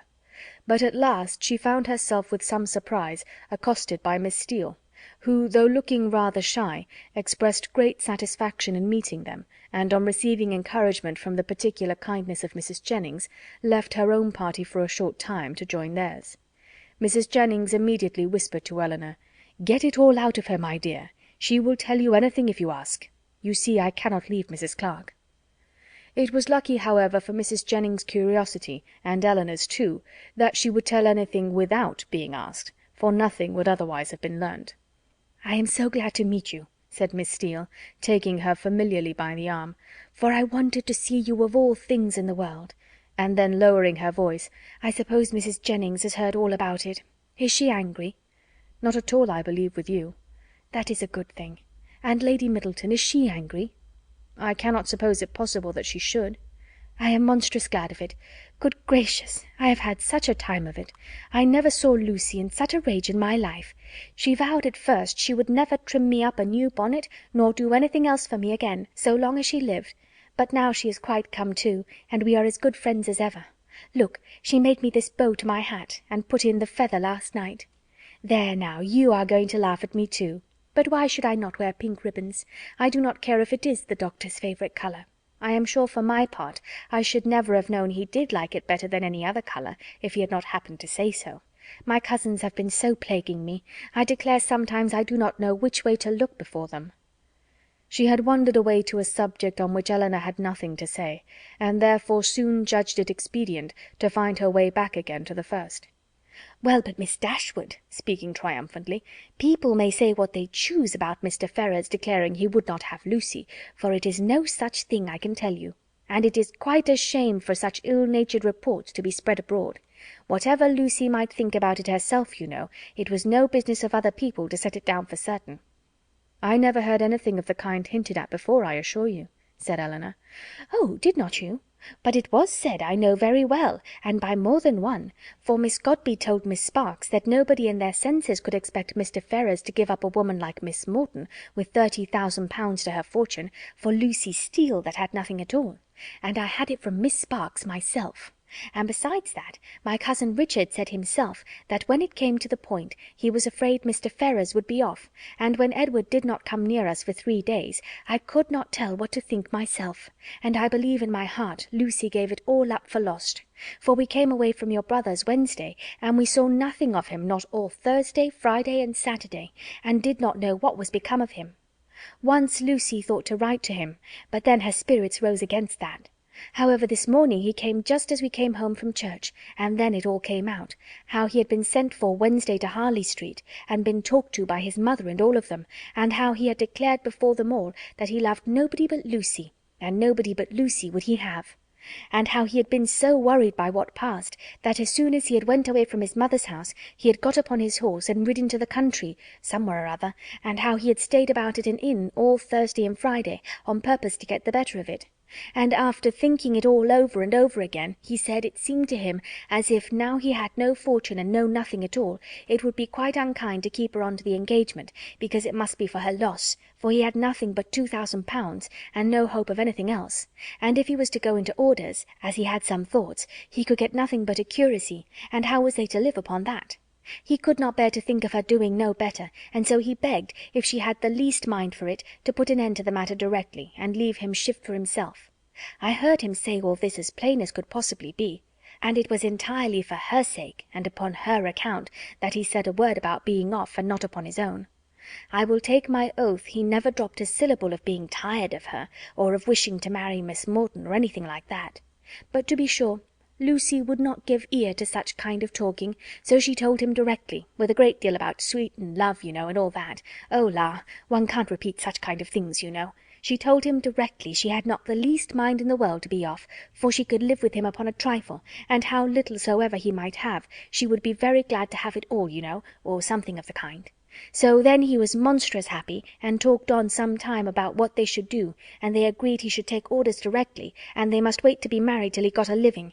And just then I could not hear any more, for my cousin called from below to tell me Mrs. Richardson was come in her coach, and would take one of us to Kensington Gardens, so I was forced to go into the room and interrupt them, to ask Lucy if she would like to go, but she did not care to leave Edward, so I just run upstairs and put on a pair of silk stockings and come off with the Richardsons." "I do not understand what you mean by interrupting them," said Elinor. "You were all in the same room together, were not you?" "No, indeed, not us. La, Miss Dashwood, do you think people make love when anybody else is by? Oh, for shame! To be sure, you must know better than that," laughing affectedly. "No, no. They were shut up in the drawing-room together, and all I heard was only by listening at the door." "How?" cried Elinor. "Have you been repeating to me what you only learnt yourself by listening at the door? I am sorry I did not know it before, for I certainly would not have suffered you to give me particulars of a conversation which you ought not to have known yourself. How could you behave so unfairly by your sister?" "Oh la, there is nothing in that. I only stood at the door and heard what I could, and I am sure Lucy would have done just the same by me, for a year or two back, when Martha Sharp and I had so many secrets together, she never made any bones of hiding in a closet or behind a chimney-board on purpose to hear what we said." Elinor tried to talk of something else, but Miss Steele could not be kept beyond a couple of minutes from what was uppermost in her mind. "Edward talks of going to Oxford soon," said she, "but now he is lodging at No. Pall Mall. What an ill-natured woman his mother is, ain't she? And your brother and sister were not very kind. However, I shan't say anything against them to you, and to be sure they did send us home in their own chariot, which was more than I looked for. And for my part, I was all in a fright for fear your sister should ask us for the huswife she gave us a day or two before, but however nothing was said about them, and I took care to keep mine out of sight. Edward have got some business at Oxford, he says, so we must go there for a time, and after that, as soon as he can light upon a bishop, he will be ordained. I wonder what curacy he will get. Good gracious!" giggling as she spoke, "I'd lay my life to know what my cousins will say when they hear of it.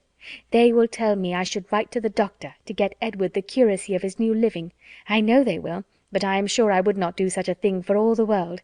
La, I shall say directly, I wonder how you could think of such a thing. I write to the doctor, indeed." "Well," said Elinor, "it is a comfort to be prepared against the worst. You have got your answer ready." Miss Steele was going to reply on the same subject, but the approach of her own party made another more necessary. "Oh la, here come the Richardsons. I had a vast deal more to say to you, but I must not stay away from them not any longer. I assure you they are very genteel people. He makes a monstrous deal of money, and they keep their own coach. I have not time to speak to Mrs. Jennings about it myself, but pray tell her I am quite happy to hear she is not in anger against us, and Lady Middleton the same. And if anything should happen to take you and your sister away, and Mrs. Jennings should want company, I am sure we should be very glad to come and stay with her for as long a time as she likes. I suppose Lady Middleton won't ask us any more this bout. Good-bye. I am sorry Miss Mary Ann was not here. Remember me kindly to her. La, if you have not got your spotted muslin on, I wonder you was not afraid of its being torn." Such was her parting concern, for after this she had time only to pay her farewell compliments to Mrs. Jennings before her company was claimed by Mrs. Richardson. and Eleanor was left in possession of knowledge which might feed her powers of reflection some time, though she had learnt very little more than what had been already foreseen and foreplanned in her own mind. Edward's marriage with Lucy was as firmly determined on, and the time of its taking place remained as absolutely uncertain as she had concluded it would be. Everything depended, exactly after her expectation, on his getting that preferment, of which at present there seemed not the smallest chance. As soon as they returned to the carriage, Mrs. Jennings was eager for information, but as Eleanor wished to spread as little as possible intelligence that had in the first place been so unfairly obtained, she confined herself to the brief repetition of such simple particulars as she felt assured that Lucy, for the sake of her own consequence, would choose to have known. The continuance of their engagement, and the means that were able to be taken for promoting its end, was all her communication, and this produced from Mrs. Jennings the following natural remark: "Wait for his having a living! Ay, we all know how that will end. They will wait a twelvemonth, and finding no good comes of it, will set down upon a curacy of £50 a year, with the interest of his £2000, and what little matter Mr. Steele and Mr. Pratt can give her. Then they will have a child every year, and Lord help 'em, how poor they will be! I must see what I can give them towards furnishing their house. 2 maids and 2 men indeed, as I talked of t'other day. No, no, they must get a stout girl of all works. Betty's sister would never do for them now." The next morning brought Eleanor a letter by the 2-penny post from Lucy herself. It was as follows: "Bartlett's Building, March. I hope my dear Miss Dashwood will excuse the liberty I take of writing to her, but I know your friendship for me will make you pleased to hear such a good account of myself and my dear Edward, after all the troubles we have went through lately, therefore will make no apologies, but proceed to say that, thank God, though we have suffered dreadfully, we are both quite well now, and as happy as we must always be in one another's love. We have had great trials and great persecutions, but however at the same time gratefully acknowledge many friends, yourself not the least among them, whose great kindness I shall always thankfully remember, as will Edward too, who I have told of it. I am sure you will be glad to hear, as likewise dear Mrs. Jennings, I spent 2 happy hours with him yesterday afternoon. He would not hear of our parting, though earnestly did I, as I thought my duty required, urge him to it for prudence sake, and would have parted forever on the spot, would he consent to it. But he said it should never be. He did not regard his mother's anger, while he could have my affections. Our prospects are not very bright, to be sure, but we must wait and hope for the best. He will be ordained shortly, and should it ever be in your power to recommend him to anybody that has a living to bestow, am very sure you will not forget us, and dear Mrs. Jennings too trusts she will speak a good word for us to Sir John, or Mr. Palmer, or any friend that may be able to assist us. Poor Anne was much to blame for what she did, but she did it for the best, so I say nothing. Hope Mrs. Jennings won't think it too much trouble to give us a call, should she come this way any morning. 'Twould be a great kindness, and my cousins would be proud to know her. My paper reminds me to conclude, and begging to be most gratefully and respectfully remembered to her and to Sir John and Lady Middleton and the dear children when you chance to see them, and love to Miss Mary Ann. I am, etc." As soon as Eleanor had finished it, she performed what she concluded to be its writer's real design, by placing it in the hands of Mrs. Jennings, who read it aloud with many comments of satisfaction and praise. "Very well indeed. How prettily she writes! Ay, that was quite proper to let him be off if he would. That was just like Lucy. Poor soul! I wish I could get him a living, with all my heart. She calls me dear Mrs. Jennings, you see. She is a good-hearted girl as ever lived. Very well, upon my word. That sentence is very prettily turned. Yes, yes, I will go and see her, sure enough. How attentive she is to think of everybody. Thank you, my dear, for showing it me. It is as pretty a letter as ever I saw, and does Lucy's head and heart great credit." End of Chapter 38. Chapter 39 of Sense and Sensibility by Jane Austen. Recording by Karen Savage. Chapter 39. The Miss Dashwoods had now been rather more than 2 months in town, and Mary Ann's impatience to be gone increased every day. She sighed for the air, the liberty, the quiet of the country, and fancied that if any place could give her ease, Barton must do it. Eleanor was hardly less anxious than herself for their removal, and only so much less bent on its being effected immediately, as that she was conscious of the difficulties of so long a journey, which Mary Ann could not be brought to acknowledge. She began, however, seriously to turn her thoughts towards its accomplishment, and had already mentioned their wishes to their kind hostess, who resisted them with all the eloquence of her good will, when a plan was suggested, which, though detaining them from home yet a few weeks longer, appeared to Elinor altogether much more eligible than any other. The Palmers were to remove to Cleveland about the end of March, for the Easter holidays, and Mrs. Jennings, with both her friends, received a very warm invitation from Charlotte to go with them. This would not in itself have been sufficient for the delicacy of Miss Dashwood, but it was enforced with so much real politeness by Mr. Palmer himself, as, joined to the very great amendment of his manners towards them, since her sister had been known to be unhappy, induced her to accept it with pleasure. When she told Mary Ann what she had done, however, her first reply was not very auspicious. "Cleveland!" she replied with great agitation. "No, I cannot go to Cleveland." "You forget," said Elinor gently, "that its situation is not that it is not in the neighbourhood of—" "But it is in Somersetshire. I cannot go into Somersetshire. There, where I looked forward to going. No, Elinor, you cannot expect me to go there." Elinor would not argue upon the propriety of overcoming such feelings. She only endeavoured to counteract them by working on others; represented it therefore as a measure which would fix the time of her returning to that dear mother whom she so much wished to see, in a more eligible, more comfortable manner than any other plan could do, and perhaps without any greater delay. From Cleveland, which was within a few miles of Bristol, the distance to Barton was not beyond 1 day, though a long day's journey; and their mother's servant might easily come there to attend them down, and as there could be no occasion of their staying above a week at Cleveland, they might now be at home in little more than 3 weeks' time. As Mary Ann's affection for her mother was sincere, it must triumph with little difficulty over the imaginary evil she had started. Mrs. Jennings was so far from being weary of her guests that she pressed them very earnestly to return with her again from Cleveland.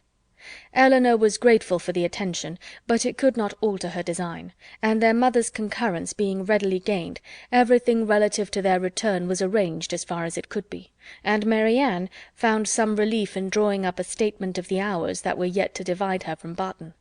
"Ah, Colonel, I do not know what you and I shall do without the Miss Dashwoods," was Mrs. Jennings' address to him when he first called on her, after their leaving her was settled.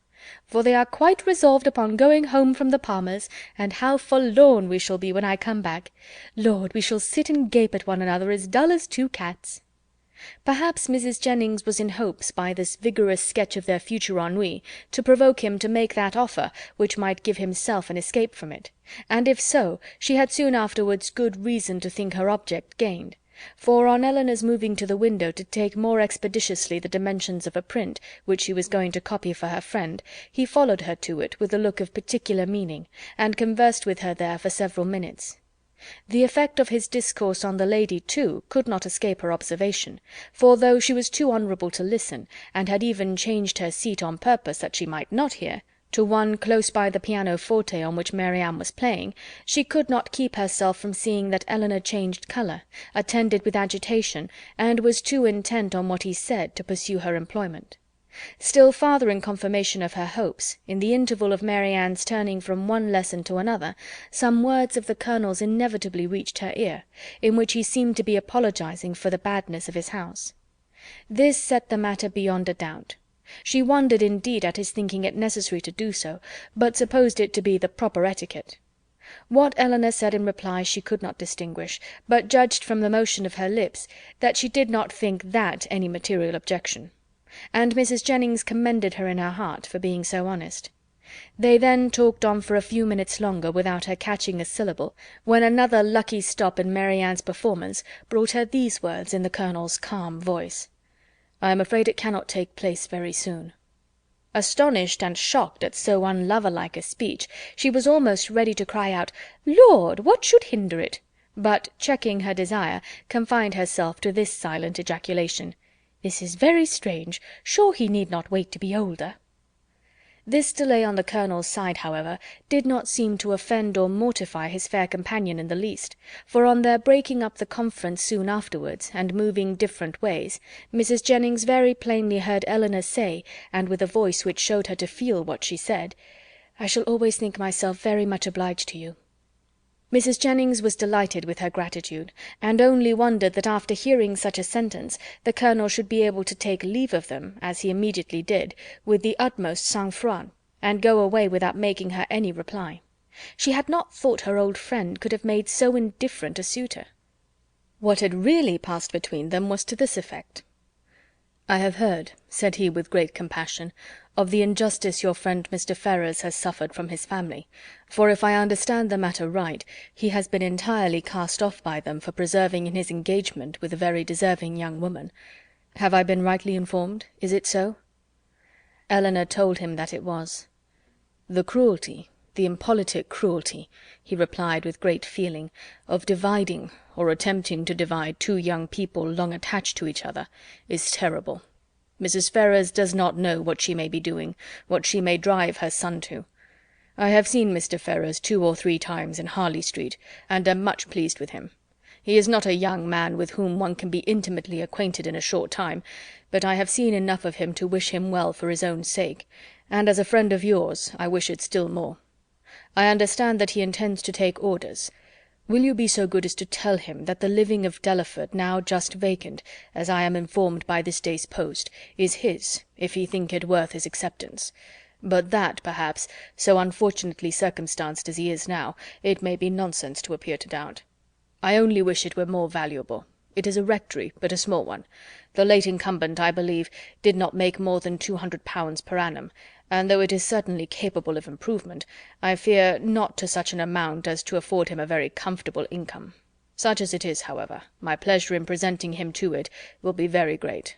Pray assure him of it." Elinor's astonishment at this commission could hardly have been greater had the colonel been really making her an offer of his hand. The preferment, which only 2 days before she had considered as hopeless for Edward, was already provided to enable him to marry, and she, of all people in the world, was fixed on to bestow it. Her emotion was such as Mrs. Jennings had attributed to a very different cause. But whatever minor feelings less pure, less pleasing, might have a share in that emotion, her esteem for the general benevolence, and her gratitude for the particular friendship, which together prompted Colonel Brandon to this act, were strongly felt and warmly expressed. She thanked him for it with all her heart, spoke of Edward's principles and disposition with that praise which she knew them to deserve, and promised to undertake the commission with pleasure, if it were really his wish to put off so agreeable an office to another. But at that same time she could not help thinking that no one could so well perform it as himself. It was an office, in short, from which, unwilling to give Edward the pain of receiving an obligation from her, she would have been very glad to be spared herself. But Colonel Brandon, on motives of equal delicacy, declining it likewise, still seemed so desirous of its being given through her means, that she would not on any account make farther opposition. Edward, she believed, was still in London, and fortunately she had heard his address from Miss Steele. She could undertake, therefore, to inform him of it in the course of the day. After this had been settled, Colonel Brandon began to talk of his own advantage in securing so respectable and agreeable a neighbour, and then it was that he mentioned with regret that the house was small and indifferent, an evil which Elinor, as Mrs. Jennings had supposed her to do, made very light of, at least as far as regarded its size. "The smallness of the house," said she, "I cannot imagine any inconvenience to them, for it will be in proportion to their family and income." By which the colonel was surprised to find that she was considering Mr. Ferrars's marriage as the certain consequence of the presentation, for he did not suppose it possible that Delaford living could supply such an income as anybody in his style of life would venture to settle on, and he said so. "This little rectory can do no more than make Mr. Ferrars comfortable as a bachelor. It cannot enable him to marry. I am sorry to say that my patronage ends with this, and my interest is hardly more extensive. If, however, by an unforeseen chance, it should be in my power to serve him farther, I must think very differently of him from what I now do, if I am not as ready to be useful to him then as I sincerely wish I could be at present. What I am now doing, indeed, seems nothing at all, since it can advance him so little towards what must be his principal, his only object of happiness. His marriage must still be a distant good. At least, I am afraid it cannot take place very soon." Such was the sentence which, when misunderstood, so justly offended the delicate feelings of Mrs. Jennings. But after this narration of what really passed between Colonel Brandon and Elinor, while they stood at the window, the gratitude expressed by the latter on their parting may perhaps appear in general not less reasonably excited, nor less properly worded, than if it had arisen from an offer of marriage. Chapter 40 of Sense and Sensibility by Jane Austen. Recording by Karen Savage. Chapter 40.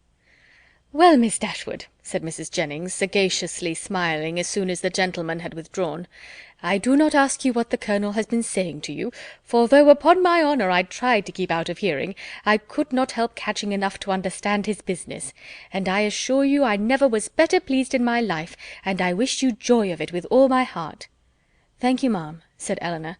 "It is a matter of great joy to me, and I feel the goodness of Colonel Brandon most sensibly. There are not many men who would act as he has done. Few people who have so compassionate a heart. I never was more astonished in my life." "Lord, my dear, you are very modest. I an't the least astonished at it in the world, for I have often thought of late there was nothing more likely to happen." "You judged from your knowledge of the Colonel's general benevolence, but at least you could not foresee that the opportunity would so very soon occur." "Opportunity?" repeated Mrs. Jennings. "Oh, as to that, when a man has once made up his mind to such a thing, somehow or other he will soon find an opportunity. Well, my dear, I wish you joy of it again and again, and if ever there was a happy couple in the world, I think I shall soon know where to look for them." "You mean to go to Delaford after them, I suppose?" said Elinor with a faint smile. "Ay, my dear, that I do indeed, and as to the house being a bad one, I do not know what the Colonel would be at, for it is as good a one as ever I saw." "He spoke of its being out of repair." "Well, and whose fault is that? Why don't he repair it? Who should do it but himself?" They were interrupted by the servants coming in to announce the carriage being at the door, and Mrs. Jennings immediately preparing to go, said, "Well, my dear, I must be gone before I have had half my talk out, but however we may have it all over in the evening, for we shall be quite alone. I do not ask you to go with me, for I dare say your mind is too full of the matter to care for company, and besides, you must long to tell your sister all about it." Mary Ann had left the room before the conversation began. "Certainly, ma'am, I shall tell Mary Ann of it, but I shall not mention it at present to anybody else." "Oh, very well," said Mrs. Jennings, rather disappointed. "Then you would not have me tell it to Lucy, for I think of going as far as Holborn to-day." "No, ma'am, not even Lucy, if you please. One day's delay will not be very material, and till I have written to Mr. Ferrars, I think it ought not to be mentioned to anybody else. I shall do that directly. It is of importance that no time should be lost with him, for he will of course have much to do relative to his ordination." This speech at first puzzled Mrs. Jennings exceedingly.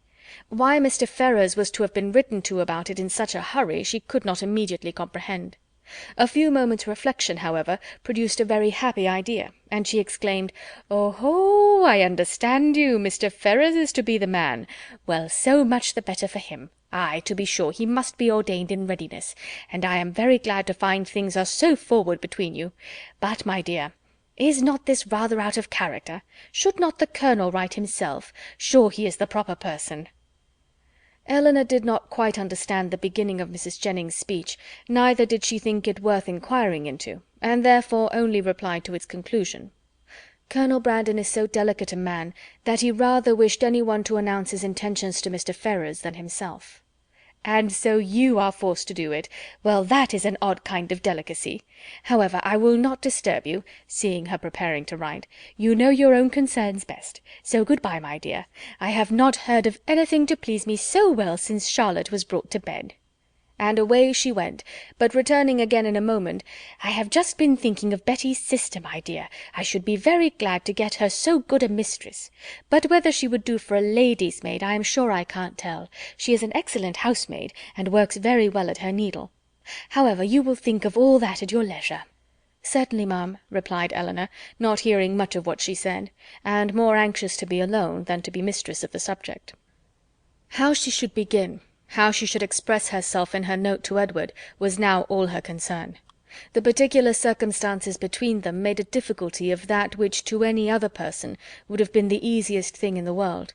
but she equally feared to say too much or too little, and sat deliberating over her paper with the pen in her hand, till broken in on by the entrance of Edward himself. He had met Mrs. Jennings at the door in her way to the carriage, as he came to leave his farewell card, and she, after apologizing for not returning herself, had obliged him to enter, by saying that Miss Dashwood was above, and wanted to speak with him on very particular business. Elinor had just been congratulating herself, in the midst of her perplexity, that however difficult it might be to express herself properly by letter, it was at least preferable to giving the information by word of mouth, when her visitor entered, to force her upon this greatest exertion of all. Her astonishment and confusion were very great on his so sudden appearance. She had not seen him before since his engagement became public, and therefore not since his knowing her to be acquainted with it, which, with the consciousness of what she had been thinking of, and what she had to tell him, made her feel particularly uncomfortable for some minutes. He, too, was much distressed, and they sat down together in a most promising state of embarrassment. Whether he had asked her pardon for his intrusion on first coming into the room he could not recollect, but determining to be on the safe side, he made his apology in form as soon as he could say anything, after taking a chair. "Mrs. Jennings told me," said he, "that you wished to speak with me. At least, I understood her so, or I certainly should not have intruded on you in such a manner, though at the same time I should have been extremely sorry to leave London without seeing you and your sister, especially as it will most likely be some time. It is not probable that I should soon have the pleasure of meeting you again. I go to Oxford to-morrow." "You would not have gone, however," said Elinor, recovering herself, and determined to get over what she so much dreaded as soon as possible, "without receiving our good wishes, even if we had not been able to give them in person. Mrs. Jennings was quite right in what she said. I have something of consequence to inform you of, which I was on the point of communicating by paper.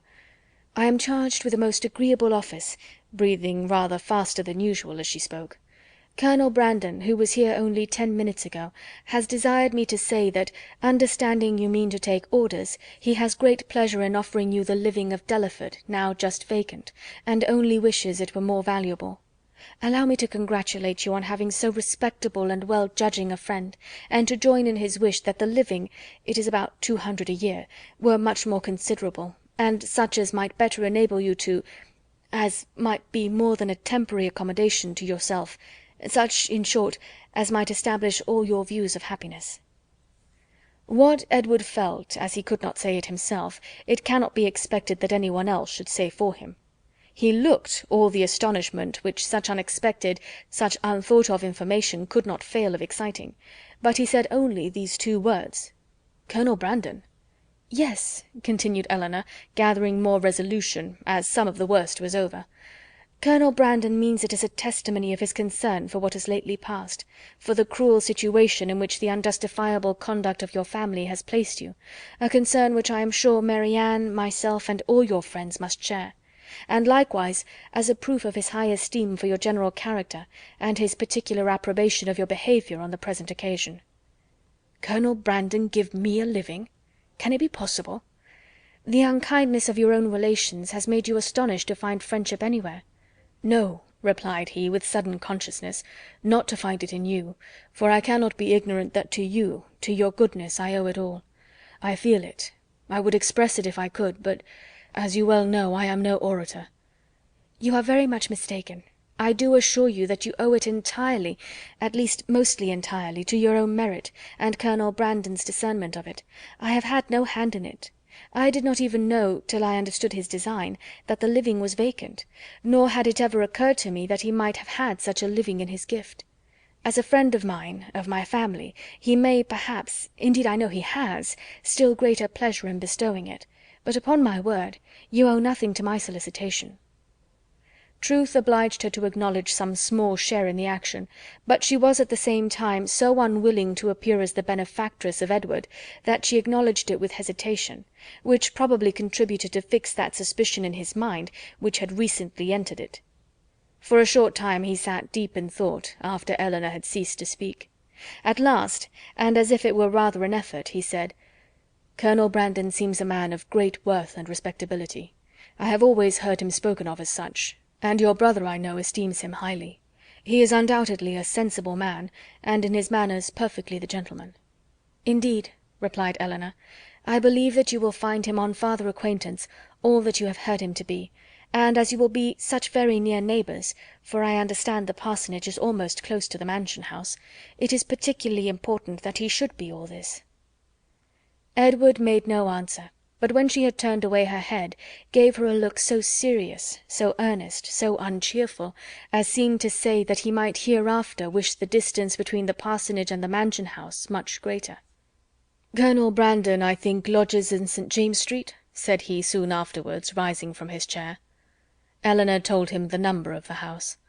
"I must hurry away, then, to give him those thanks which you will not allow me to give you, to assure him that he has made me an exceedingly happy man." Elinor did not offer to detain him, and they parted with a very earnest assurance on her side of her unceasing good wishes for his happiness in every change of situation that might befall him, on his, with rather an attempt to return the same good will than the power of expressing it. "When I see him again," said Elinor to herself, as the door shut him out, "I shall see him the husband of Lucy."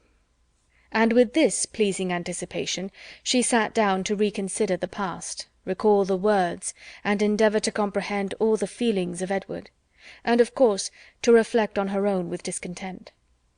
When Mrs. Jennings came home, though she returned from seeing people whom she had never seen before, and of whom therefore she must have a great deal to say, her mind was so much more occupied by the important secret in her possession than by anything else, that she reverted to it again as soon as Elinor appeared. "Well, my dear," she cried, "I sent you up to the young man. Did not I do right? And I suppose you had no great difficulty. You did not find him very unwilling to accept your proposal?" "No, ma'am, that was not very unlikely." "Well, and how soon will he be ready? For it all seems to depend upon that." "Really," said Elinor, "I know so little of these kind of forms that I can hardly even conjecture as to the time, or the preparation necessary. But I suppose 2 or 3 months will complete his ordination." "2 or 3 months!" cried Mrs. Jennings. "Lord, my dear, how calmly you talk of it! And can the Colonel wait 2 or 3 months? Lord bless me, I am sure it would put me quite out of patience; and though one would be very glad to do a kindness by poor Mr. Ferrars, I do think it is not worth while to wait 2 or 3 months for him. Sure somebody else might be found that would do as well, somebody that is in orders already." "My dear ma'am," said Elinor, "what can you be thinking of? Why, Colonel Brandon's only object is to be of use to Mr. Ferrars." "Lord bless you, my dear, sure you do not mean to persuade me that the Colonel only marries you for the sake of giving 10 guineas to Mr. Ferrars?" The deception could not continue after this, and an explanation immediately took place, by which both gained considerable amusement for the moment, without any material loss of happiness to either, for Mrs. Jennings only exchanged one form of delight for another, and still without forfeiting her expectation of the first. "Ay, ay, the parsonage is but a small one," said she, after the first ebullition of surprise and satisfaction was over, "and very likely may be out of repair. But to hear a man apologizing, as I thought, for a house that to my knowledge has 5 sitting rooms on the ground floor, and I think the housekeeper told me could make up 15 beds, and to you too, that had been used to live at Barton Cottage, it seems quite ridiculous. But, my dear, we must touch up the Colonel to do something to the parsonage and make it comfortable for them before Lucy goes to it." "But Colonel Brandon does not seem to have any idea of the livings being enough to allow them to marry." "The Colonel is a ninny, my dear. Because he has 2,000 a year himself, he thinks that nobody else can marry on less. Take my word for it, that if I am alive I shall be paying a visit at Delaford Parsonage before Michaelmas, and I am sure I shan't go if Lucy aren't there." Elinor was quite of her opinion as to the probability of their not waiting for anything more. Chapter 41 of Sense and Sensibility by Jane Austen. Recording by Karen Savage. Chapter 41. Edward, having carried his thanks to Colonel Brandon, proceeded with his happiness to Lucy. And such was the excess of it by the time he reached Bartlett's Buildings, that she was able to assure Mrs. Jennings, who called on her again the next day with her congratulations, that she had never seen him in such spirits before in her life. Her own happiness and her own spirits were at least very certain, and she joined Mrs. Jennings most heartily in her expectation of their being all comfortably together in Delaford Parsonage before Michaelmas. So far was she, at the same time, from any backwardness to give Eleanor that credit which Edward would give her, that she spoke of her friendship for them both with the most grateful warmth, was ready to own all their obligation to her, and openly declared that no exertion for their good on Miss Dashwood's part, either present or future, would ever surprise her, for she believed her capable of doing anything in the world for those she really valued.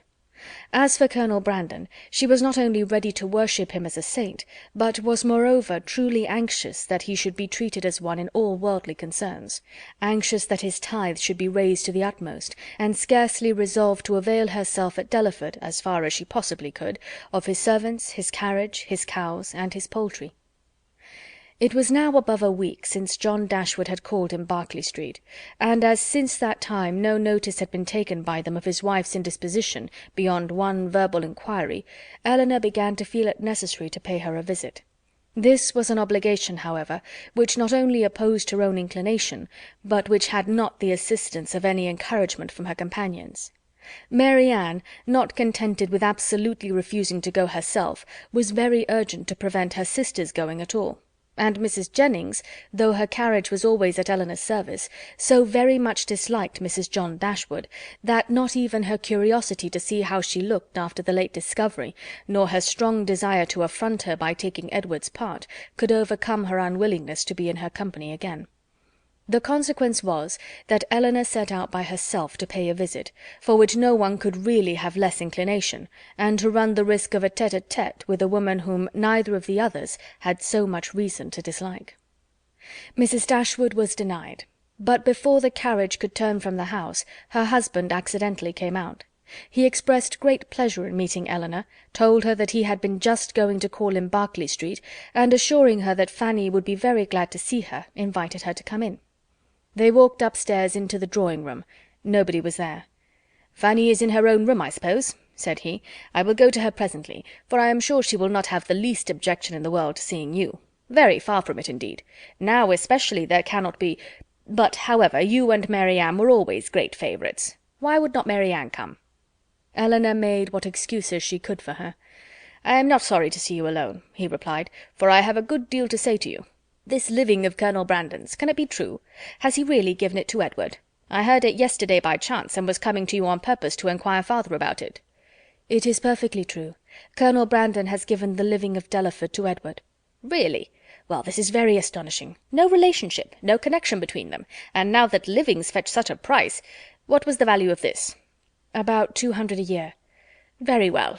And for the presentation to a living of that value, supposing the late incumbent to have been old and sickly, and likely to vacate it soon, he might have got, I dare say, £1,400.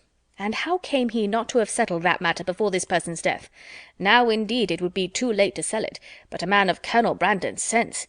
I wonder he should be so improvident in a point of such common, such natural concern. Well, I am convinced that there is a vast deal of inconsistency in almost every human character. I suppose, however, on recollection, that the case may probably be this: Edward is only to hold the living till the person to whom the Colonel has really sold the presentation is old enough to take it. Ay, that is the fact, depend upon it." Eleanor contradicted it, however, very positively, and by relating that she herself had been employed in conveying the offer from Colonel Brandon to Edward, and therefore must understand the terms on which it was given, obliged him to submit to her authority. "It is truly astonishing," he cried after hearing what she said. "What could be the Colonel's motive?" "A very simple one, to be of use to Mr. Ferrars." Well, well, whatever Colonel Brandon may be, Edward is a very lucky man. You will not mention the matter to Fanny, however, for though I have broke it to her, and she bears it vastly well, she will not like to hear it much talked of." Eleanor had some difficulty here to refrain from observing that she thought Fanny might have borne with composure an acquisition of wealth to her brother, by which neither she nor her child could be possibly impoverished. "Mrs. Ferrars," added he, lowering his voice to the tone becoming so important a subject, "knows nothing about it at present, and I believe it will be best to keep it entirely concealed from her as long as may be. When the marriage takes place, I fear she must hear of it all." "But why should such precaution be used? Though it is not to be supposed that Mrs. Ferrars can have the smallest satisfaction in knowing that her son has money enough to live upon, for that must be quite out of the question, yet why upon her late behaviour is she supposed to feel at all? She has done with her son, she cast him off for ever, and has made all those over whom she had any influence cast him off likewise. Surely after doing so she cannot be imagined liable to any impression of sorrow or of joy on his account. She cannot be interested in anything that befalls him. She would not be so weak as to throw away the comfort of a child, and yet retain the anxiety of a parent. "Ah, Eleanor," said John, "your reasoning is very good, but it is founded on ignorance of human nature. When Edward's unhappy match takes place, depend upon it his mother will feel it as much as if she had never discarded him, and therefore every circumstance that may accelerate that dreadful event must be concealed from her as much as possible. Mrs. Ferrars can never forget that Edward is her son." "You surprise me. I should think it must have nearly escaped her memory by this time." "You wrong her exceedingly. Mrs. Ferrars is one of the most affectionate mothers in the world." Eleanor was silent. "We think now," said Mr. Dashwood, after a short pause, "of Robert's marrying Miss Morton." Eleanor, smiling at the grave and decisive importance of her brother's tone, calmly replied, "The lady, I suppose, has no choice in the affair." "Choice? How do you mean?" "I only mean that I suppose, from your manner of speaking, it must be the same to Miss Morton whether she marry Edward or Robert." "Certainly there can be no difference, for Robert will now to all intents and purposes be considered as the eldest son, and as to anything else, they are both very agreeable young men. I do not know that one is superior to the other." Eleanor said no more, and John was also for a short time silent. His reflections ended thus: "Of one thing, my dear sister," kindly taking her hand, and speaking in an awful whisper, "I may assure you, and I will do it because I know it must gratify you. I have good reason to think, indeed I have it from the best authority, or I should not repeat it, for otherwise it would be very wrong to say anything about it, but I have it from the very best authority, not that I ever precisely heard Mrs. Ferrars say it herself, but her daughter did, and I have it from her, that in short, whatever objections there might be against a certain connection, you understand me, it would have been far preferable to her, it would not have given her half the vexation that this does. I was exceedingly pleased to hear that Mrs. Ferrars considered it in that light, a very gratifying circumstance, you know, to us all. It would have been beyond comparison, she said, the least evil of the two, and she would be glad to compound now for nothing worse. But, however, all that is quite out of the question, not to be thought of or mentioned. As to any attachment, you know, it never could be, all that is gone by. But I thought I would just tell you of this, because I knew how much it must please you. Not that you have any reason to regret, my dear Eleanor. There is no doubt of your doing exceedingly well, quite as well or better, perhaps, all things considered. Has Colonel Brandon been with you lately?" Eleanor had heard enough, if not to gratify her vanity and raise her self-importance, to agitate her nerves and fill her mind, and she was therefore glad to be spared from the necessity of saying much in reply herself, and from the danger of hearing anything more from her brother, by the entrance of Mr. Robert Ferrars. After a few moments' chat, John Dashwood, recollecting that Fanny was yet uninformed of her sister's being there, quitted the room in quest of her, and Eleanor was left to improve her acquaintance with Robert, who, by the gay unconcern, the happy self-complacency of his manner, while enjoying so unfair a division of his mother's love and liberality to the prejudice of his banished brother, earned only by his own dissipated course of life and that brother's integrity, was confirming her most unfavourable opinion of his head and heart. They had scarcely been 2 minutes by themselves before he began to speak of Edward, for he, too, had heard of the living, and was very inquisitive on the subject. Eleanor repeated the particulars of it, as she had given them to John, and their effect on Robert, though very different, was not less striking than it had been on him. He laughed most immoderately. The idea of Edward's being a clergyman, and living in a small parsonage house, diverted him beyond measure. And when to that was added the fanciful imagery of Edward reading prayers in a white surplice, and publishing the banns of marriage between John Smith and Mary Brown, he could conceive nothing more ridiculous. Eleanor, while she waited in silence and immovable gravity the conclusion of such folly, could not restrain her eyes from being fixed on him with a look that spoke all the contempt it excited. It was a look, however, very well bestowed, for it relieved her own feelings and gave no intelligence to him. He was recalled from wit to wisdom, not by any reproof of hers, but by his own sensibility. "We may treat it as a joke," said he at last, recovering from the affected laugh, which had considerably lengthened out the genuine gaiety of the moment, "but upon my soul, it is a most serious business. Poor Edward! He is ruined for ever. I am extremely sorry for it, for I know him to be a very good-hearted creature, as well-meaning a fellow, perhaps, as any in the world. You must not judge him, Miss Dashwood, from your slight acquaintance. Poor Edward! His manners are certainly not the happiest in nature, but we are not all born, you know, with the same powers, the same address. Poor fellow! To see him in a circle of strangers! To be sure, it was pitiable enough, but upon my soul, I believe he has as good a heart as any in the kingdom, and I declare and protest to you, I never was so shocked in my life as when it all burst forth. I could not believe it. My mother was the first person who told me of it, and I, feeling myself called on to act with resolution, immediately said to her, 'My dear madam, I do not know what you may intend to do on the occasion, but as for myself, I must say that if Edward does marry this young woman, I will never see him again.' That was what I said immediately. I was most uncommonly shocked indeed.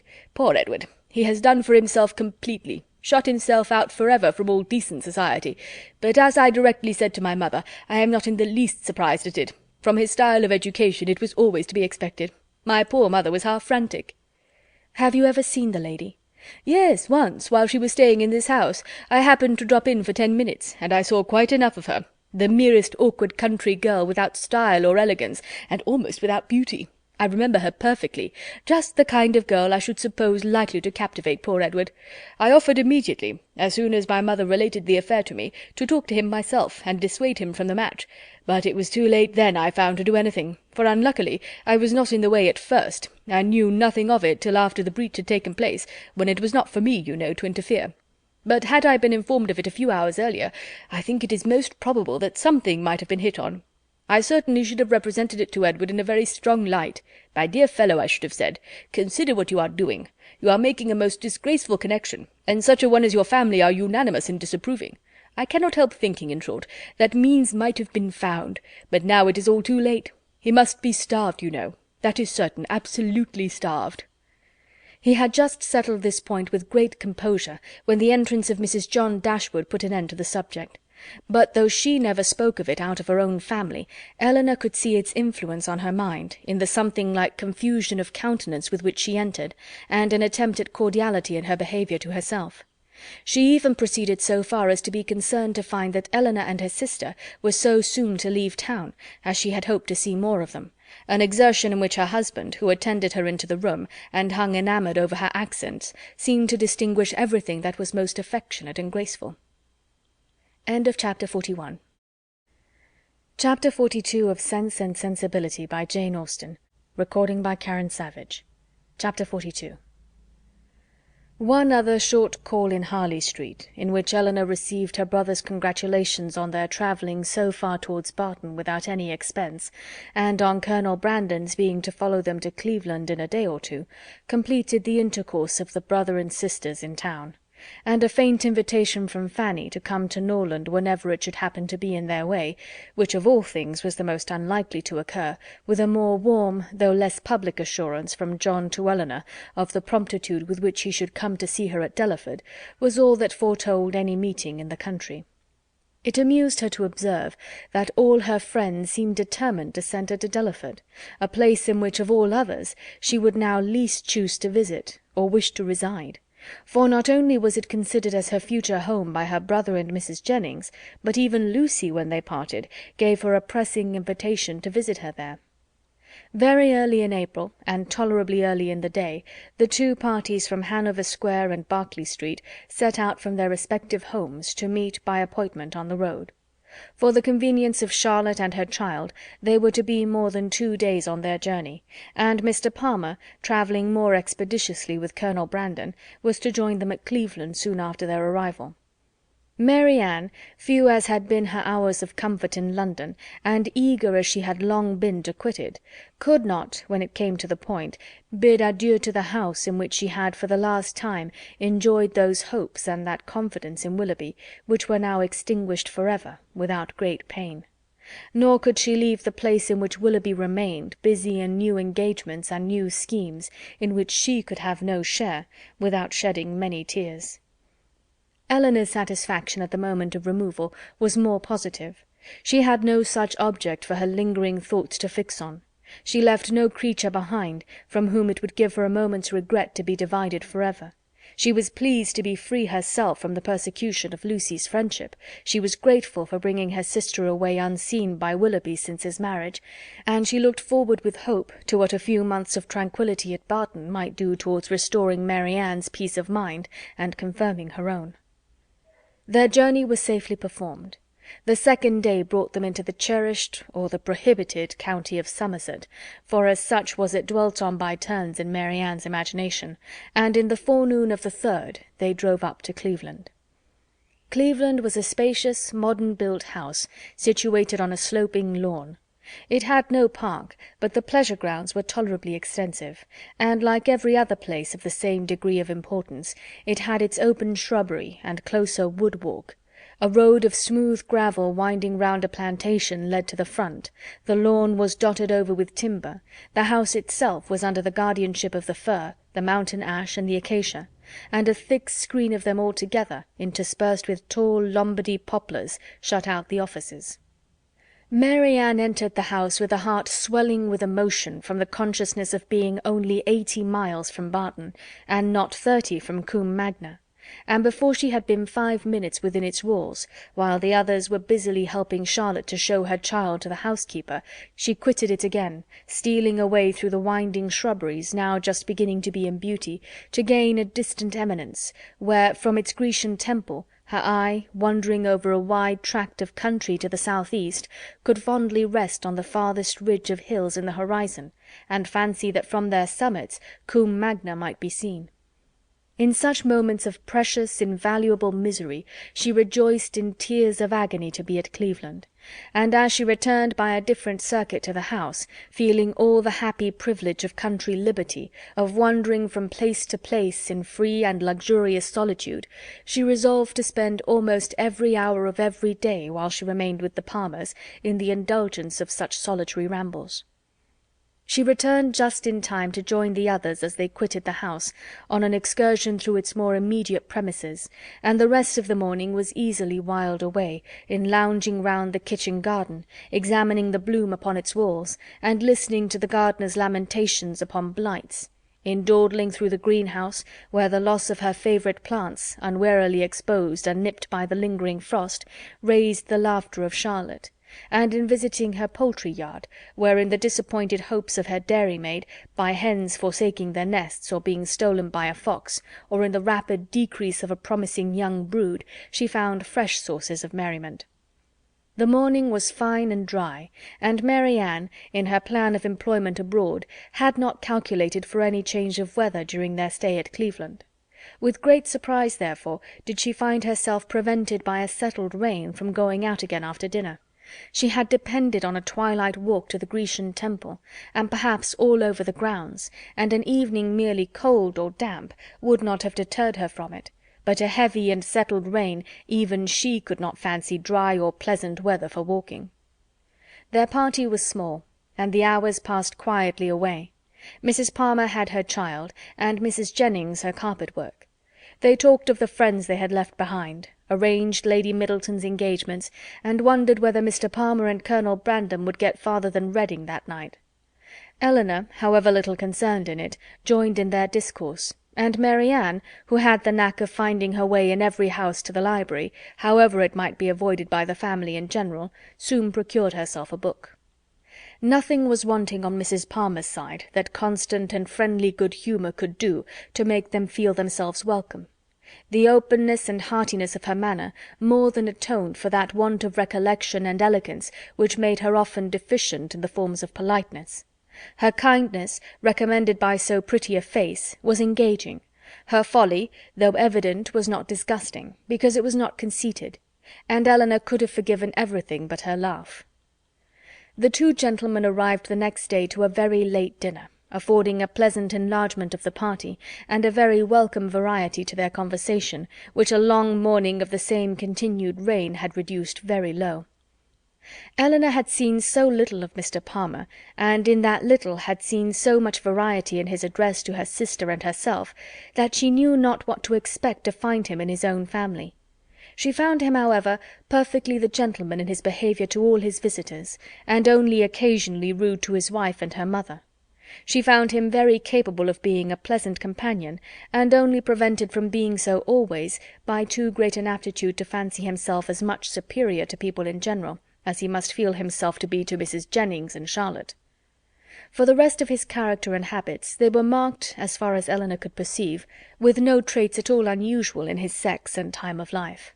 He was nice in his eating, uncertain in his hours, fond of his child, though affecting to slight it, and idled away the mornings at billiards, which ought to have been devoted to business. She liked him, however, upon the whole, much better than she had expected, and in her heart was not sorry that she could like him no more, not sorry to be driven by the observation of his epicurism, his selfishness, and his conceit, to rest with complacency on the remembrance of Edward's generous temper, simple taste, and diffident feelings. Of Edward, or at least of some of his concerns, she now received intelligence from Colonel Brandon, who had been into Dorsetshire lately, and who, treating her at once as the disinterested friend of Mr. Ferrars, and the kind of confidant of himself, talked to her a great deal of the parsonage at Delaford, described its deficiencies, and told her what he meant to do himself towards removing them. His behaviour to her in this, as well as in every other particular, his open pleasure in meeting her after an absence of only 10 days, his readiness to converse with her, and his deference for her opinion, might very well justify Mrs. Jennings's persuasion of his attachment, and would have been enough, perhaps, had not Elinor still, as from the first, believed Mary Ann his real favourite, to make her suspect it herself. But as it was, such a notion had scarcely ever entered her head, except by Mrs. Jennings's suggestion, and she could not help believing herself the nicest observer of the two. She watched his eyes, while Mrs. Jennings thought only of his behaviour, and while his looks of anxious solicitude on Mary Ann's feeling in her head and throat the beginning of a heavy cold, because unexpressed by words entirely escaped the latter lady's observation, she could discover in them the quick feelings and needless alarm of a lover. 2 delightful twilight walks on the 3rd and 4th evenings of her being there, not merely on the dry gravel of the shrubbery, but all over the grounds, and especially in the most distant parts of them, where there was something more of wildness than in the rest, where the trees were the oldest and the grass was the longest and wettest, had, assisted by the still greater imprudence of sitting in her wet shoes and stockings, given Mary Ann a cold so violent as, though for a day or two trifled with or denied, would force itself by increasing ailments on the concern of everybody, and the notice of herself. Prescriptions poured in from all quarters, and, as usual, were all declined. Though heavy and feverish, with a pain in her limbs, and a cough and a sore throat, a good night's rest was to cure her entirely, and it was with difficulty that Elinor prevailed on her, when she went to bed, to try 1 or 2 of the simplest of the remedies. Chapter 42. Chapter 43 of Sense and Sensibility by Jane Austen. Recording by Karen Savage. Chapter 43. Mary Ann got up the next morning at her usual time. To every inquiry replied that she was better, and tried to prove herself so by engaging in her customary employments. But a day spent in shivering over the fire with a book in her hand which she was unable to read, or in lying weary and languid on a sofa, did not speak much in favour of her amendment. And when at last she went early to bed, more and more indisposed, Colonel Brandon was only astonished at her sister's composure, who, though attending and nursing her the whole day, against Mary Ann's inclination, and forcing proper medicines on her at night, trusted, like Mary Ann, to the certainty and efficacy of sleep, and felt no real alarm. A very restless and feverish night, however, disappointed the expectation of both, and when Mary Ann, after persisting in rising, confessed herself unable to sit up, and returned voluntarily to her bed, Elinor was very ready to adopt Mrs. Jennings's advice of sending for the Palmers' apothecary. He came, examined his patient, and though encouraging Miss Dashwood to expect that a very few days would restore her sister to health, yet by pronouncing her disorder to have a putrid tendency, and allowing the word infection to pass his lips, gave instant alarm to Mrs. Palmer on her baby's account.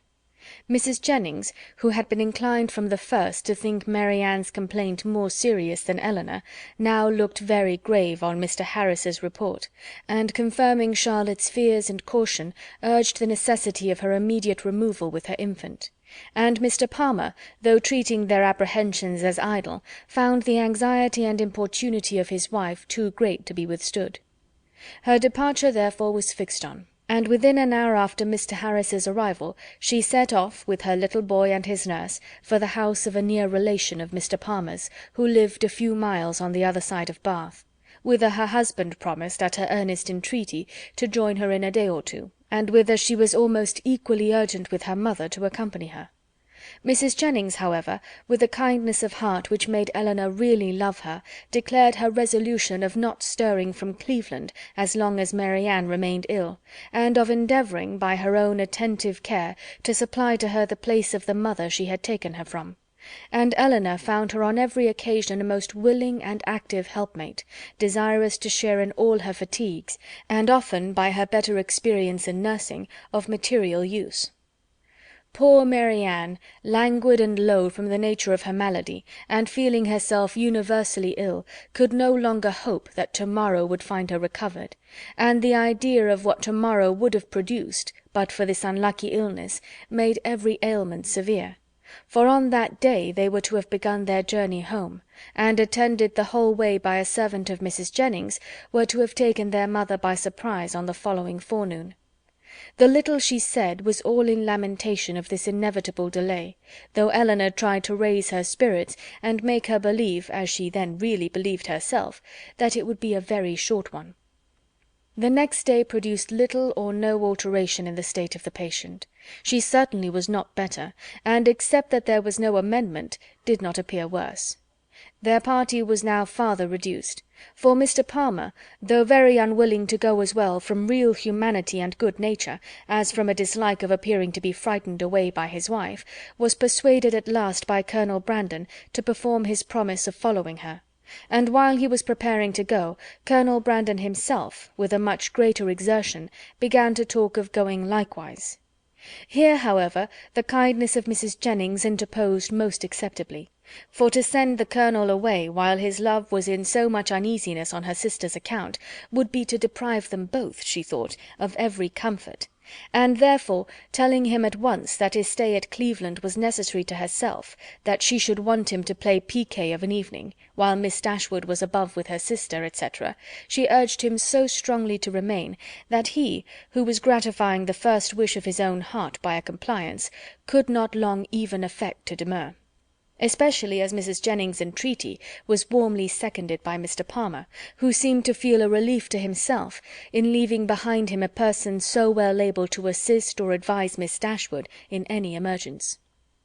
Mary Ann was, of course, kept in ignorance of all these arrangements. She knew not that she had been the means of sending the owners of Cleveland away in about 7 days from the time of their arrival. It gave her no surprise that she saw nothing of Mrs. Palmer, and as it gave her likewise no concern, she never mentioned her name. 2 days passed away from the time of Mr. Palmer's departure, and her situation continued, with little variation, the same. Mr. Harris, who attended her every day, still talked boldly of a speedy recovery, and Miss Dashwood was equally sanguine; but the expectation of the others was by no means so cheerful. Mrs. Jennings had determined very early in the seizure that Mary Ann would never get over it, and Colonel Brandon, who was cheerfully of use in listening to Mrs. Jennings' forebodings, was not in a state of mind to resist their influence.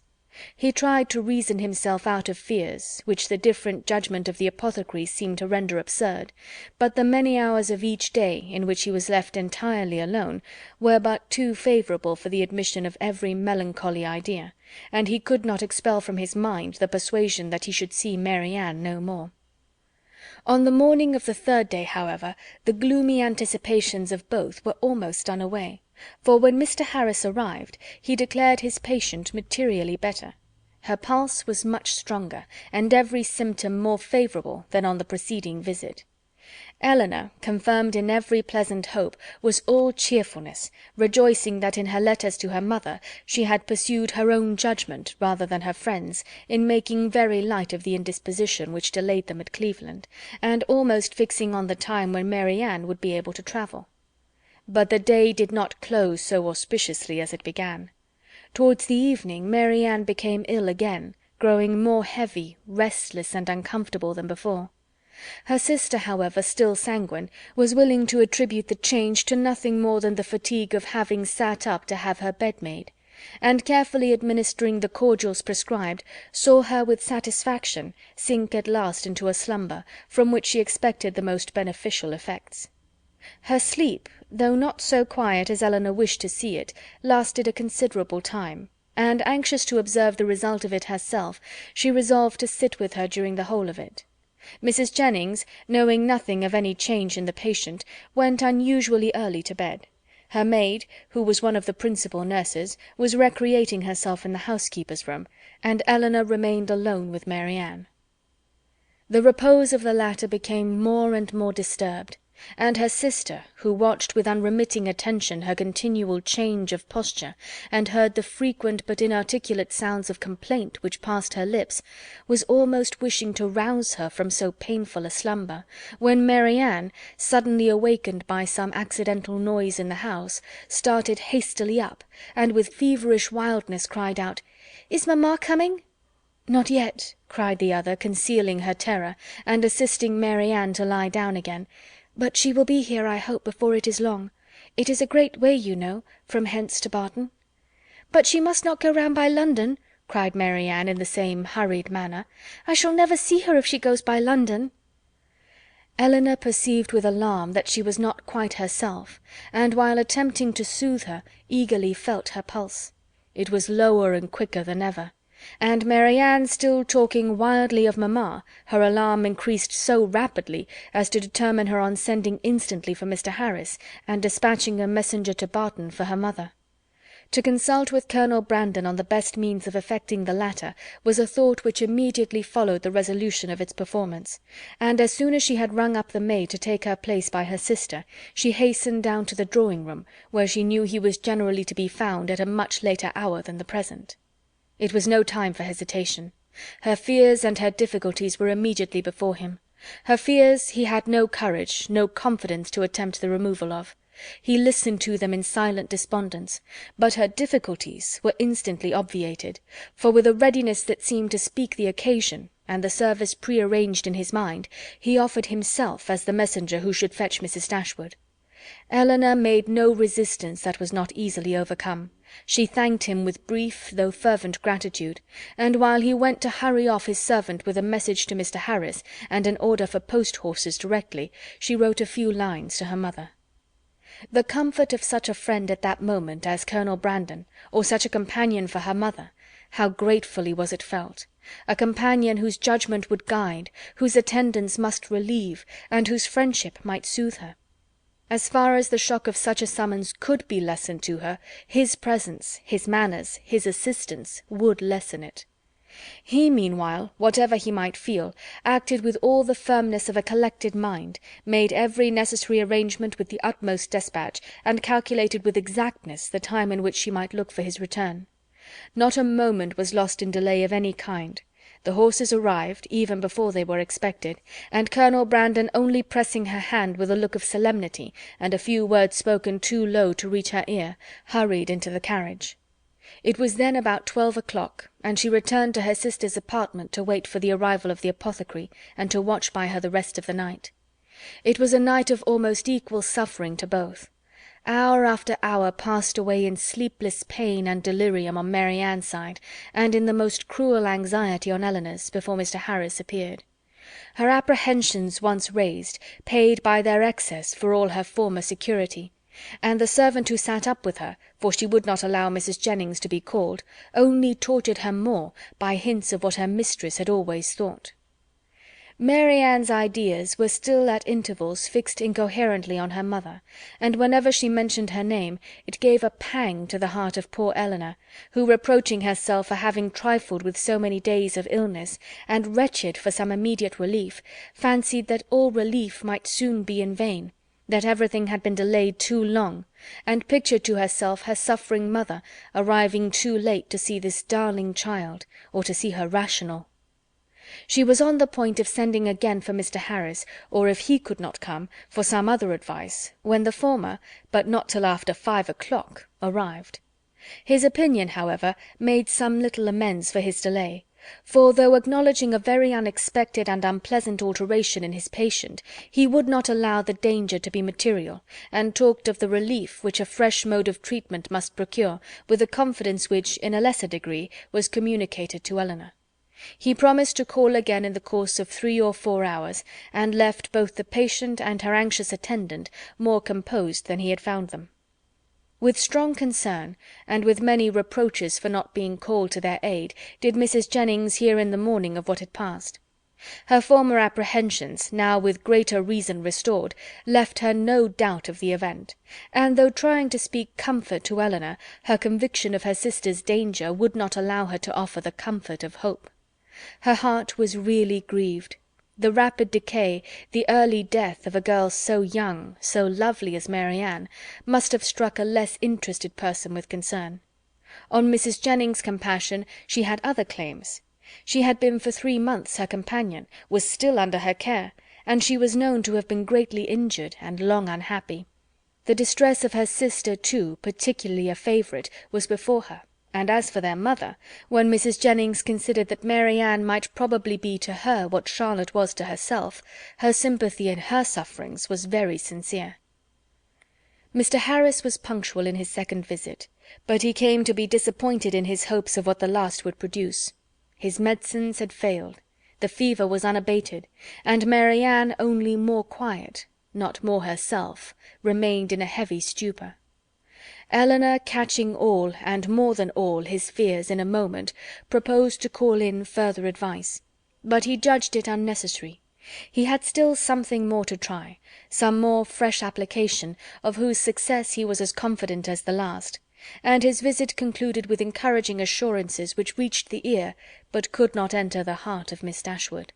She was calm, except when she thought of her mother, but she was almost hopeless, and in this state she continued till noon, scarcely stirring from her sister's bed, her thoughts wandering from one image of grief, one suffering friend, to another, and her spirits oppressed to the utmost by the conversation of Mrs. Jennings, who scrupled not to attribute the severity and danger of this attack to the many weeks of previous indisposition which Mary Ann's disappointment had brought on. Elinor felt all the reasonableness of the idea, and it gave fresh misery to her reflections. About noon, however, she began, but with a caution, a dread of disappointment which for some time kept her silent, even to her friend, to fancy, to hope she could perceive, a slight amendment in her sister's pulse. She watched, waited, and examined it again and again, and at last, with an agitation more difficult to bury under exterior calmness than all her foregoing distress, ventured to communicate her hopes. Mrs. Jennings, though forced on examination to acknowledge a temporary revival, tried to keep her young friend from indulging a thought of its continuance, and Elinor, conning over every injunction of distrust, told herself likewise not to hope. But it was too late. Hope had already entered, and feeling all its anxious flutter, she bent over her sister to watch, she hardly knew for what. Half an hour passed away, and the favourable symptom yet blessed her. Others even arose to confirm it. Her breath, her skin, her lips, all flattered Elinor with signs of amendment, and Mary Ann fixed her eyes on her with a rational, though languid gaze. Anxiety and hope now oppressed her in equal degrees, and left her no moment of tranquillity till the arrival of Mr. Harris at 4 o'clock, when his assurances, his felicitations on a recovery in her sister even surpassing his expectation, gave her confidence, comfort, and tears of joy.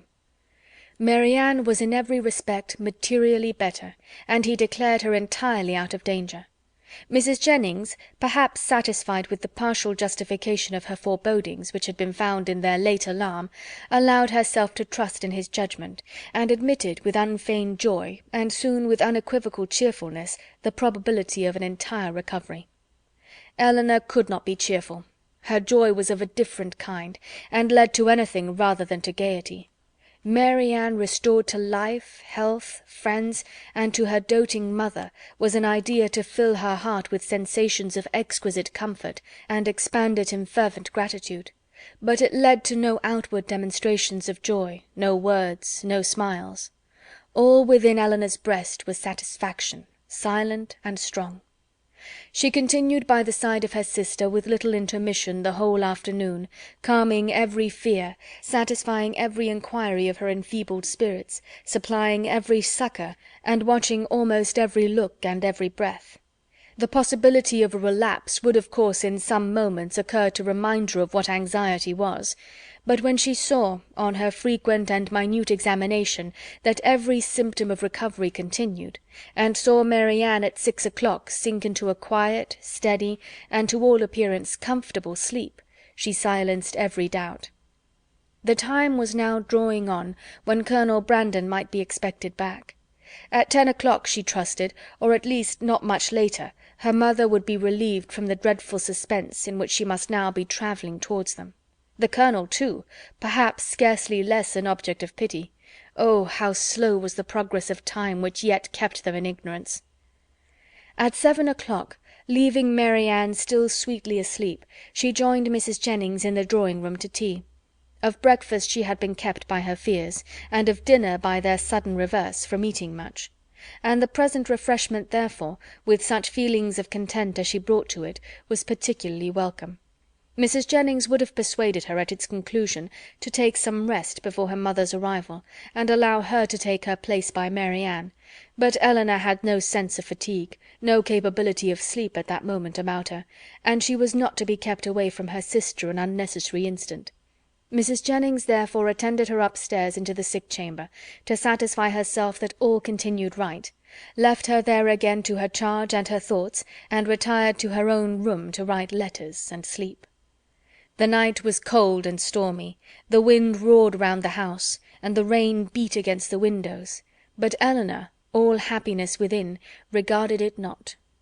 Mary Ann slept through every blast, and the travellers, they had a rich reward in store for every present inconvenience.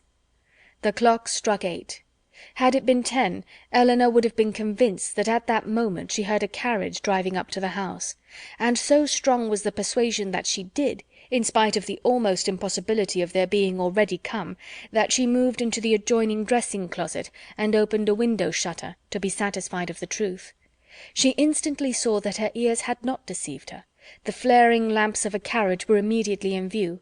By their uncertain light she thought she could discern it to be drawn by 4 horses, and this, while it told the excess of her poor mother's alarm, gave some explanation to such unexpected rapidity. Never in her life had Elinor found it so difficult to be calm as at that moment. The knowledge of what her mother must be feeling as the carriage stopped at the door, of her doubt, her dread, perhaps her despair, and of what she had to tell, with such knowledge it was impossible to be calm.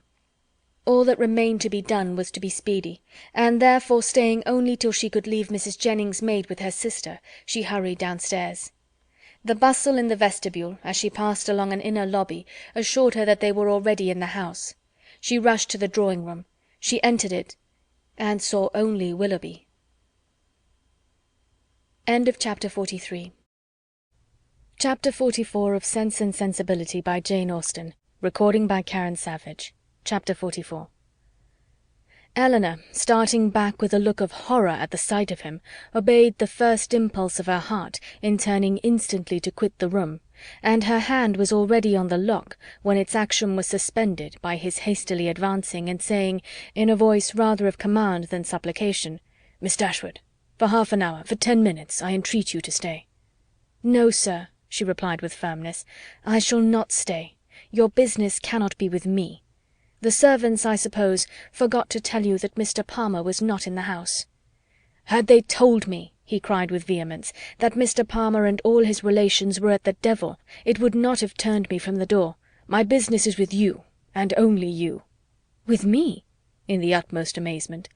"Well, sir, be quick, and if you can, less violent." "Sit down, and I will be both." She hesitated. She knew not what to do. The possibility of Colonel Brandon's arriving and finding her there came across her, but she had promised to hear him, and her curiosity no less than her honour was engaged. After a moment's recollection, therefore, concluding that prudence required dispatch, and that her acquiescence would best promote it, she walked silently towards the table and sat down. He took the opposite chair, and for half a minute not a word was said by either. "Pray be quick, sir," said Eleanor impatiently. "I have no time to spare." He was sitting in an attitude of deep meditation, and seemed not to hear her. "Your sister," said he with abruptness a moment afterwards, "is out of danger. I heard it from the servant, God be praised. But is it true? Is it really true?" Eleanor would not speak. He repeated the inquiry with yet greater eagerness. "For God's sake, tell me, is she out of danger, or is she not?" "We hope she is." He rose up and walked across the room. "Had I known as much half an hour ago. But since I am here," speaking with a forced vivacity as he returned to his seat, "what does it signify? For once, Miss Dashwood, it will be the last time perhaps, let us be cheerful together. I am in a fine mood for gaiety. Tell me honestly," a deeper glow overspreading his cheeks, "do you think me most a knave or a fool?" Eleanor looked at him with greater astonishment than ever. She began to think that he must be in liquor. The strangeness of such a visit, and of such manners, seemed no otherwise intelligible, and with this impression she immediately rose, saying, "Mr. Willoughby, I advise you at present to return to Combe. I am not at leisure to remain with you longer. Whatever your business may be with me, will it be better recollected and explained to-morrow?" "I understand you," he replied, with an expressive smile, and a voice perfectly calm. "Yes, I am very drunk. A pint of porter with my cold beef at Marlborough was enough to overset me." "At Marlborough?" cried Eleanor, more and more at a loss to understand what he would be at. "Yes, I left London this morning at 8 o'clock, and the only 10 minutes I have spent out of my chaise since that time procured me a nuncheon at Marlborough." The steadiness of his manner, and the intelligence of his eye as he spoke, convincing Eleanor that whatever other unpardonable folly might bring him to Cleveland, he was not brought there by intoxication, she said, after a moment's recollection, "Mr. Willoughby, you ought to feel, and I certainly do, that after what has passed, your coming here in this manner, and forcing yourself upon my notice, requires a very particular excuse. What is it that you mean by it?" "I mean," said he with serious energy, "if I can, to make you hate me 1 degree less than you do now. I mean to offer some kind of explanation, some kind of apology for the past. To open my whole heart to you, and by convincing you that, though I have been always a blockhead, I have not been always a rascal, to obtain something like forgiveness from your sister." "Is this the real reason of your coming?" "Upon my soul it is," was his answer, with a warmth that brought all the former Willoughby to her remembrance, and, in spite of herself, made her think him sincere. "If that is all, you may be satisfied already, for Mary Anne does, she has long forgiven you." "Has she?" he cried, in the same eager tone. "Then she has forgiven me before she ought to have done it. But she shall forgive me again, and on more reasonable grounds. Now will you listen to me?" Eleanor bowed her assent. "I do not know," said he, after a pause of expectation on her side and thoughtfulness on his own, "how you may have accounted for my behaviour to your sister, or what diabolical motive you may have imputed to me. Perhaps you will hardly think the better of me. It is worth the trial, however, and you shall hear everything. When I first became intimate with your family, I had no other intention, no other view in the acquaintance, than to pass my time pleasantly while I was obliged to remain in Devonshire, more pleasantly than I had ever done before. Your sister's lovely person and interesting manners could not but please me, and her behaviour to me almost from the first was of a kind— It is astonishing when I reflect on what it was, and what she was, that my heart should have been so insensible. But at first, I must confess, my vanity only was elevated by it.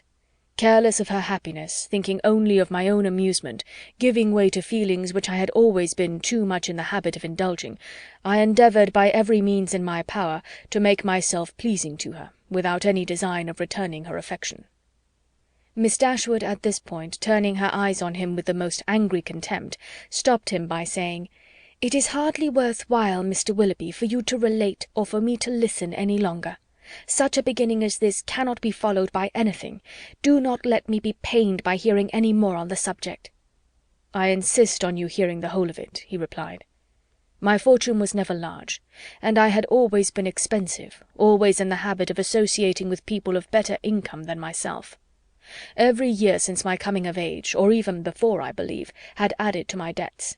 And though the death of my old cousin Mrs. Smith was to set me free, yet that event being uncertain, and possibly far distant, it had been for some time my intention to re-establish my circumstances by marrying a woman of fortune.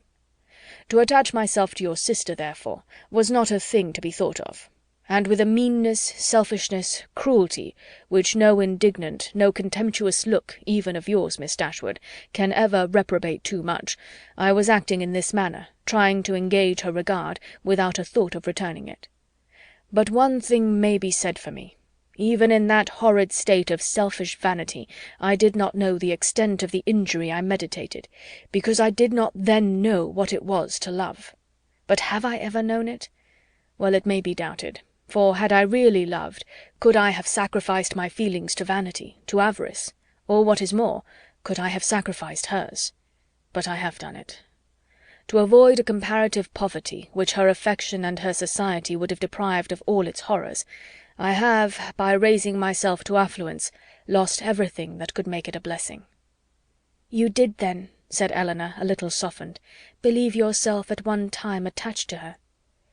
"To have resisted such attractions, to have withstood such tenderness, is there a man on earth who could have done it? Yes, I found myself by insensible degrees sincerely fond of her, and the happiest hours of my life were what I spent with her when I felt my intentions were strictly honourable, and my feelings blameless. Even then, however, when fully determined on paying my addresses to her, I allowed myself most improperly to put off from day to day the moment of doing it, from an unwillingness to enter into an engagement while my circumstances were so greatly embarrassed. I will not reason here, nor will I stop for you to expatiate on the absurdity, and the worse than absurdity, of scrupling to engage my faith where my honour was already bound. The event has proved that I was a cunning fool, providing with great circumspection for a possible opportunity of making myself contemptible and wretched for ever. At last, however, my resolution was taken, and I had determined, as soon as I could engage her alone, to justify the attentions I had so invariably paid her, and openly assure her of an affection which I had already taken such pains to display. But in the interim of the very few hours that were to pass before I could have an opportunity of speaking with her in private, a circumstance occurred, an unlucky circumstance, to ruin all my resolution, and with it all my comfort. A discovery took place." Here he hesitated and looked down. "Mrs. Smith had somehow or other been informed, I imagine by some distant relation, whose interest it was to deprive me of her favour, of an affair, a connection. But I need not explain myself farther," he added, looking at her with an heightened colour and an inquiring eye. "Your particular intimacy, you have probably heard the whole story long ago." "I have," returned Elinor, colouring likewise, and hardening her heart anew against any compassion for him. "I have heard it all. And how will you explain away any part of your guilt in that dreadful business, I confess is beyond my comprehension." "Remember," cried Willoughby, "from whom you received the account. Could it be an impartial one? I acknowledge that her situation and her character ought to have been respected by me. I do not mean to justify myself, but at the same time cannot leave you to suppose that I have nothing to urge, that because she was injured she was irreproachable, and because I was a libertine she must be a saint. If the violence of her passions, the weakness of her understanding— I do not mean, however, to defend myself. Her affection for me deserved better treatment, and I often, with great self-reproach, recall the tenderness which, for a very short time, had the power of creating any return. I heartily wish it had never been. But I have injured more than herself, and I have injured one whose affection for me, may I say it, was scarcely less warm than hers, and whose mind, oh, how infinitely superior. Your indifference, however, towards that unfortunate girl, I must say it, unpleasant to me as the discussion of such a subject may well be, your indifference is no apology for your cruel neglect of her. Do not think yourself excused by any weakness, any natural defect of understanding on her side, in the wanton cruelty so evident on yours. You must have known that while you were enjoying yourself in Devonshire, pursuing fresh schemes, always gay, always happy, she was reduced to the extremest indigence. But upon my soul I did not know it, he warmly replied. I did not recollect that I had omitted to give her my direction, and common sense might have told her how to find it out. Well, sir, and what said Mrs. Smith? She taxed me with the offence at once, and my confusion may be guessed. The purity of her life, the formality of her notions, her ignorance of the world, everything was against me. The matter itself I could not deny, and vain was every endeavour to soften it. She was previously disposed, I believe, to doubt the morality of my conduct in general, and was, moreover, discontented with the very little attention, the very little portion of my time, that I had bestowed on her in my present visit. In short, it ended in a total breach. By one measure I might have saved myself. In the height of her morality, good woman, she offered to forgive the past if I would marry Eliza. That could not be, and I was formally dismissed from her favour and her house. The night following this affair, I was to go the next morning, was spent by me in deliberating on what my future conduct should be. The struggle was great, but it ended too soon. My affection for Mary Ann, my thorough conviction of her attachment to me, it was all insufficient to outweigh that dread of poverty, or get the better of those false ideas of the necessity of riches that I was naturally inclined to feel, and expensive society had increased. I had reason to believe myself secure of my present wife, if I chose to address her, and I persuaded myself to think that nothing else in common prudence remained for me to do. A heavy scene, however, awaited me before I could leave Devonshire. I was engaged to dine with you on that very day. Some apology was therefore necessary for breaking this engagement. But whether I should write this apology, or deliver it in person, was a point of long debate. To see Mary Ann, I felt, would be dreadful, and I even doubted whether I could see her again and keep to my resolution. In that point, however, I undervalued my own magnanimity, as the event declared, for I went, I saw her, and saw her miserable, and left her miserable, and left her hoping never to see her again. "Why did you call, Mr. Willoughby?" said Eleanor reproachfully. "A note would have answered every purpose. Why was it necessary to call?" "It was necessary to my own pride. I could not bear to leave the country in a manner that might lead you, or the rest of the neighbourhood, to suspect any part of what had really passed between Mrs. Smith and myself, and I resolved therefore on calling at the cottage on my way to Honiton. The sight of your dear sister, however, was really dreadful, and to heighten the matter, I found her alone. You were all gone, I do not know where. I had left her only the evening before, so fully, so firmly resolved within myself on doing right. A few hours were to have engaged her to me for ever, and I remember how happy, how gay were my spirits as I walked from the cottage to Allenham, satisfied with myself, delighted with everybody. But in this, our last interview of friendship, I approached her with a sense of guilt that almost took from me the power of dissembling. Her sorrow, her disappointment, her deep regret when I told her that I was obliged to leave Devonshire so immediately, I shall never forget it, united too with such reliance, such confidence in me. Oh God, what a hard-hearted rascal I was!" They were both silent for a few moments. Eleanor first spoke. "Did you tell her that you should soon return?" "I do not know what I told her," he replied impatiently. "Less than was due to the past, beyond a doubt, and in all likelihood much more than was justified by the future. I cannot think of it. It won't do. Then came your dear mother to torture me farther, with all her kindness and confidence. Thank heaven it did torture me. I was miserable. Miss Dashwood, you cannot have an idea of the comfort it gives me to look back on my own misery. I owe such a grudge to myself for the stupid rascally folly of my own heart, that all my past sufferings under it are only triumph and exultation to me now. Well, I went, left all that I loved, and went to those to whom at best I was only indifferent. My journey to town, travelling with my own horses, and therefore so tediously, no creature to speak to, my own reflections so cheerful, when I looked forward everything so inviting, when I looked back at Barton, the picture so soothing. Oh, it was a blessed journey." He stopped. "Well, sir," said Eleanor, who, though pitying him, grew impatient for his departure. "And is this all?" "Ah, no. Have you forgot what passed in town? That infamous letter. Did she show it you?"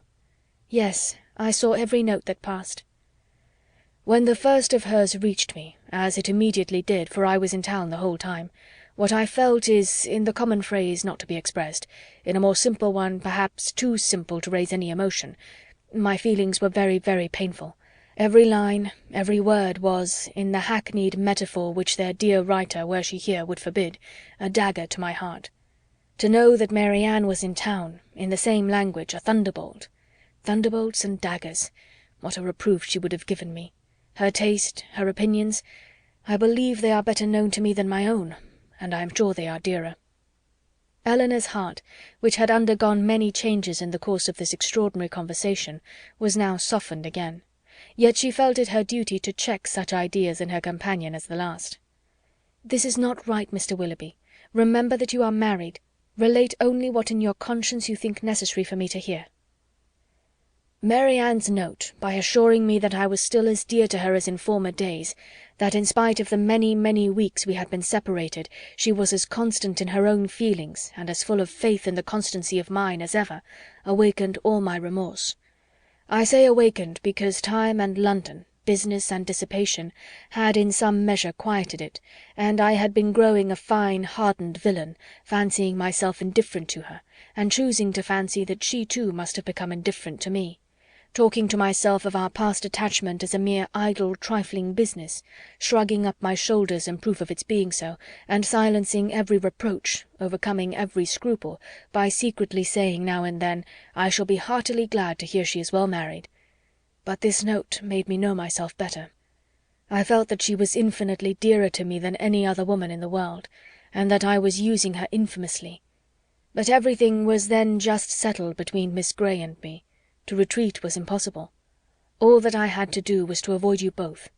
I sent no answer to Mary Ann, intending by that to preserve myself from her farther notice, and for some time I was even determined not to call in Berkeley Street, but at last, judging it wiser to affect the air of a cool, common acquaintance than anything else, I watched you all safely out of the house one morning, and left my name.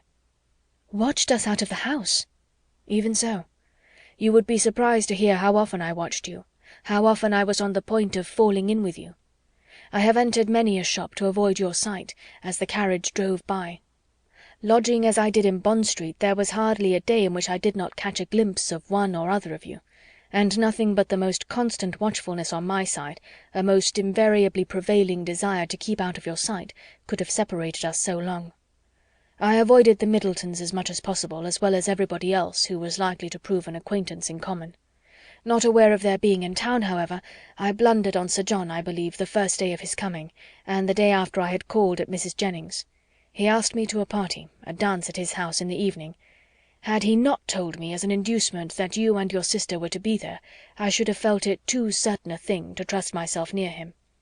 The next morning brought another short note from Mary Ann, still affectionate, open, artless, confiding, everything that could make my conduct most hateful.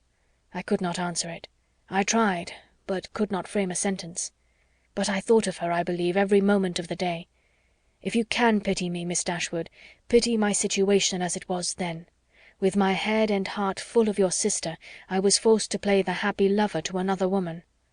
Those 3 or 4 weeks were worse than all.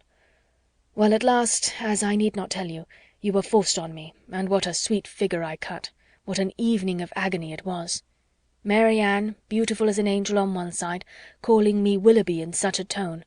O God, holding out her hand to me, asking me for an explanation, with those bewitching eyes fixed in such speaking solicitude on my face, and Sophia, jealous as the devil on the other hand, looking all that was... well, it does not signify. It is over now. Such an evening! I ran away from you all as soon as I could, but not before I had seen Mary Ann's sweet face as white as death. That was the last look I ever had of her. the last manner in which she appeared to me. It was a horrid sight. Yet when I thought of her today as really dying, it was a kind of comfort to me to imagine that I knew exactly how she would appear to those who saw her last in this world. She was before me, constantly before me as I travelled, in the same look and hue.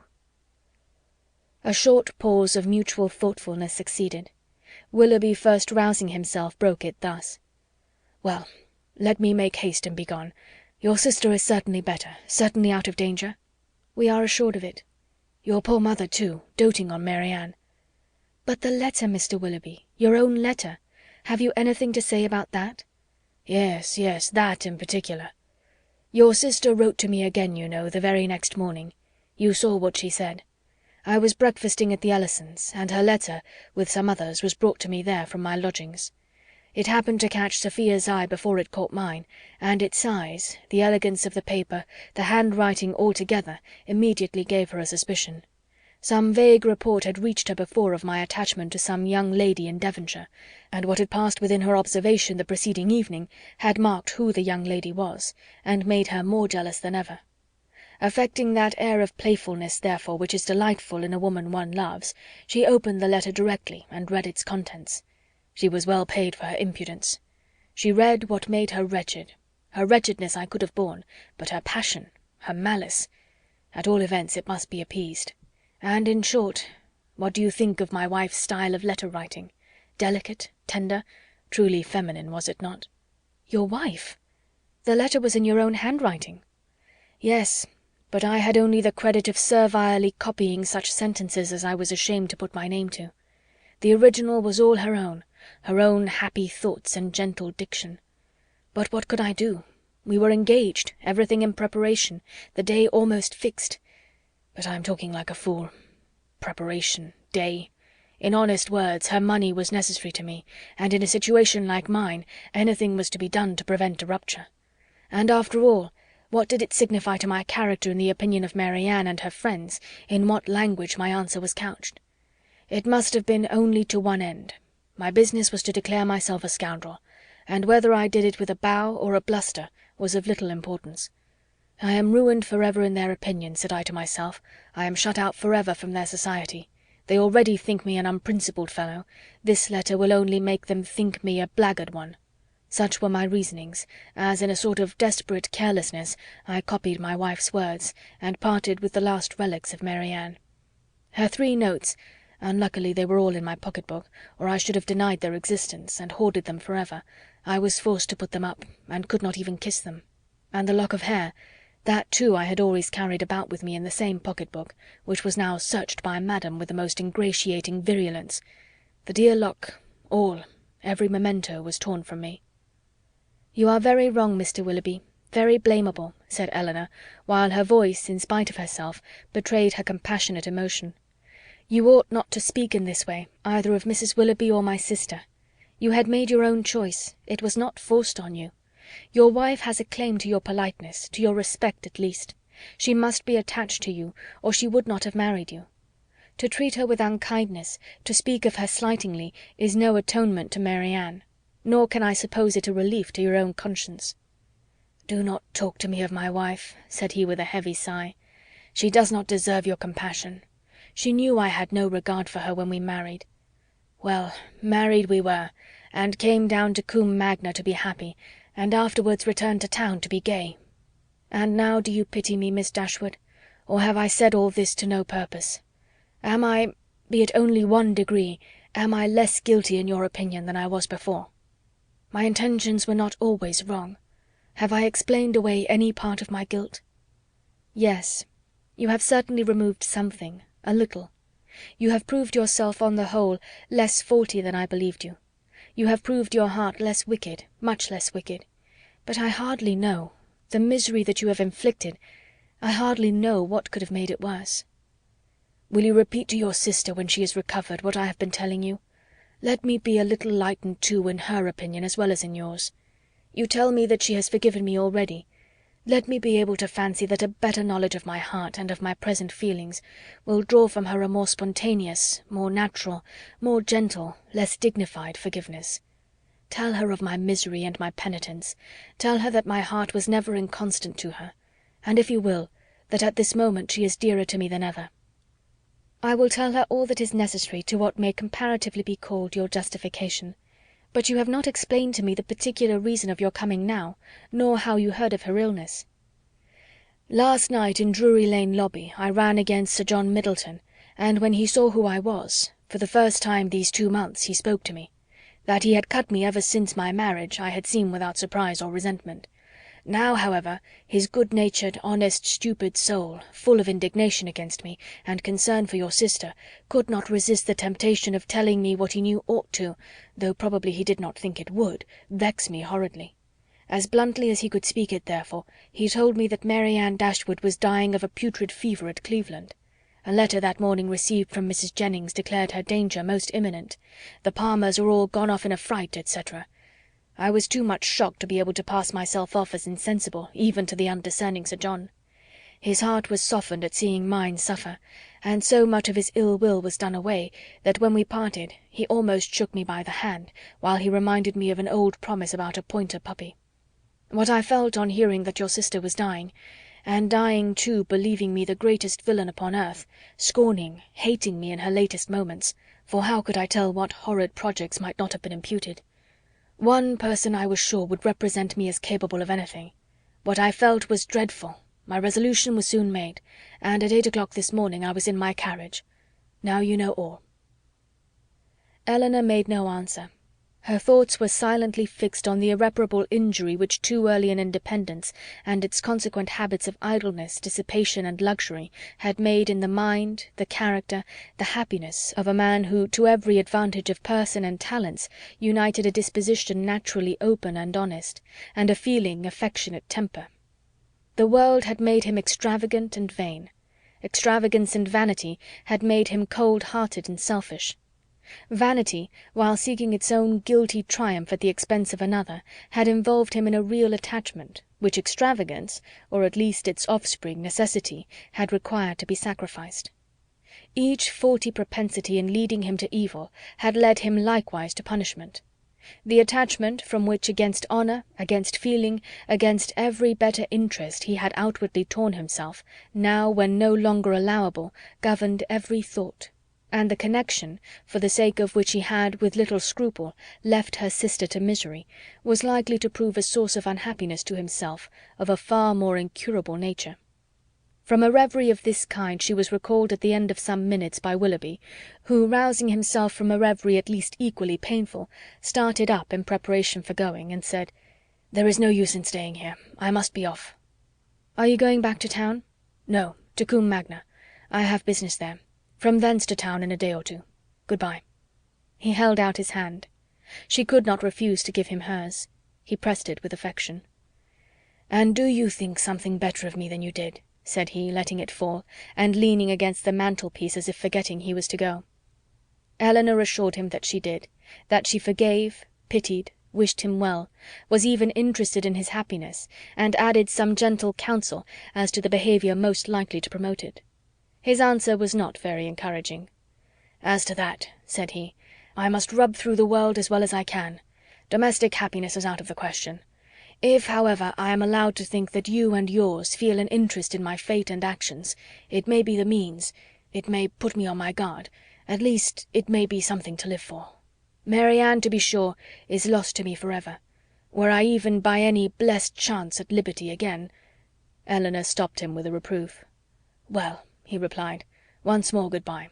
I shall now go away and live in dread of one event." "What do you mean?" "Your sister's marriage." "You are very wrong. She can never be more lost to you than she is now." "But she will be gained by someone else. And if that someone should be the very he whom, of all others, I could least bear.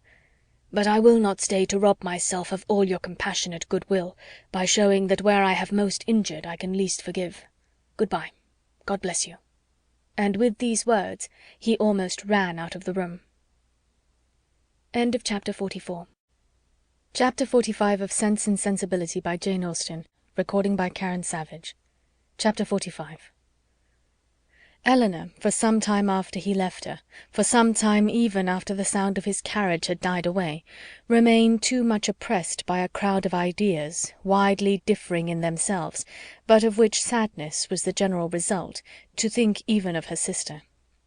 Willoughby, he whom only half an hour ago she had abhorred as the most worthless of men, Willoughby, in spite of all his faults, excited a degree of commiseration for the sufferings produced by them, which made her think of him as now separated for ever from her family, with a tenderness, a regret, rather in proportion, as she soon acknowledged within herself, to his wishes than to his merits. She felt that his influence over her mind was heightened by circumstances which ought not in reason to have weight, by that person of uncommon attraction, that open, affectionate, and lively manner, which it was no merit to possess, and by that still ardent love for Marianne, which it was not even innocent to indulge. But she felt that it was so, long, long before she could feel his influence less. When at last she returned to the unconscious Marianne, she found her just awaking, refreshed by so long and sweet a sleep to the extent of her hopes. Elinor's heart was full. The past, the present, the future, Willoughby's visit, Marianne's safety, and her mother's expected arrival, threw her altogether into an agitation of spirits which kept off every indication of fatigue, and made her only fearful of betraying herself to her sister. Short was the time, however, in which that fear could affect her, for within half an hour after Willoughby's leaving the house she was again called downstairs by the sound of another carriage. Eager to save her mother from every unnecessary moment's horrible suspense, she ran immediately into the hall, and reached the outward door just in time to receive and support her as she entered it.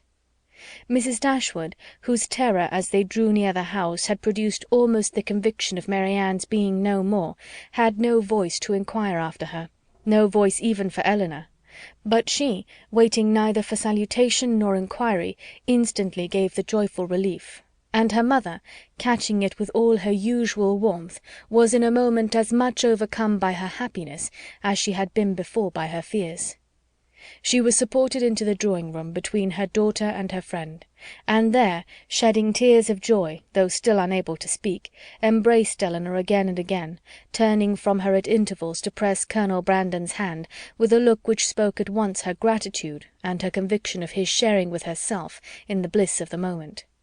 He shared it, however, in a silence even greater than her own. As soon as Mrs. Dashwood had recovered herself, to see Marianne was her first desire, and in 2 minutes she was with her beloved child, rendered dearer to her than ever by absence, unhappiness, and danger. Elinor's delight, as she saw what each felt in the meeting, was only checked by an apprehension of its robbing Marianne of farther sleep. But Mrs. Dashwood could be calm, could even be prudent, when the life of a child was at stake, and Marianne, satisfied in knowing her mother was near her, and conscious of being too weak for conversation, submitted readily to the silence and quiet prescribed by every nurse around her. Mrs. Dashwood would sit up with her all night, and Elinor, in compliance with her mother's entreaty, went to bed. But the rest, which one night entirely sleepless, and many hours of the most wearing anxiety seemed to make requisite, was kept off by irritation of spirits. Willoughby, poor Willoughby, as she now allowed herself to call him, was constantly in her thoughts. She would not but have heard his vindication for the world, and now blamed, now acquitted herself for having judged him so harshly before. But her promise of relating it to her sister was invariably painful. She dreaded the performance of it, dreaded what its effect on Marianne might be, doubted whether after such an explanation she could ever be happy with another, and for a moment wished Willoughby a widower. Then, remembering Colonel Brandon, reproved herself, felt that to his sufferings and his constancy, far more than to his rivals, the reward of her sister was due, and wished anything rather than Mrs. Willoughby's death. The shock of Colonel Brandon's errand at Barton had been much softened to Mrs. Dashwood by her own previous alarm, for so great was her uneasiness about Marianne that she had already determined to set out for Cleveland on that very day without waiting for any further intelligence, and had so far settled her journey before his arrival that the Careys were then expected every moment to fetch Margaret away, as her mother was unwilling to take her where there might be infection. Mary Ann continued to mend every day, and the brilliant cheerfulness of Mrs. Dashwood's looks and spirits proved her to be, as she repeatedly declared herself, one of the happiest women in the world. Elinor could not hear the declaration, nor witness its proofs, without sometimes wondering whether her mother ever recollected Edward. But Mrs. Dashwood, trusting to the temperate account of her own disappointment which Elinor had sent her, was led away by the exuberance of her joy to think only of what would increase it. Mary Ann was restored to her from a danger in which, as she now began to feel, her own mistaken judgment in encouraging the unfortunate attachment to Willoughby had contributed to place her, and in her recovery she had yet another source of joy unthought of by Elinor. It was thus imparted to her as soon as any opportunity of private conference between them occurred. "At last we are alone. My Elinor, you do not yet know all my happiness. Colonel Brandon loves Mary Ann. He has told me so himself."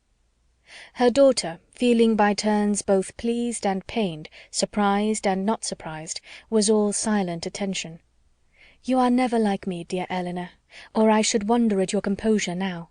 Had I sat down to wish for any possible good to my family, I should have fixed on Colonel Brandon's marrying one of you as the object most desirable, and I believe Mary Ann will be the most happy with him of the two." Elinor was half inclined to ask her reason for thinking so, because satisfied that none founded on an impartial consideration of their age, characters, or feelings could be given, but her mother must always be carried away by her imagination on any interesting subject, and therefore, instead of an inquiry, she passed it off with a smile. "He opened his whole heart to me yesterday as we travelled. It came out quite unawares, quite undesignedly. I, you may well believe, could talk of nothing but my child. He could not conceal his distress. I saw that it equalled my own, and he, perhaps, thinking that mere friendship, as the world now goes, would not justify so warm a sympathy, or rather, not thinking at all, I suppose, giving way to irresistible feelings, made me acquainted with his earnest, tender, constant affection for Mary Ann. He has loved her, my Elinor, ever since the first moment of seeing her." Here, however, Elinor perceived not the language, not the professions of Colonel Brandon, but the natural embellishments of her mother's active fancy, which fashioned everything delightful to her as it chose. "His regard for her, infinitely surpassing anything that Willoughby ever felt or feigned, as much more warm, as more sincere or constant, whichever we are to call it, has subsisted through all the knowledge of dear Mary Ann's unhappy prepossession for that worthless young man, and without selfishness, without encouraging a hope. Could he have seen her happy with another, such a noble mind, such openness, such sincerity, no one can be deceived in him." "Colonel Brandon's character," said Elinor, "as an excellent man, is well established." "I know it is," replied her mother seriously, "or after such a warning I should be the last to encourage such affection, or even to be pleased by it. But his coming for me as he did, with such active, such ready friendship, is enough to prove him one of the worthiest of men." "His character, however," answered Elinor, "does not rest on one act of kindness, to which his affection for Mary Ann, were humanity out of the case, would have prompted him. To Mrs. Jennings, to the Middletons, he has been long and intimately known. They equally love and respect him; and even my own knowledge of him, though lately acquired, is very considerable, and so highly do I value and esteem him, that if Mary Ann can be happy with him, I shall be as ready as yourself to think our connection the greatest blessing to us in the world. What answer did you give him? Did you allow him to hope?" "Oh, my love, I could not then talk of hope to him or to myself. Mary Ann might at that moment be dying.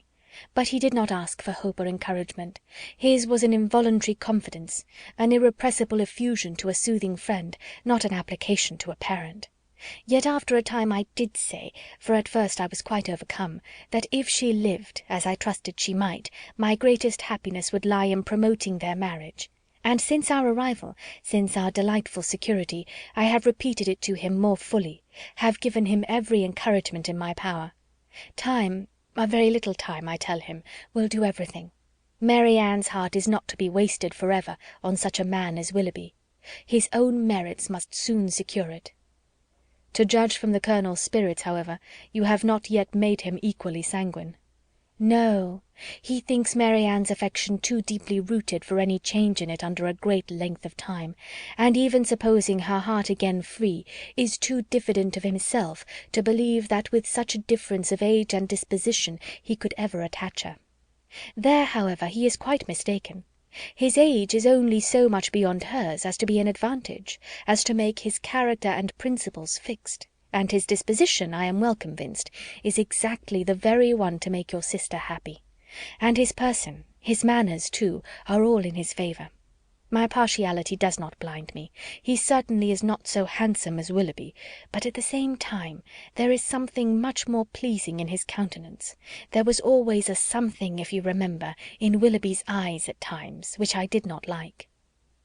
Elinor could not remember it, but her mother, without waiting for her assent, continued. And his manners, the Colonel's manners, are not only more pleasing to me than Willoughby's ever were, but they are of a kind I well know to be more solidly attaching to Mary Ann.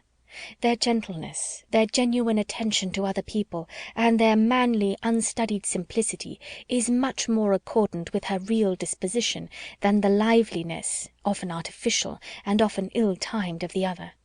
I am very sure myself that had Willoughby turned out as really amiable as he has proved himself the contrary, Mary Ann would yet never have been so happy with him as she will be with Colonel Brandon. She paused. Her daughter could not quite agree with her, but her dissent was not heard, and therefore gave no offence. At Delaford she will be within an easy distance of me, added Mrs. Dashwood, even if I remain at Barton. And in all probability, for I hear it is a large village, indeed there certainly must be some small house or cottage close by that would suit us quite as well as our present situation. Poor Elinor! Here was a new scheme for getting her to Delaford, but her spirit was stubborn. His fortune too, for at my time of life, you know, everybody cares about that.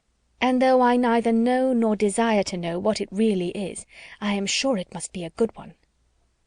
Here they were interrupted by the entrance of a third person, and Elinor withdrew to think it all over in private, to wish success to her friend, and yet in wishing it, to feel a pang for Willoughby. Chapter 45.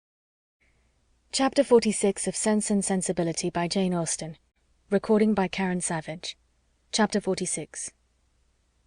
Mary Ann's illness, though weakening in its kind, had not been long enough to make her recovery slow, and with youth, natural strength, and her mother's presence in aid, it proceeded so smoothly as to enable her to remove within 4 days after the arrival of the latter into Mrs. Palmer's dressing-room.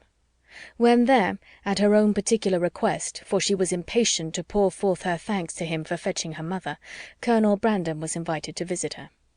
His emotion on entering the room, in seeing her altered looks, and in receiving the pale hand which she immediately held out to him, was such as, in Elinor's conjecture, must arise from something more than his affection for Mary Ann, or the consciousness of its being known to others; and she soon discovered in his melancholy eye and varying complexion, as he looked at her sister, the probable recurrence of many past scenes of misery to his mind, brought back by that resemblance between Mary Ann and Eliza already acknowledged, and now strengthened by the hollow eye, the sickly skin, the posture of reclining weakness, and the warm acknowledgment of peculiar obligation.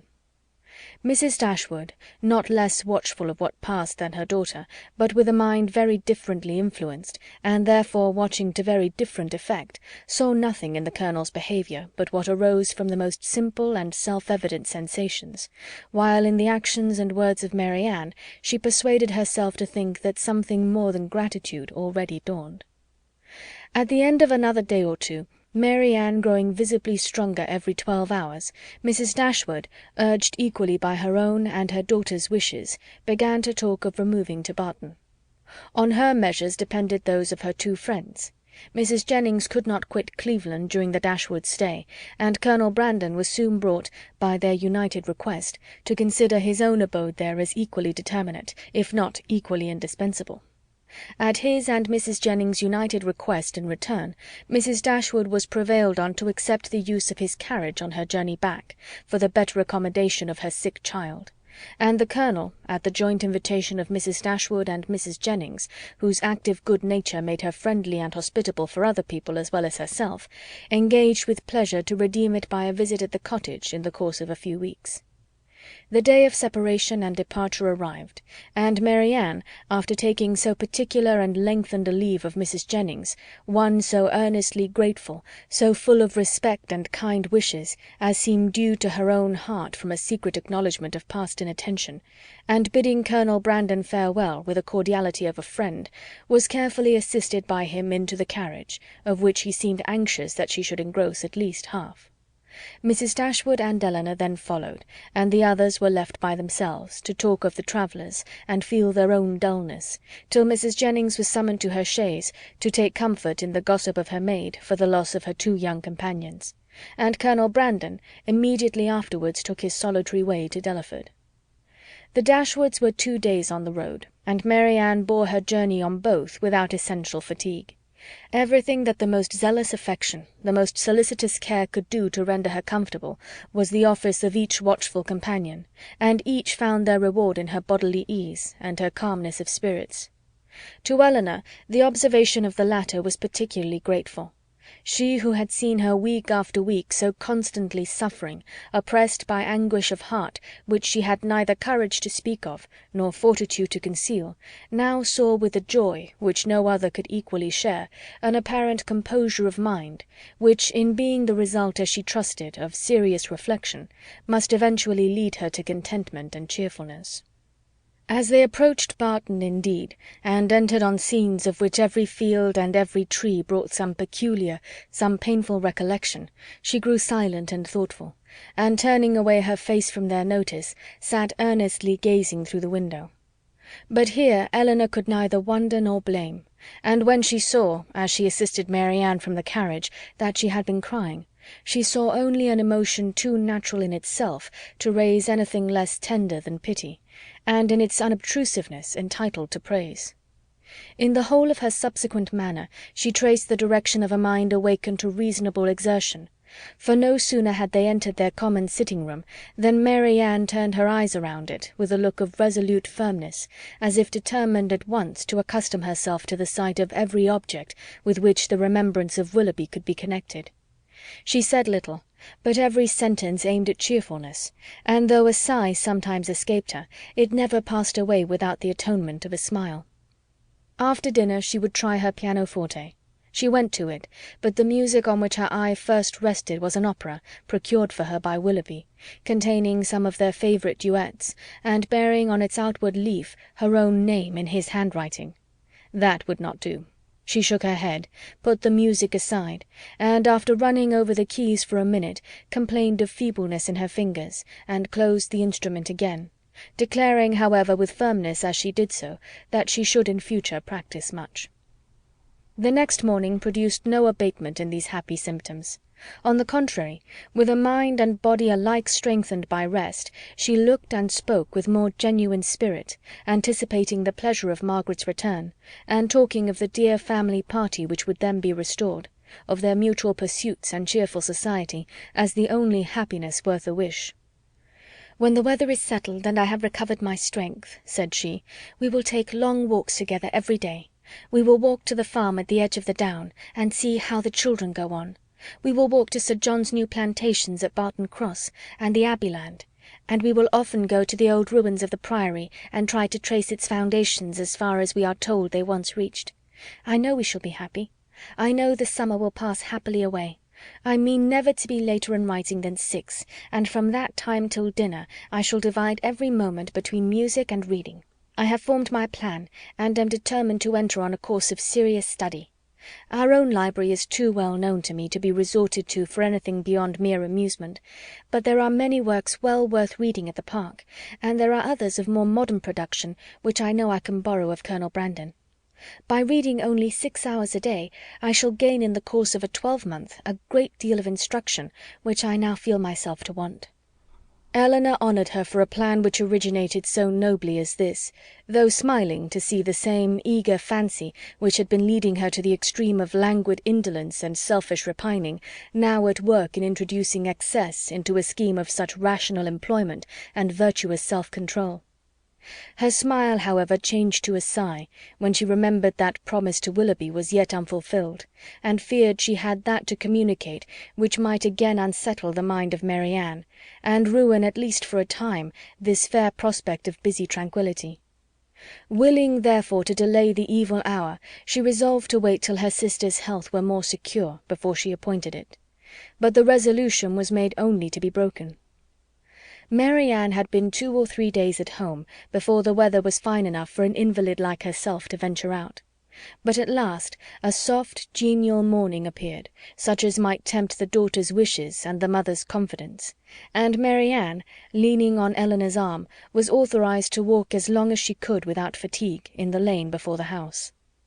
The sisters set out at a pace, slow as the feebleness of Marianne, in an exercise hitherto untried since her illness, required; and they had advanced only so far beyond the house as to admit a full view of the hill, the important hill behind, when, pausing with her eyes turned towards it, Marianne calmly said, "There, exactly there," pointing with one hand, "on that projecting mound. There I fell, and there I first saw Willoughby." Her voice sunk with the word, but presently reviving, she added, "I am thankful to find that I can look with so little pain on the spot. Shall we ever talk on that subject, Elinor?" Hesitatingly it was said. "Or will it be wrong? I can talk of it now, I hope, as I ought to do." Elinor tenderly invited her to be open. "As for regret," said Marianne, "I have done with that, as far as he is concerned. I do not mean to talk to you of what my feelings have been for him, but what they are now. At present, if I could be satisfied on one point, if I could be allowed to think that he was not always acting a part, not always deceiving me, but above all, if I could be assured that he never was so very wicked as my fears have sometimes fancied him, since the story of that unfortunate girl—" She stopped. Elinor joyfully treasured her words as she answered, "If you could be assured of that, you think you should be easy?" "Yes. My peace of mind is doubly involved in it, for not only is it horrible to suspect a person who has been what he has been to me of such designs, but what must it make me appear to myself? What, in a situation like mine, but a most shamefully unguarded affection, could expose me to—" "How then," asked her sister, "would you account for his behaviour?" "I would suppose him—oh, how gladly would I suppose him only fickle, very, very fickle." Elinor said no more. She was debating within herself on the eligibility of beginning her story directly, or postponing it till Marianne were in stronger health, and they crept on for a few minutes in silence. "I am not wishing him too much good," said Marianne at last with a sigh, "when I wish his secret reflections may be no more unpleasant than my own. He will suffer enough in them." "Do you compare your conduct with his?" "No. I compare it with what it ought to have been. I compare it with yours." "Our situations have borne little resemblance." "They have borne more than our conduct.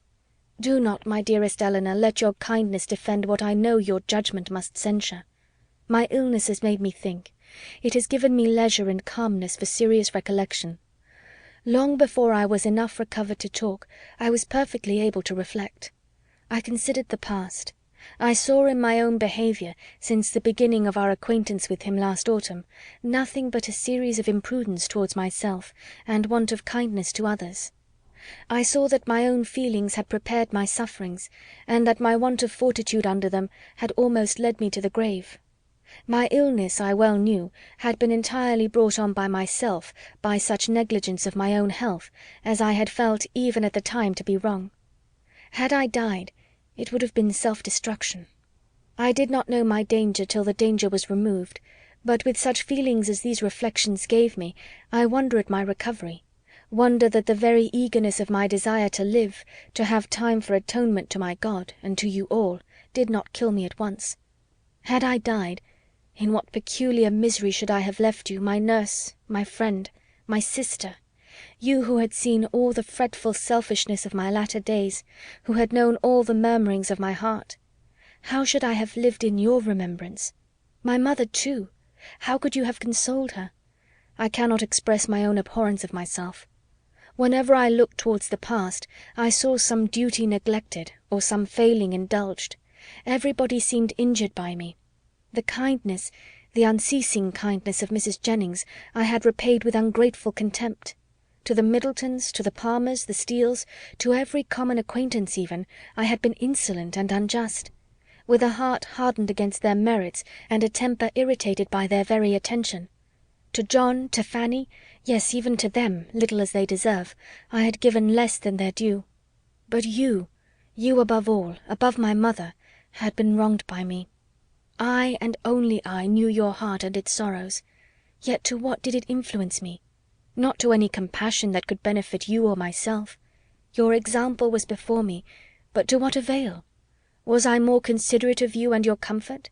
Did I imitate your forbearance, or lessen your restraints by taking any part in those offices of general complaisance or particular gratitude which you had hitherto been left to discharge alone? No. Not less when I knew you to be unhappy than when I had believed you at ease, did I turn away from every exertion of duty or friendship. Scarcely allowing sorrow to exist but with me, regretting only that heart which had deserted and wronged me, and leaving you, for whom I professed an unbounded affection, to be miserable for my sake." Here ceased the rapid flow of her self-reproving spirit, and Elinor, impatient to soothe, though too honest to flatter, gave her instantly that praise and support which her frankness and her contrition so well deserved. Mary Ann pressed her hand and replied, "You are very good. The future must be my proof. I have laid down my plan, and if I am capable of adhering to it, my feelings shall be governed and my temper improved. They shall no longer worry others nor torture myself. I shall now live solely for my family. You, my mother, and Margaret must henceforth be all the world to me. You will share my affections entirely between you. From you, from my home, I shall never again have the smallest incitement to move. And if I do mix in other society, it will be only to show that my spirit is humbled, my heart amended, and that I can practice the civilities, the lesser duties of life, with gentleness and forbearance. As for Willoughby, to say that I shall soon, or that I shall ever forget him, would be idle. His remembrance can be overcome by no change of circumstances or opinions, but it shall be regulated, it shall be checked by religion, by reason, by constant employment." She paused, and added in a low voice, "If I could but know his heart, everything would become easy." Elinor, who had now been for some time reflecting on the propriety or impropriety of speedily hazarding her narration, without feeling at all nearer decision than at first, heard this, and perceiving that as reflection did nothing, resolution must do all, soon found herself leading to the fact. She managed the recital as she hoped, with address, prepared her anxious listener with caution, related simply and honestly the chief points on which Willoughby grounded his apology, did justice to his repentance, and softened only his protestations of present regard. Mary Ann said not a word. She trembled, her eyes were fixed on the ground, and her lips became whiter than even sickness had left them. 1,000 inquiries sprang up from her heart, but she dared not urge one. She caught every syllable with panting eagerness. Her hand, unknowingly to herself, closely pressed her sister's, and tears covered her cheeks. Elinor, dreading her being tired, led her towards home, and till they reached the door of the cottage, easily conjecturing what her curiosity must be, though no question was suffered to speak it, talked of nothing but Willoughby, and their conversation together, and was carefully minute in every particular of speech and look where minuteness could be safely indulged. As soon as they entered the house, Mary Ann, with a kiss of gratitude, and these 2 words, just articulate through her tears, "Tell mamma," withdrew from her sister and walked slowly upstairs. Elinor would not attempt to disturb a solitude so reasonable as what she now sought, and with a mind anxiously pre-arranging its result, and a resolution of reviving the subject again, should Mary Ann fail to do it, she turned into the parlour to fulfil her parting injunction. Chapter 47 Chapter 47 of Sense and Sensibility by Jane Austen. Recording by Karen Savage. Chapter 47. Mrs. Dashwood did not hear unmoved the vindication of her former favourite. She rejoiced in his being cleared from some part of his imputed guilt. She was sorry for him. She wished him happy. But the feelings of the past could not be recalled. Nothing could restore him with a faith unbroken, a character unblemished, to Marianne. Nothing could do away with the knowledge of what the latter had suffered through his means, nor remove the guilt of his conduct towards Eliza. Nothing could replace him, therefore, in her former esteem, nor injure the interests of Colonel Brandon. Had Mrs. Dashwood, like her daughter, heard Willoughby's story from himself, had she witnessed his distress, and been under the influence of his countenance and his manner, it is probable that her compassion would have been greater. But it was neither in Elinor's power, nor in her wish, to rouse such feelings in another, by her retailed explanation, as had at first been called forth in herself. Reflection had given calmness to her judgment, and sobered her own opinion of Willoughby's deserts. She wished, therefore, to declare only the simple truth, and lay open such facts as were really due to his character, without any embellishment of tenderness to lead the fancy astray. In the evening, when they were all three together, Marianne began voluntarily to speak of him again, but that it was not without an effort, the restless, unquiet thoughtfulness in which she had been for some time previously sitting, her rising colour as she spoke, and her unsteady voice, plainly showed. "I wish to assure you both," said she, "that I see everything, as you can desire me to do." Mrs. Dashwood would have interrupted her instantly with soothing tenderness, had not Elinor, who really wished to hear her sister's unbiassed opinion, by an eager sign engaged her silence. Marianne slowly continued. "It is a great relief to me, what Elinor told me this morning. I have now heard exactly what I wished to hear." For some moments her voice was lost, but recovering herself, she added, and with greater calmness than before, "I am now perfectly satisfied. I wish for no change. I never could have been happy with him, after knowing, as sooner or later I must have known, all this. I should have had no confidence, no esteem. Nothing could have done it away to my feelings." "I know it, I know it," cried her mother. "Happy with a man of libertine practices, with one who so injured the peace of the dearest of our friends, and the best of men! No, my Marianne has not a heart to be made happy with such a man. Her conscience, her sensitive conscience, would have felt all that the conscience of her husband ought to have felt." Marianne sighed and repeated, "I wish for no change." "You consider the matter," said Elinor, "exactly as a good mind and a sound understanding must consider it; and I dare say you perceive, as well as myself, not only in this, but in many other circumstances, reason enough to be convinced that your marriage must have involved you in many certain troubles and disappointments, in which you would have been poorly supported by an affection, on his side, much less certain. Had you married, you must have been always poor. His expensiveness is acknowledged even by himself, and his whole conduct declares that self-denial is a word hardly understood by him.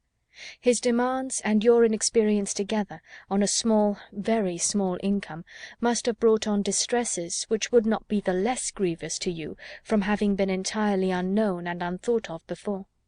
Your sense of honour and honesty would have led you, I know, when aware of your situation, to attempt all the economy that would appear to you possible, and perhaps, as long as your frugality retrenched only your own comfort, you might have been suffered to practise it; but beyond that, and how little could the utmost of your single management do to stop the ruin which had begun before your marriage, beyond that, had you endeavoured, however reasonably, to abridge his enjoyments, is it not to be feared that instead of prevailing on feelings so selfish to consent to it, you would have lessened your own influence on his heart, and made him regret the connection which had involved him in such difficulties?" Marianne's lips quivered, and she repeated the word "selfish" in a tone that implied, "Do you really think him selfish?" "The whole of his behaviour," replied Elinor, "from the beginning to the end of the affair, has been grounded on selfishness. It was selfishness which first made him sport with your affections, which afterwards, when his own were engaged, made him delay the confession of it, and which finally carried him from Barton. His own enjoyment, or his own ease, was, in every particular, his ruling principle." "It is very true. My happiness was never his object." "At present," continued Elinor, "he regrets what he has done, And why does he regret it? Because he finds it is not answered towards himself. It has not made him happy. His circumstances are now unembarrassed. He suffers from no evil of that kind, and he thinks only that he has married a woman of a less amiable temper than yourself. But does it follow that had he married you he would have been happy? The inconveniences would have been different. He would then have suffered under the pecuniary distresses which, because they are removed, he now reckons as nothing. He would have had a wife of whose temper he could make no complaint, but he would have been always necessitous, always poor, and probably would soon have learned to rank the innumerable comforts of a clear estate and good income as of far more importance, even to domestic happiness, than the mere temper of a wife. "I have not a doubt of it," said Marianne, "and I have nothing to regret, nothing but my own folly." "Rather say your mother's imprudence, my child," said Mrs. Dashwood. "She must be answerable." Marianne would not let her proceed, and Elinor, satisfied that each felt their own error, wished to avoid any survey of the past that might weaken her sister's spirits. She therefore, pursuing the first subject, immediately continued: "One observation may, I think, be fairly drawn from the whole of the story, that all Willoughby's difficulties have arisen from the first offence against virtue, in his behaviour to Eliza Williams. That crime has been the origin of every lesser one, and of all his present discontents." Marianne assented most feelingly to the remark, and her mother was led by it to an enumeration of Colonel Brandon's injuries and merits, warm as friendship and design could unitedly dictate. Her daughter did not look, however, as if much of it were heard by her. Elinor, according to her expectation, saw on the 2 or 3 following days that Marianne did not continue to gain strength as she had done; but while her resolution was unsubdued, and she still tried to appear cheerful and easy, her sister could safely trust to the effect of time upon her health.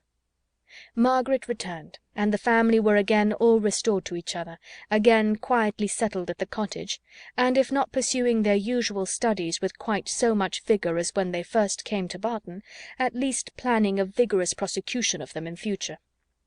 Elinor grew impatient for some tidings of Edward. She had heard nothing of him since her leaving London, nothing new of his plans, nothing certain even of his present abode. Some letters had passed between her and her brother, in consequence of Marianne's illness, and in the first of John's there had been this sentence: "We know nothing of our unfortunate Edward, and can make no inquiries on so prohibited a subject, but conclude him to be still at Oxford," which was all the intelligence of Edward afforded her by the correspondence, for his name was not even mentioned in any of the succeeding letters. She was not doomed, however, to be long in ignorance of his measures. Their manservant had been sent one morning to Exeter on business, and when, as he waited at table, he had satisfied the inquiries of his mistress as to the event of his errand, this was his voluntary communication: "I suppose you know, ma'am, that Mr. Ferrars is married?" Marianne gave a violent start, fixed her eyes upon Elinor, and saw her turning pale, and fell back in her chair in hysterics. Mrs. Dashwood, whose eyes, as she answered the servant's inquiry, had intuitively taken the same direction, was shocked to perceive by Elinor's countenance how much she really suffered, and a moment afterwards, alike distressed by Marianne's situation, knew not on which child to bestow her principal attention. The servant, who saw only that Miss Marianne was taken ill, had sense enough to call one of the maids, who, with Mrs. Dashwood's assistance, supported her into the other room. By that time Marianne was rather better, and her mother, leaving her to the care of Margaret and the maid, returned to Elinor, who, though still much disordered, had so far recovered the use of her reason and voice as to be just beginning an inquiry of Thomas as to the source of his intelligence. Mrs. Dashwood immediately took all that trouble on herself, and Elinor had the benefit of the information without the exertion of seeking it. "Who told you that Mr. Ferrars was married, Thomas?" "I see Mr. Ferrars myself, ma'am, this morning in Exeter, and his lady too, Miss Steele as was. They was stopping in a chaise at the door of the New London Inn, as I went there with a message from Sally at the Park to her brother, who was one of the post-boys. I happened to look up as I went by the chaise, and so I see directly that it was the youngest Miss Steele. So I took off my hat, and she knew me and called to me, and inquired after you, ma'am, and the young ladies, especially Miss Mary Ann, and bid me I should give her compliments and Mr. Ferrars, their best compliments and service, and how sorry they was they had not time to come on and see you, but they was in a great hurry to go forwards, for they was going further down for a little while. But however, when they come back, they'd make sure to come and see you." "But did she tell you she was married, Thomas?" "Yes, ma'am. She smiled and said how she had changed her name since she was in these parts. She was always a very affable and free-spoken young lady, and very civil behaved, so I made free to wish her joy." "Was Mr. Ferrars in the carriage with her?" "Yes, ma'am. I just see him leaning back in it, but he did not look up. He never was a gentleman much for talking." Elinor's heart could easily account for his not putting himself forward, and Mrs. Dashwood probably found the same explanation. "Was there no one else in the carriage?" "No, ma'am, only they two." "Do you know where they came from?" "They come straight from town, as Mrs. Ferrars told me." "And are they going farther westward?" "Yes, ma'am, but not to bide long.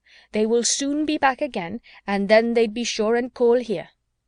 Mrs. Dashwood now looked at her daughter, but Elinor knew better than to expect them. She recognized the whole of Lucy in the message, and was very confident that Edward would never come near them. She observed in a low voice to her mother that they were probably going down to Mr. Pratt's near Plymouth. Thomas's intelligence seemed over. Elinor looked as if she wished to hear more. "Did you see them off before you came away?" "No, ma'am. The horses were just coming out, but I could not bide any longer. I was afraid of being late." "Did Mrs. Ferrars look well?" "Yes, ma'am. She said how she was very well, and to my mind she was always a very handsome young lady, and she seemed vastly contented." Mrs. Dashwood could think of no other question, and Thomas and the tablecloth, now alike needless, were soon afterwards dismissed. Mary Ann had already sent to say that she should eat nothing more. Mrs. Dashwood's and Elinor's appetites were equally lost, and Margaret might think herself very well off, that with so much uneasiness as both her sisters had lately experienced, so much reason as they had often had to be careless of their meals, she had never been obliged to go without her dinner before. When the dessert and the wine were arranged, and Mrs. Dashwood and Elinor were left by themselves, they remained long together, in a similarity of thoughtfulness and silence. Mrs. Dashwood feared to hazard any remark, and ventured not to offer consolation. She now found that she had erred in relying on Elinor's representation of herself, and justly concluded that everything had been expressly softened at the time to spare her from an increase of unhappiness, suffering as she then had suffered for Mary Ann. She found that she had been misled by the careful, the considerate attention of her daughter, to think the attachment, which once she had so well understood, much slighter in reality than she had been wont to believe, or than it was now proved to be. She feared that under this persuasion she had been unjust, inattentive, nay, almost unkind to her Elinor; that Mary Ann's affliction, because more acknowledged, more immediately before her, had too much engrossed her tenderness, and led her away to forget that in Elinor she might have a daughter suffering almost as much, certainly with less self-provocation and greater fortitude. Chapter 47. Chapter 48 of Sense and Sensibility by Jane Austen. Recording by Karen Savage. Chapter 48. Elinor now found the difference between the expectation of an unpleasant event, however certain the mind may be told to consider it, and certainty itself. She now found that in spite of herself she had always admitted a hope, while Edward remained single, that something would occur to prevent his marrying Lucy, that some resolution of his own, some mediation of friends, or some more eligible opportunity of establishment for the lady, would arise to assist the happiness of all. But he was now married, and she condemned her heart for the lurking flattery which so much heightened the pain of the intelligence. That he should be married soon, before, as she imagined, he could be in orders, and consequently before he could be in possession of the living, surprised her a little at first; but she soon saw how likely it was that Lucy, in her self-provident care, in her haste to secure him, should overlook everything but the risk of delay. They were married in town, and now hastening down to her uncle's. What had Edward felt on being within 4 miles of Barton, on seeing her mother's servant, on hearing Lucy's message? They would soon, she supposed, be settled at Delaford. that place in which so much conspired to give her an interest, which she wished to be acquainted with, and yet desired to avoid. She saw them in an instant in their parsonage house, saw in Lucy the active, contriving manager, uniting at once a desire of smart appearance with the utmost frugality, and ashamed to be suspected of half her economical practices, pursuing her own interest in every thought, courting the favour of Colonel Brandon, of Mrs. Jennings, and of every wealthy friend. In Edward she knew not what she saw, nor what she wished to see. Happy or unhappy, nothing pleased her. She turned away her head from every sketch of him. Elinor flattered herself that some of their connections in London would write to them to announce the event, and give further particulars, but day after day passed off, and brought no letter, no tidings. Though uncertain that any one were to blame, she found fault with every absent friend. They were all thoughtless or indolent. "When do you write to Colonel Brandon, ma'am?" was an inquiry which sprung from the impatience of her mind to have something going on. "I wrote to him, my love, last week, and rather expect to see than to hear from him again. I earnestly pressed his coming to us, and should not be surprised to see him walk in to-day or to-morrow or any day." This was gaining something to look forward to. Colonel Brandon must have some information to give. Scarcely had she so determined it, when the figure of a man on horseback drew her eyes to the window. He stopped at their gate. It was a gentleman. It was Colonel Brandon himself. Now she could hear more, and she trembled in expectation of it. But it was not Colonel Brandon, neither his air nor his height. Were it possible, she must say it must be Edward. She looked again. He had just dismounted. She could not be mistaken. It was Edward. She moved away and sat down. "He comes from Mr. Pratt's purposely to see us. I will be calm. I will be mistress of myself." In a moment she perceived that the others were likewise aware of the mistake. She saw her mother and Mary Ann change colour, saw them look at herself, and whisper a few sentences to each other. She would have given the world to be able to speak, and to make them understand that she hoped no coolness, no slight, would appear in their behaviour to him, but she had no utterance, and was obliged to leave all to their own discretion. Not a syllable passed aloud. They all waited in silence for the appearance of their visitor. His footsteps were heard along the gravel path. In a moment he was in the passage, and in another he was before them.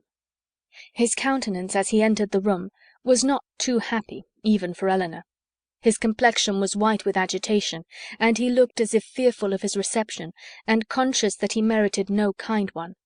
Mrs. Dashwood, however, conforming as she trusted to the wishes of that daughter, by whom she then meant in the warmth of her heart to be guided in everything, met him with a look of forced complacency, gave him her hand, and wished him joy. He coloured, and stammered out an unintelligible reply. Elinor's lips had moved with her mother's, and when the moment of action was over, she wished that she had shaken hands with him too. But then it was too late, and with a countenance meaning to be open, she sat down again and talked of the weather. Mary Ann had retreated as much as possible out of sight, to conceal her distress, and Margaret, understanding some part, but not the whole of the case, thought it incumbent on her to be dignified, and therefore took a seat as far from him as she could, and maintained a strict silence. When Elinor had ceased to rejoice in the dryness of the season, a very awful pause took place. It was put an end to by Mrs. Dashwood, who felt obliged to hope that he had left Mrs. Ferrars very well. In a hurried manner he replied in the affirmative. Another pause. Elinor, resolving to exert herself, though fearing the sound of her own voice, now said, "Is Mrs. Ferrars at Longstaple?" "At Longstaple?" he replied, with an air of surprise. "No, my mother is in town." "I meant," said Elinor, taking up some work from the table, "to inquire for Mrs. Edward Ferrars." She dared not look up, but her mother and Mary Ann both turned their eyes on him. He coloured, seemed perplexed, looked doubtingly, and after some hesitation said, "Perhaps you mean my brother. You mean Mrs. Robert Ferrars." "Mrs. Robert Ferrars?" was repeated by Mary Ann and her mother in an accent of the utmost amazement, and though Elinor could not speak, even her eyes were fixed on him with the same impatient wonder. He rose from his seat and walked to the window, apparently from not knowing what to do, took up a pair of scissors that lay there, and while spoiling both them and their sheath by cutting the latter to pieces as he spoke, said, in a hurried voice, "Perhaps you do not know, you may not have heard that my brother is lately married to To the youngest, to Miss Lucy Steele." His words were echoed with unspeakable astonishment by all but Eleanor, who sat with her head leaning over her work, in a state of such agitation as made her hardly know where she was. "Yes," said he, "they were married last week, and are now at Dawlish." Eleanor could sit it no longer. She almost ran out of the room, and as soon as the door was closed, burst into tears of joy, which at first she thought would never cease. Edward, who had till then looked anywhere rather than at her, saw her hurry away, and perhaps saw, or even heard, her emotion, for immediately afterwards he fell into a reverie, which no remarks, no inquiries, no affectionate address of Mrs. Dashwood could penetrate, and at last, without saying a word, quitted the room, and walked out towards the village, leaving the others in the greatest astonishment and perplexity on a change in his situation so wonderful and so sudden, a perplexity which they had no means of lessening but by their own conjectures. Chapter 48. Chapter 49 of Sense and Sensibility by Jane Austen. Recording by Karen Savage. Chapter 49. Unaccountable, however, as the circumstances of his release might appear to the whole family, it was certain that Edward was free, and to what purpose that freedom would be employed was easily predetermined by all. For after experiencing the blessings of one imprudent engagement, contracted without his mother's consent, as he had already done for more than 4 years, nothing less could be expected of him in the failure of that than the immediate contraction of another. His errand at Barton, in fact, was a simple one. It was only to ask Eleanor to marry him, and considering that he was not altogether inexperienced in such a question, it might be strange that he should feel so uncomfortable in the present case as he really did, so much in need of encouragement and fresh air. How soon he had walked himself into the proper resolution, however, how soon an opportunity of exercising it occurred, in what manner he expressed himself, and how he was received, need not be particularly told. This only need be said, that when they all sat down to table at 4 o'clock, about 3 hours after his arrival, he had secured his lady, engaged her mother's consent, and was not only in the rapturous profession of the lover, but in the reality of reason and truth, one of the happiest of men. His situation, indeed, was more than commonly joyful. He had more than the ordinary triumph of accepted love to swell his heart and raise his spirits. He was released without any reproach to himself from an entanglement which had long formed his misery, from a woman whom he had long ceased to love, and elevated at once to that security with another which he must have thought of almost with despair as soon as he had learnt to consider it with desire. He was brought, not from doubt or suspense, but from misery to happiness, and the change was openly spoken in such a genuine, flowing, grateful cheerfulness as his friends had never witnessed in him before. His heart was now open to Eleanor, all its weaknesses, all its errors confessed, and his first boyish attachment to Lucy treated with all the philosophic dignity of 24. "It was foolish, idle inclination on my side," said he, "the consequence of ignorance of the world, and want of employment. Had my brother given me some active profession when I was removed at 18 from the care of Mr. Pratt, I think, nay, I am sure, it would never have happened, for though I left Longstable with what I thought, at the time, a most unconquerable preference for his niece, yet had I then had any pursuit, any object to engage my time and keep me at a distance from her for a few months, I should very soon have outgrown the fancied attachment, especially by mixing more with the world, as in such a case I must have done. But instead of having anything to do, instead of having any profession chosen for me, or being allowed to choose any myself, I returned home to be completely idle, and for the first 12 months afterwards I had not even the nominal employment which belonging to the university would have given me, for I was not entered at Oxford till I was 19. I had therefore nothing in the world to do but to fancy myself in love, and as my mother did not make my home in every respect comfortable, as I had no friend, no companion in my brother, and disliked new acquaintance, it was not unnatural for me to be very often at Longstable, where I always felt myself at home, and was always sure of a welcome, and accordingly I spent the greatest part of my time there from 18 to 19. Lucy appeared everything that was amiable and obliging. She was pretty too. At least I thought so then, and I had seen so little of other women that I could make no comparisons, and see no defects. Considering everything, therefore, I hope, foolish as our engagement was, foolish as it has since in every way been proved, it was not at the time an unnatural or an inexcusable piece of folly." The change which a few hours had wrought in the minds and the happiness of the Dashwoods was so great, as promised them all the satisfaction of a sleepless night. Mrs. Dashwood, too happy to be comfortable, knew not how to love Edward, nor praise Elinor enough, how to be enough thankful for his release without wounding his delicacy, nor how at once to give them leisure for unrestrained conversation together, and yet enjoy, as she wished, the sight and society of both. Mary Ann could speak her happiness only by tears. Comparisons would occur, regrets would arise, and her joy, though sincere as her love for her sister, was of a kind to give her neither spirits nor language.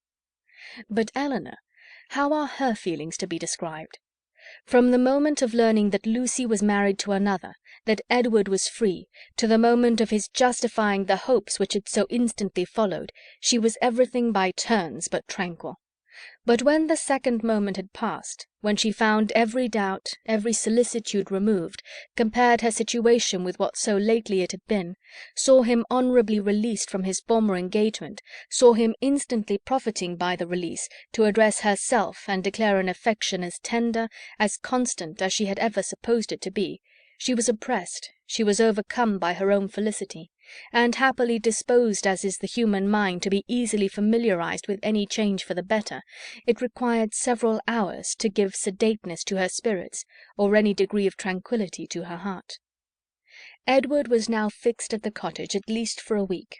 For whatever other claims might be made on him, it was impossible that less than a week should be given up to the enjoyment of Elinor's company, or suffice to say half that was to be said of the past, the present, and the future.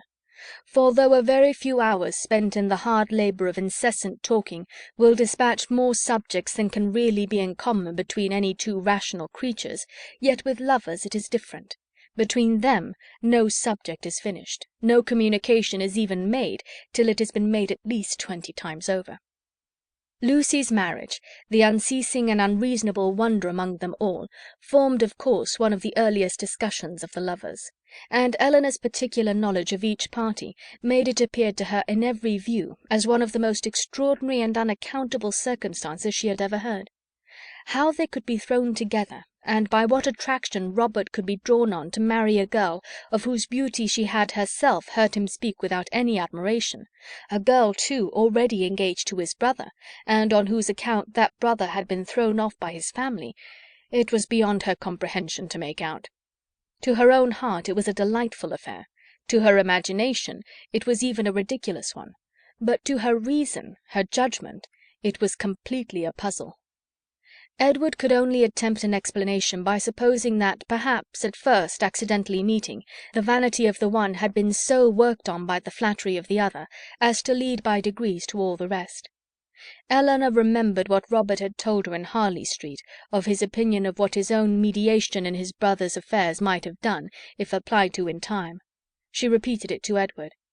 "That was exactly like Robert," was his immediate observation, "and that," he presently added, "might perhaps be in his head when the acquaintance between them first began, and Lucy perhaps at first might think only of procuring his good offices in my favour. Other designs might afterward arise." How long it had been carrying on between them, however, he was equally at a loss with herself to make out. For at Oxford, where he had remained for choice ever since his quitting London, he had had no means of hearing of her but from herself, and her letters to the very last were neither less frequent nor less affectionate than usual. Not the smallest suspicion, therefore, had ever occurred to prepare him for what followed. And when at last it burst on him in a letter from Lucy herself, he had been for some time, he believed, half stupefied between the wonder, the horror, and the joy of such a deliverance. He put the letter into Elinor's hands. "Dear Sir, being very sure I have long lost your affections, I have thought myself at liberty to bestow my own on another, and have no doubt of being as happy with him as I once used to think I might be with you. But I scorn to accept a hand while the heart was another's.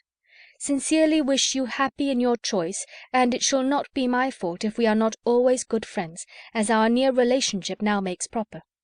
I can safely say I owe you no ill will, and am sure you will be too generous to do us any ill offices.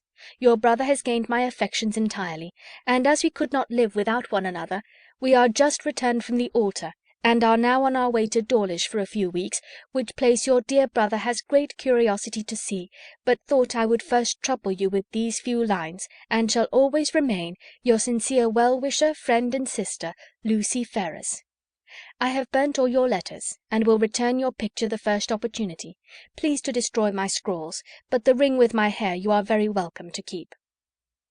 Elinor read and returned it without any comment. "I will not ask your opinion of it as a composition," said Edward. "For worlds would not I have had a letter of hers seen by you in former days.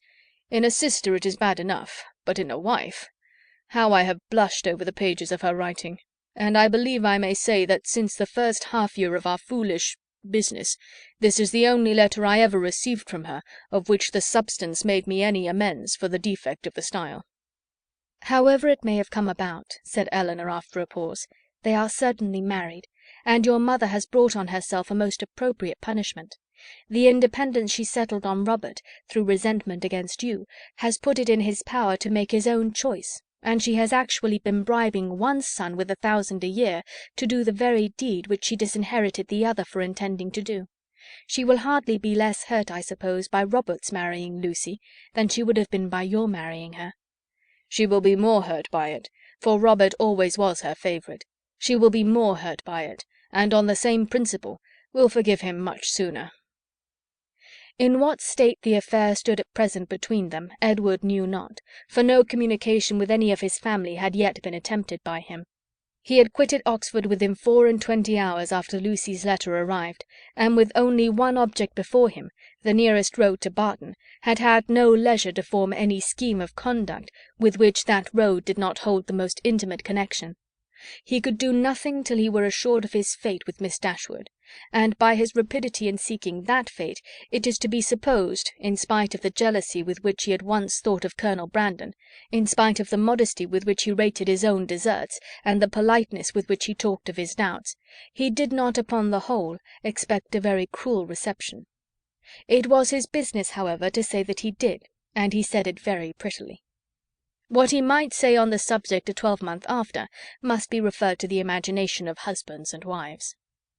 That Lucy had certainly meant to deceive, to go off with a flourish of malice against him in her message by Thomas, was perfectly clear to Elinor, and Edward himself, now thoroughly enlightened on her character, had no scruple in believing her capable of the utmost meanness of wanton ill nature. Though his eyes had long been opened, even before his acquaintance with Elinor began, to her ignorance and a want of liberality in some of her opinions, they had been equally imputed by him to her want of education, and till her last letter reached him, he had always believed her to be a well-disposed, good-hearted girl, and thoroughly attached to himself. Nothing but such a persuasion could have prevented his putting an end to an engagement which, long before the discovery of it laid him open to his mother's anger, had been a continual source of disquiet and regret to him. "I thought it my duty," said he, "independent of my feelings, to give her the option of continuing the engagement or not, when I was renounced by my mother, and stood to all appearance without a friend in the world to assist me.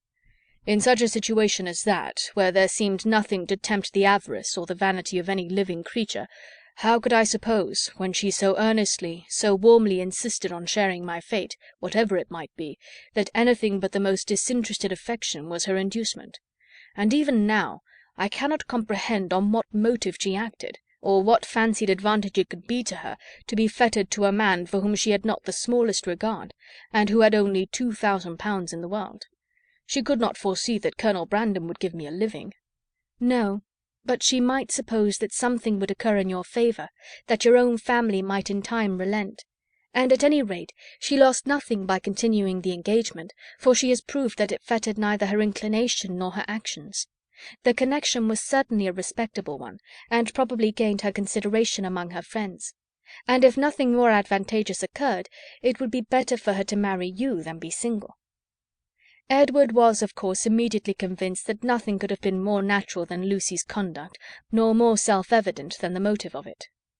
Eleanor scolded him, harshly as ladies always scold the imprudence which compliments themselves, for having spent so much time with them at Norland, when he must have felt his own inconstancy. "Your behaviour was certainly very wrong," said she, "because, to say nothing of my own conviction, our relations were all led away by it to fancy and expect what, as you were then situated, could never be." He could only plead an ignorance of his own heart, and a mistaken confidence in the force of his engagement. "I was simple enough to think that because my faith was plighted to another, there could be no danger in my being with you, and that the consciousness of my engagement was to keep my heart as safe and sacred as my honor. I felt that I admired you, but I told myself it was only friendship. Until I began to make comparisons between yourself and Lucy, I did not know how far I was got. After that, I suppose, I was wrong in remaining so much in Sussex, and the arguments with which I reconciled myself to the expediency of it were no better than these: the danger is my own. I am doing no injury to anybody but myself." Eleanor smiled and shook her head. Edward heard with pleasure of Colonel Brandon's being expected at the cottage, as he really wished not only to be better acquainted with him, but to have an opportunity of convincing him that he no longer resented his giving him the living of Delaford, "which at present," said he, "after thanks so ungraciously delivered as mine were on the occasion, he must think I have never forgiven him for offering." Now he felt astonished himself that he had never yet been to the place, but so little interest had to be taken in the matter that he owed all his knowledge of the house, garden, and glebe, extent of the parish, condition of the land, and rate of the tithes, to Eleanor herself, who had heard so much of it from Colonel Brandon, and heard it with so much attention as to be entirely mistress of the subject. One question after this only remained undecided between them. One difficulty only was to be overcome. They were brought together by mutual affection, with the warmest approbation of their real friends. Their intimate knowledge of each other seemed to make their happiness certain, and they only wanted something to live upon. Edward had £2,000, and Eleanor one, which, with Delaford living, was all that they could call their own, for it was impossible that Mrs. Dashwood should advance anything, and they were neither of them quite enough in love to think that £350 a year would supply them with the comforts of life. Edward was not entirely without hopes of some favourable change in his mother towards him, and on that he rested for the residue of their income. But Eleanor had no such dependence, for since Edward would still be unable to marry Miss Norton, and his choosing herself had been spoken of in Mrs. Ferrars's flattering language as only a lesser evil than his choosing Lucy Steele, she feared that Robert's offence would serve no other purpose than to enrich Fanny. About 4 days after Edward's arrival, Colonel Brandon appeared, to complete Mrs. Dashwood's satisfaction, and to give her the dignity of having, for the first time since her living at Barton, more company with her than her house would hold. Edward was allowed to retain the privilege of first comer, and Colonel Brandon therefore walked every night to his old quarters at the park, from whence he usually returned in the morning, early enough to interrupt the lovers' first tete-a-tete before breakfast. A 3 weeks' residence at Delaford, where, in his evening hours at least, he had little to do but to calculate the disproportion between 36 and 17, brought him to Barton in a temper of mind which needed all the improvement in Mary Ann's looks, all the kindness of her welcome, and all the encouragement of her mother's language to make it cheerful. Among such friends, however, and such flattery, he did revive. No rumour of Lucy's marriage had yet reached him. He knew nothing of what had passed, and the first hours of his visit were consequently spent in hearing and in wondering. Everything was explained to him by Mrs. Dashwood, and he found fresh reason to rejoice in what he had done for Mr. Ferrars, since eventually it promoted the interest of Eleanor. It would be needless to say that the gentlemen advanced in the good opinion of each other, as they advanced in each other's acquaintance, for it could not be otherwise. Their resemblance in good principles and good sense, in disposition and manner of thinking, would probably have been sufficient to unite them in friendship without any other attraction. But their being in love with 2 sisters, and 2 sisters fond of each other, made that mutual regard inevitable and immediate, which might otherwise have waited the effect of time and judgment. The letters from town, which a few days before would have made every nerve in Eleanor's body thrill with transport, now arrived to be read with less emotion than mirth. Mrs. Jennings wrote to tell the wonderful tale, to vent her honest indignation against the jilting girl, and pour forth her compassion towards poor Mr. Edward, who, she was sure, had quite doted upon the worthless hussy, and was now, by all accounts, almost broken-hearted at Oxford. "I do think," she continued, "nothing was ever carried on so sly, for it was but 2 days before Lucy called and sat a couple of hours with me. Not a soul suspected anything of the matter, not even Nancy, who, poor soul, came crying to me the day after in a great fright for fear of Mrs. Ferrars, as well as not knowing how to get to Plymouth, for Lucy, it seems, borrowed all her money before she went off to be married, on purpose, we suppose, to make a show with, and poor Nancy had not 7 shillings in the world, so I was very glad to give her 5 guineas to take her down to Exeter, where she thinks of staying 3 or 4 weeks with Mrs. Burgess, in hopes, as I tell her, to fall in with the doctor again. And I must say that Lucy's crossness not to take them along with them in the chaise is worse than all. Poor Mr. Edward! I cannot get him out of my head, but you must send for him to Barton, and Miss Mary Ann must try to comfort him." Mr. Dashwood's strains were more solemn. Mrs. Ferrars was the most unfortunate of women. Poor Fanny had suffered agonies of sensibility, and he considered the existence of each, under such a blow, with grateful wonder.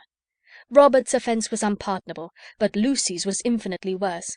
Neither of them were ever again to be mentioned to Mrs. Ferrars, and even if she might hereafter be induced to forgive her son, his wife should never be acknowledged as her daughter, nor be permitted to appear in her presence.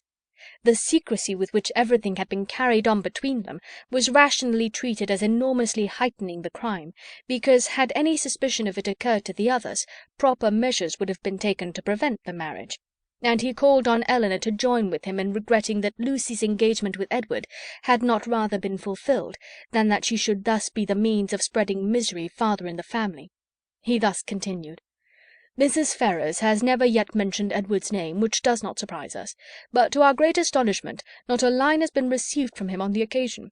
Perhaps, however, he is kept silent by his fear of offending, and I shall therefore give him a hint, by a line to Oxford, that his sister and I both think a letter of proper submission from him, addressed perhaps to Fanny, and by her shown to her mother, might not be taken amiss. For we all know the tenderness of Mrs. Ferrars's heart, and that she wishes for nothing so much as to be on good terms with her children."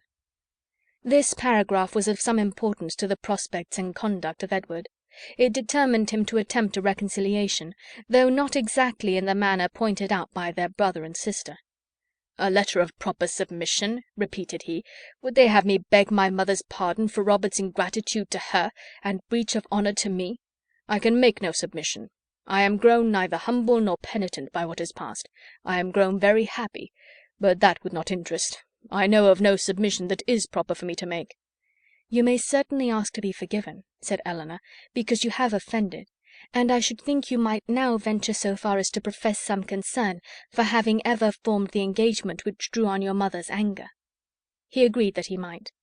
"And when she has forgiven you, perhaps a little humility may be convenient, while acknowledging a second engagement, almost as imprudent in her eyes as the first."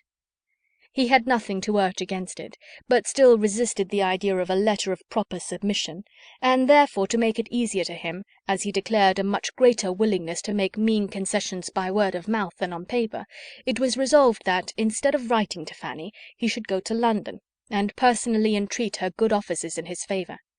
"And if they really do interest themselves," said Mary Ann, in her new character of candour, "in bringing about a reconciliation, I shall think that even John and Fanny are not entirely without merit."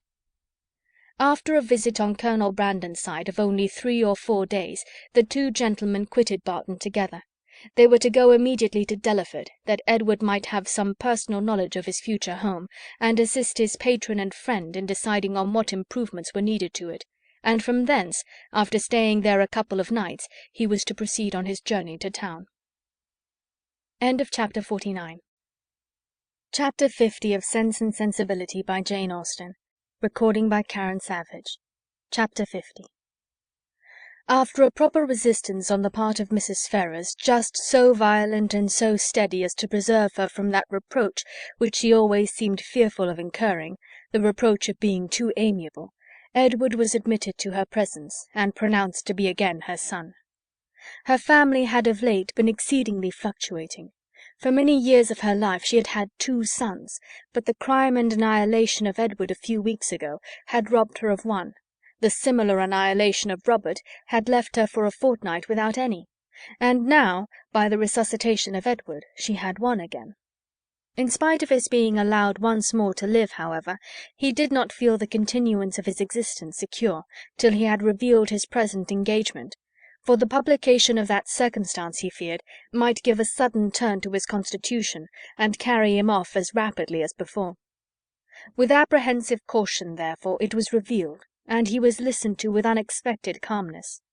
Mrs. Ferrars at first reasonably endeavoured to dissuade him from marrying Miss Dashwood by every argument in her power, told him that in Miss Morton he would have a woman of higher rank and larger fortune, and enforced the assertion by observing that Miss Morton was the daughter of a nobleman with 30,000 pounds, while Miss Dashwood was only the daughter of a private gentleman with no more than 3. But when she found out that, though perfectly admitting the truth of her representation, he was by no means inclined to be guided by it, she judged it wisest, from the experience of the past, to submit, and therefore, after such an ungracious delay as she owed to her own dignity, and as served to prevent every suspicion of good will, she issued her decree of consent to the marriage of Edward and Eleanor. What she would engage to do towards augmenting their income was next to be considered, and here it plainly appeared that though Edward was now her only son, he was by no means her eldest, for while Robert was inevitably endowed with 1,000 pounds a year, not the smallest objection was made against Edward's taking orders for the sake of 250 at the utmost, nor was anything promised either for the present or in future beyond the 10,000 pounds which had been given with Fanny. It was as much, however, as was desired, and more than was expected by Edward and Eleanor, and Mrs. Ferrars herself, by her shuffling excuses, seemed the only person surprised at her not giving more. With an income quite sufficient to their wants thus secured to them, they had nothing to wait for after Edward was in possession of the living but the readiness of the house, to which Colonel Brandon, with an eager desire for the accommodation of Eleanor, was making considerable improvements, and after waiting some time for their completion, after experiencing as usual 1,000 disappointments and delays from the unaccountable dilatoriness of the workmen, Eleanor, as usual, broke through the first positive resolution of not marrying till everything was ready, and the ceremony took place in Barton Church early in the autumn. The first month after their marriage was spent with their friend at the Mansion House, from whence they could superintend the progress of the parsonage, and direct everything as they liked on the spot, could choose papers, project shrubberies, and invent a sweep. Mrs. Jennings's prophecies, though rather jumbled together, were chiefly fulfilled, for she was able to visit Edward and his wife in their parsonage by Michaelmas, and she found in Eleanor and her husband, as she really believed, one of the happiest couples in the world. They had, in fact, nothing to wish for but the marriage of Colonel Brandon and Mary Ann, and rather better pasturage for their cows. They were visited on their first settling by almost all their relations and friends. Mrs. Ferrars came to inspect the happiness which she was almost ashamed of having authorized, and even the Dashwoods were at the expense of a journey from Sussex to do them honour. "I will not say that I am disappointed, my dear sister," said John, as they were walking together one morning before the gates of Delaford House. "That would be saying too much, for certainly you have been one of the most fortunate young women in the world as it is. But I confess it would give me great pleasure to call Colonel Brandon brother. His property here, his place, his house, everything is in such respectable and excellent condition, and his woods! I have not seen such timber anywhere in Dorsetshire as there is now standing in Delaford Hanger. And though perhaps Mary Ann may not seem exactly the person to attract him, yet I think it would altogether be advisable for you to have them now frequently staying with you, for as Colonel Brandon seems a great deal at home, nobody can tell what may happen, for when people are much thrown together, and see little of anybody else, it will always be in your power to set her off to advantage, and so forth. In short, you may as well give her a chance. You understand me." But though Mrs. Ferrars did come to see them, and always treated them with the make-believe of decent affection, they were never insulted by her real favour and preference. That was due to the folly of Robert, and the cunning of his wife, and it was earned by them before many months had passed away. The selfish sagacity of the latter, which had at first drawn Robert into the scrape, was the principal instrument of his deliverance from it; for her respectful humility, assiduous attentions, and endless flatteries, as soon as the smallest opening was given for their exercise, reconciled Mrs. Ferrars to his choice, and re-established him completely in her favour. The whole of Lucy's behaviour in the affair, and the prosperity which crowned it, therefore, may be held forth as a most encouraging instance of what an earnest, an unceasing attention to self-interest, however its progress may be apparently obstructed, will do in securing every advantage of fortune, with no other sacrifice than that of time and conscience. When Robert first sought her acquaintance, and privately visited her in Bartlett's Buildings, it was only with the view imputed to him by his brother. He merely meant to persuade her to give up the engagement; and as there could be nothing to overcome but the affection of both, he naturally expected that one or two interviews would settle the matter. In that point, however, and that only, he erred; for though Lucy soon gave him hopes that his eloquence would convince her in time, another visit, another conversation, was always wanted to produce this conviction.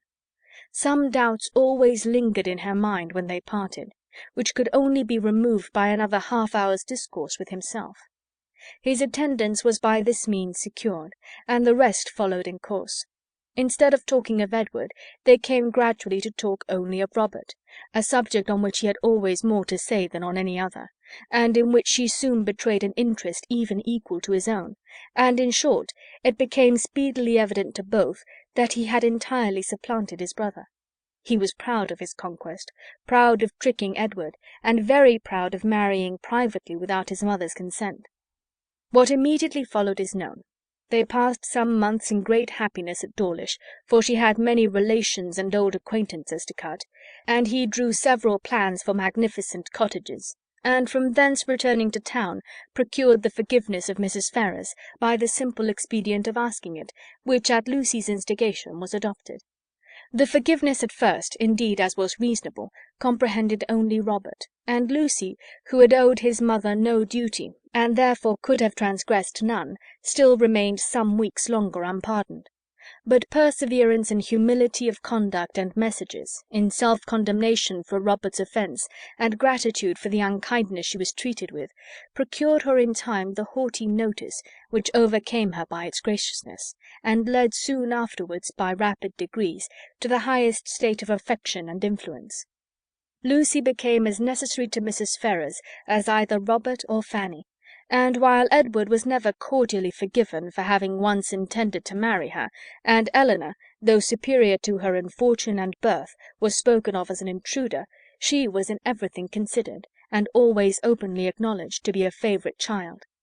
They settled in town, received very liberal assistance from Mrs. Ferrars, were on the best terms imaginable with the Dashwoods, and, setting aside the jealousies and ill will continually subsisting between Fanny and Lucy, in which their husbands of course took a part, as well as the frequent domestic disagreements between Robert and Lucy themselves, nothing could exceed the harmony in which they all lived together. What Edward had done to forfeit the right of eldest son might have puzzled many people to find out, and what Robert had done to succeed it might have puzzled them still more. It was an arrangement, however, justified in its effects, if not in its cause; for nothing ever appeared in Robert's style of living or of talking to give a suspicion of his regretting the extent of his income, as either leaving his brother too little or bringing himself too much; and if Edward might be judged from the ready discharge of his duties in every particular, from an increasing attachment to his wife and his home, and from the regular cheerfulness of his spirits, he might be supposed no less contented with his lot, no less free from every wish of an exchange. Eleanor's marriage divided her as little from her family as could well be contrived, without rendering the cottage at Barton entirely useless, for her mother and sister spent much more than half their time with her. Mrs. Dashwood was acting on motives of policy as well as pleasure in the frequency of her visits at Delaford, for her wish of bringing Mary Ann and Colonel Brandon together was hardly less earnest, though rather more liberal, than what John had expressed. It was now her darling object. Precious as was the company of her daughter to her, she desired nothing so much as to give up its constant enjoyment to her valued friend, and to see Mary Ann settled at the mansion house was equally the wish of Edward and Eleanor. They each felt his sorrows, and their own obligations, and Mary Ann, by general consent, was to be the reward of all. With such a confederacy against her, with a knowledge so intimate of his goodness, with the conviction of his fond attachment to herself, which at last, though long after it was observable to everybody else, burst on her, what could she do? Mary Ann Dashwood was born to an extraordinary fate. She was born to discover the falsehood of her own opinions, and to counteract by her conduct her most favourite maxims. She was born to overcome an affection formed so late in life as at 17, and with no sentiment superior to strong esteem and lively friendship, voluntarily to give her hand to another. And that other, a man who had suffered no less than herself under the event of a former attachment, whom 2 years before she had considered too old to be married, and who still sought the constitutional safeguard of a flannel waistcoat. But so it was. Instead of falling a sacrifice to an irresistible passion, as once she had fondly flattered herself with expecting, instead of remaining even forever with her mother, and finding her only pleasures in retirement and study, as afterwards in her more calm and sober judgment she had determined on, she found herself at 19 submitting to new attachments, entering on new duties, placed in a new home, a wife, the mistress of a family, and the patroness of a village. Colonel Brandon was now as happy as all those who best loved him believed he deserved to be. In Mary Ann he was consoled for every past affliction. Her regard and her society restored his mind to animation, and his spirits to cheerfulness. And that Mary Ann found her own happiness in forming his was equally the persuasion and delight of each observing friend. Mary Ann could never love by halves, and her whole heart became in time as much devoted to her husband as it had once been to Willoughby. Willoughby could not hear of her marriage without a pang, and his punishment was soon afterwards complete in the voluntary forgiveness of Mrs. Smith, who, by stating his marriage with a woman of character as the source of her clemency, gave him reason for believing that had he behaved with honour towards Mary Ann, he might at once have been happy and rich.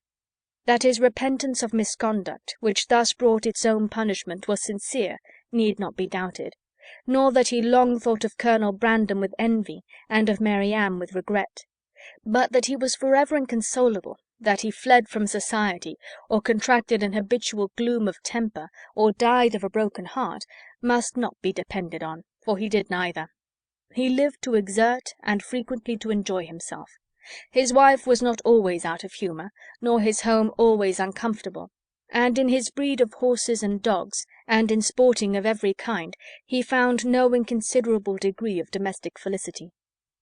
For Mary Ann, however, in spite of his incivility in surviving her loss, he always retained that decided regard which interested him in everything that befell her, and made her his secret standard of perfection in woman. And many a rising beauty would be slighted by him in after days as bearing no comparison with Mrs. Brandon. Mrs. Dashwood was prudent enough to remain at the cottage without attempting a removal to Delaford, and fortunately for Sir John and Mrs. Jennings, when Mary Ann was taken from them, Margaret had reached an age highly suitable for dancing, and not very ineligible for being supposed to have a lover. Between Barton and Delaford there was that constant communication which strong family affection would naturally dictate, and among the merits and the happiness of Eleanor and Mary Ann, let it not be ranked as the least considerable that, though sisters, and living almost within sight of each other, they could live without disagreement between themselves, or producing coolness between their husbands. Chapter 50